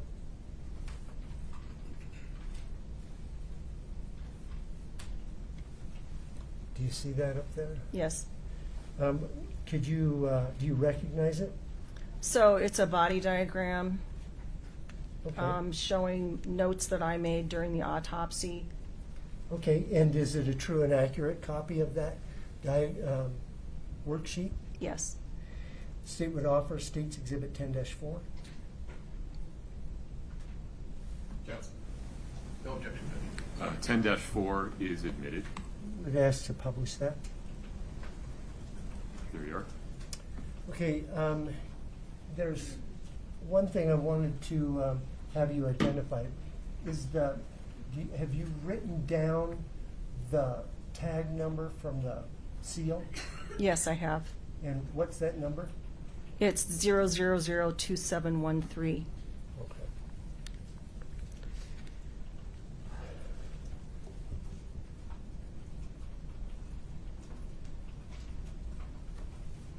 Okay. Let's move on then to the external exam. What did you notice or anything? We can take 10. I don't think that 10-4 is necessary. So basically, he had evidence that he had received CPR. He had an endotracheal tube in his mouth. He had needles in both shoulders in order for IV fluid to be submitted. He also had defibrillator pads that were on him.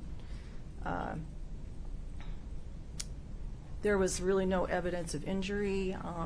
EKG pads were also present, and I'm not sure. Okay. Well, was there blood present externally on his face? There was. Can you explain that? So,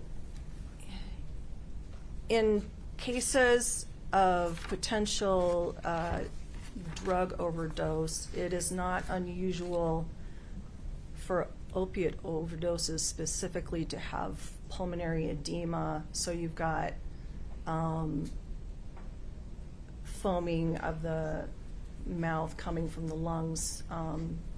And then in addition to that, then when you're receiving CPR and you have that intrathoracic pressure that every time a compression is made, that's contributing to the lung injury. And so it's not unusual to have blood seeping out with that fluid from just the vasculature of the lungs. But in addition, when somebody gets intubated, there's a risk that they might get mouth injury or they might get other injury just when the tube is being inserted. And so with that, every time you're doing a compression, you've got potentially a blood-tinged fluid that's spurting out. I see. Did you see any evidence of injury that contributed to death during your external examination? No. Okay. Let's move on then to your internal examination. What is the first thing that you look at? Well, the first thing I looked at were the ribs. He had rib fractures on the left side, on the front. I believe it was ribs 4 and 5 were fractured, which was most likely from CPR. I see. And then you remove the chest plate and you're looking at the heart and lungs. Well, let's take a look then. Let's go down system by system. Did you lay those out system by system in a report that you subsequently produced? I did. Okay. Cardiovascular system. There's a mention here of 50% occlusion. Could you tell the jury a little bit about what that means? So it just means that he had the beginning stages of coronary artery disease, so that the lumen of the vessels in his heart were thickened.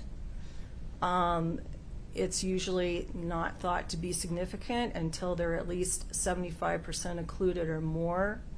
And this is a common finding in adult males in general, and then adult women as they also age. There was no indication of any kind of coronary artery thrombus to indicate that he had a blood clot form in his heart and cause a heart attack. And so there was no damage to the heart muscle. The heart was within normal range for weight. Okay. So that was not a cause of death? No. Okay. Respiratory system, you noted trachea, bronchi, foam present.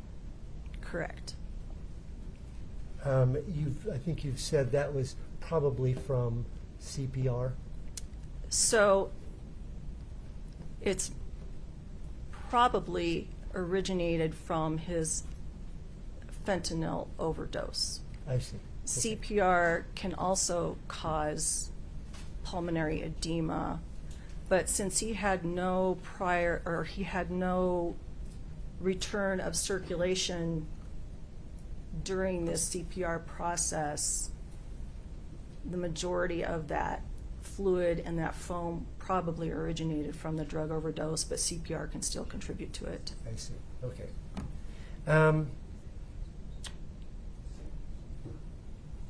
Pleural surface small tan white nodules. Yes. What does that mean? So on the surface of his lungs, he had these little tiny white nodules all over, which are little granulomas. I looked at them. So in addition to removing all of the organs, I also did histologic examination on the main organs, which means I took a little piece of tissue so that it could then be cut very thinly and then stained and looked at under the microscope. And did you look under the microscope at these? I did. Okay. And so you can visually see them on the lungs just looking at them grossly. They were very obvious. And they're just little small granulomas that were coating the surface of the lungs. I see. Is there some significance in this case about those? There is, because his history, his work employment history, he was a stonemason. And so all of that dust that's created when you're cutting either brick or blocks, you can inhale it if you're not wearing a respirator or a mask. And then that goes into your lungs, and your body tries to protect itself by sequestering that stuff off. And so then these little granulomas form. I see. Did that contribute to his death? I don't believe it did. He had the granulomas present. He also had a small amount of pleural fluid present associated with these. Mm-hmm. But it wasn't significant enough. There wasn't like scar tissue that it was in his lungs that was preventing him from breathing or anything like that. So I felt like it did not contribute to his death. I see. Did you note anything about his liver and biliary system? Biliary? from my recollection, the liver was normal. There was no surprises there. What did you note, if anything, about the digestive system? Again, I don't have any notes in front of me, but he had about 700 milliliters of pink fluid that also had like food particles in it that were partially digested. Some of that was retained and saved for toxicology purposes. Did you have a discussion with Brianna Peterson from NMS about the volume that you measured from the gastric? I may have. I don't recollect it. I see. Do you have any idea about the pink coloration? Was that from anything that you're aware of, or No. was it okay? Urogenital system. Okay. Was there anything? Did you note? anything? Kidneys looked fine. Bladder looked fine. The genitalia all looked normal within limits. So Reticuloendothelial system. So that's referring to more like your organs, like the spleen or lymph nodes, things that have to do with immune response. And he did have, so when you have those types of granulomas in the lungs, it's not unusual for the lymph nodes surrounding the lungs to also have the same kind of stuff in them and also have granuloma formation. And I did see that when I did histology on those lymph nodes in that area. I see. Otherwise, the spleen and everything looked normal. Okay. Endocrine system. Was there anything that you documented? No. Excuse me. And musculoskeletal system. Anything? Other than the rib fractures, it was all normal. I see. Now you mentioned you sent some samples out to histology. Did you receive those things back and look under the microscope yourself later? I did. For part of them I did. Part of them were examined, I guess, at the state lab. So let me clarify. So we did microbiology testing of the lungs, which you just collect a swab. And so each lung was swabbed and sent to the lab. We had that tested for bacterial infection as well as fungal infection and then TB infection. And that was significant because we had all of these granulomas in the lungs, as well as he'd recently had a history of having COVID. And so just to confirm that there was no active infection going on that I could document that was causing those granulomas, like TB, for example, or any kind of fungal infection, all to explain what was going on in the lungs. And the only thing that I saw, again, was the granulomas that were due to his work history. In addition, I did special stains to confirm that there were no fungal elements present and that there were no significant changes to the lung tissue, as well as the heart and the liver and the kidneys. I did see the granulomas in the lungs and those lymph nodes. So absolutely no fungal infection in the lungs? No. And to clarify, that was not by culture, that was only by looking at the stain. Okay. So, did you, we'll get to that, I guess, in just a minute. I guess with histology, you also sent out liver samples, epiglottis, or was this just part of your internal exam? Maybe I mixed that up. I think I did submit a section of the epiglottis, and I'm not sure whether that was specifically because he had a history of allergies that was reported. and just to confirm that there was no evidence of anaphylaxis. And was there? The tissue was denuded, but I did not see any evidence of histamine release granules that were in the tissue itself, so I can't. It did not appear that anaphylaxis was an issue.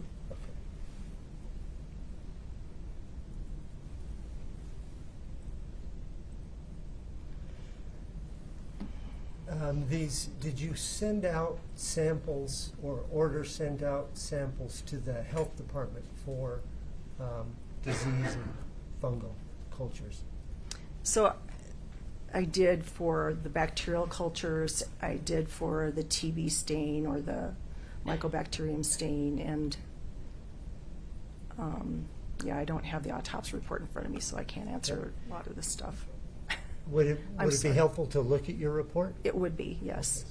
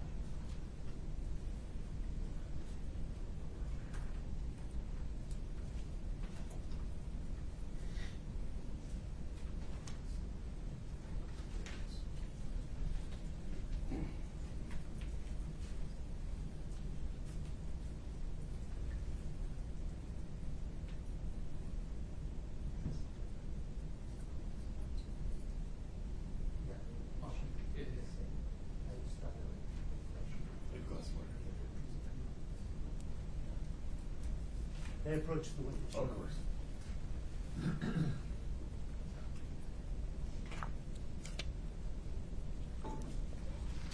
Does that look familiar to you? Yes, this is the report that was generated by myself after the autopsy examination was performed on Mr. Richens.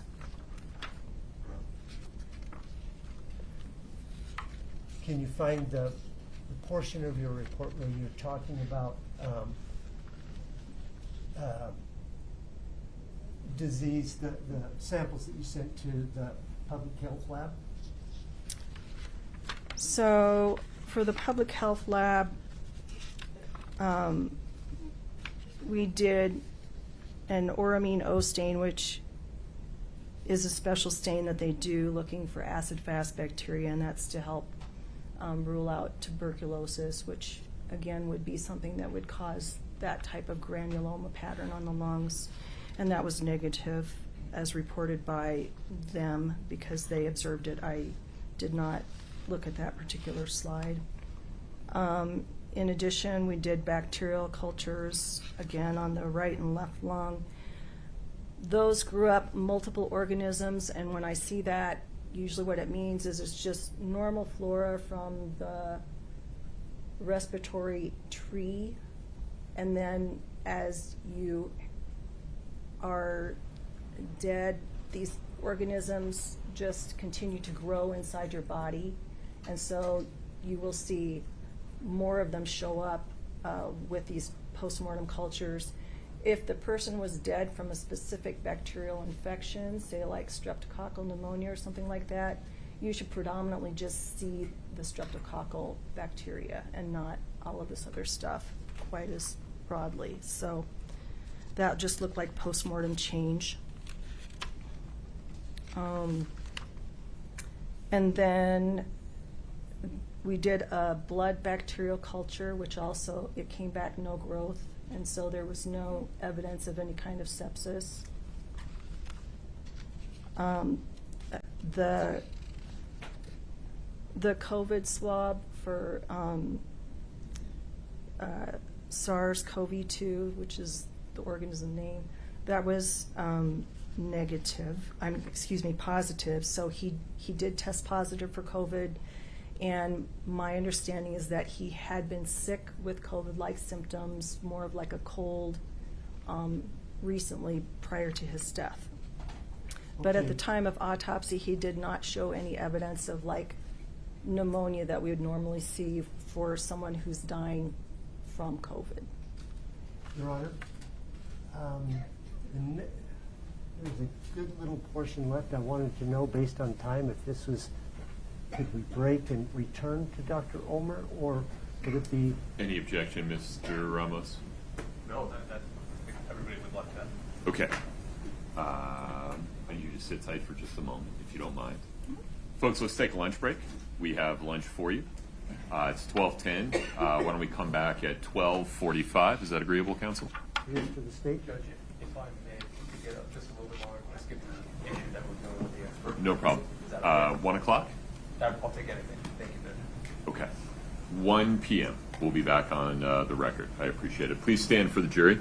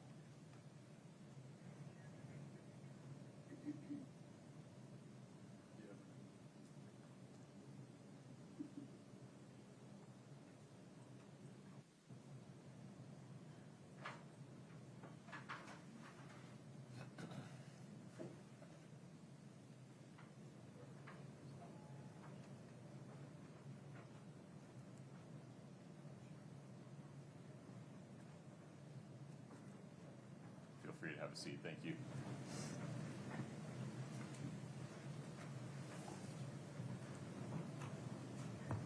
All right, folks, have a seat.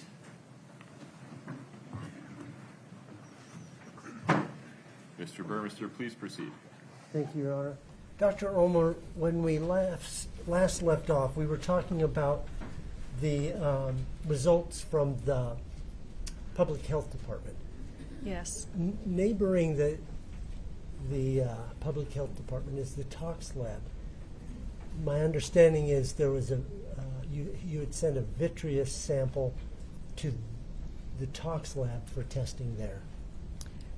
It was routine to send vitreous samples to the state toxicology lab for volatile testing, which would mean looking for various alcohols, like alcohol that you would ingest, like ethyl alcohol or methanol or other alcohols that could be determined whether that would participate in the cause of death or not. And vitreous fluid is from the eyes? That's correct. Okay. So in this case, did you get a result back from them? If I can get that report back, that would be helpful. But my recollection was that the vitreous fluid was negative for any type of volatiles.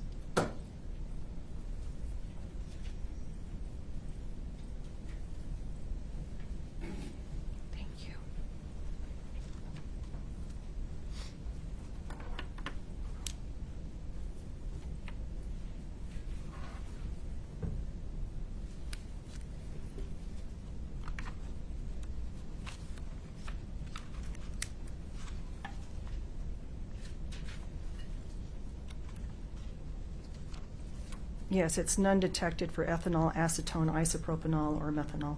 Okay. Is there something important about vitreous versus blood with regards to alcohol that you're aware of? Well, it's multiple things, actually. For one thing, it's kind of a sequestered area. You don't have direct blood flow to that area, so things just kind of pass through the membranes as opposed to having direct blood flow. And so it's kind of protected and it's delayed. And so, like, if you're comparing like a blood alcohol to the vitreous alcohol, the blood alcohol will be different than the vitreous alcohol depending on whether the alcohol is going up or going down in the intoxication time frame.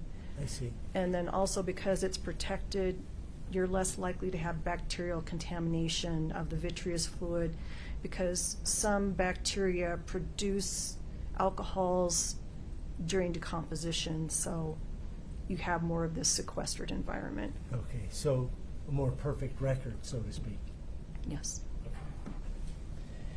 So did you, you also sent out samples to NMS Labs?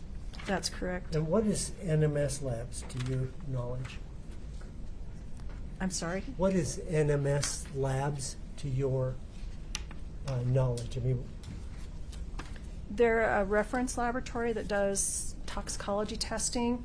So they do clinical toxicology as well as forensic toxicology, and we were using them at that time for any of our more complicated cases. I see.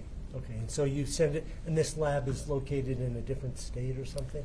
That's correct. I believe it's in Pennsylvania. I see. Did you get a result from them? I did. And what information did you get?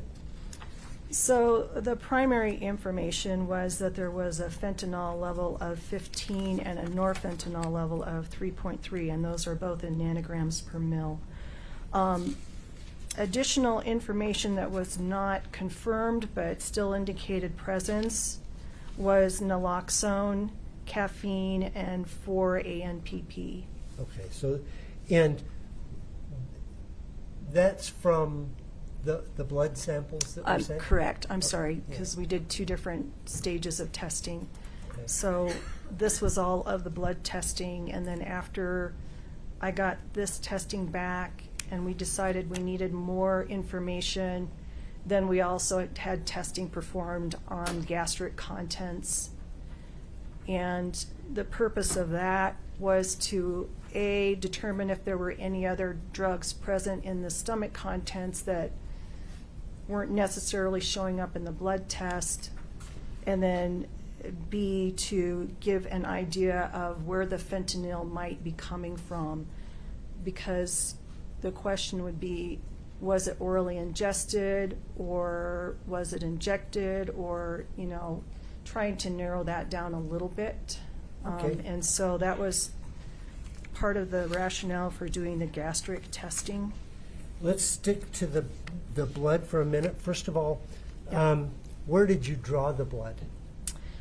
So initially they probably would have attempted to do a femoral stick, but because when you die and you start going through all of these changes that your body goes through after you're dead, the blood clots. And so I'm not sure if this was specifically what happened for this case, but they probably tried to draw femoral blood, and because it's a smaller gauge needle, because they're just going down through the skin, they were probably unsuccessful in getting any of the blood to come up into the needle or any significant amount. When you say they, who is they? The autopsy techs assisting on the case with the autopsy, so that we have folks who are trained to assist with the autopsies, and so they will a lot of times do the toxicology sample collection. Okay, so it's a team It's a You team. and these other personnel. That's correct. Our office is way too busy to just have the doc go boom, boom, boom, boom, and do everything. So I see. And so, did whoever drew the blood from that team, where did they end up getting it from? So they ended up having to go inside when we opened the body up, and they entered in through the inferior vena cava. And then you direct it down towards the femoral artery, because the syringe that you're using when you're collecting these samples, when you're going into the body, not through the skin, but once you're inside and actually doing it, is a huge syringe with a big long needle. So the needle itself is probably 5 to 6 inches long. I see. So, I'm not sure, femoral artery, I gather, is the legs? You're going for so it's By your femur. but usually when you're collecting it, when you're going through the skin, you're going in the groin area. I see.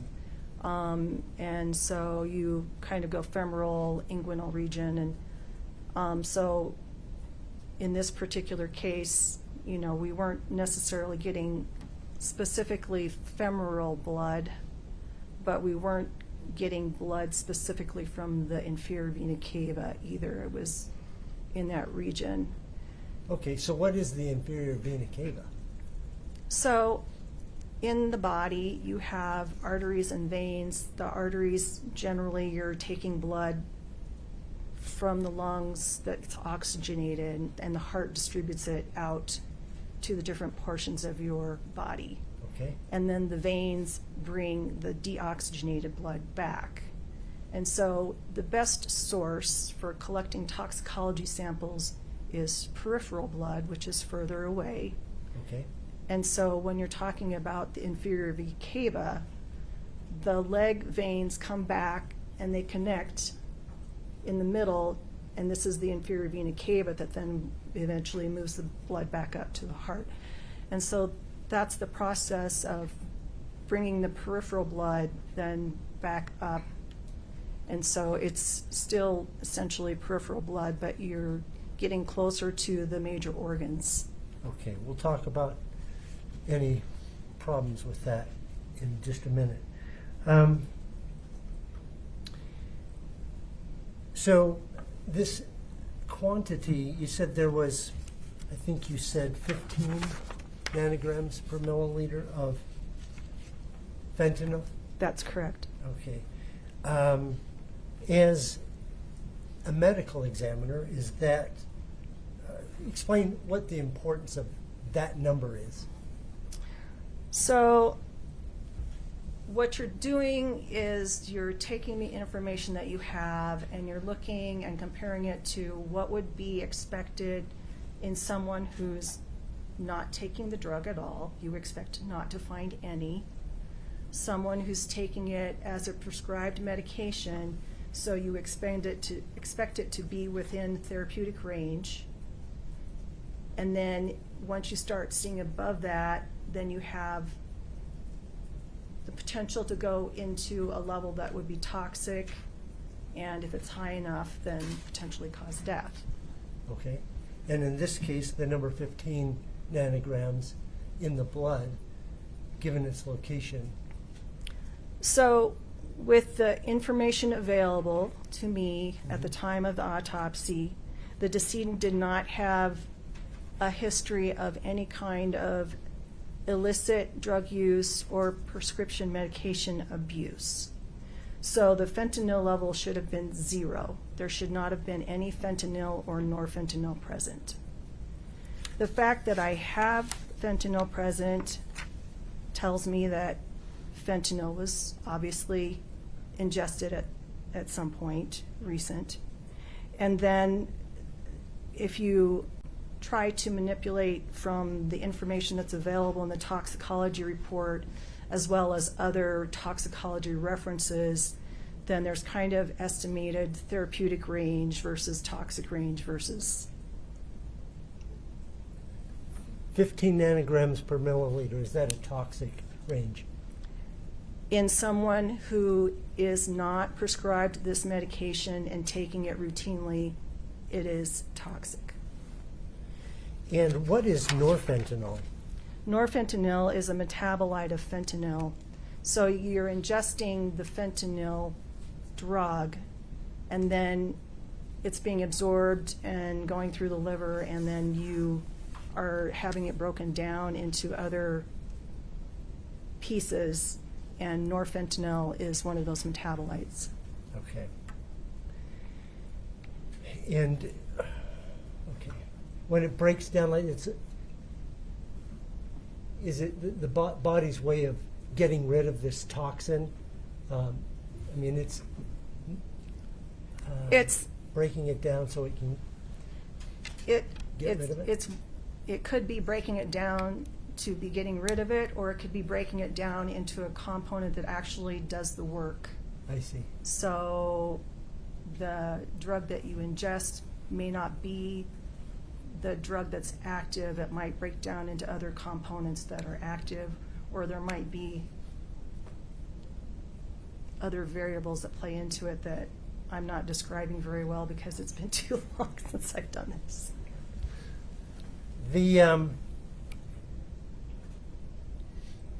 At some point in your, at some point in this process, did you request a Doppel report? You know, the report of any prescriptions? That was a routine process that we did on cases, just to review and see if there were things that we should be paying attention to. And in this particular case, I believe that we reviewed at least 1 year's worth of medical history, and we might have gone back even a little bit further once we saw the fentanyl present. But I don't have any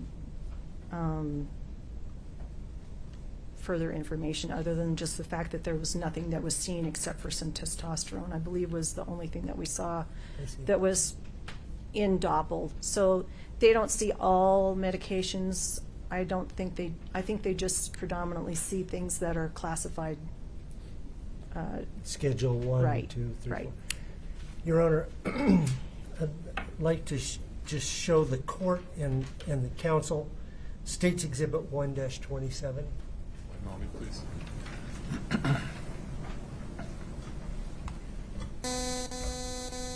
I'll fix that, I promise. Scott, do me a favor. Would you mind unplugging and plugging back in to see if that helps?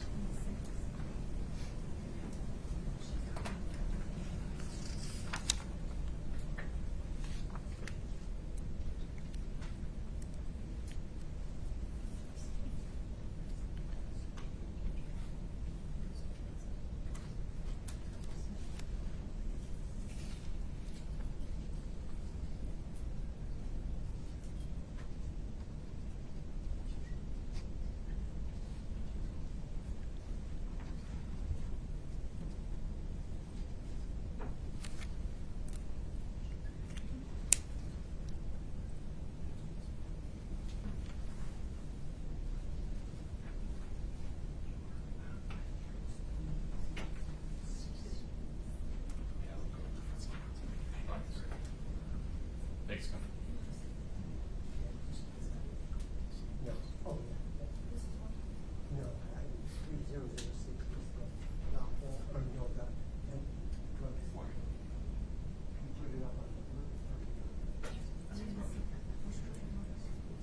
That one, yeah.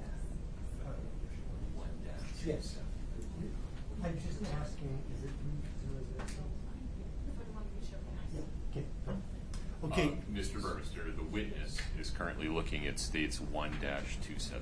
Your Honor, the state would proffer that 1-27 is a self-authenticating document, and we would offer States 127. Is there any objection? What's that? Is this a one-page document? It should be 2 pages, Your Honor. Scott, can I see the second page? I don't know that Mr. Ramos saw the second page.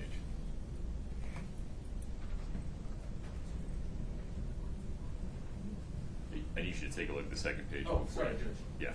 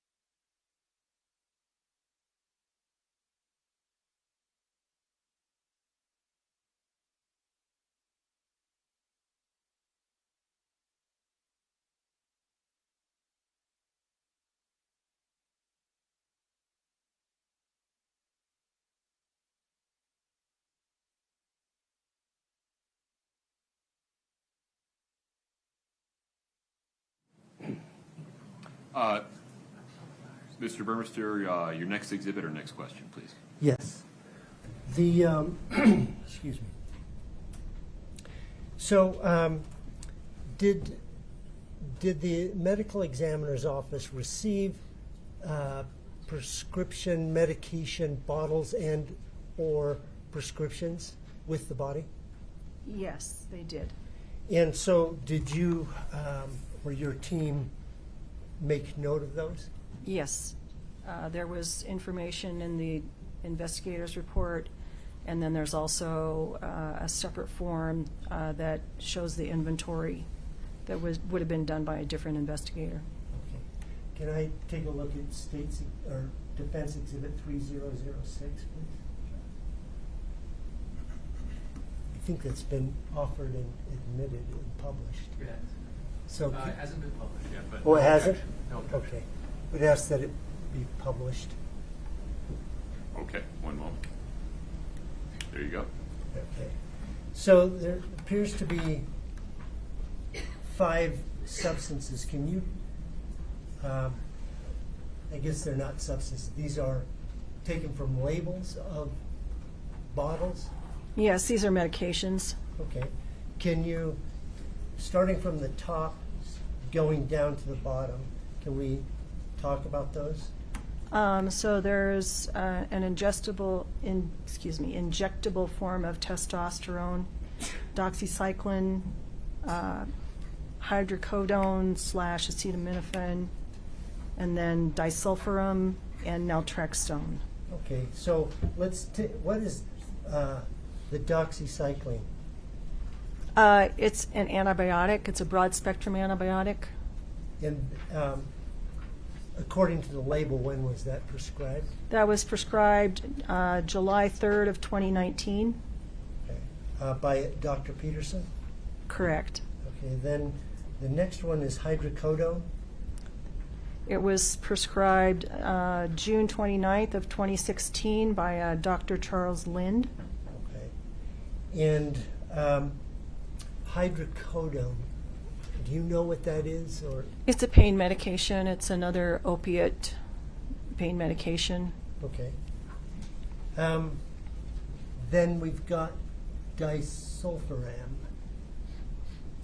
Disulfiram was prescribed December 9th of 2019 by Dr. Andrew Peterson. And does it have multiple uses?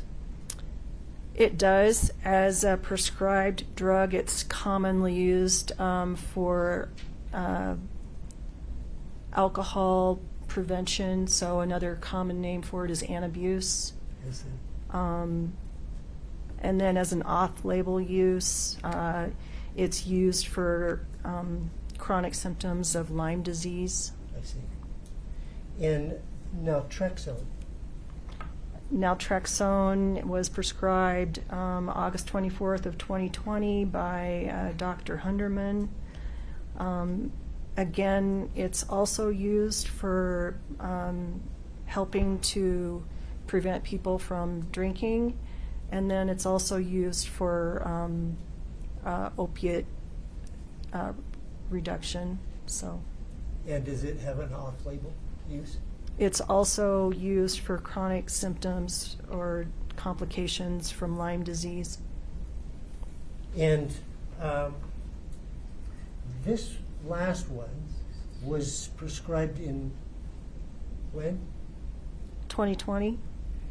It's August 24th of 2020. And how many were prescribed according to the label? 90 pills were prescribed. There were still 88 pills that were remaining.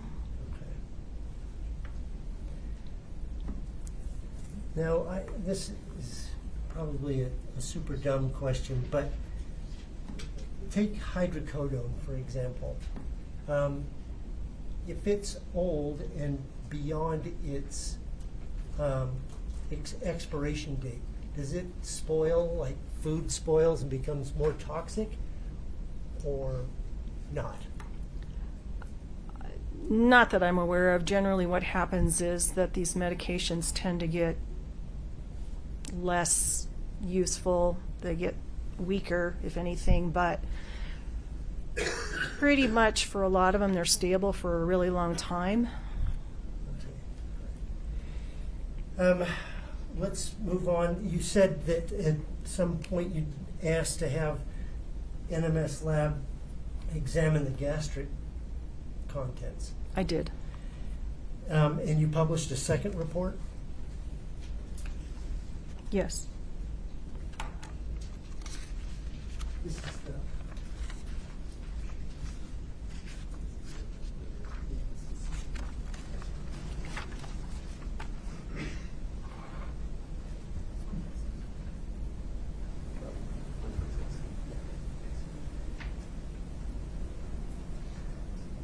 in case you have to, if you can't remember, you've got the gastric in the main one? I hope, well, the supplemental is attached with the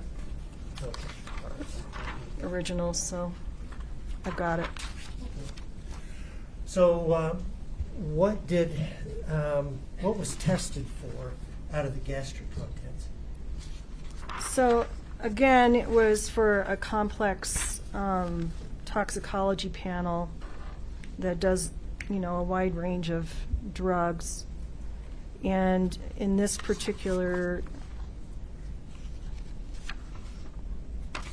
so in the gastric contents, and I just have to be careful when I'm looking at this because they've combined both items into one report. So there was some ethanol present. That was 279 milligrams per deciliter. Okay, let's talk about that for just a second. Does that mean there was 279 milligrams per deciliter of vodka or beer in his stomach when they tested it? Well, it's not that simple because you have to take the volume of the gastric contents and then determine a bunch of information. So in essence, yes, per the aliquot that was measured, this is my understanding of it, that's the amount that was present in that test. Now you mentioned before about decomposition. Is that a potential problem for this gastric sample? It is, because you'll have bacterial contamination in the stomach, and so that could potentially create a false positive. Is there a way to determine what is alcoholic beverage versus decomposition alcohol? No. Okay. What else did you receive back? So there was a presumptive positive for acetaminophen. There was a presumptive positive for caffeine. Quetiapine, which is an antipsychotic medication, was present at 16,000 nanograms per mil. The ethanol level was confirmed. Again, fentanyl was present at 20,000 nanograms per mil. And then norfentanyl was present at 52 nanograms per mil. And acetylfentanyl was present at 29 nanograms per mil. As a medical examiner, do those numbers mean something in particular to you? They mean call the toxicologist. Okay. Basically, as a medical examiner, I can say that we know that he reportedly had a drink at bedtime, so that might explain that presence of ethanol, or it could be decomposition, either one.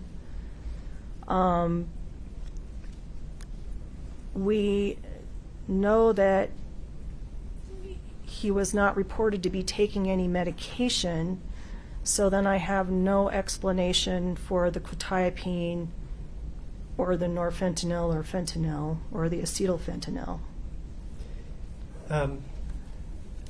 You've already said if for someone who is not using fentanyl that the 15 nanograms per milliliter in the blood was potentially toxic. Correct. How about the 20,000 nanograms per milliliter in the stomach contents?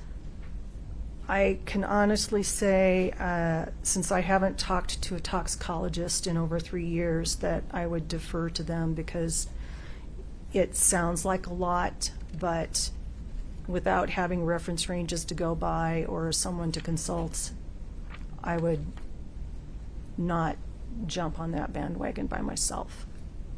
Quetiapine, did you find any evidence that he had been prescribed quetiapine, either through Doppel or through the medicines that you looked at? No, and I didn't see any mention of it in the medical records that I had reviewed at that time, so. Okay. Well, that's a good point. When you made your report, were you able to come to an opinion, a conclusion? Yes. About cause and manner of death? Yes. And at that time, what was it that you were relying on to render this opinion? So I was relying on information that was provided by family members on, how he'd been feeling or how he'd been acting. I was relying on information that was acquired by our death investigator. I was relying on information provided by law enforcement. And then I was also reviewing medical records from the physicians that I knew of that I could get records from. Okay. In addition to your own observations of autopsy. Right, and then in addition to, Lab reviewing Doppel and seeing what his history was. Okay, so what was your opinion of the cause of death? My opinion of the cause of death was drug intoxication by fentanyl.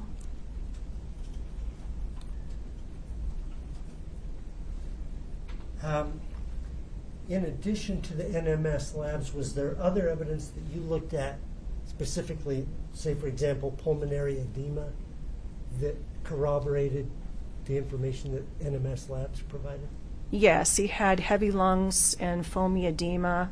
Like I said before, some of that could have been contributed to the CPR, but it was still quite an abundant amount that was present. So I would have a hard time excluding that wasn't also caused by the drug intoxication.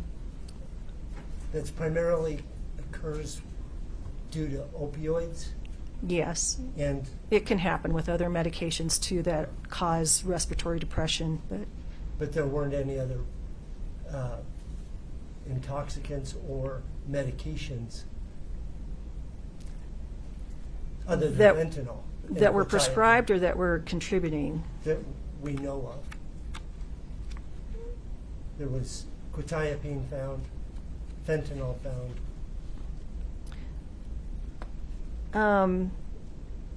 Quetiapine can cause some sedation, but in this instance where we didn't initially see it in the blood, I don't know what to make of that since it was only seen in the gastric. Okay. What opinion did you come to with regards to manner of death? Could not be determined. Okay, now let's talk about that determination is guided by a statutory scheme, is that true?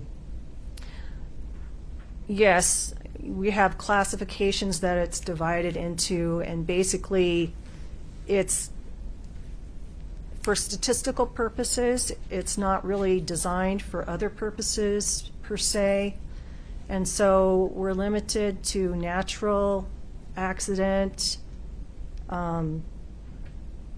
homicide, I'm just blanking here. Suicide? Suicide, and then undetermined as well. And so because this investigation was still ongoing when I retired, I felt that could not be determined was the best solution for me to finish my report before I retired. Okay. So were there some, since the investigation's ongoing, you didn't have access to certain things? Correct. Did you have access to the forensic examination of electronic devices? No. Did you have access to financial documents investigation? No. Okay.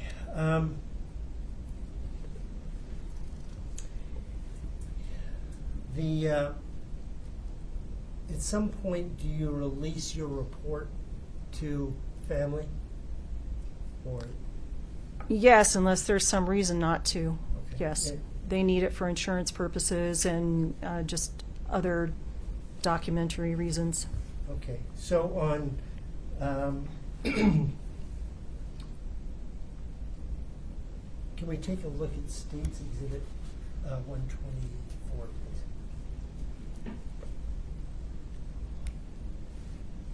The witness has it. Do you recognize this? No. Oh, it's scrolling through, so I'm. Oh, okay. It's a records request form. Okay. There's some notations on it about ready for pickup and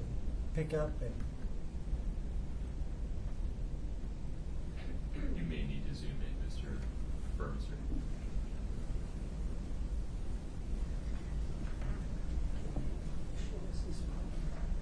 This record is from the Office of Medical Examiner, is it not?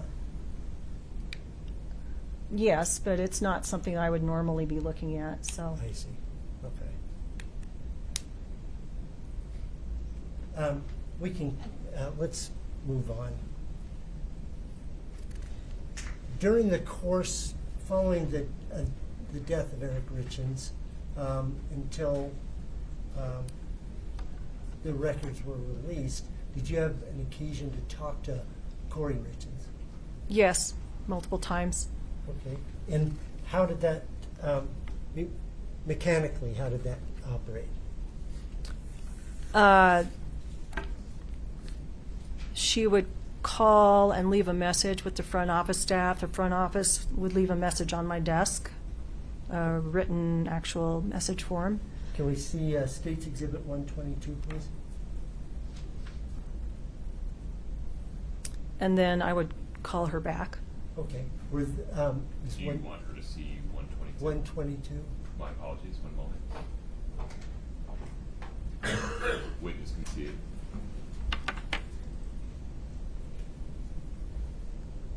Okay. Are those the slips that you received from your reception? Yes. Okay. And then, is it the policy of the OME to document when you talk to people, such as when you call? Yes, Kouri we have a Richens? log form that we fill out. Okay. I see State's Exhibit 123, please.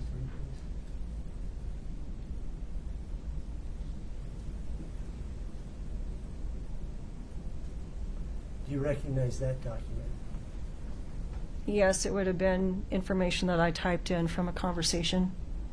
Okay. On March 17th and then later, April 21st of 2022? Correct.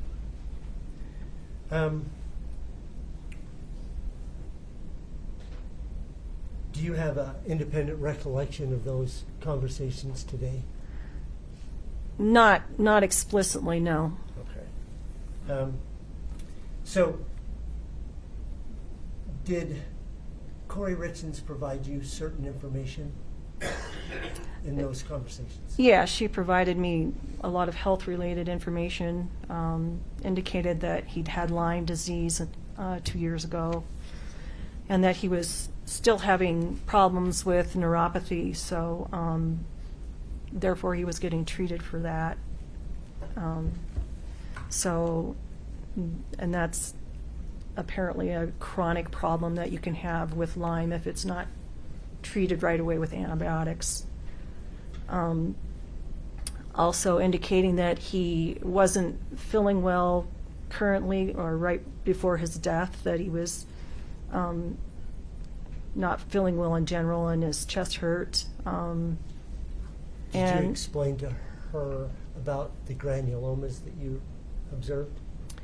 Yes, and so the not feeling well and chest hurt could have been part of the problem with just recovering from COVID, as well as this granulomatous lung disease that he'd had from his chronic work exposure.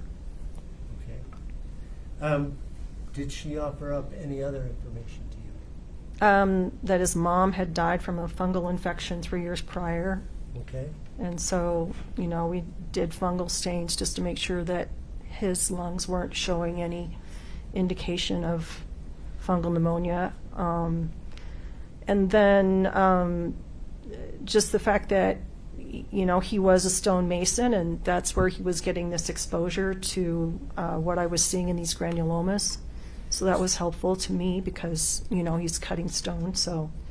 So you mentioned that you did this stain. That's part of the histology. You went back and looked for or was that the? That was for the fungal organisms, yeah. And did you exclude that? Yes.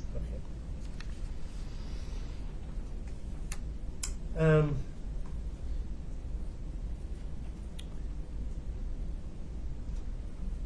On April 21st, you had another conversation with Kouri Richens? Yes, I did, and I believe that I indicated that the case was still ongoing.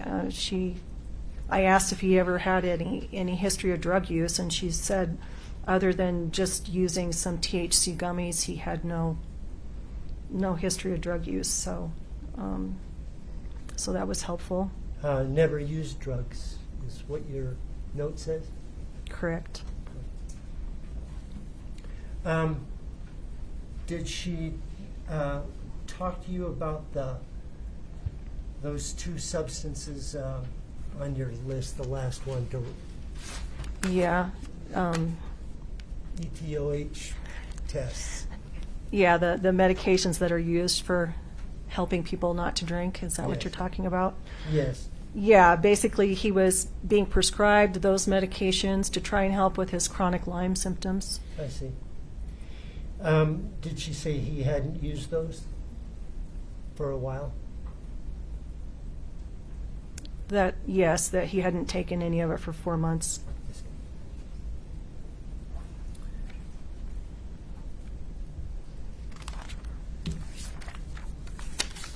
I have one moment, Your Honor.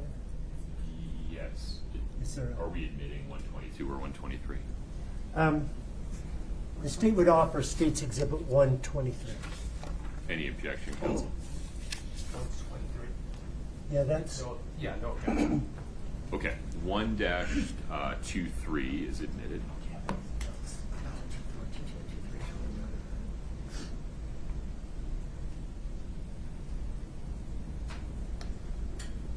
No Mr. further. Ramos is witness? Okay, very good.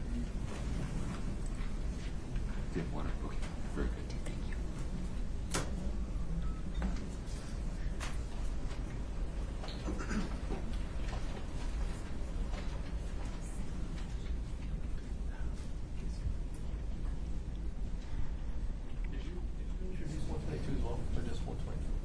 Just 123. We can.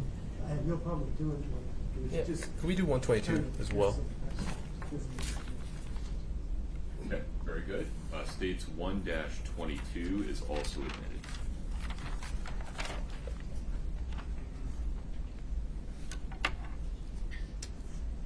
Good afternoon, doctor. Hi. How's retirement? Besides today. It's good. Good. I recommend it. I'll get there one day.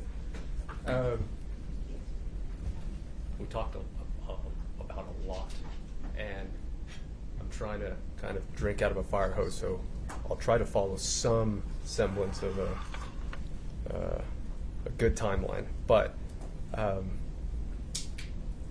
want to talk about what you just left off on. You indicated chronic Lyme. Could you explain what that is? So with Lyme disease, you can get kind of an antibody response that then also affects your body as it's trying to ward off the Lyme infection. And so you can end up with like chronic fatigue syndrome or peripheral neuropathy or things like that. Things that maybe more recently people would associate with long COVID. So Okay. Is it painful? Bless you. I guess it can be. Yeah, you guess. Yeah, I mean, peripheral neuropathy is definitely can be painful. So some people will just have tingly pinpoint feelings. Other people, maybe they just can't feel anything. So it varies from person to person. So. And did you gather more information about Eric's Lyme disease and the pain that he was feeling? No, I have not had the opportunity to review any of his medical records that I reviewed 3+ years ago. So my current recollection is limited to reviewing the information that I have available to me. That's fair. Did you confirm that he actually had Lyme disease? No, but it was in his medical record, I do believe. Okay. Would you have been able to, having what you had at the time, you doing the autopsy, the records you had, would you have been able to confirm that? I don't know how long the antibodies stick around, so I can't answer that effectively. So possibly. Possibly, but I don't know. Okay. You indicated that one of the, and I can't remember which one, so if you can't remember, we'll pull up the medication that was listed. You mentioned opioid reduction for one of them. Do you recall that? That's the naltrexone. Naltrexone. And that was found in his system, correct? No, That one naloxone not. was found in his system. That would have been given by when they were doing CPR, so that would have been given by EMS. So the naltrexone, that's the one he had a prescription for? Correct. Tell me about opioid reduction. What do you mean by that? So for people who are chronic abusers, whether it's using too much of their prescription medication or using illegal narcotics, and when they want to stop, then they might need something else to help them stop. Okay. And do you recall how many were left? Of the naltrexone? Correct. Would it be helpful to pull it up? Yes, it would be very helpful. Just publish it just to I want to say it was like the doctor. 88 out of 90. So 90 were prescribed and there were still 88 present. And how do you know, with the information you have, do you know how often they were, or Mr. Richens was told to take it?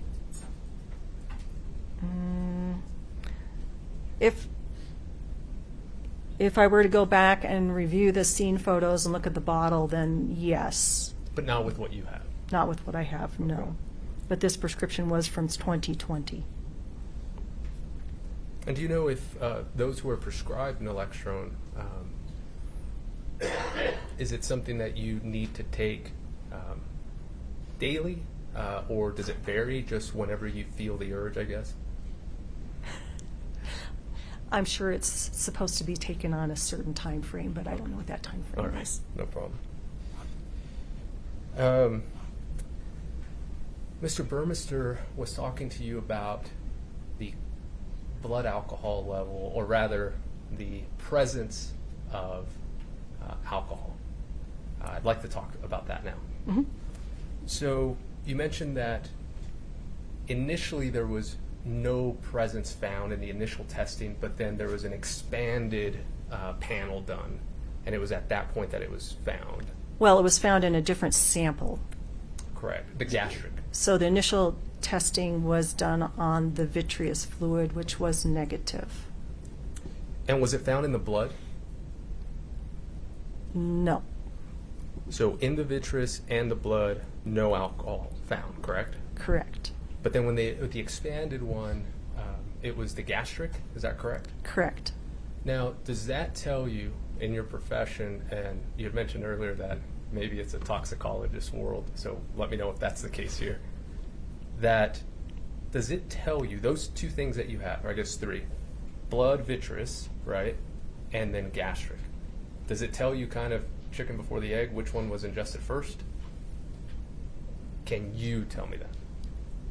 I can tell you that there was no measurable intoxicant related to alcohol that was in his blood or vitreous. And with your knowledge, if it's in your gastric, does that indicate timing-wise whether that was first and then it goes to the blood? If it's from ingestion, I would say possibly. If it's from bacterial decomposition, then it doesn't tell us much. Okay. And did you do any I don't know, additional tests or studies to try to determine that in this case? No. Okay. Was that asked of you? No. Okay. At any point, was it asked to determine whether or not the fentanyl was taken along with alcohol? These are questions that I would not be able to answer because I don't think that they are answerable.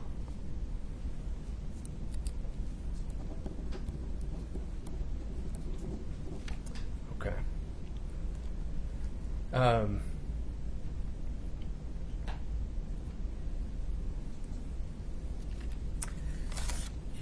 Actually, I'll go back to that.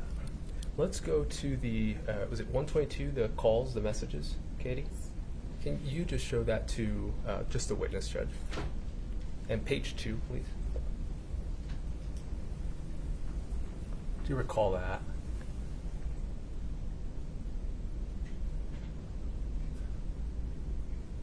Not specifically, but I mean, it's a typical note that we would get. And this is one that was addressed to you? Correct. At the very bottom, there's a signature. Is that yours? Yes, it says the call was returned on March 17th of 2022. Perfect. Could we go to the case notes, Katie, for that same day, please?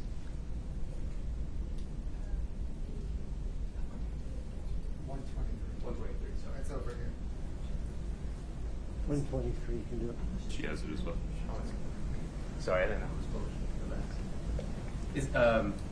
What's in front of you, is that for the March 17th that you returned that call? Yes. Okay. Now, on the case, is it called the case log, case notes? What would that? Same thing. Same thing. Is that automated? Is it automated? In terms of the, let me be more specific. Is No, it I have to type it in. But in terms of the time and date?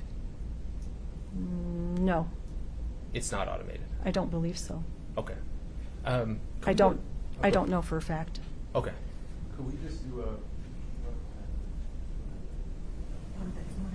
Yeah. Could we not call it out? Yeah. So there you have a full view of what I see as case notes, case log, correct? Right. Okay. And so you can see that on the top, it has a date, time, doctor, and I guess who's calling. Do you see that? Mm-hmm. Do you know, I know you're retired, whether you would have inputted that information, not the contents of it?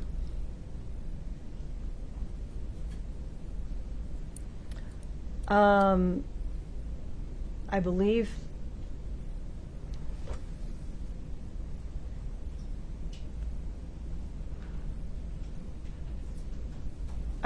I certainly would have entered the date and time. So yes, I think I would have entered that. Okay. And Because generally I would try and enter these as soon as I was done with the phone call. It didn't always happen in that fashion because I'll usually make paper notes and then, because you can't remember everything and you're not recording the phone call. So correct. So when you get to the point where you are inputting it, correct me if I'm wrong, the purpose of inputting that information is that whoever's working on that case can have the information that you have. As far as the investigators and stuff? Sure. Sure, but mostly it's just a documentation of what happened. That day? Yeah. Okay. And it seems like whenever calls were made to you, you did a pretty good job of summarizing what was discussed. Yes, it was more for my recollection maybe than anybody else's. Correct. And with that, kind of like you said, you were trying, or you indicated we. I imagine your team, correct? Yes. Does that include anybody outside of the Office of Medical Examiner? No. Okay. So people at the Office of Medical Examiner working on this case, notes for you to try to determine what the manner or cause of death is going to be in this case. Fair? Correct.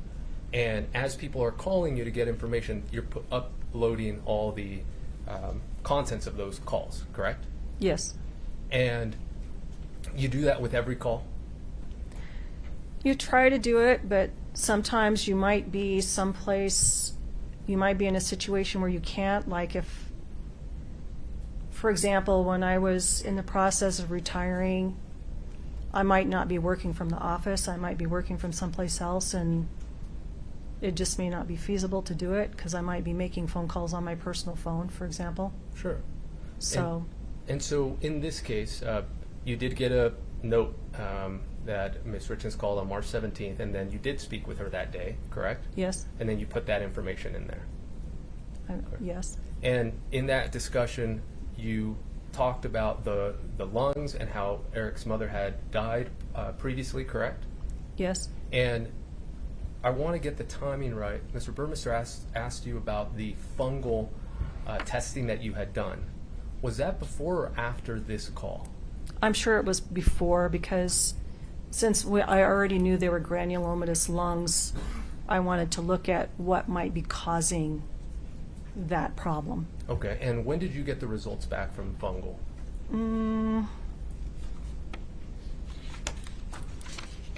Well, when did I get the slides back? Yeah, when did you determine that the fungal...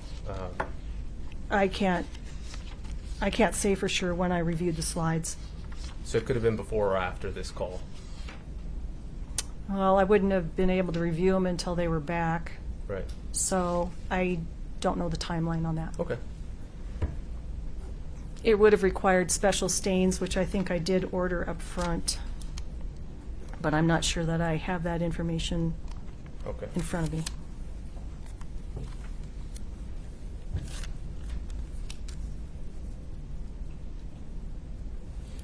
You discussed the NMS labs and how you had sent out, or your team had sent out for further testing. The expanded lab, is that, or the expanded panel? Yes. Okay. Can we pull that up?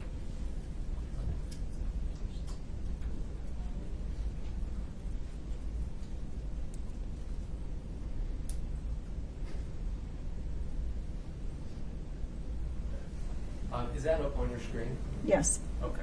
And you saw a couple of these during Mr. Burmester's direct examination, correct? Yes. One for the blood toxicology and then one for the gastric toxicology. Yes. Okay. And now we're just clicking through all of these fairly fast. I just want. Do you remember how many pages you received back from NMS Labs? What I see is what's in the autopsy report. Okay, so, and let's pause there, Katie. So, with the NMS Labs, the only document that you received was just that one? The one that's in your... The one that's in the original report and then the one that's in the supplemental report. Okay, and those are the only ones you received from NMS? That's what I received, yes. Okay. If you could highlight, Katie, for the doctor, the page number at the bottom for the last page. Can you see that, doctor? Yep. And how many pages is that? 999. Now, you had mentioned earlier toxicologist. As she was clicking through all of these, I think there's graphs and everything. Is that something that's more suited for a toxicologist to be able to interpret what's in those documents? For this extent, yes, yes. Okay. So I won't ask you any questions on that. Okay. I've never seen one of these before. It's That's good. Would have been an awkward cross-examination.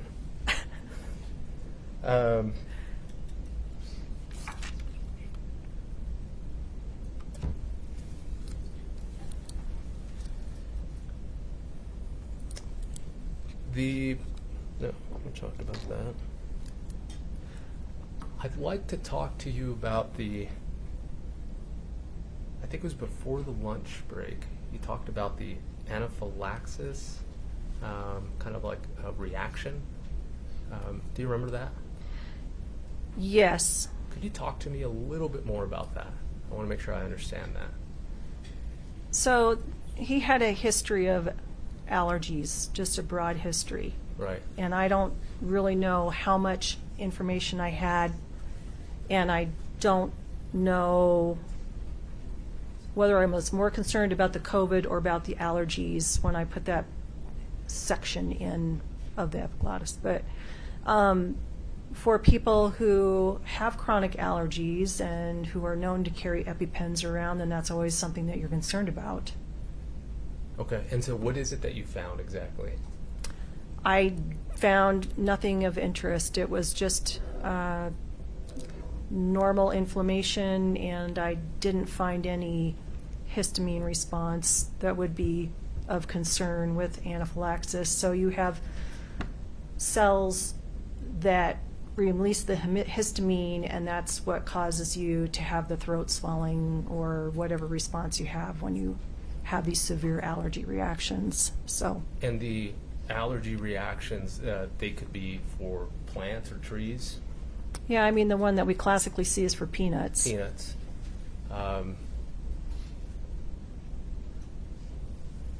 Medication. Could be. There's really only a couple of things that I've actually seen it for in the office. Peanuts is one of them, and maybe another thing would be like for like an antibiotic. Like penicillin? Yeah. What about opioid drugs? No, I've never seen that. You've never seen it? Does it exist? I don't know, but it possibly could. I mean, there's always going to be somebody who's allergic to stuff, but I've never seen it, so I can't answer intelligently about it. That's fine. If somebody were to have been, I'm allergic to, well, I shouldn't say this. This is fine. If somebody's allergic to a medication, and it would come up, right? And so that medication or that nut allergy, you would think that you would see it every time that individual ingested whatever that was. No. So a nut allergy could happen once and not again. Could happen. Usually what happens is it doesn't happen, and then all of a sudden it happens. I mean, it's going to vary, and this is, again, getting a little bit out of my realm, That's but fine. You may have a mild response to it, but you never know when you might have a maximum response to it. But the range of drugs or whatever that would cause that type of reaction are beyond my purview, and so. So you can't say sitting here today that fentanyl causes an allergic reaction in anybody? I cannot. I'm not saying it doesn't. I'm just saying I can't say it does. If it had, you would have seen it here? I don't know what type of allergic reaction it would cause. Not all things that cause. So most of the medications that your doctor says you're allergic to, it's just that it didn't work for you. Like they'll switch you from your one high blood pressure medication because now you've got a cough. Okay. And so they're saying, well, we need to put you on a different one. And it may not be that you're allergic to that medication. It may just be that that medication either A, isn't working for you, or you have a side effect to it that's undesirable. And so when you have all of these things that you're listed in your medical record that says allergies, it may not really be an allergy. It's just where they document that stuff. Understood. The food particle that was, you indicated that you saved it. Is that correct? Food particles? The gastric contents? And the gastric contents, correct. We saved a portion of it. Okay. And did you locate any THC gummies in there? Nope. Okay. Did you look for them? I should have asked that first. I'm sure they would have melted by then. That's fair enough. And there was no measurable THC in the toxicology analysis either. I don't know that I would have had to order that specifically. I can't remember. Okay, fair.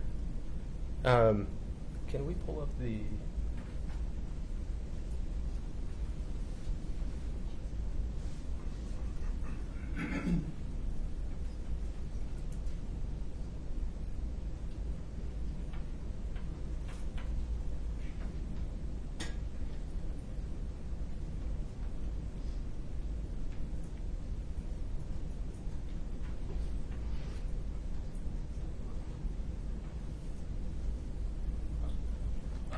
Can you, may we publish that? Just to doctor. So we're going to show the witness this document. Okay.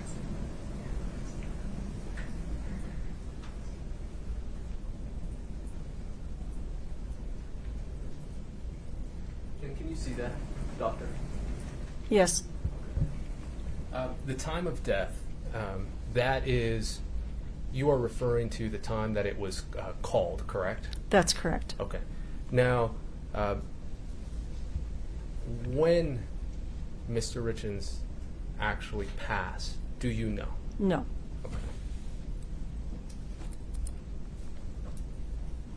So the time of death is just the time it was called? That's correct. We have limited information that we can go by, last known alive time, and when CPR was performed, once they stopped performing it.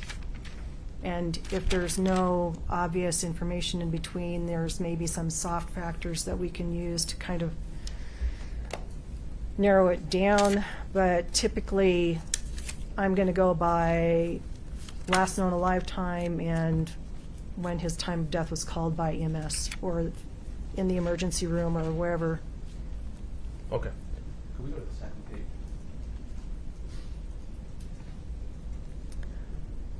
Another possible explanation would be time found. So those are the three kind of guidelines. Okay. And now, with what you have there in front of you, I want you to just review that real quick.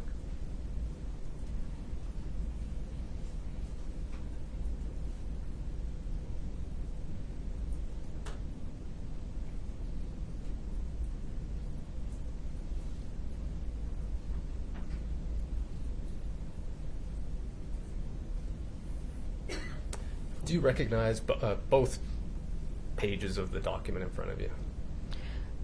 Yes, this is the form that when you request a death certificate, this is what it looks like. Okay. And is that the final one? We could, Yes. Okay. Move to admit.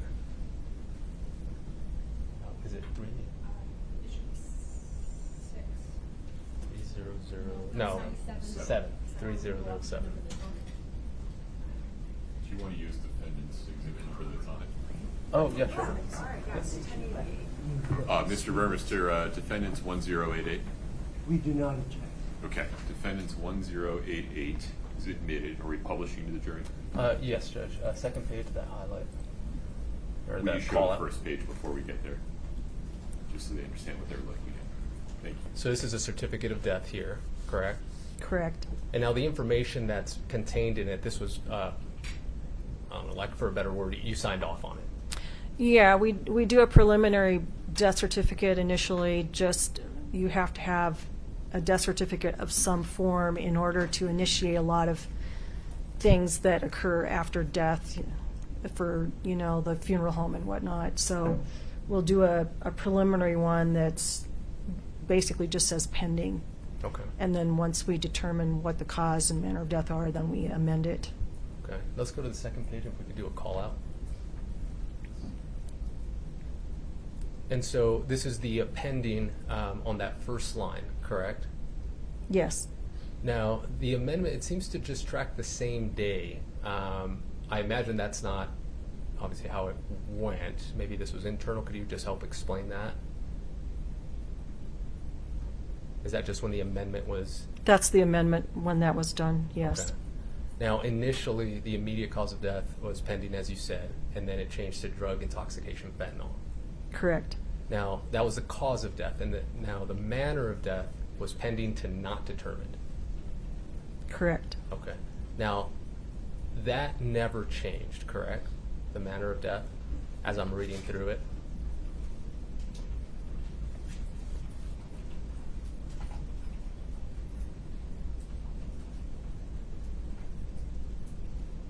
What do you mean it never changed? It changed from pending to not determined. Sorry, since then, I apologize. Oh, no, it hasn't changed. Okay, so that's remained the same. Correct. Okay. Now, we could take that off, Judge.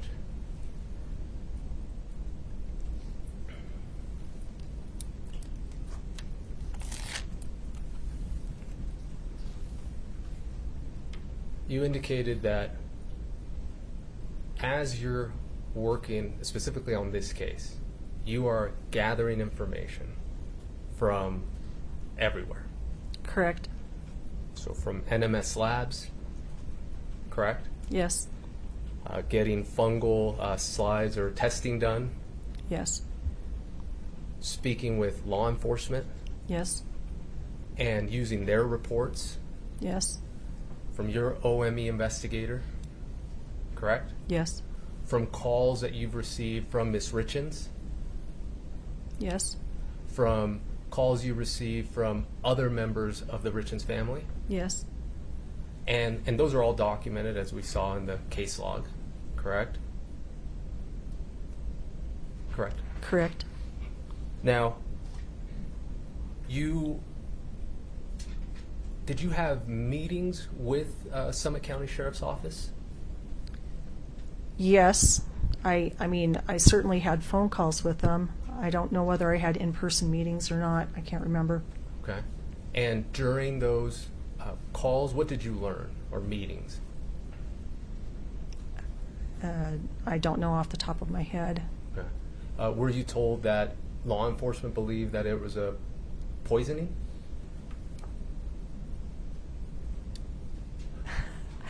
If you don't remember, that's fine.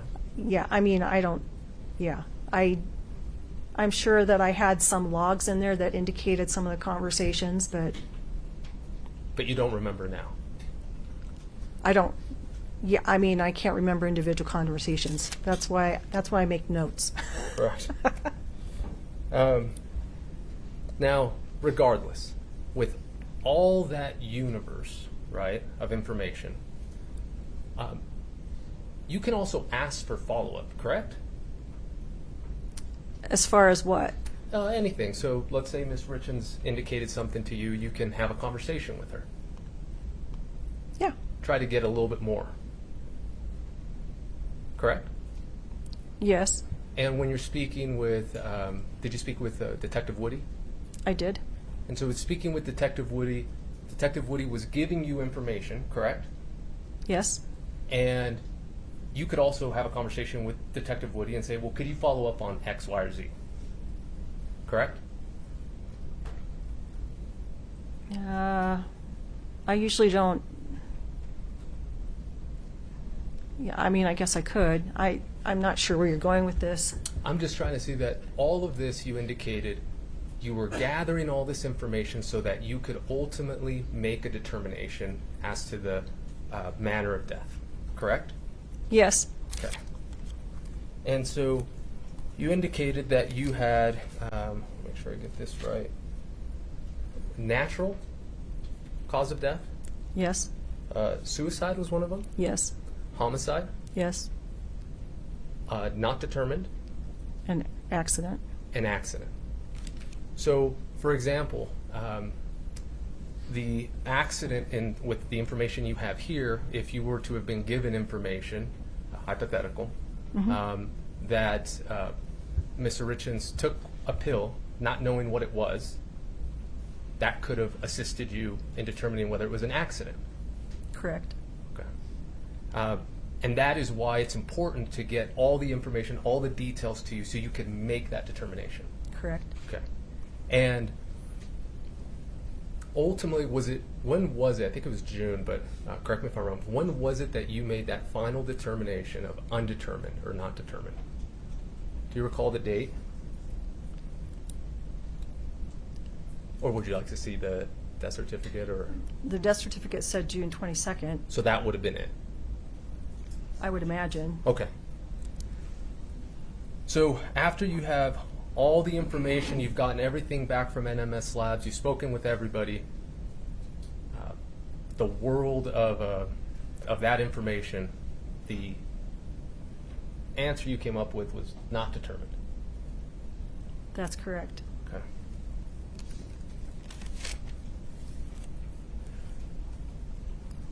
And I know you've been retired. When did you retire? January 1st, 2023. So, about 6 months before, right? In that time, did you see in your line of work overdose deaths All the time. from fentanyl? All the time. Accidental? All the time. Not determined? I probably saw some of those as well. And then, I imagine, suicide? Yep. Would you say that during your time that has increased? That number that you saw? During that era, yes. And what era would that be? 2020 to 2022? Yeah, roughly. Okay. 2018 to 22. Were you familiar with the one pill, one kills? One pill kills, I mean? Not that phrase, but Okay. certainly the concept. And were you trained on that while you were, or before you retired, as to the increase in fentanyl overdose? I saw it. I didn't have to be trained on it, yes, but I mean, sure. Okay. My point is that you've seen a lot of, unfortunately, a lot of fentanyl overdoses before you retired. Yes. Okay.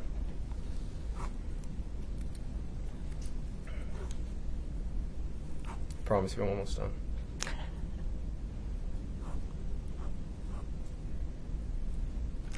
Let me check with my colleagues.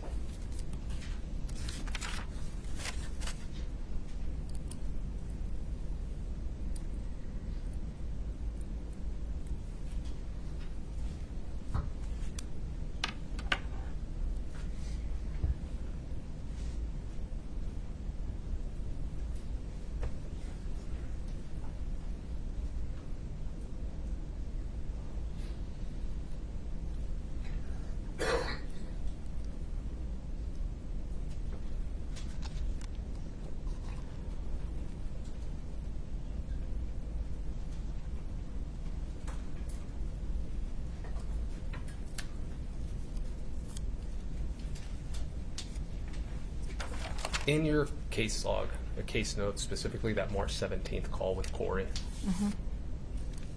there was no reason for any of us to believe that that call did not happen, correct?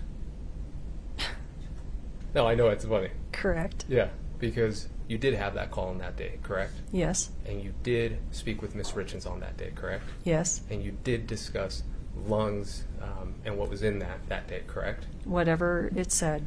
And as well as you knew, at least at that point, or timeline's off, but at least that you looked into that fungal situation, and you were aware of Eric's mother's passing from something related to fungal infection, correct? From the information that she provided, yes. Okay. No further questions. Thank you so much, Doctor. Enjoy retirement. Mr. Burmester. So, to be clear, the fungal infection information was not you providing it to her, but rather she provided it to you. The fungal. From that phone call. Information, yes. Yeah. But the testing that I performed was just routine testing for the type of case that it was with the granulomatous lungs. And so could we get that I didn't get the dates right, I guess, on the death certificate. Did we look at that last page again?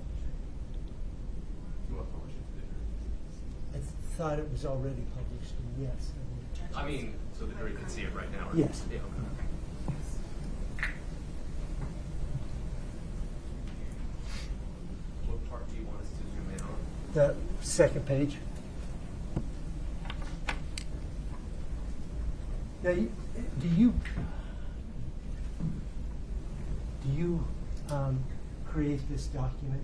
You, the OME, the Office of Medical Vital Examiner? records. I mean, I type the basic information in, and then this information is populated through vital records. And so the only thing I see on here is June 6th. So you change, no, not change, you finalize the cause and manner of death on June 6th. Is that a fair statement of what's going on there? That's what I'm seeing.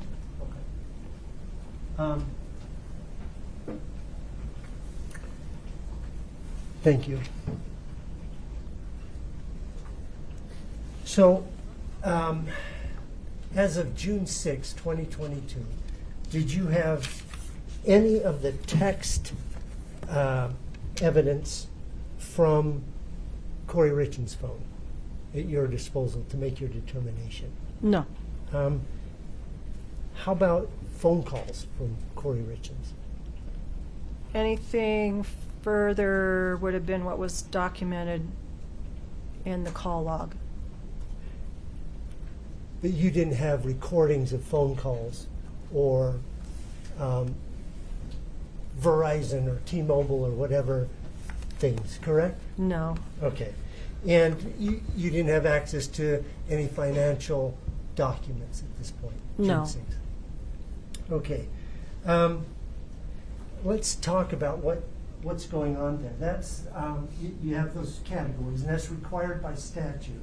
You need to call it at some point in one of those homicide, suicide, accident, natural death, or undetermined, correct? Yes. So homicide, that isn't a legal criminal determination.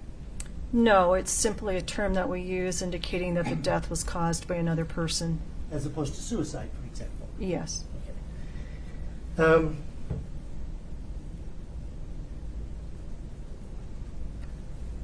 When you're, this is, I would guess at its core, a scientific endeavor. Is that fair to say? Yes. What you do, or did do? Yes. So, in pursuit of science, you don't start from a presumption, I would assume, that you look at all the evidence before you make, and you go off of the evidence that you receive before you proceed in any direction. Correct. You might have a working hypothesis, so you have a direction to start in. But yeah, you have to be receptive to all of the additional information. Okay. And by June 6th, in your possession, did you have anything that would help you to determine whether this was a homicide, poisoning, or accidental, or No. suicide? Okay. And that's why you came up with the decision you came up with? That's correct. Do you consider motive evidence when you're making a determination of homicide, suicide? Not typically.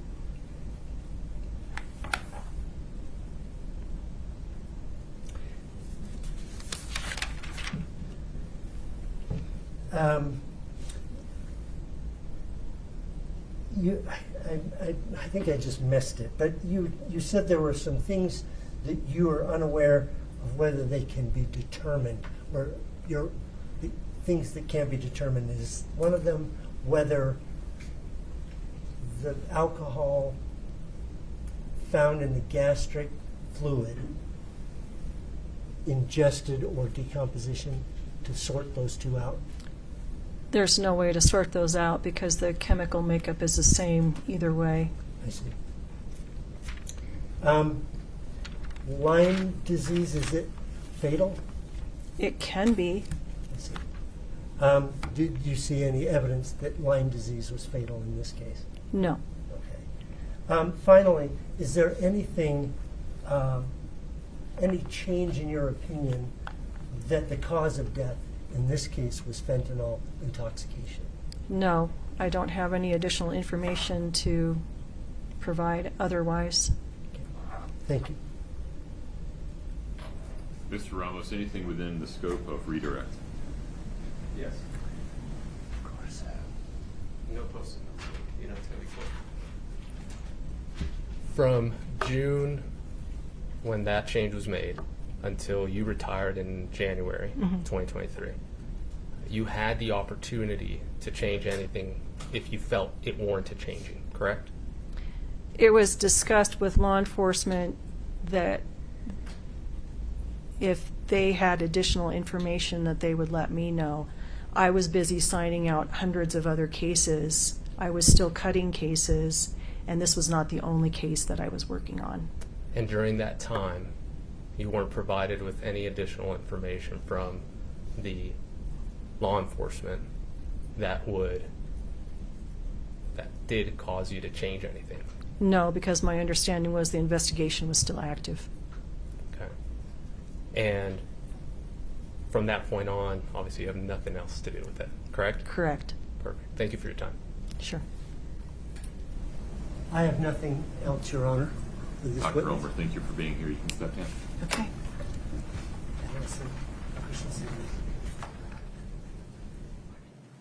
Folks, let's take a restroom break, please. Please rise for the jury.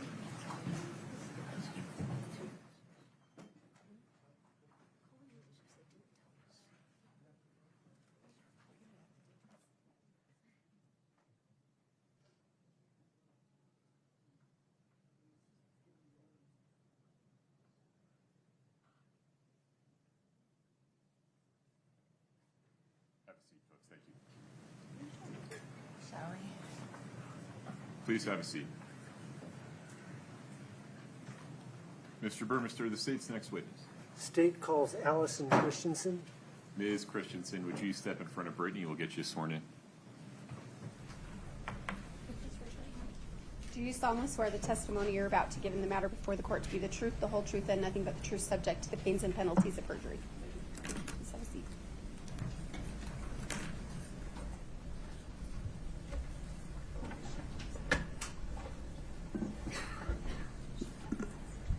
Can you please state your full name and then spell both your first and last name?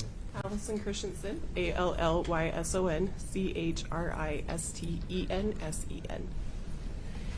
Now, I know that you brought into the courtroom your own bottle of water and some cough drops. Yeah, I'm just getting over a cold and have lost my voice over the weekend, so I'm just hoping my voice will hang with us today. Okay, excellent. I'm rooting for you. Okay, so are you employed, Ms. Christensen? I am. How are you employed? I work for the Statewide Information and Analysis Center, housed under the Department of Public Safety. Did you work for them in 2022? No, in 2022 I was working for the Office of the Medical Examiner. Okay. What were your duties and responsibilities at the, or let me rephrase that. What capacity did you serve OME? I was an autopsy assistant and an autopsy technician supervisor. I see. And so what are the duties and responsibilities, very briefly, of that position? The autopsy assistant is there to assist the doctor in a variety of ways with removing organs during autopsy, taking notes, photographs, or handling toxicology. Okay. And on March 5th of 2022, were you serving in that capacity and on duty that day? I believe so, yes. Okay. Do you know what role you were? My understanding is that's a rotating role. Yes. Do you know what you were doing on that particular day? That day I was assigned to handle the toxicology samples. So what does that mean? You were handling the toxicology? So all of the samples are collected during the autopsy, and then my role would be to get them ready and prepared to be sent to their various labs for testing. I see. Okay. So in this particular case on March 5th, did you receive some samples from Dr. Ulmer? Yes, I believe so. Okay. What did you receive? I can't recall directly. It's been a few years. Okay. Do you remember? Now, let me just give this to you.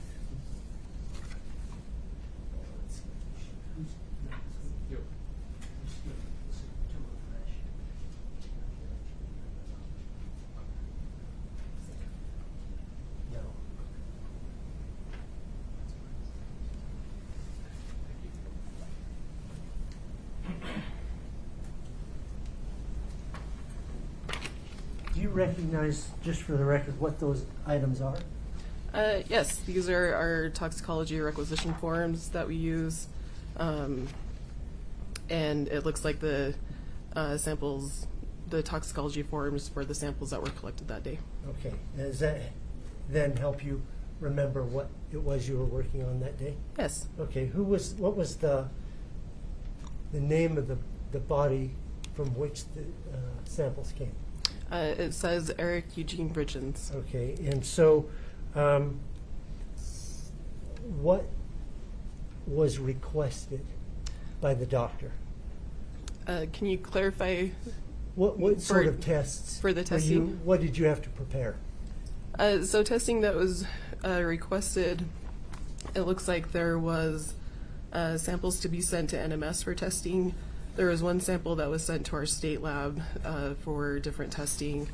There were some histology tests requested, and then it looks like some cultures that are also done at the state microbiology lab. Okay.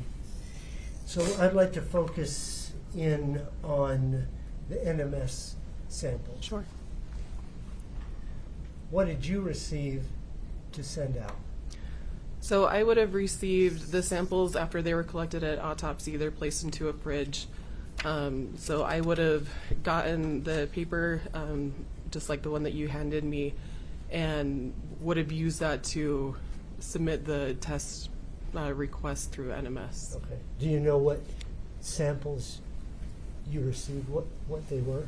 On the form it says that there were 3 tubes of IVC blood, which is inferior vena cava.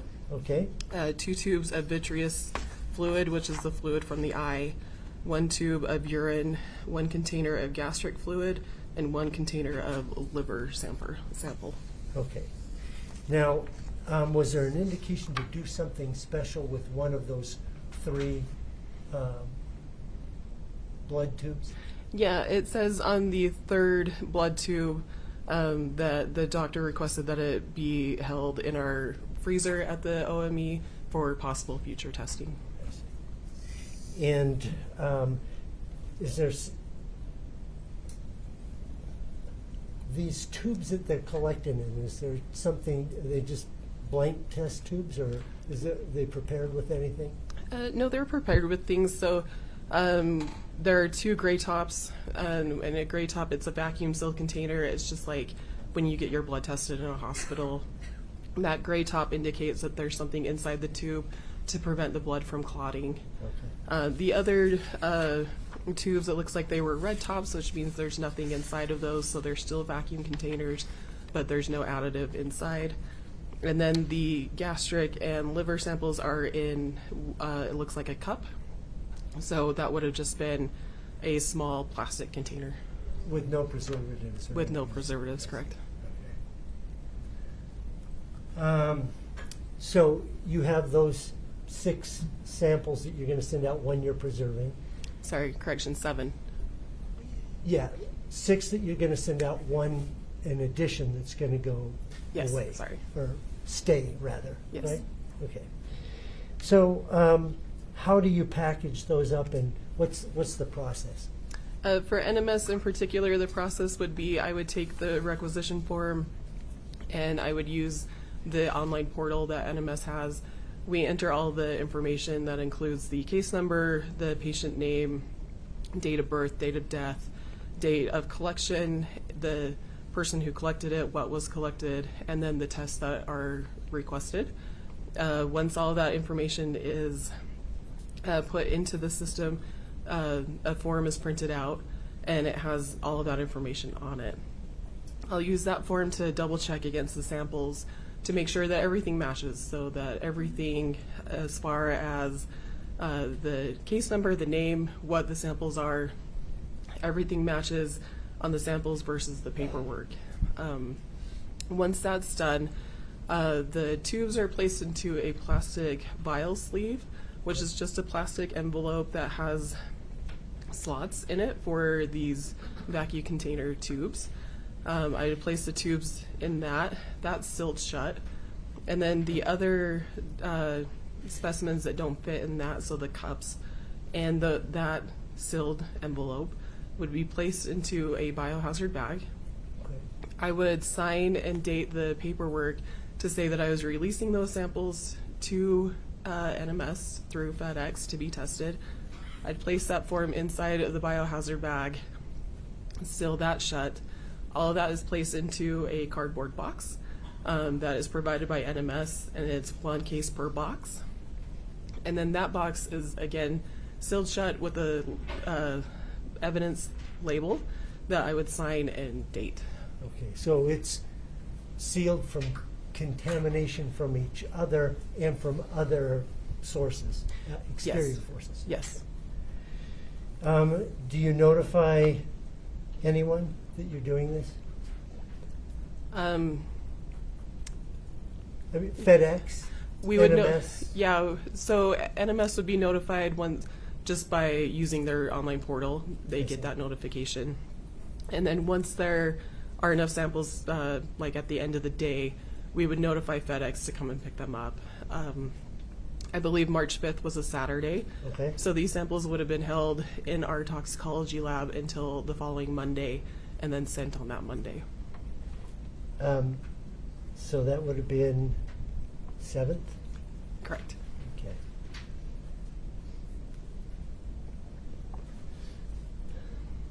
And okay.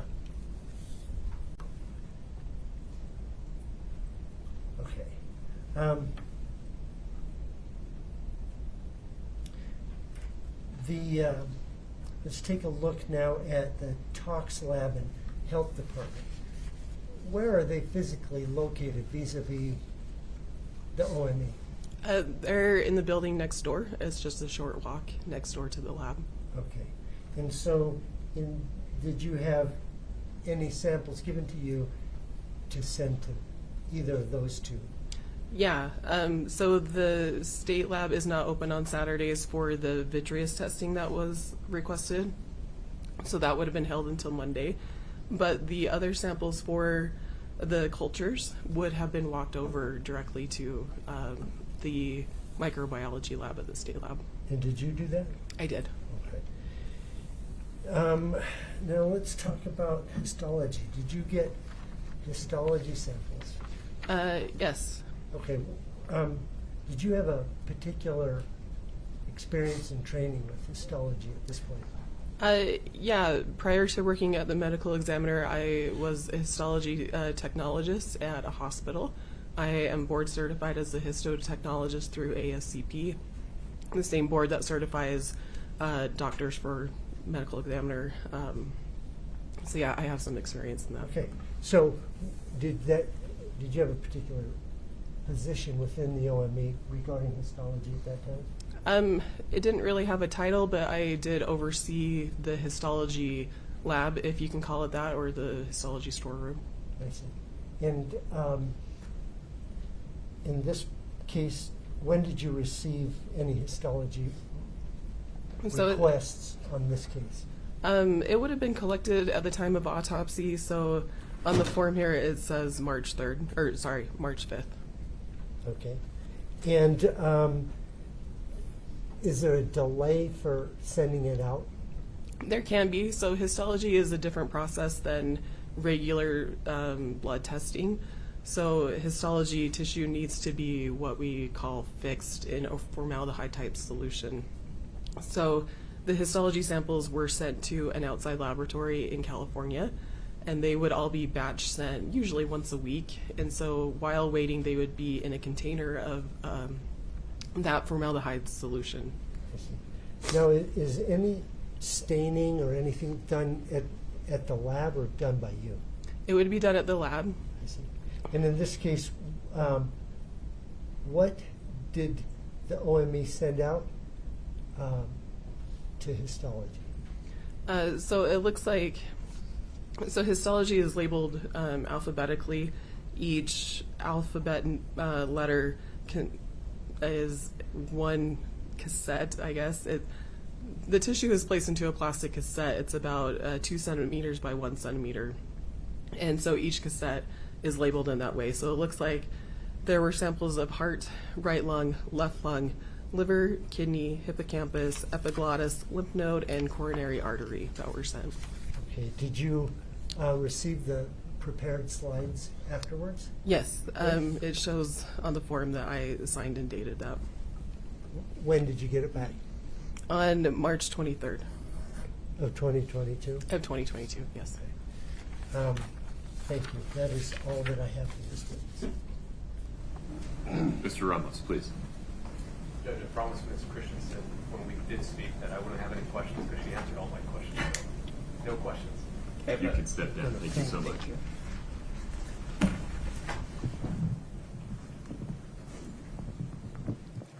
Chelsea Gibson.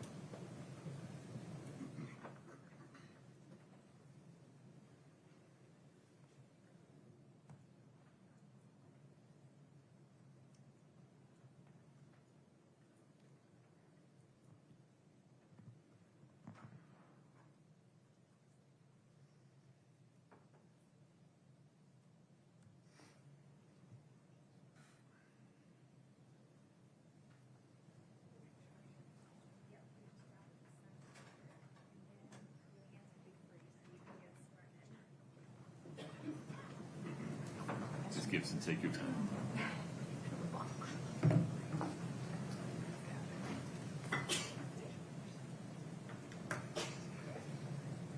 Please raise your right hand.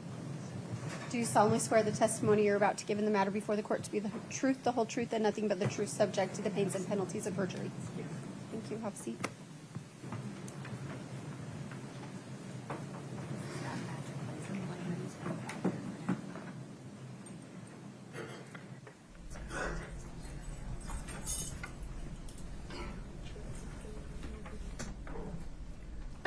Good afternoon. Afternoon. If you could state your name and spell your last name, please. Chelsea Gibson, GIP as in Papa, SON. Move that microphone a little bit closer to you. Just pull it forward. Yeah. Better? Better. Okay. Thank you. Where do you work? Summit County Sheriff's Office. How long have you worked there? Total about 7 years. What is your current assignment? Lead crime scene investigation technician. And how long have you been doing that? About 4.5 years. What did you do before you were the lead crime scene technician? I was dispatching for the county. And while dispatching for the county, I would do part-time as helping out with the evidence room and crime scenes.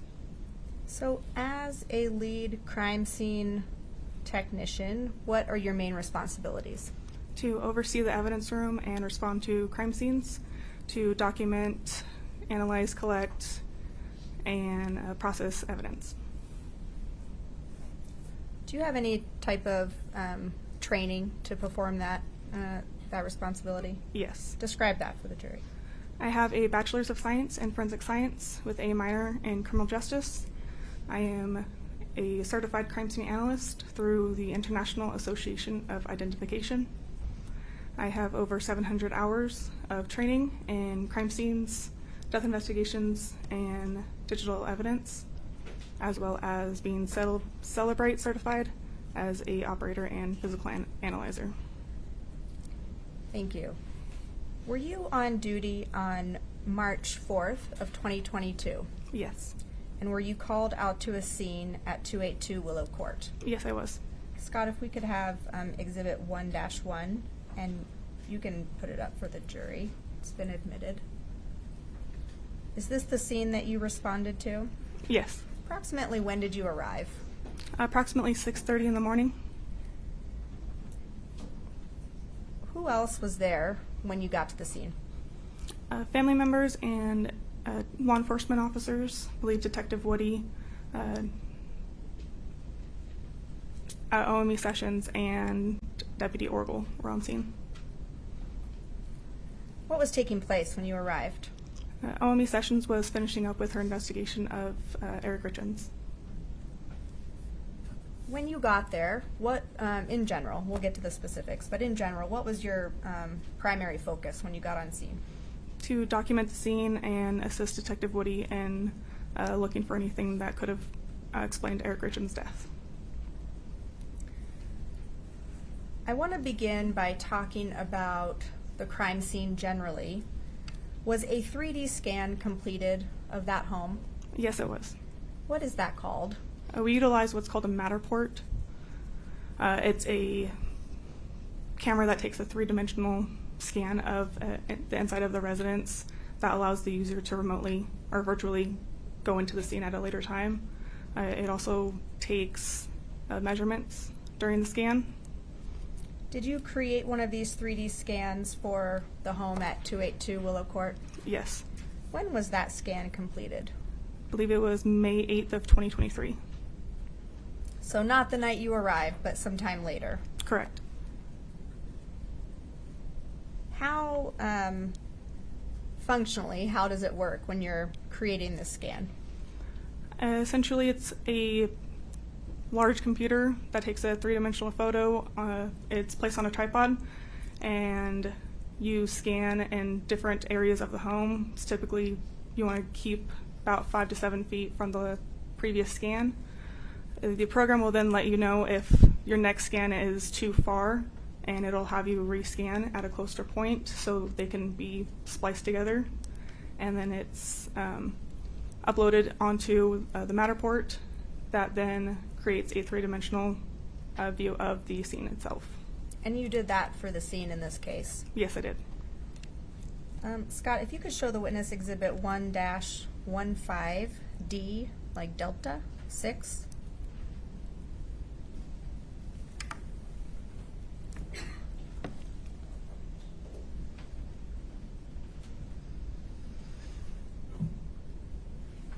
Let's pause it. I don't want it to play yet.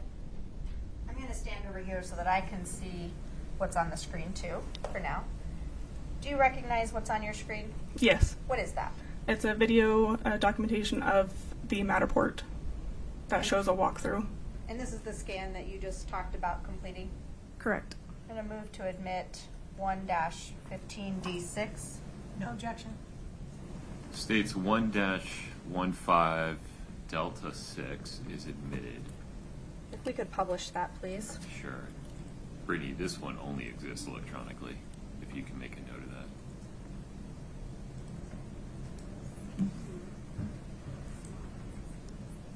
Oh, wait a minute. I may have announced it incorrectly. Can you give me the number one more time? I should clear this up. 1-15D6.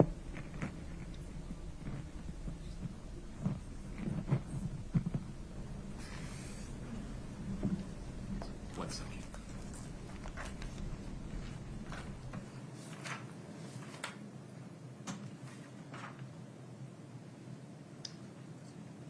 That is not the number that's listed for a 3D scan in your exhibit list. This might be the updated one with blurred visions, but We blurred, yeah. Here, take a Yeah. look here. This Take a is look. why we're confused. Okay. Is that what you have in mind? Yes. Okay. Okay.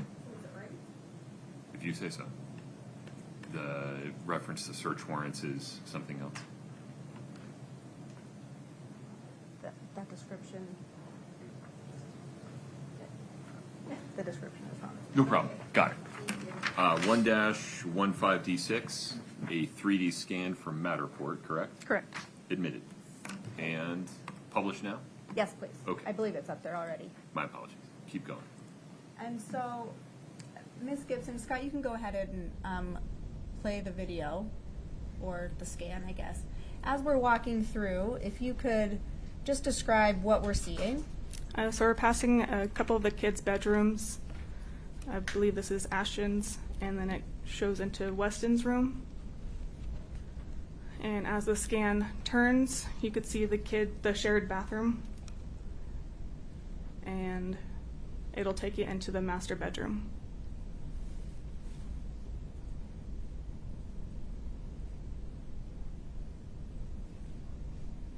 And from the master bedroom, it's going to move into the master bathroom.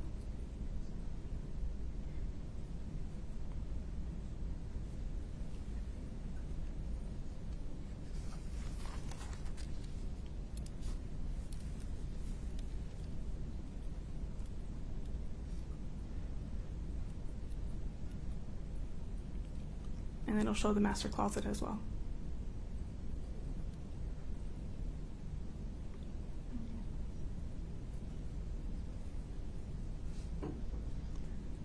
And now we're going back through the master bedroom, through the main hallway of the home.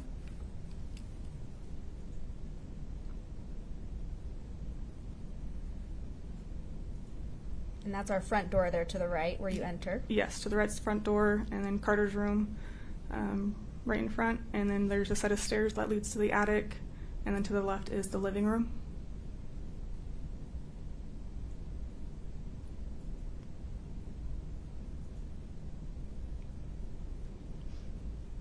And now the living room's connected to the dining area and the kitchen.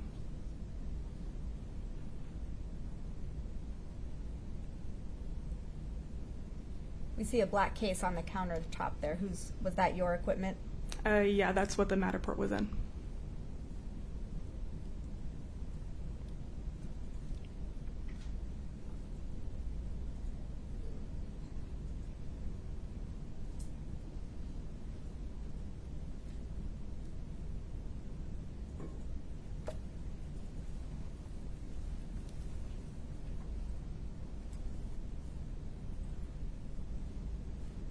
Where are we headed now?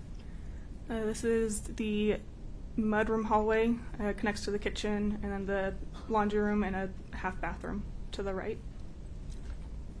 And then the attached garages to the left.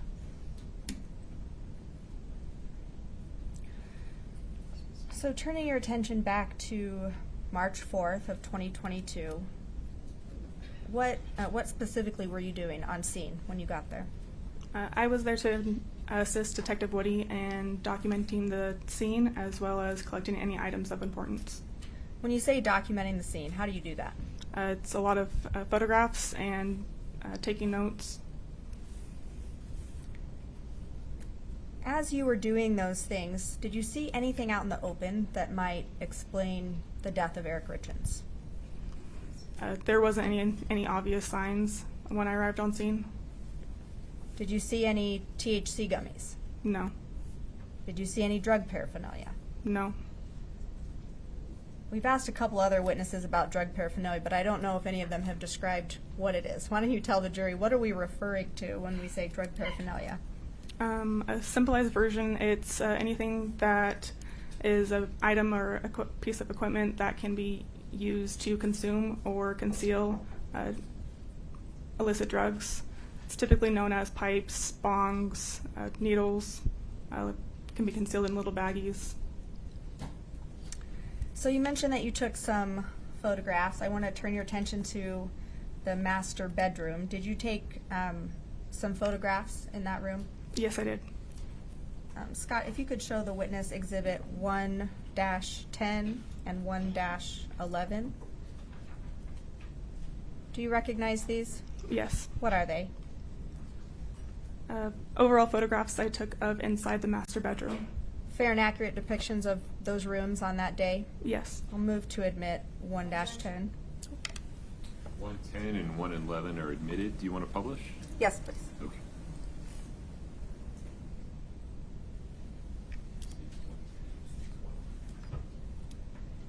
Did you also take a photograph of a nightstand in that bedroom? Yes, I did.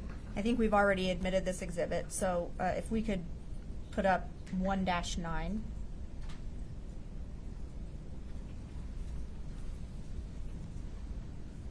Do you recognize this? Yes.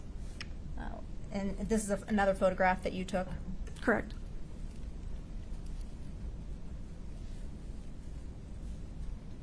Now, we see a safe there. Did you later look in that safe?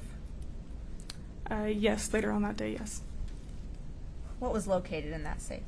Inside the safe were a couple of firearms, a large amount of cash, I believe some ammunition, I believe an empty checkbook, and some handwritten documents. All right. As you were in the bedroom, was Mr. Eric Richens was his body still there? Yes. And did you document that as well? Yes, I did. If we could see Exhibit 1-7, please, for the witness. Do you recognize this? Yes. What is it? It's an overall photograph I took of inside the master bedroom showing where the deceased was located when I arrived. Fair and accurate representation of the scene on that day? Yes. I'll move to admit 1-7. No objection. And publish, please. 1-7 is admitted. And so this is where Eric Richens was when you arrived? Correct. Did you look through the bedroom, or did you look around the bedroom to see if there's anything that was significant that might have caused his death? I looked around the bedroom a little bit, yes. Did you find anything that stood out to you that may have caused the death of Eric Richens? Nothing that could have caused his death, no.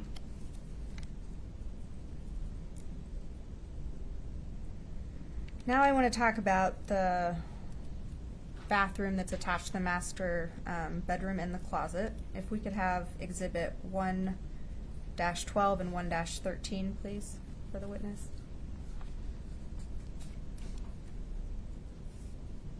Are they up for you? Yeah. Okay. Do you recognize those? Yes. Are those photos that you took? Yes. Fair and accurate representations of the scene that day? Yes. Move to admit 1-12 and 1-11 or 1-13. No objection. 1-12 and 1-13 are admitted. And,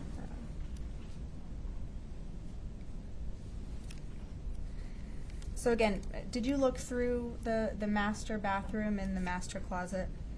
I looked through the master bathroom. Okay. Any THC gummies found in there? No. Any paraphernalia found? No. What about, I should have asked you these questions for the bedroom too. Did you see any THC gummies in the bedroom? No. Any drug paraphernalia? No. Okay, let's move to the kitchen. Did you yourself look through the kitchen? I did not know. Are you aware if anyone else did? I'm unsure who looked in the kitchen.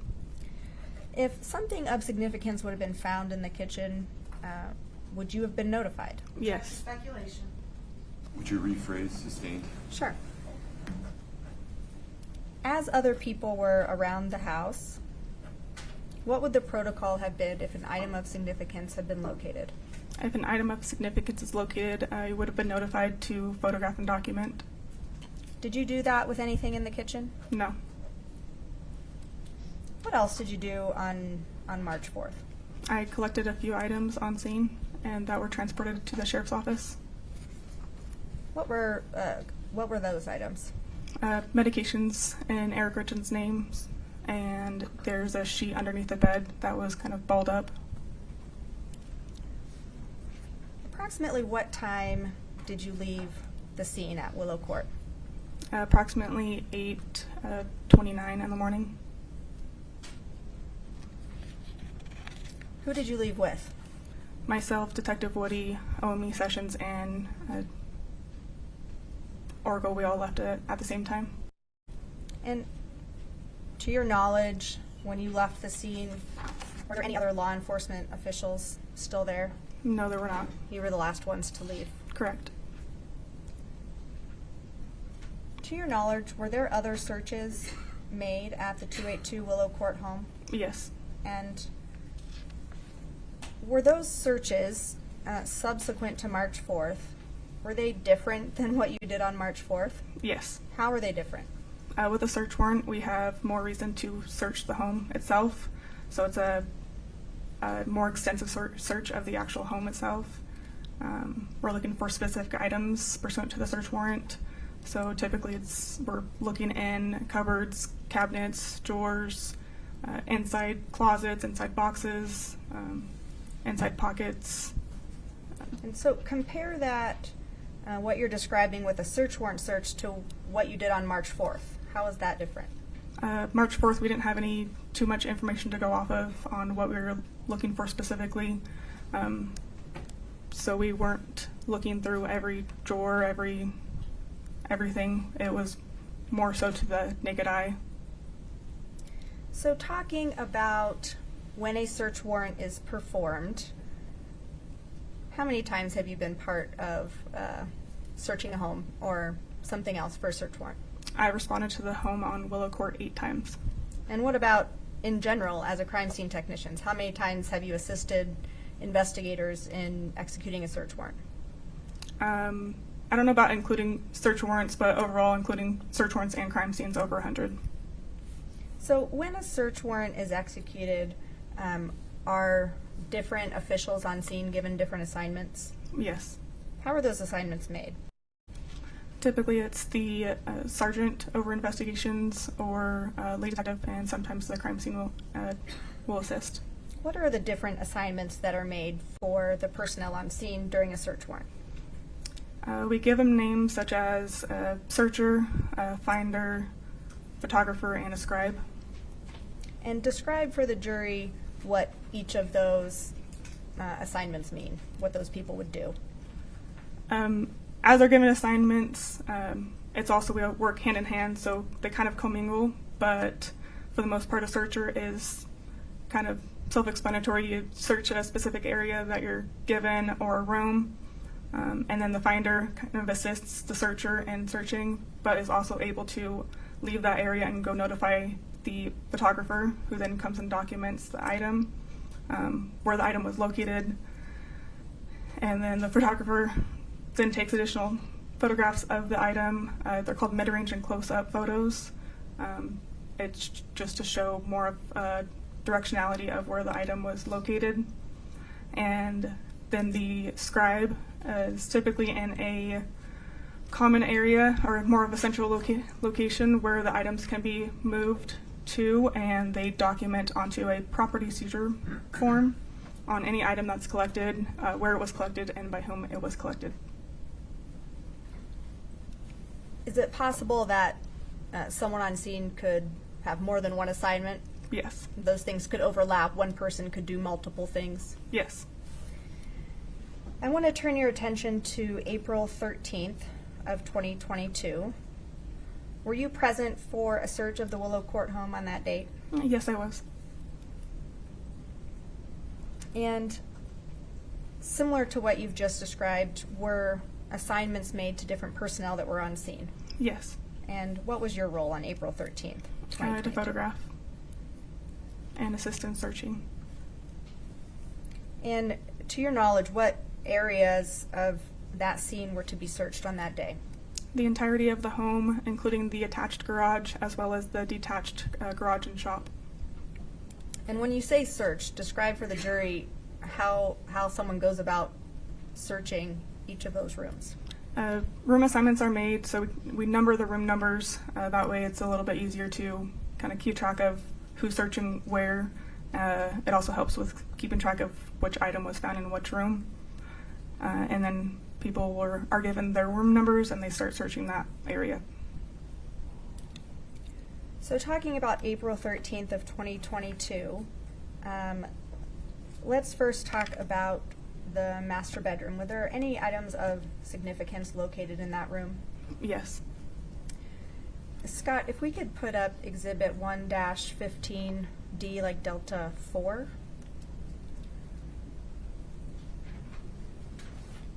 Do you recognize this? Yes. What is it? It's a Matterport video showing the items of importance that were located on the April of 22 search. So is this scan, explain how it's different from that overall scan that we saw previously. So this one's showing what they're called are tags. So you're able to tag the area and it'll help depict where the item was located, like give you a visual of where it was. And are you the person who placed the tags on this particular video? Yes. And how were you able to do that? Not technologically, but how do you know where to place the tags? Because it was documented on where the items were located as well as photographed. And so that's where you put the tags on this scan? Correct. Okay, so I'm going to move to admit 1-15D4. No objection. States 1-15 Delta 4 is admitted. If we could publish that, please. So again, describe for the jury, we're seeing the same scan, right? But you've added some information. Correct. So I think we were talking, Scott, you can play the scan. I think you were talking about the master bedroom. So we'll wait till our scan takes us back to the master bedroom.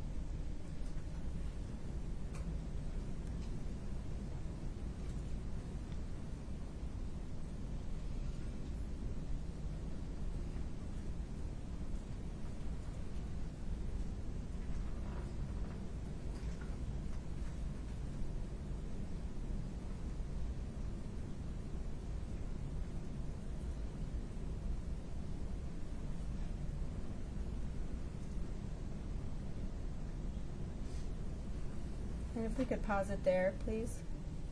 So if you can use our magic pointer there, and on your screen, it should let you point out what item of significance was located in this room. You might have to aim it at Scott's computer. He's got the receiver. That was working for a moment. It's a very small cursor. It's not coming up. It might not work. It's too far away.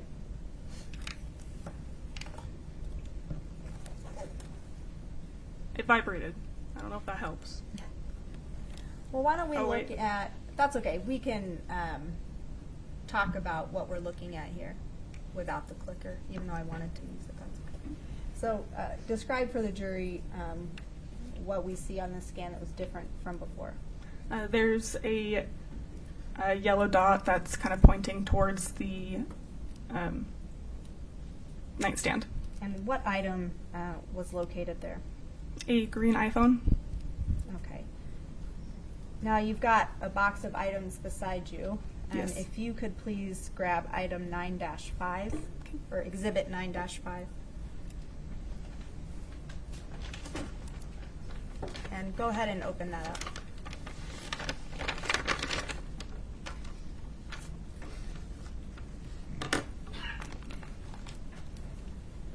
Open it. Well, before you open it, why don't we do it this way? Do you know what this item is? Yes.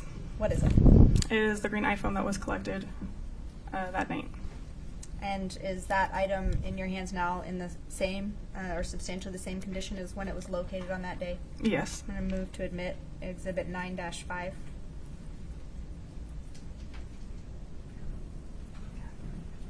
Yeah, no objection. Go ahead and open it up. 9-5 is admitted.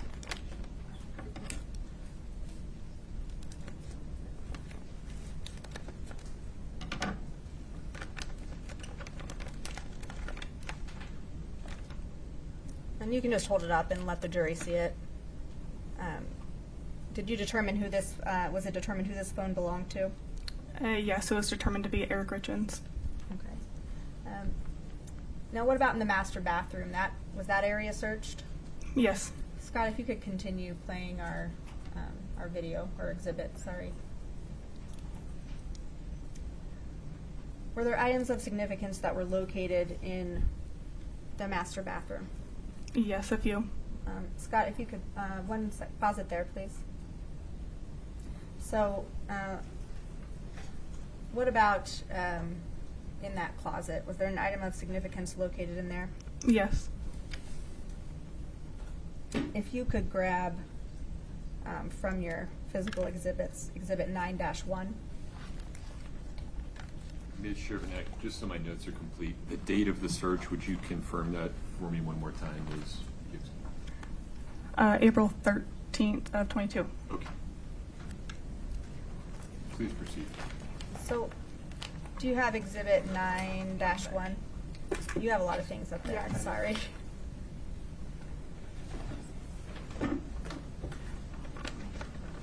Okay. Go ahead and pull the item out of there, or take a look at it. Do you recognize what that is? Yes. What is it? There's a couple bottles of prescriptions that were collected that were located in one of the baskets. And I don't know that the clicker's working, so why don't you just come down and point to your screen so the jury can see which item we're talking about, where it was located.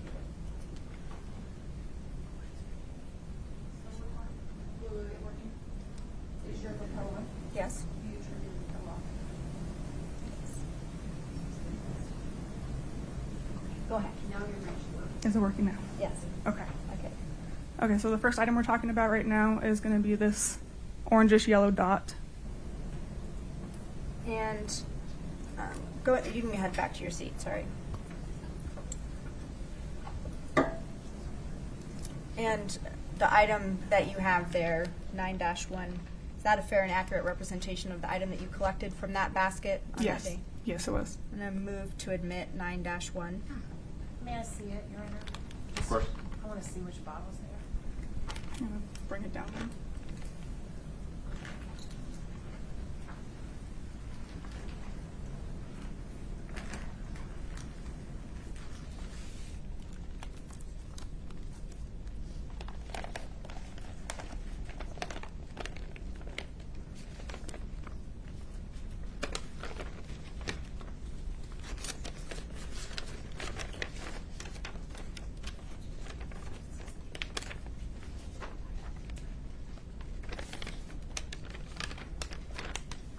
No objection. Thank you, Your Honor. States 9-1 is admitted.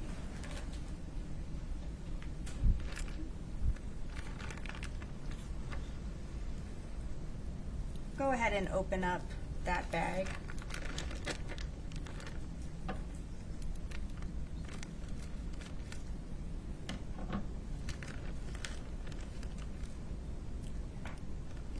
Was there a particular bottle within that bag from those items that you took a photograph of? Yes. Scott, if we could have Exhibit 1-20, please. Do you recognize this? Stop. There it goes. Yes. What is that? It's a photo I took of what was located from that section of the linen closet. That's a photo that you took? Correct. Fair and accurate representation of what you collected from there? Yes. Move to admit Exhibit 1-20. No objection. If we could publish, please. 20 is admitted. Your Honor, can we look at the actual bottle that she took out of the bag since she's taken it out? Can we open it and look at it, please? You want to open the bottle and look at the pills? Uh-huh. There's no pills, but I want to open the bottle and see the inside. There's pills in it. Oh, okay. Can I have her just open it? I won't touch it, but let her Why don't you do and it. Ms. Shervanack do it at the same time? Yep. Just the record is clear. 1-20 is admitted.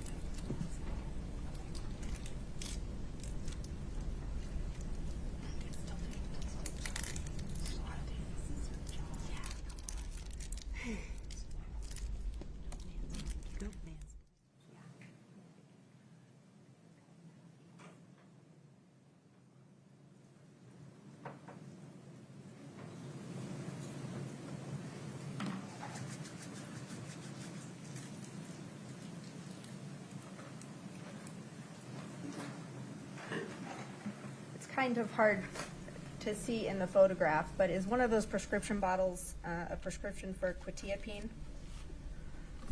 Yes. And is that prescription, that bottle prescribed to Kouri Richens? Yes, it is. After you documented and photographed these items, what did you do with it? They were booked into the sheriff's office.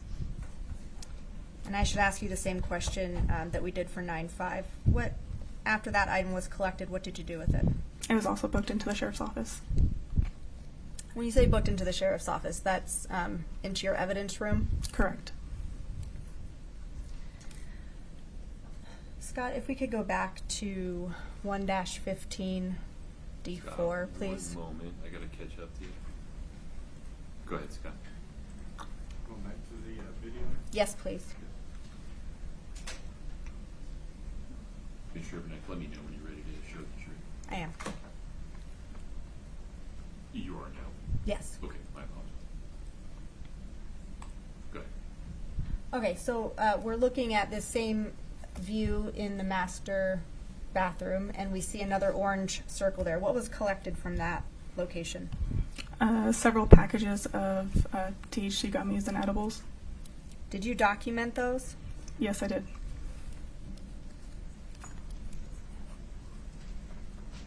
Go ahead and grab Exhibit 9-11 for me.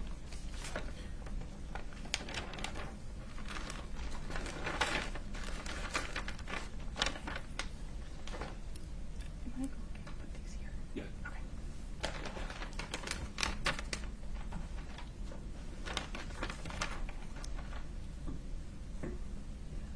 Scott, could you leave the video up? That was me. Oh, sorry. You're on. There you go. Thank you. Okay. Do you recognize this item? Yes, I do. What is it? It's the items that were collected from that cabinet above the toilet. Fair and accurate representation of those items that were collected that day? Yes. Move to admit 9-11. No objection. 9-11 is admitted. Did you document where those items were collected from? Yes. Where were they collected from? They were inside the top shelf of the medicine cabinet above the toilet in the master bathroom. Inside the cupboard? Correct. Scott, if I could have Exhibit 1-16, please.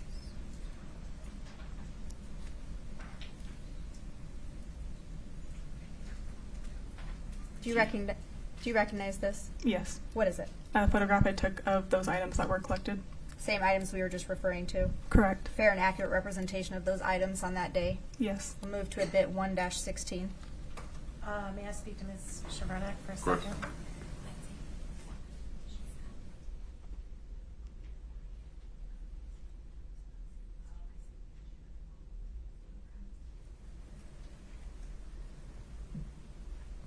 Let me lay a little more foundation for what's in the photograph.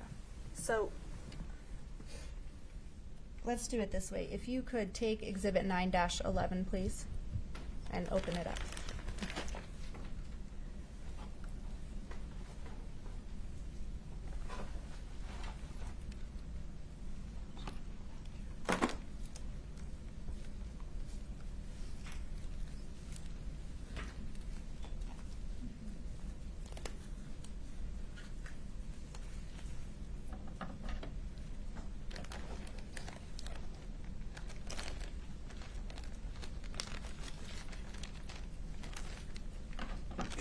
Okay, and pull the items out of there. All of them? Pull them out.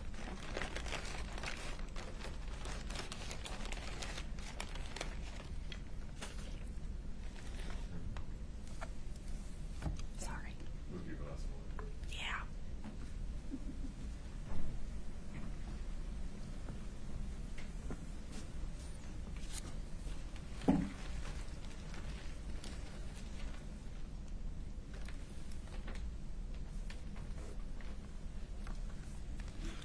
So we see multiple items in that one package, is that correct? Yes.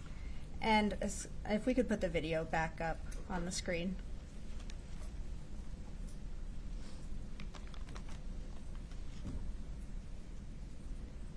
Can we put it back up for the jury? Sorry. Oh, I'm sorry. Here you go. Okay, so we were talking about the cupboard above the toilet, and then we were looking at a photograph that you took of all of these items. Is that correct? Correct. Now, in that photograph, are there items that were collected from other locations? Can you go back to the photograph? Scott, can you put up 1-16 for her, please? Just for her.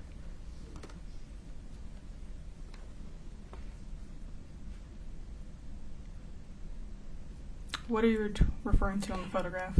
So, are there items that are in that same photograph and that are in that same package that were not collected in that cupboard?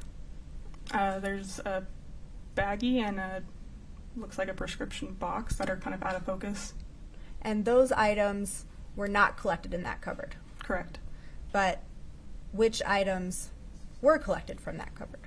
The 3 dank gummies, the 2 chocolate brownies, the Helix Twist, and the 2 small baggies of gummies. The clear baggies were located somewhere else, is that right? I don't recall on that. I believe they were located in the same area. I'm going to move to admit 1-16. Your Honor, we object. That's, she's not laid a proper foundation. I don't follow. Would you approach for a moment?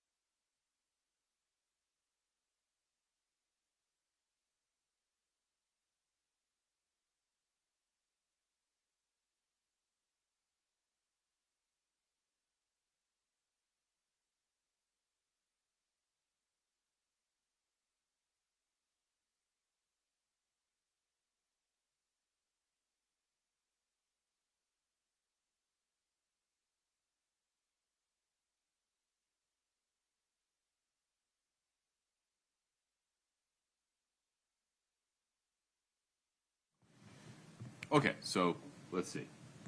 Pause for one moment. The state's moving to admit the photograph that is State's Exhibit 1-16. Yes, no objection. Okay. 1-16 is coming in. Would you like me to publish it? Yes, please. Okay. Chelsea, do you need a moment to get organized, or do you need anything? She might need Are some we space. Are we done with this one for now? Yes, you can put that to the side. Yeah, just give me 1 second, please. Yeah, take your time. Do we have a wipe? Yep. I think she's asking for we have this, Like a something like that. Yeah.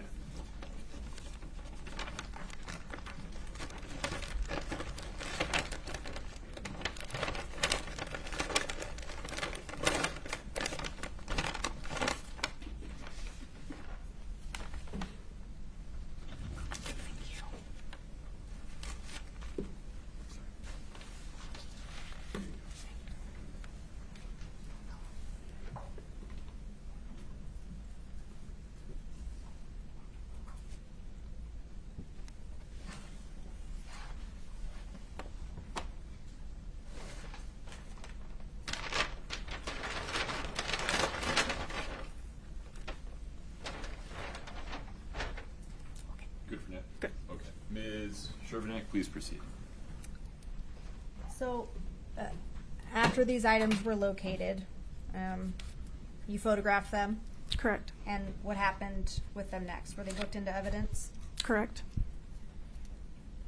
Scott, if you could put the video back up, or Your Honor, however order that works. And you can let the scan play forward. Were there items of significance that were located in the closet? Yes. All right, if we could pause it there, please. If you could take Exhibit 9-12, please.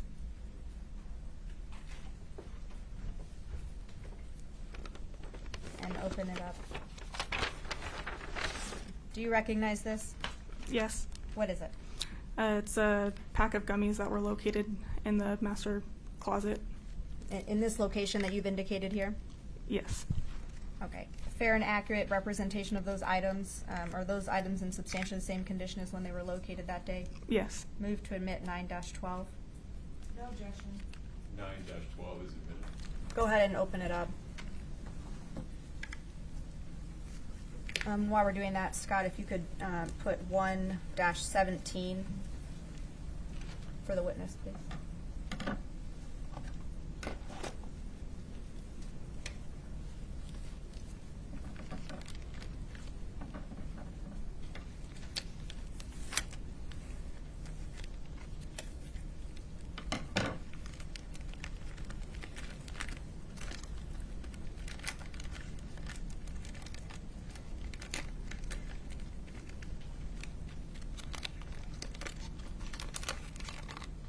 All right, and then do you see Exhibit 117 on your screen?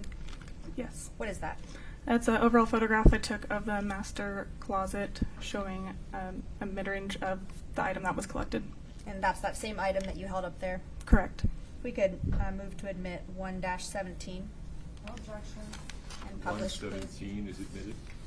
And so you might have to step down for this one. It's a little hard to see what we're looking at here.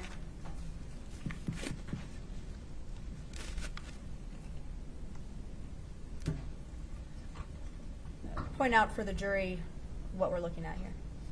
So we're looking at a pack of gummies that was located in the pocket jacket of this green jacket.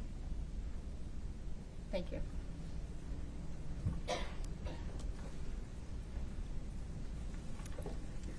If we could have the scan exhibit, please.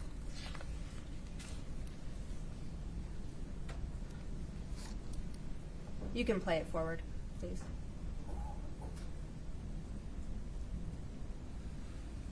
Was the kitchen also searched? Yes, it was. And were there items that were located in the kitchen that you documented? Yes.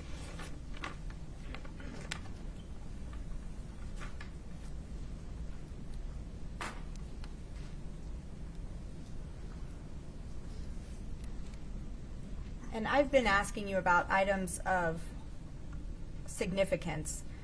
The items you're looking for, those are items that were in the search warrant, correct? Correct. Meaning that the search warrant told you what you were supposed to look for. Yes. All right. If we could go forward just a small, there we go. All right, we could pause it there. Okay, so we're, what area of the home are we looking at now? We're in the kitchen now. And we mentioned that there were items found in here. If you could grab item 9-13, please.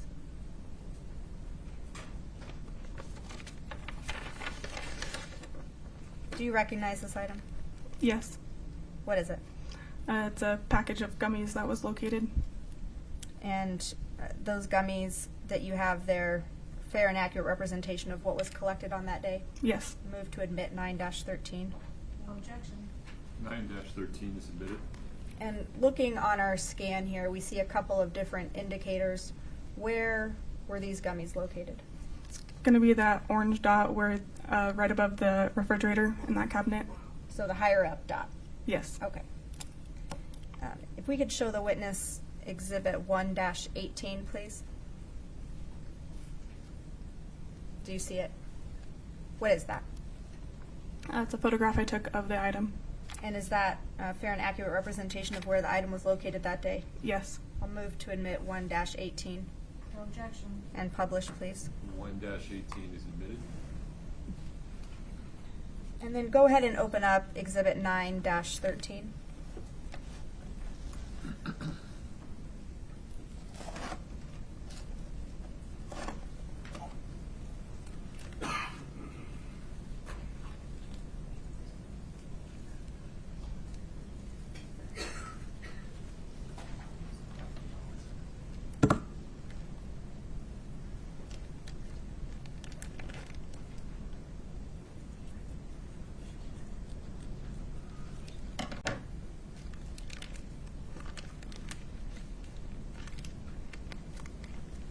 And those are the gummies that we see in the photograph there?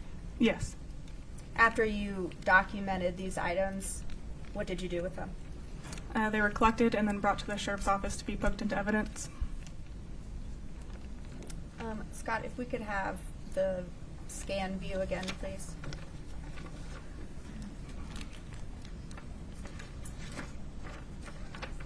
And you can play it forward. Okay, you can pause it there. Thank you. So we see a few other indicators of items that were located there. Was there an item that was collected from the kitchen counter? Yes. If you could grab Exhibit 9-10, please.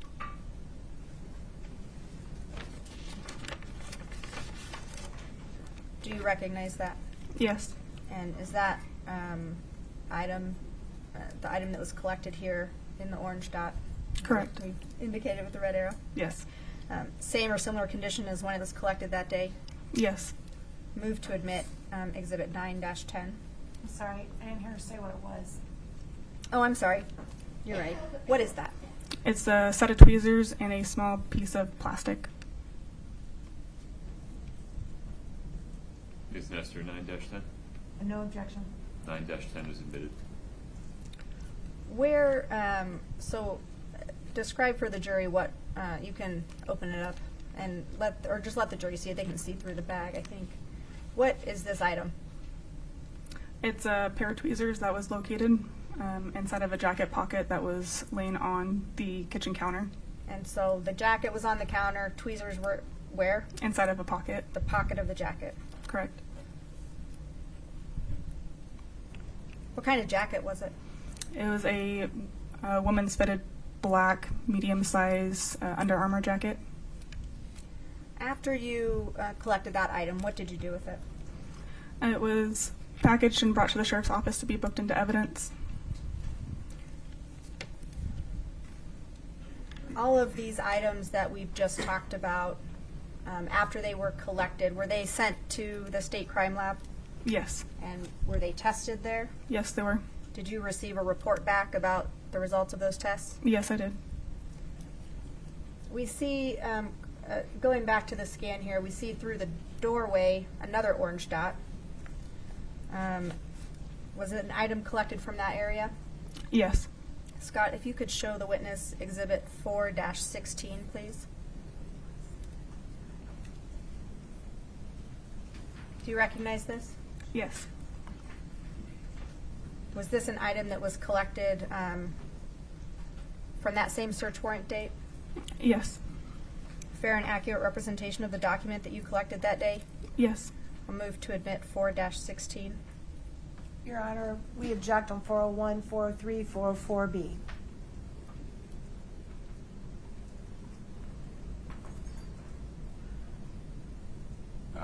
Counsel, please approach.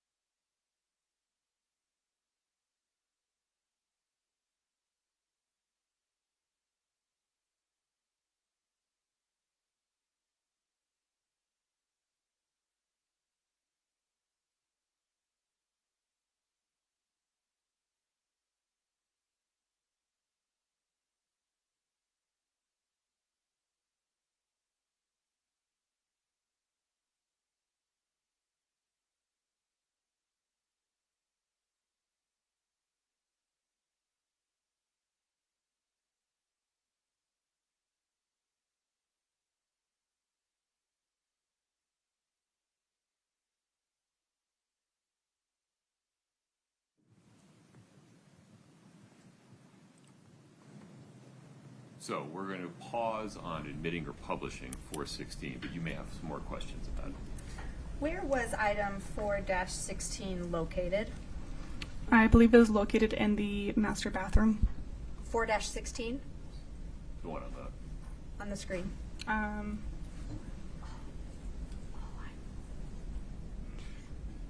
If you don't recall, that's okay. I don't recall this one. Okay, no problem. Well, let's put up the scan that we were looking at of the home. One moment. Do you see the orange dot kind of through the doorway from the kitchen? Yes. Do Do you know if there was a black backpack located where that orange dot is? Yes. Do you know if this document was located in that black backpack? Yes. What else? Did you look in that backpack? I believe I just helped document what was inside. What was inside? Several documents, as well as prescription medication and Kouri Richens' name.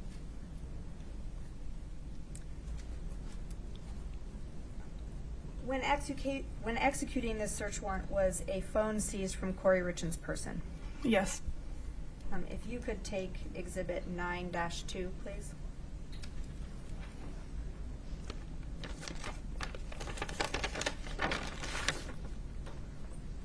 Do you recognize this? Yes. What is it? It's the phone that was taken off of Kouri Richens that day that was booked into evidence. Same or similar condition as when it was located that day or seized that day? Yes. Move to admit Exhibit 9-2. Your Honor, at this time, we renew our motion to suppress that was made earlier about the phone. We renew it at this time. Okay. Your motion is denied for the same reasons previously stated by the court. 9-2 is admitted. After item 9-2 was seized and collected, what did you do with it? It was booked into the Summit County Sheriff's Office. So we just talked about a lot of items that were collected. Remind the jury, what date were those items collected?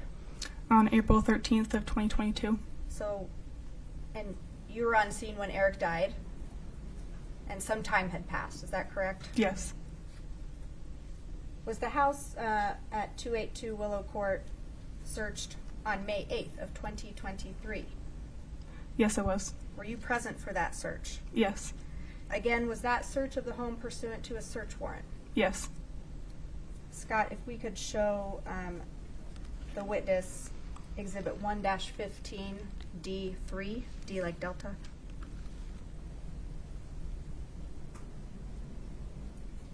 Do you recognize this? Yes. And what is it? This is going to be, it's the same 3D model rendering of the home. This one's depicting items that were collected on the 2023 warrant. Is that on May 8th? Yes. And again, the same scan that we've been seeing, but now you've added tags for items that were collected on a different day. Correct. All right. Similar to the April 13th, 2022 search warrant, were assignments made for this search warrant? Yes. Personnel. And what was your role? To photograph, assist in a search, and also assist in doing the matter report. What areas of the scene were searched on this day? Every room of the main home, as well as the attached garage and the detached garage and shop. What specific items were you looking for pursuant to that search warrant? We were looking for several different items relating to, I believe, electronics, as well as documents, and don't recall what else, to be honest. That's okay. So we talked about Exhibit 1-15D3. That's something that you helped create. That's the scan. Yes. I want to move to admit Exhibit 1-15D3. Okay, 1-15D is in dog 3. Okay, Right. and just to clarify, I'm sorry, Your Honor, if may me speak with Ms. Chevron. So this is just adding on the tags from the 8th? It's not, I mean, iterative, it is iterative, but it's not in addition to. They're just the tags from that day. Perfect. No objection. 1-15D3 is admitted. Would you like us to publish? Yes, please.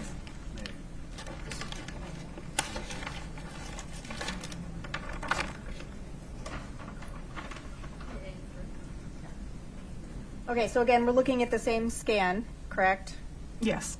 And you have included tags for a different date that the house was searched. Yes. Scott, you can play the scan, please. And you mentioned that the whole house was searched again. Yes. And that included the bedroom. Yes. You were looking for electronics as well as documents. Does that sound right? Yes. That's what, just reminding you what you said before. Were there items pursuant to that search warrant that were located in the master bedroom? Yes. I'll wait till our video catches up before I ask you about this. All right, you can pause it there, Scott. So we see 2 green dots on this screen. Were you there when these items were located? Not when they were located. I believe I was in a different room. Okay. But you were the person that collected them? Yes. And when they were located, did they remain in their original condition until you documented them? As far as I am aware, yes.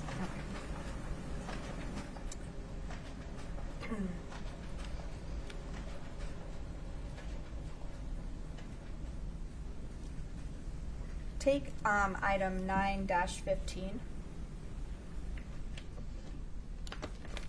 and go ahead and open it up. What is that? It's an orange notebook. And is that one of the items that was collected in May 8th of 2023? Yes. And is where that item was located depicted on your screen? Yes, it is.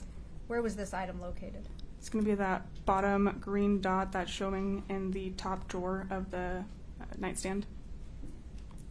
We're going to come back to this item. I'm not going to admit it quite yet. So we see another green dot. Do you know what was located, where that is indicated? Yes, it's a blue iPhone that was located inside the top drawer. If you could grab Exhibit 9-4, please.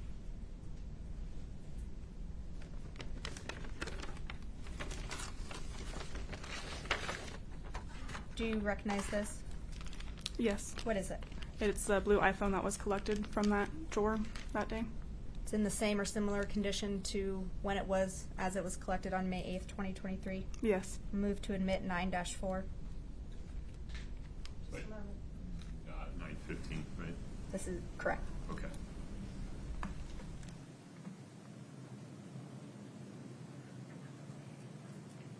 No objection, Your Honor. 9-4, the blue iPhone is admitted. And Scott, if you could show the witness Exhibit 10-21. Do you recognize this? Yes. What is it? It's a photograph I took of where the cell phone was located. Fair and accurate representation of where it was located that day? Yes. Move to admit 10-21. No objection. And publish. 10-21 is admitted. Publish, please. So we see, zoom back out for us. So we see a phone sitting on top of the dresser. Is that the phone that was collected? That's a tablet. Okay, and so where, we'll have Scott zoom in, where is the phone that you collected, that you just showed us? To the right of the, I believe is a pair of sweatpants. Okay, so it's kind of inside the drawer, leaning up against the front of the drawer. Is that accurate? Yes. You mentioned that the detached office was also searched on that day? Yes. Scott, if we could have Exhibit 1-15D7, D like Delta.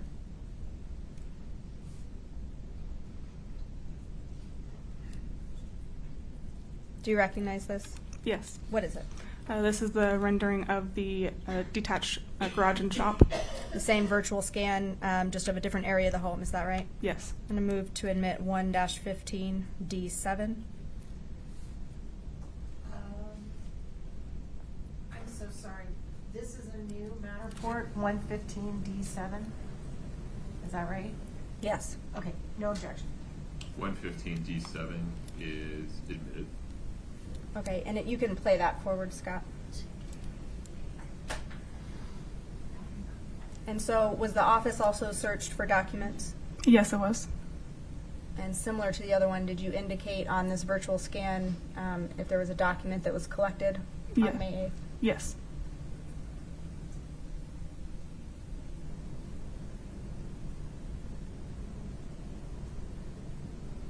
I don't see the tag on this one. It's on there. Oh, where is it? Give it a second.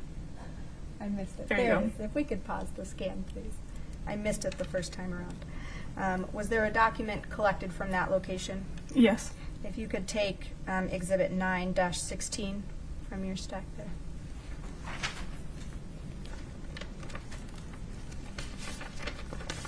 Do you recognize this? Yes. All right, and is that the item that was collected from there? Yes. Okay, we're not going to admit it this time. We'll come back to that document. Pursuant to this search warrant was, or not to this search warrant, but on that same date was a phone seized from Kouri Richens' person. Yes. If you could take Exhibit 9-3, please.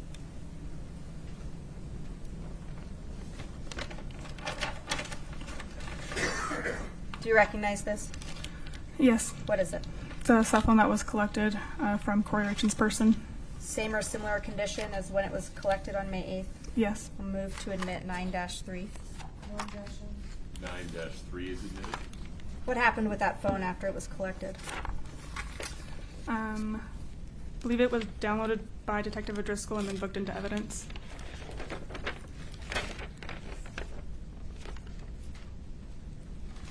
Was there a search made of the 282 Willow Court home on November 7th of 2024? Yes. Scott, if we could have Exhibit 1-15D5.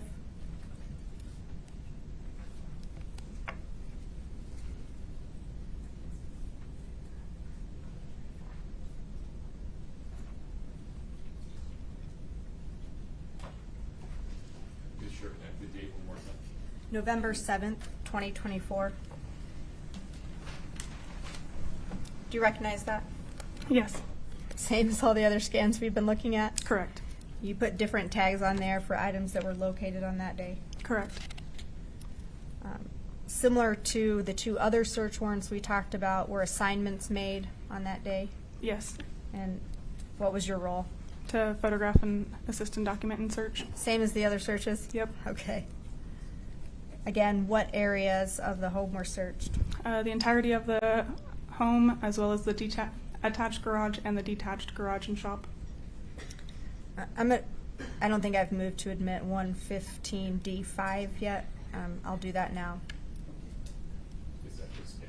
Yes. Yes. Any objection? This one from November 7th, I'm so sorry, I'm trying to keep up. November 7th, the Matterport is 115D5. Correct. No objection. 115D5 is admitted and published. Go ahead and play it, Scott. What items were being, specific items you were looking for this day? Excuse me. Handwritten documents. Did you locate any of those? I assisted in photographing them. Document? Yeah. Okay, you could pause it there. We see purple circle on the screen there. Was that document, was a document located from that location on that day? Yes. Take Exhibit 9-17.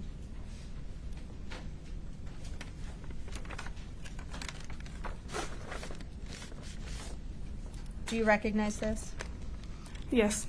And is that the item, what is it? It's a handwritten document of what appears to be a timeline. It was located inside that the kitchen cabinet. Fair and accurate representation of the document that was collected on that day? Yes. Okay, we'll come back to that one.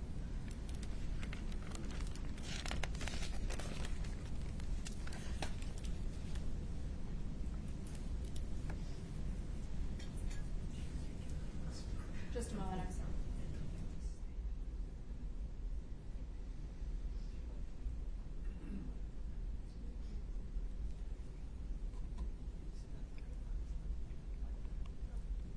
I'm looking for Exhibit 8-49.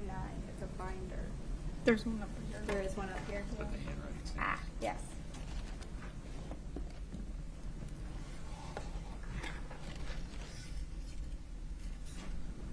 We need to look at some handwriting items. Okay. I'm showing you in States Exhibit 8-49, tab 15. Do you recognize that? Yes. Is this an item that was collected from the Richens home? Yes, it was. Was that collected during that November 7th, 2024 search warrant? Yes. And did you collect this item? Yes, I did. And book it into evidence? Yes. You took photographs of it? Correct. If you could turn to tab 16, please. The tab we were just on was K15. K15? Yes. Okay. Do you recognize this? Yes. What is it? It's coupons with handwriting on This- them, like this Christmas was- coupons. I'm sorry, I should let you finish. You're fine. Finish what you were saying before I ask my question. It appears to be like Christmas coupons that are handwritten. Another item that was collected from the Willow Court home. Yes. Did you take photographs of this item? I took photographs, yes. And did you book it into evidence? I did not. I believe Evidence Tech Matter booked that one in. Okay, but it was booked into the evidence room? Yes. Okay. I want to talk about a few other items that were collected. Did you collect other electronics in particular? For not collect, but I'm sorry, I should use more precise words. Did you book into evidence other electronics for this case? Yes. If you could grab Exhibit 9-6, please.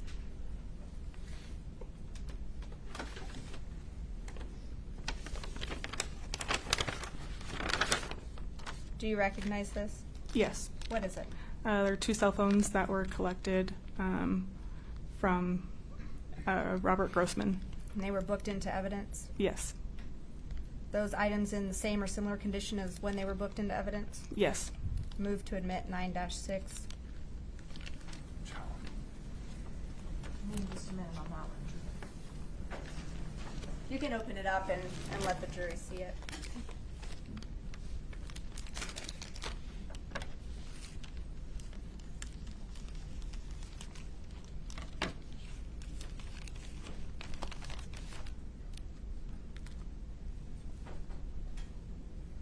Your Honor, we object to improper foundation. This individual can't testify who got those phones, that they came from Mr. Grossman. My understanding is they were just brought to her, and that's insufficient. We object.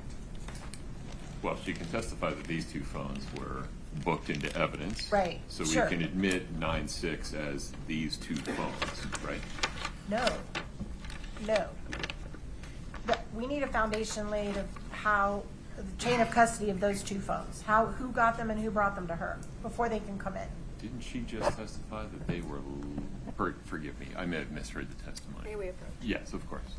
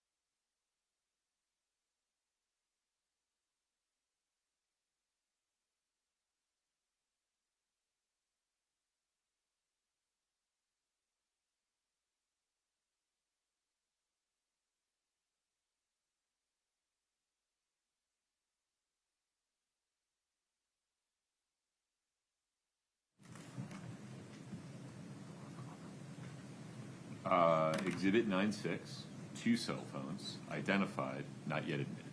Yes.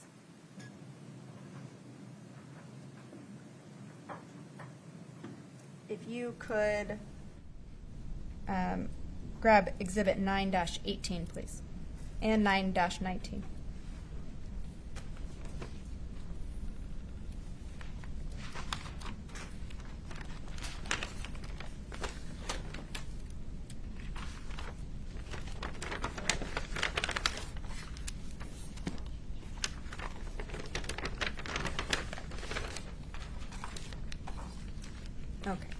Let's start with 9-18. Do you recognize this item? Yes. What is it? It's a photo that, sorry, it is a phone that was collected during a search warrant of Lauber's residence. What kind of phone is it? Just the model or the make of it? It's a Samsung. Okay. And is that phone the same or similar condition as when you booked it into evidence? Yes. And I'll treat this one the same as 9-6. And if you go ahead and show it to the jury. Oh, I'm sorry. I haven't entered it yet. I'm sorry. If you could take Exhibit 9-19, please.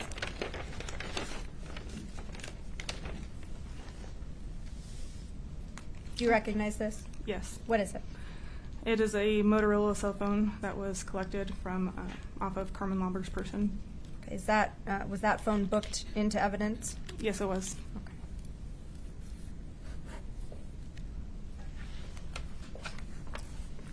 After, I'm going to move away from these specific phones and just talk about some things that the sheriff's office does with cell phones once they're collected.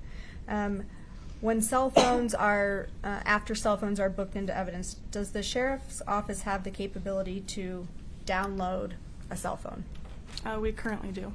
What about in 2022? Did the sheriff's office have that capability in 2022? No, we did not. If the sheriff's office or an investigator in the sheriff's office wanted to get a download of someone's cell phone in 2022, how did that happen? It was brought down to the RCFL. What is the RCFL? It's a regional forensics, computer forensic institution. And so the downloads of the phones weren't done in-house at that time? Correct. And at some point, did that change? Yes. When was that? Early of 2023. What happened in early 2023 as it relates to cell phone downloads at the sheriff's office? We obtained a program called Celebrate. What is Celebrate? It is a cell phone download program. Are you certified to use Celebrate? Yes. Okay. How, not the technology part, but how physically, if you were going to download a cell phone, how would you do that? We'd obtain the item from evidence and essentially plug it into the program, and then the program basically tells us what to do on the next steps, and it kind of breaks into the phone. So kind of a plug-and-play type of thing. Correct.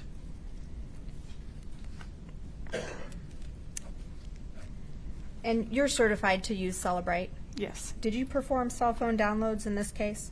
Yes. Which cell phone did you download in this case? I downloaded a few. Okay. Do you remember which ones?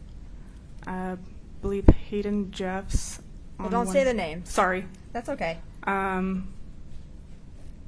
think the majority of them were iPhones. Okay, that's fine. When a phone is downloaded using Celebrate, do you get a report after it's downloaded? Yeah, it gives us the data, like the raw data. Okay, from the phone. Correct. So turning away from cell phones now, I want to talk a little bit more about the Matterport scan. Did you use that, or first, let me ask this way, does that software have the capability to do measurements? I think you mentioned that. Yes. Did you use the Matterport scan in this case to measure some certain distances? Yes. How is that done? I select basically the X, Y, and Z coordinates on the scan itself and pretty much pick two separate points, and it will give you an accurate measurement within 1% error rate. How do you know it's within 1% error rate? It's according to their company. Okay. And so you measured some areas of the home in this case? Yes. And did you verify those measurements after Matterport gave you the distances? Yes, we also physically measured them on scene. Okay. And so Did you measure the area from the master bedroom to the kitchen? Yes. Was that distance 55 feet 2 inches? Yes. Does that sound right? Yes. Okay, did you measure the distance from the master bedroom to the front door? Yes. Was that distance 36 feet, a little over 36 feet? Yes. And you verified through that process you just described that those were accurate distances? Correct. Okay, give me just a moment.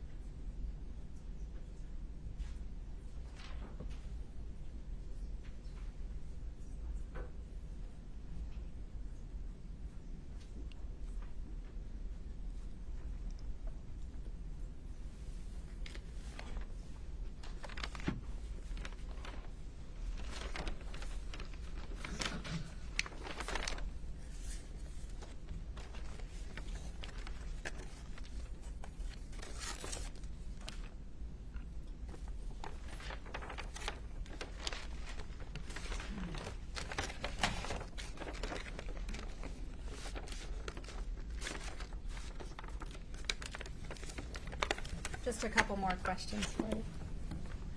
I want to go back to the Celebrate program and the cell phone downloads. Did you do a download for Kouri's blue iPhone in this case? I assisted Detective O'Driscoll in the download. What do you mean you assisted? Describe that process. He started the download. It gave him an error, and then I assisted in doing some troubleshooting and starting the process of the download. And so were you able to get a successful download of that blue iPhone? Yeah, it was. I was able to obtain the PIN code, and then Detective O'Driscoll finished it and obtained a download. And just to be sure, let's show the jury which item we're talking about so we don't get the phones confused. We're talking about Exhibit 9-4.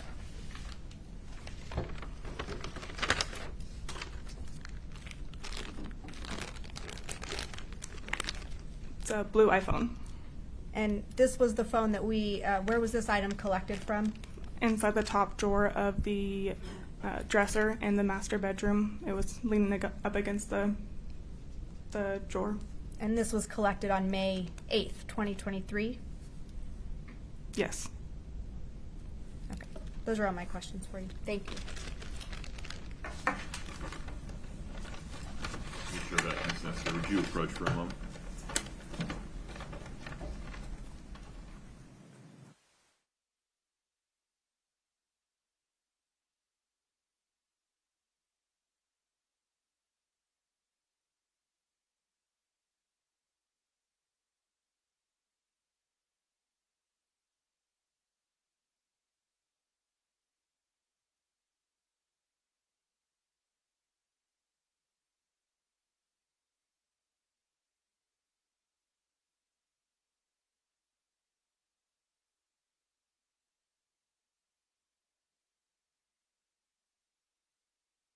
If you'd sit tight for just a moment. Ladies and gentlemen, we're going to stop the presentation of evidence for today at this point. We'll pick up cross-examination of Ms. Gibson tomorrow morning. I'm required to give you these instructions at the end of every day, and frankly, I should be doing it at the end of every or before every break, so please just humor me. Do not talk about this case with anyone. Do not let anyone else talk about it to you. This is off limits. You have to affirmatively avoid listening to, watching, or reading anything about the case. And do not take any actions to gain any information. So no research, no internet searches, no social media interactions about the case at all. Please travel safely. See you tomorrow morning, ready to go at 8:30. Please rise for the jury.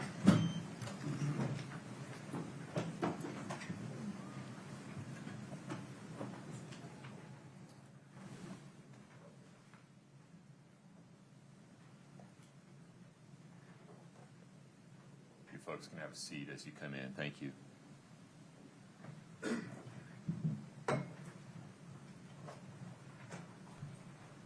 All right, please have a seat. Good morning. Thank you for your patience. We'll begin this morning with cross-examination of Ms. Gibson. Ms. Gibson, you are still under oath. Yes, sir. Very good. Ms. Nestor, please proceed. May it please the court. Good morning. Good morning. Ms. Gibson, you and I have met before, but just for purposes of the jury, again, my name is Kathy Nestor, and I do represent Kouri Richens along with my co-counsel.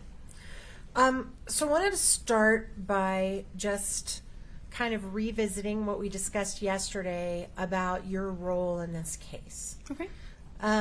So it's my understanding that you are, for purposes of saying it in easy, non-lawyerly way, you're the evidence lady, right? Yes. So all the evidence that's in this case kind of comes under your purview, right? Yes, it does. And you're responsible for being told when it's located, right? Correct. If possible, photographing it where it's found. Yes. If not possible, then making a log of where you're told it was found. Correct. Keeping those logs, safe and secure, right? Yes. Noting on the logs the day it was found, the location it was found, and by whom it was found. Yes. Making sure then that it's packaged in a way that it can't be tampered with later. Yes.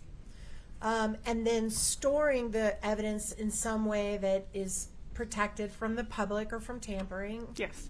And by the way, where do you store all of your evidence? In our evidence room in the sheriff's office. Here, just right across from this courthouse? Correct. Right. And that room is locked? Yes. And only certain people have access to that room? Correct. And whenever anybody goes in or out of that room, they have to sign in, right? It's a key card access, yes. Okay. And then ultimately your goal is throughout the investigation, if someone needs to look at something, they got to go through you and you check it out and let them look at it and then check it back in. Yes. Right. And then you also, the plan is at trial, you're going to come with a box and you're going to show it to the jury. Some things they may be able to see, some they may not. But ultimately, you're going to hand all that evidence over to the jury. Is that right? I believe so, yes. Okay. Now, there is an exception for some types of evidence. For example, we've heard testimony in this trial about blood and bodily fluids and samples of tissue. You don't maintain those, correct? Correct. Pardon me? Correct. Just to clarify, we do have a few items from the medical examiner's office that are stored in evidence. But not fluid of nature, right? No. Because most of that is maintained by the medical examiner's office, right? Correct. Or the labs where those items were shipped. Yes. Okay. Is there any other type of evidence that someone other than you has a hold of in this case? Not that I know of. All right. So one of the pieces of evidence that you are responsible for gathering in this case included the 911 call. Is that right? I believe so, yes. And tell us what you did to obtain that call. I believe I was booked into evidence on a USB. On a little thumb drive? Yeah. Okay. And have you ever reviewed the USB and made sure that the call was in fact on it? Yes. And you verified that that was a true and accurate copy of the call? Yes. All right. Your Honor, at this point, we would move to admit State's Exhibit 2-40, which is the 911 call in this case. Is this, forgive me, just so I have context, this is the same as the one we've already heard? I did a little snippet of it in my opening, but it has not come in yet. Mr. Bloodworth. Your Honor, it's Ms. Oh, my apologies, Ms. Sherman. That's all right, Your Honor. My objection is based on hearsay. Certainly there are portions of that call that may be admissible by the defense, but broad swaths of that, the state would object on the basis of hearsay. Would you folks approach? Sure.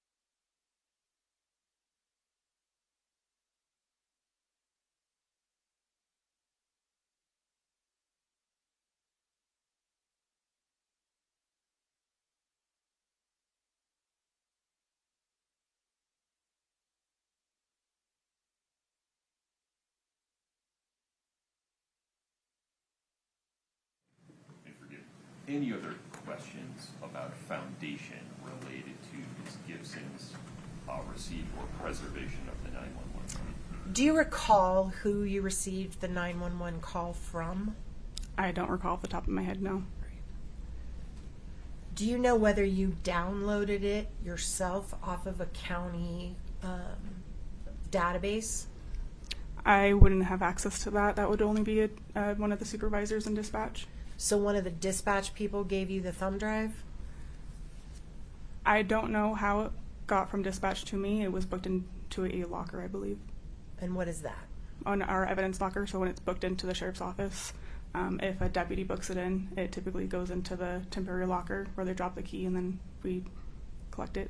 Is that what happened in this case? A deputy dropped it off? I believe so. How do you typically, in other cases, gather the 911 called for evidence purposes? It's either that way. Sometimes I will personally request it if the detective asks me to. But either way, it's just taken from the dispatch center and booked into evidence. So once that thumb drive got into your evidence room, it was maintained safe the way that we just talked about with all your other evidence, right? I believe so, yes. So there's no reason to believe that the 911 call that you have would have been tampered with in any way? Correct. Okay. I think that's it, Your Honor, unless the court thinks I need more. Please keep it. Okay. We're going to come back to the 911 call later in the trial. Okay?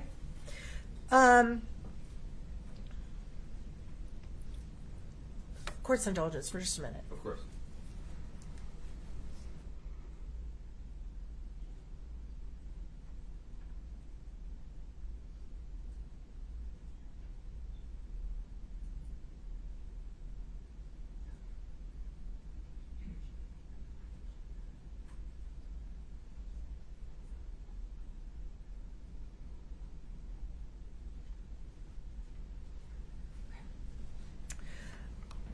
As another part of your duties, and I want to use our language really carefully here, so if you could match my language, that would be helpful, okay? Okay. Were there calls between Ms. Richens and her family that you obtained recordings of? Can you clarify? On about a weekly basis there for a while, were you downloading calls between Kouri Richens and her family? Are you talking about jail calls? Your Honor, move to strike and need to approach.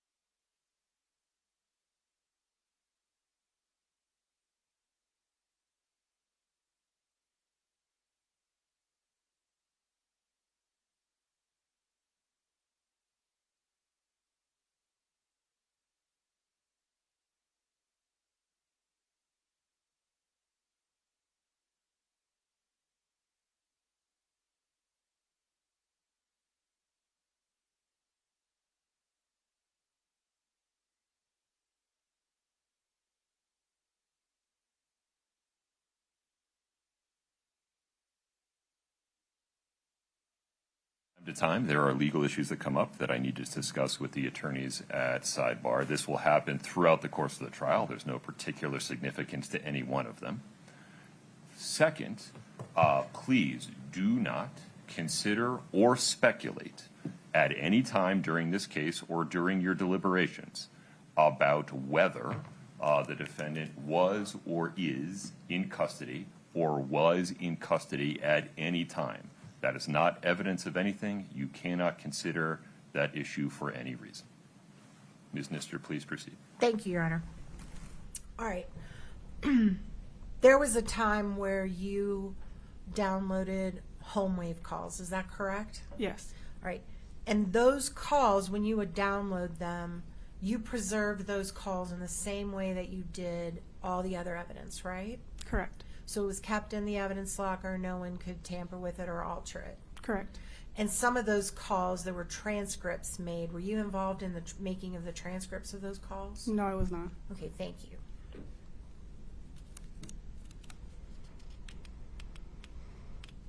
All right. So I'd like to go through with you kind of a timeline, I guess is the best word for it, okay, of your activities on this case. And I'm not going to retread what Ms. Shervinack already covered with you. I'm going to try to talk about things that she didn't cover so we don't exhaust the jury, okay? Okay. So I want to talk first about the night of Mr. Richens' death, when you arrived on the scene. When you arrived on the scene, you did mention there were already people present, is that right? Correct.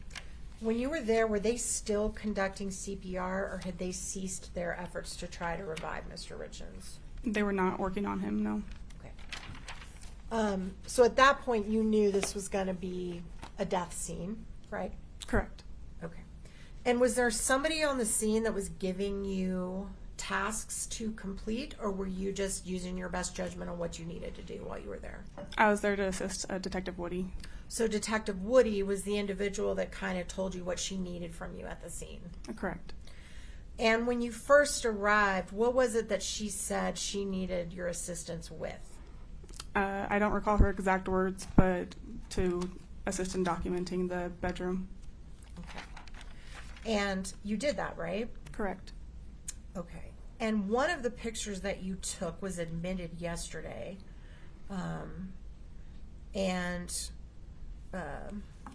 Just a minute. For purposes of the family, this is going to be a photograph of Mr. Richens' body under the sheet in case they'd like to step out. Can we pull up Exhibit 1-7 that was admitted yesterday and publish it, please? May we do it first? I don't, oh yeah. Any objection, Ms. Shervinack? No, Your Honor. Okay, we'll publish that now. One moment. There you go. Okay. And this is the picture that you testified yesterday that you took. Is that right? That morning? Correct. All right. Above the head of Mr. Richens, under the bed, there is a crumpled up sheet. Do you see that? Yes. And if you look directly above it to the mattress, this is one of those beds, I'm guessing it's one of those adjustable beds that's divided in the middle. Yes. But you can see that there is a sheet on the mattress that's the furthest to the bottom of the picture. And there's not a sheet on the mattress closest to the window. Is that right? Correct. And do you have an understanding of why there was no sheet on that mattress? Yes. What is your understanding of that? My understanding was dispatch had instructed Kouri Richens to do CPR on Eric Richens and was then instructed to try to get him on a flatter surface for CPR. In order to do that, especially with a male, they're typically larger in weight, and so she instructed her to pull off the sheet in order to get him off the bed. So in other words, you can't lift the body because it's literally dead weight, right? Yes. And so the idea is to undo the sheet from the bed and then pull him down to the ground where you could do CPR on a flat surface. Correct. And is that because, I mean, I don't even know if you know, is it not successful to do CPR if you're on a cushy surface because you go up and down, right? Yeah, it's typically a little bit harder on the person. Okay. All right. And is it your understanding that the sheet that's crumpled up under the mattress that has no sheet on it, that's the sheet that he was pulled to the ground on? I believe so. All right. And did you examine that sheet before it was put into evidence? I don't recall how much I examined it, but I looked at it. Do you still have that sheet in evidence? Yes, we do. Right. And is there any blood on that sheet? I believe there was on this. So if there was testimony here by EMTs that blood did not start coming out until after the EMTs were there, is it fair to assume that the sheet was under Mr. Richens when the EMTs were working on him? Can you rephrase, like, the sheet Well, let me underneath ask him? this way. Why did you feel that that was an important piece of evidence to gather and keep? Because it was where he died on. Perfect. That's what I needed. Okay. Thank you. All right. You can take that down, Katie. Thank you. You also, I believe, said that you photographed other areas of the bedroom, right? Yes. And one of the photographs that you took, I believe, was the photograph of the nightstand, which was exhibit 1-9. Can we please publish that to the jury? Exhibit 1-9. It was admitted yesterday, Your Honor. Oh, thank you. I gotta get a screen on this thing. Okay, and that's the picture that you took as well, right? Correct. Now, when you took that picture, there's a wallet on the nightstand. Yes. Do you know how that wallet got there? I believe it was placed there. I don't recall who placed it. It was there when I arrived, but I was told that it was retrieved from the kitchen. So, is it fair to say then that anything under that wallet that might have been residue on the nightstand could have been altered or changed by placing the wallet on the stand that night? Not by just placing the wallet on top of an object. Did you ever pick up the wallet and photograph what was underneath it? Yes, we did. You did pick up, and where's that photograph? I believe OME Sessions documented that. Okay. And did you open the drawers and photograph what was in the drawers of the nightstand? I don't believe so, no. Were you aware at that point that a hydrocodone bottle had been removed from one of the drawers? I didn't know where it had come from, and it was taken with the decedent. Okay. So you did not take the hydrocodone bottle into your custody? No. Did you open it and photograph the inside of it? I believe that was OME Sessions. Okay. So you can't testify whether there were pills in it or not at the time? No, I cannot. Did you ever recover that pill bottle back? No, we did not. Okay. I thought that was one of the pill bottles you introduced yesterday. Not? No. That was a different hydrocodone bottle? Which hydrocodone bottle are you referring to? So yesterday you introduced a packet, and you remember we came up and you were trying to untape the bottle and looked in one of them, but there was another pill bottle with that one. Where were those taken from? Fits in that same packaging from the master bedroom, the master bathroom, like linen closet area. Okay, so the hydrocodone bottle you introduced yesterday was found in the bathroom. I'm going to object. That misstates the evidence. Would you lay some more foundation, Ms. Nestor? How do you know where it was found? I was there that day, and it was found in the bathroom. Okay. And when you say it, for my benefit, I need clarification. Yeah, It's not could clear we? what I need. Okay. I'm having pronoun trouble here. Let's Can you do be this. specific about which item you're referring to? Let's make it really easy. Let's pull your package out, because you Okay. still got them with you, Yes, right? I do. You got your box. Okay. Let's pull out package number. Just a moment.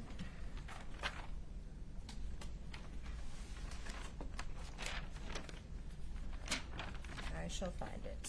Is it 9-1? I'm looking. Yes. Okay, may I approach, Your Honor, just for a minute? I forgot I don't have that. Let's see that once. May I approach? Yeah, of course.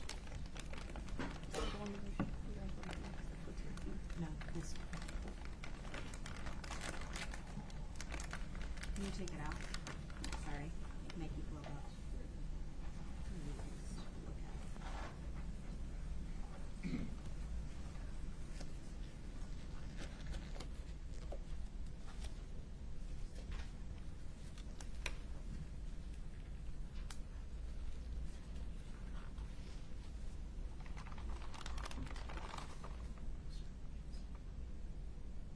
Oh, that's Kouri's. Oh, you're right, that's the micro, whatever it is, monocycline. Okay, sorry.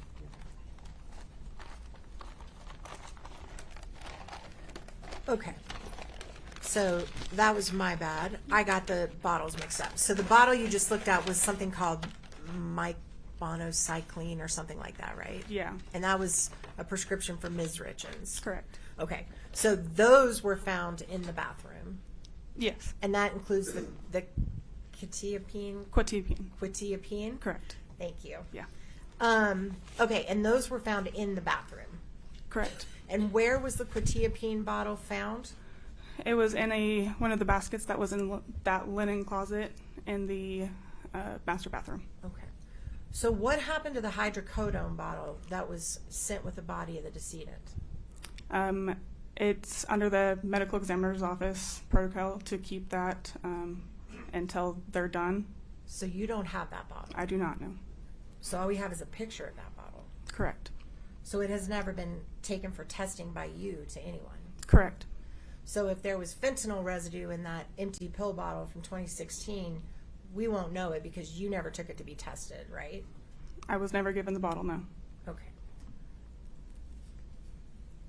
While you were there that day, you also did not take any photos of the kitchen, is that right? Correct. And you did not take any photos of the kitchen sink? Correct. Or what was in it? Correct. And you did not take into your custody any items that were in the kitchen sink, is that right? Correct. And you also did not take any pictures of the closet? Correct. And later, we've had pictures be introduced. When you did your Matterport walkthrough, we saw an image of a green jacket where the gummies were kind of sticking out of a pocket. That green jacket, you can't say whether that was there the day that you were there or not. I cannot. And just to clarify, I did take, I think, 2 photos of the closet, just not that side of the closet. Okay. So you took photos of, and I'm using this from my experience, but in my house there's a woman's side of the closet, which is much bigger, and a very small man's side of the closet. Is that the way it was set up in Ms. Richens' house? I don't recall. Okay.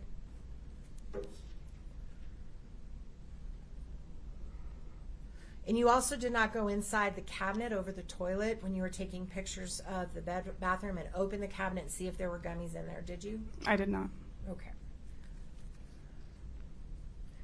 Also, there was a picture that has come in your Matterport where there was a little dot above the refrigerator where you said that some gummies in a clear plastic bag were found, right? Correct. And you didn't go above the kitchen and open that cabinet and take any pictures that morning? No, I did not. You're referring to the morning of the death? Correct. Correct. Thank you for helping me be specific. I'll try to keep my dates straight. So, since you were personally the one who knows where every single thing was found, isn't it true that all the gummies, with the exception of the gummies that were found in the jacket in the closet, were all stored high up where children would not be able to reach them? I believe so, yes. Okay.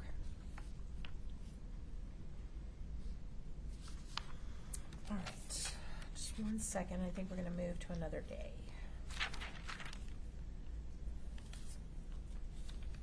Oh, you mentioned when you were describing paraphernalia that you did not see any paraphernalia that day. Is that right? The day of the death? Yes. Correct. Thank you. I'm sorry. I'm going to get better. You're fine. The day You're of the good. death. Correct. And you mentioned paraphernalia as things that we might be familiar with, which would be like bongs or vape pens or scales or little baggies you would put drugs in or something like that, right? Correct. Things that would store drugs. Correct. Is it possible that if someone had, in your experience, when you've been to scenes, have you experienced where people put pills in different bottles than what the bottle actually says they are when they're illicit drugs? Are you talking about like prescription bottles? Mhm. Yes. So if you saw an empty prescription bottle near the body that had expired 6 years before, could that possibly be paraphernalia? If it was used to store illicit drugs? If it was used to store illicit drugs, it could be considered. Okay, thank you. You also, that day of the death, you did not go upstairs at all, correct? Correct. You also did not go downstairs. Correct.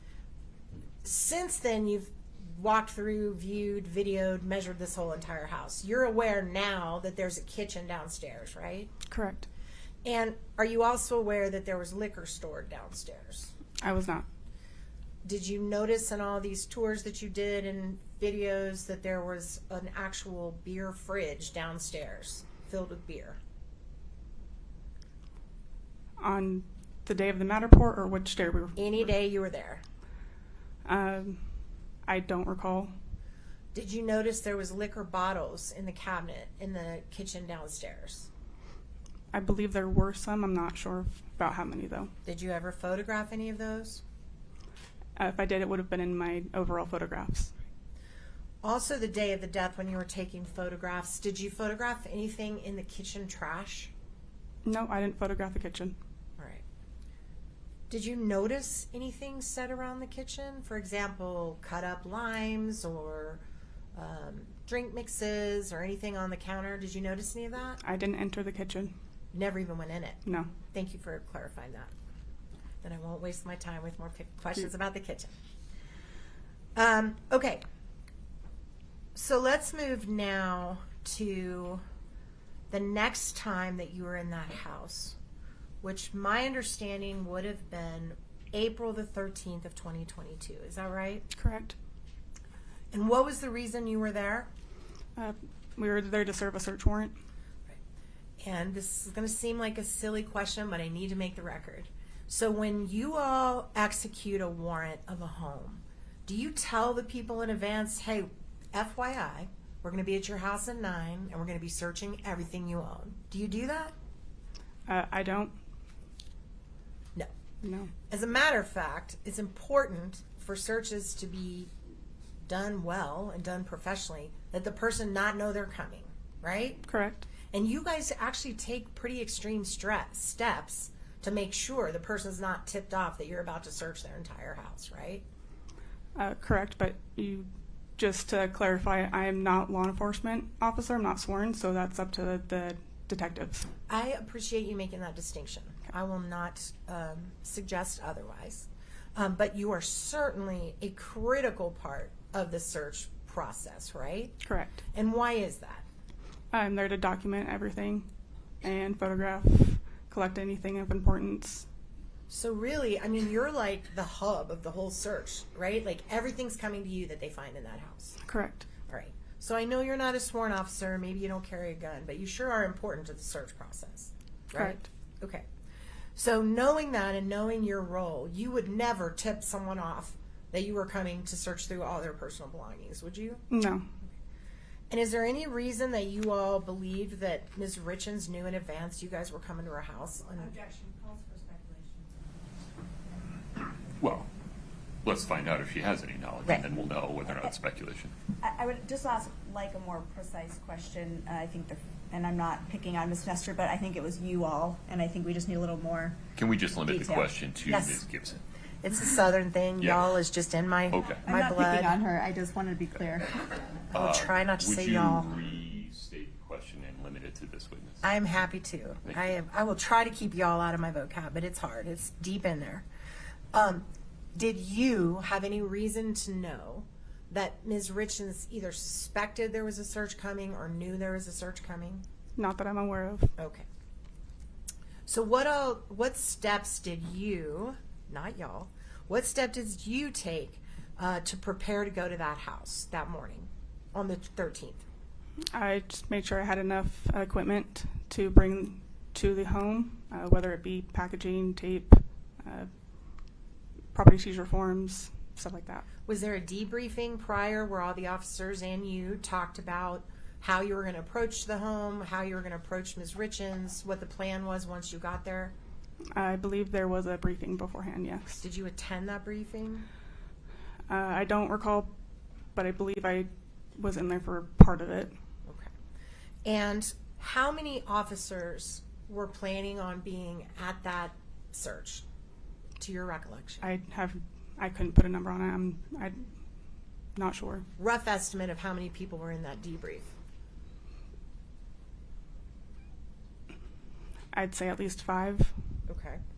And when you all got to the scene, did you drive your own vehicle? No, I drove a evidence van. And how many police cars do you remember being at the scene that morning or throughout that day? I don't recall. I'd say at least a couple. When you arrived on the scene, was Ms. Richens in the home? I don't believe so, no. Did she at some point return to the home, or were you not even involved in that process? I don't believe I was involved in that process. So you never even saw her that day? I don't believe so. At any point were you asked to go check on the items that were in her vehicle when she was stopped that day? No. So you don't know what was in her truck the day that she was pulled over? No. And no one ever asked you to like say, hey, these items were in the truck where she was removed from during our search? I don't believe it. So, and just to clarify, you're referring to the April 13th? Yes, all these questions are the 13th until I switch, okay? So no one asked you to inventory any of the items in her personal vehicle? No. Did the search warrant cover the vehicles in the house? I believe there were 2 vehicles inside the garages that were included. I'm unaware. I wasn't part of that part of the search during her stop, so I'm unaware. Okay. Do you remember the weather that day? It was winter. It was cold. It was really cold, right? Yeah. Snow on the ground. Remember when we used to have snow in Park City? Yeah. Yes. Okay. All right. How long were you at the house that day? The 13th? Believe we were there for about a half day. We were there for several hours. Was there also a member there at the home on that day from the U.S. Postal Service that you can recall? Yes. What's his name? Believe it's Smoot. Right. Agent Smoot. Why was Agent Smoot there? What was your understanding of his role at the search? My understanding was pursuant to the search warrant, they were looking for anything that could have been mailed to the house that would have contained drugs or paraphernalia. Right. And Mr. Smoot works for the Postal Service, so he would be looking for things that were mailed, right? Correct. Like illegal drugs? Yes. Okay. And to your knowledge, did he ever give you any that day to check into evidence, anything that was an illegal drug or a postage that looked like it was connected to illegal drugs? Not that I ever recall. All right.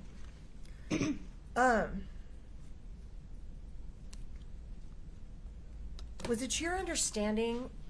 You okay? I just need some napkins. Sorry. Oh.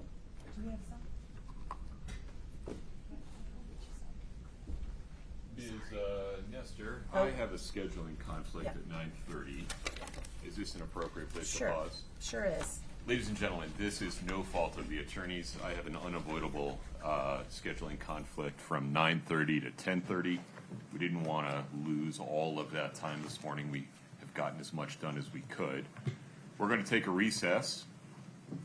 Fair reminder, please don't talk about this case or anything related to it. You are free to talk about everything else. Current events, your family's sports, whether the Spurs are actually going to make it to the finals. That's all fair game.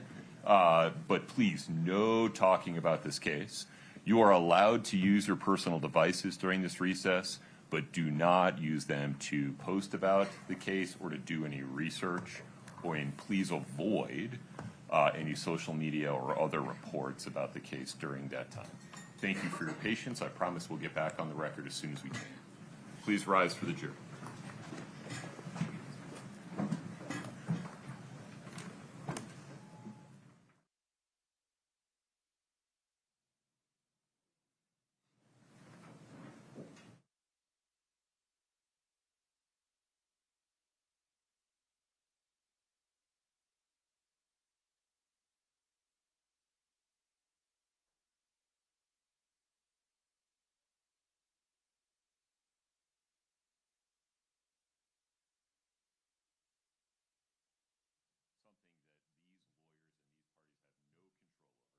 these lawyers and these parties have no control over. I am recessing for the rest of the day.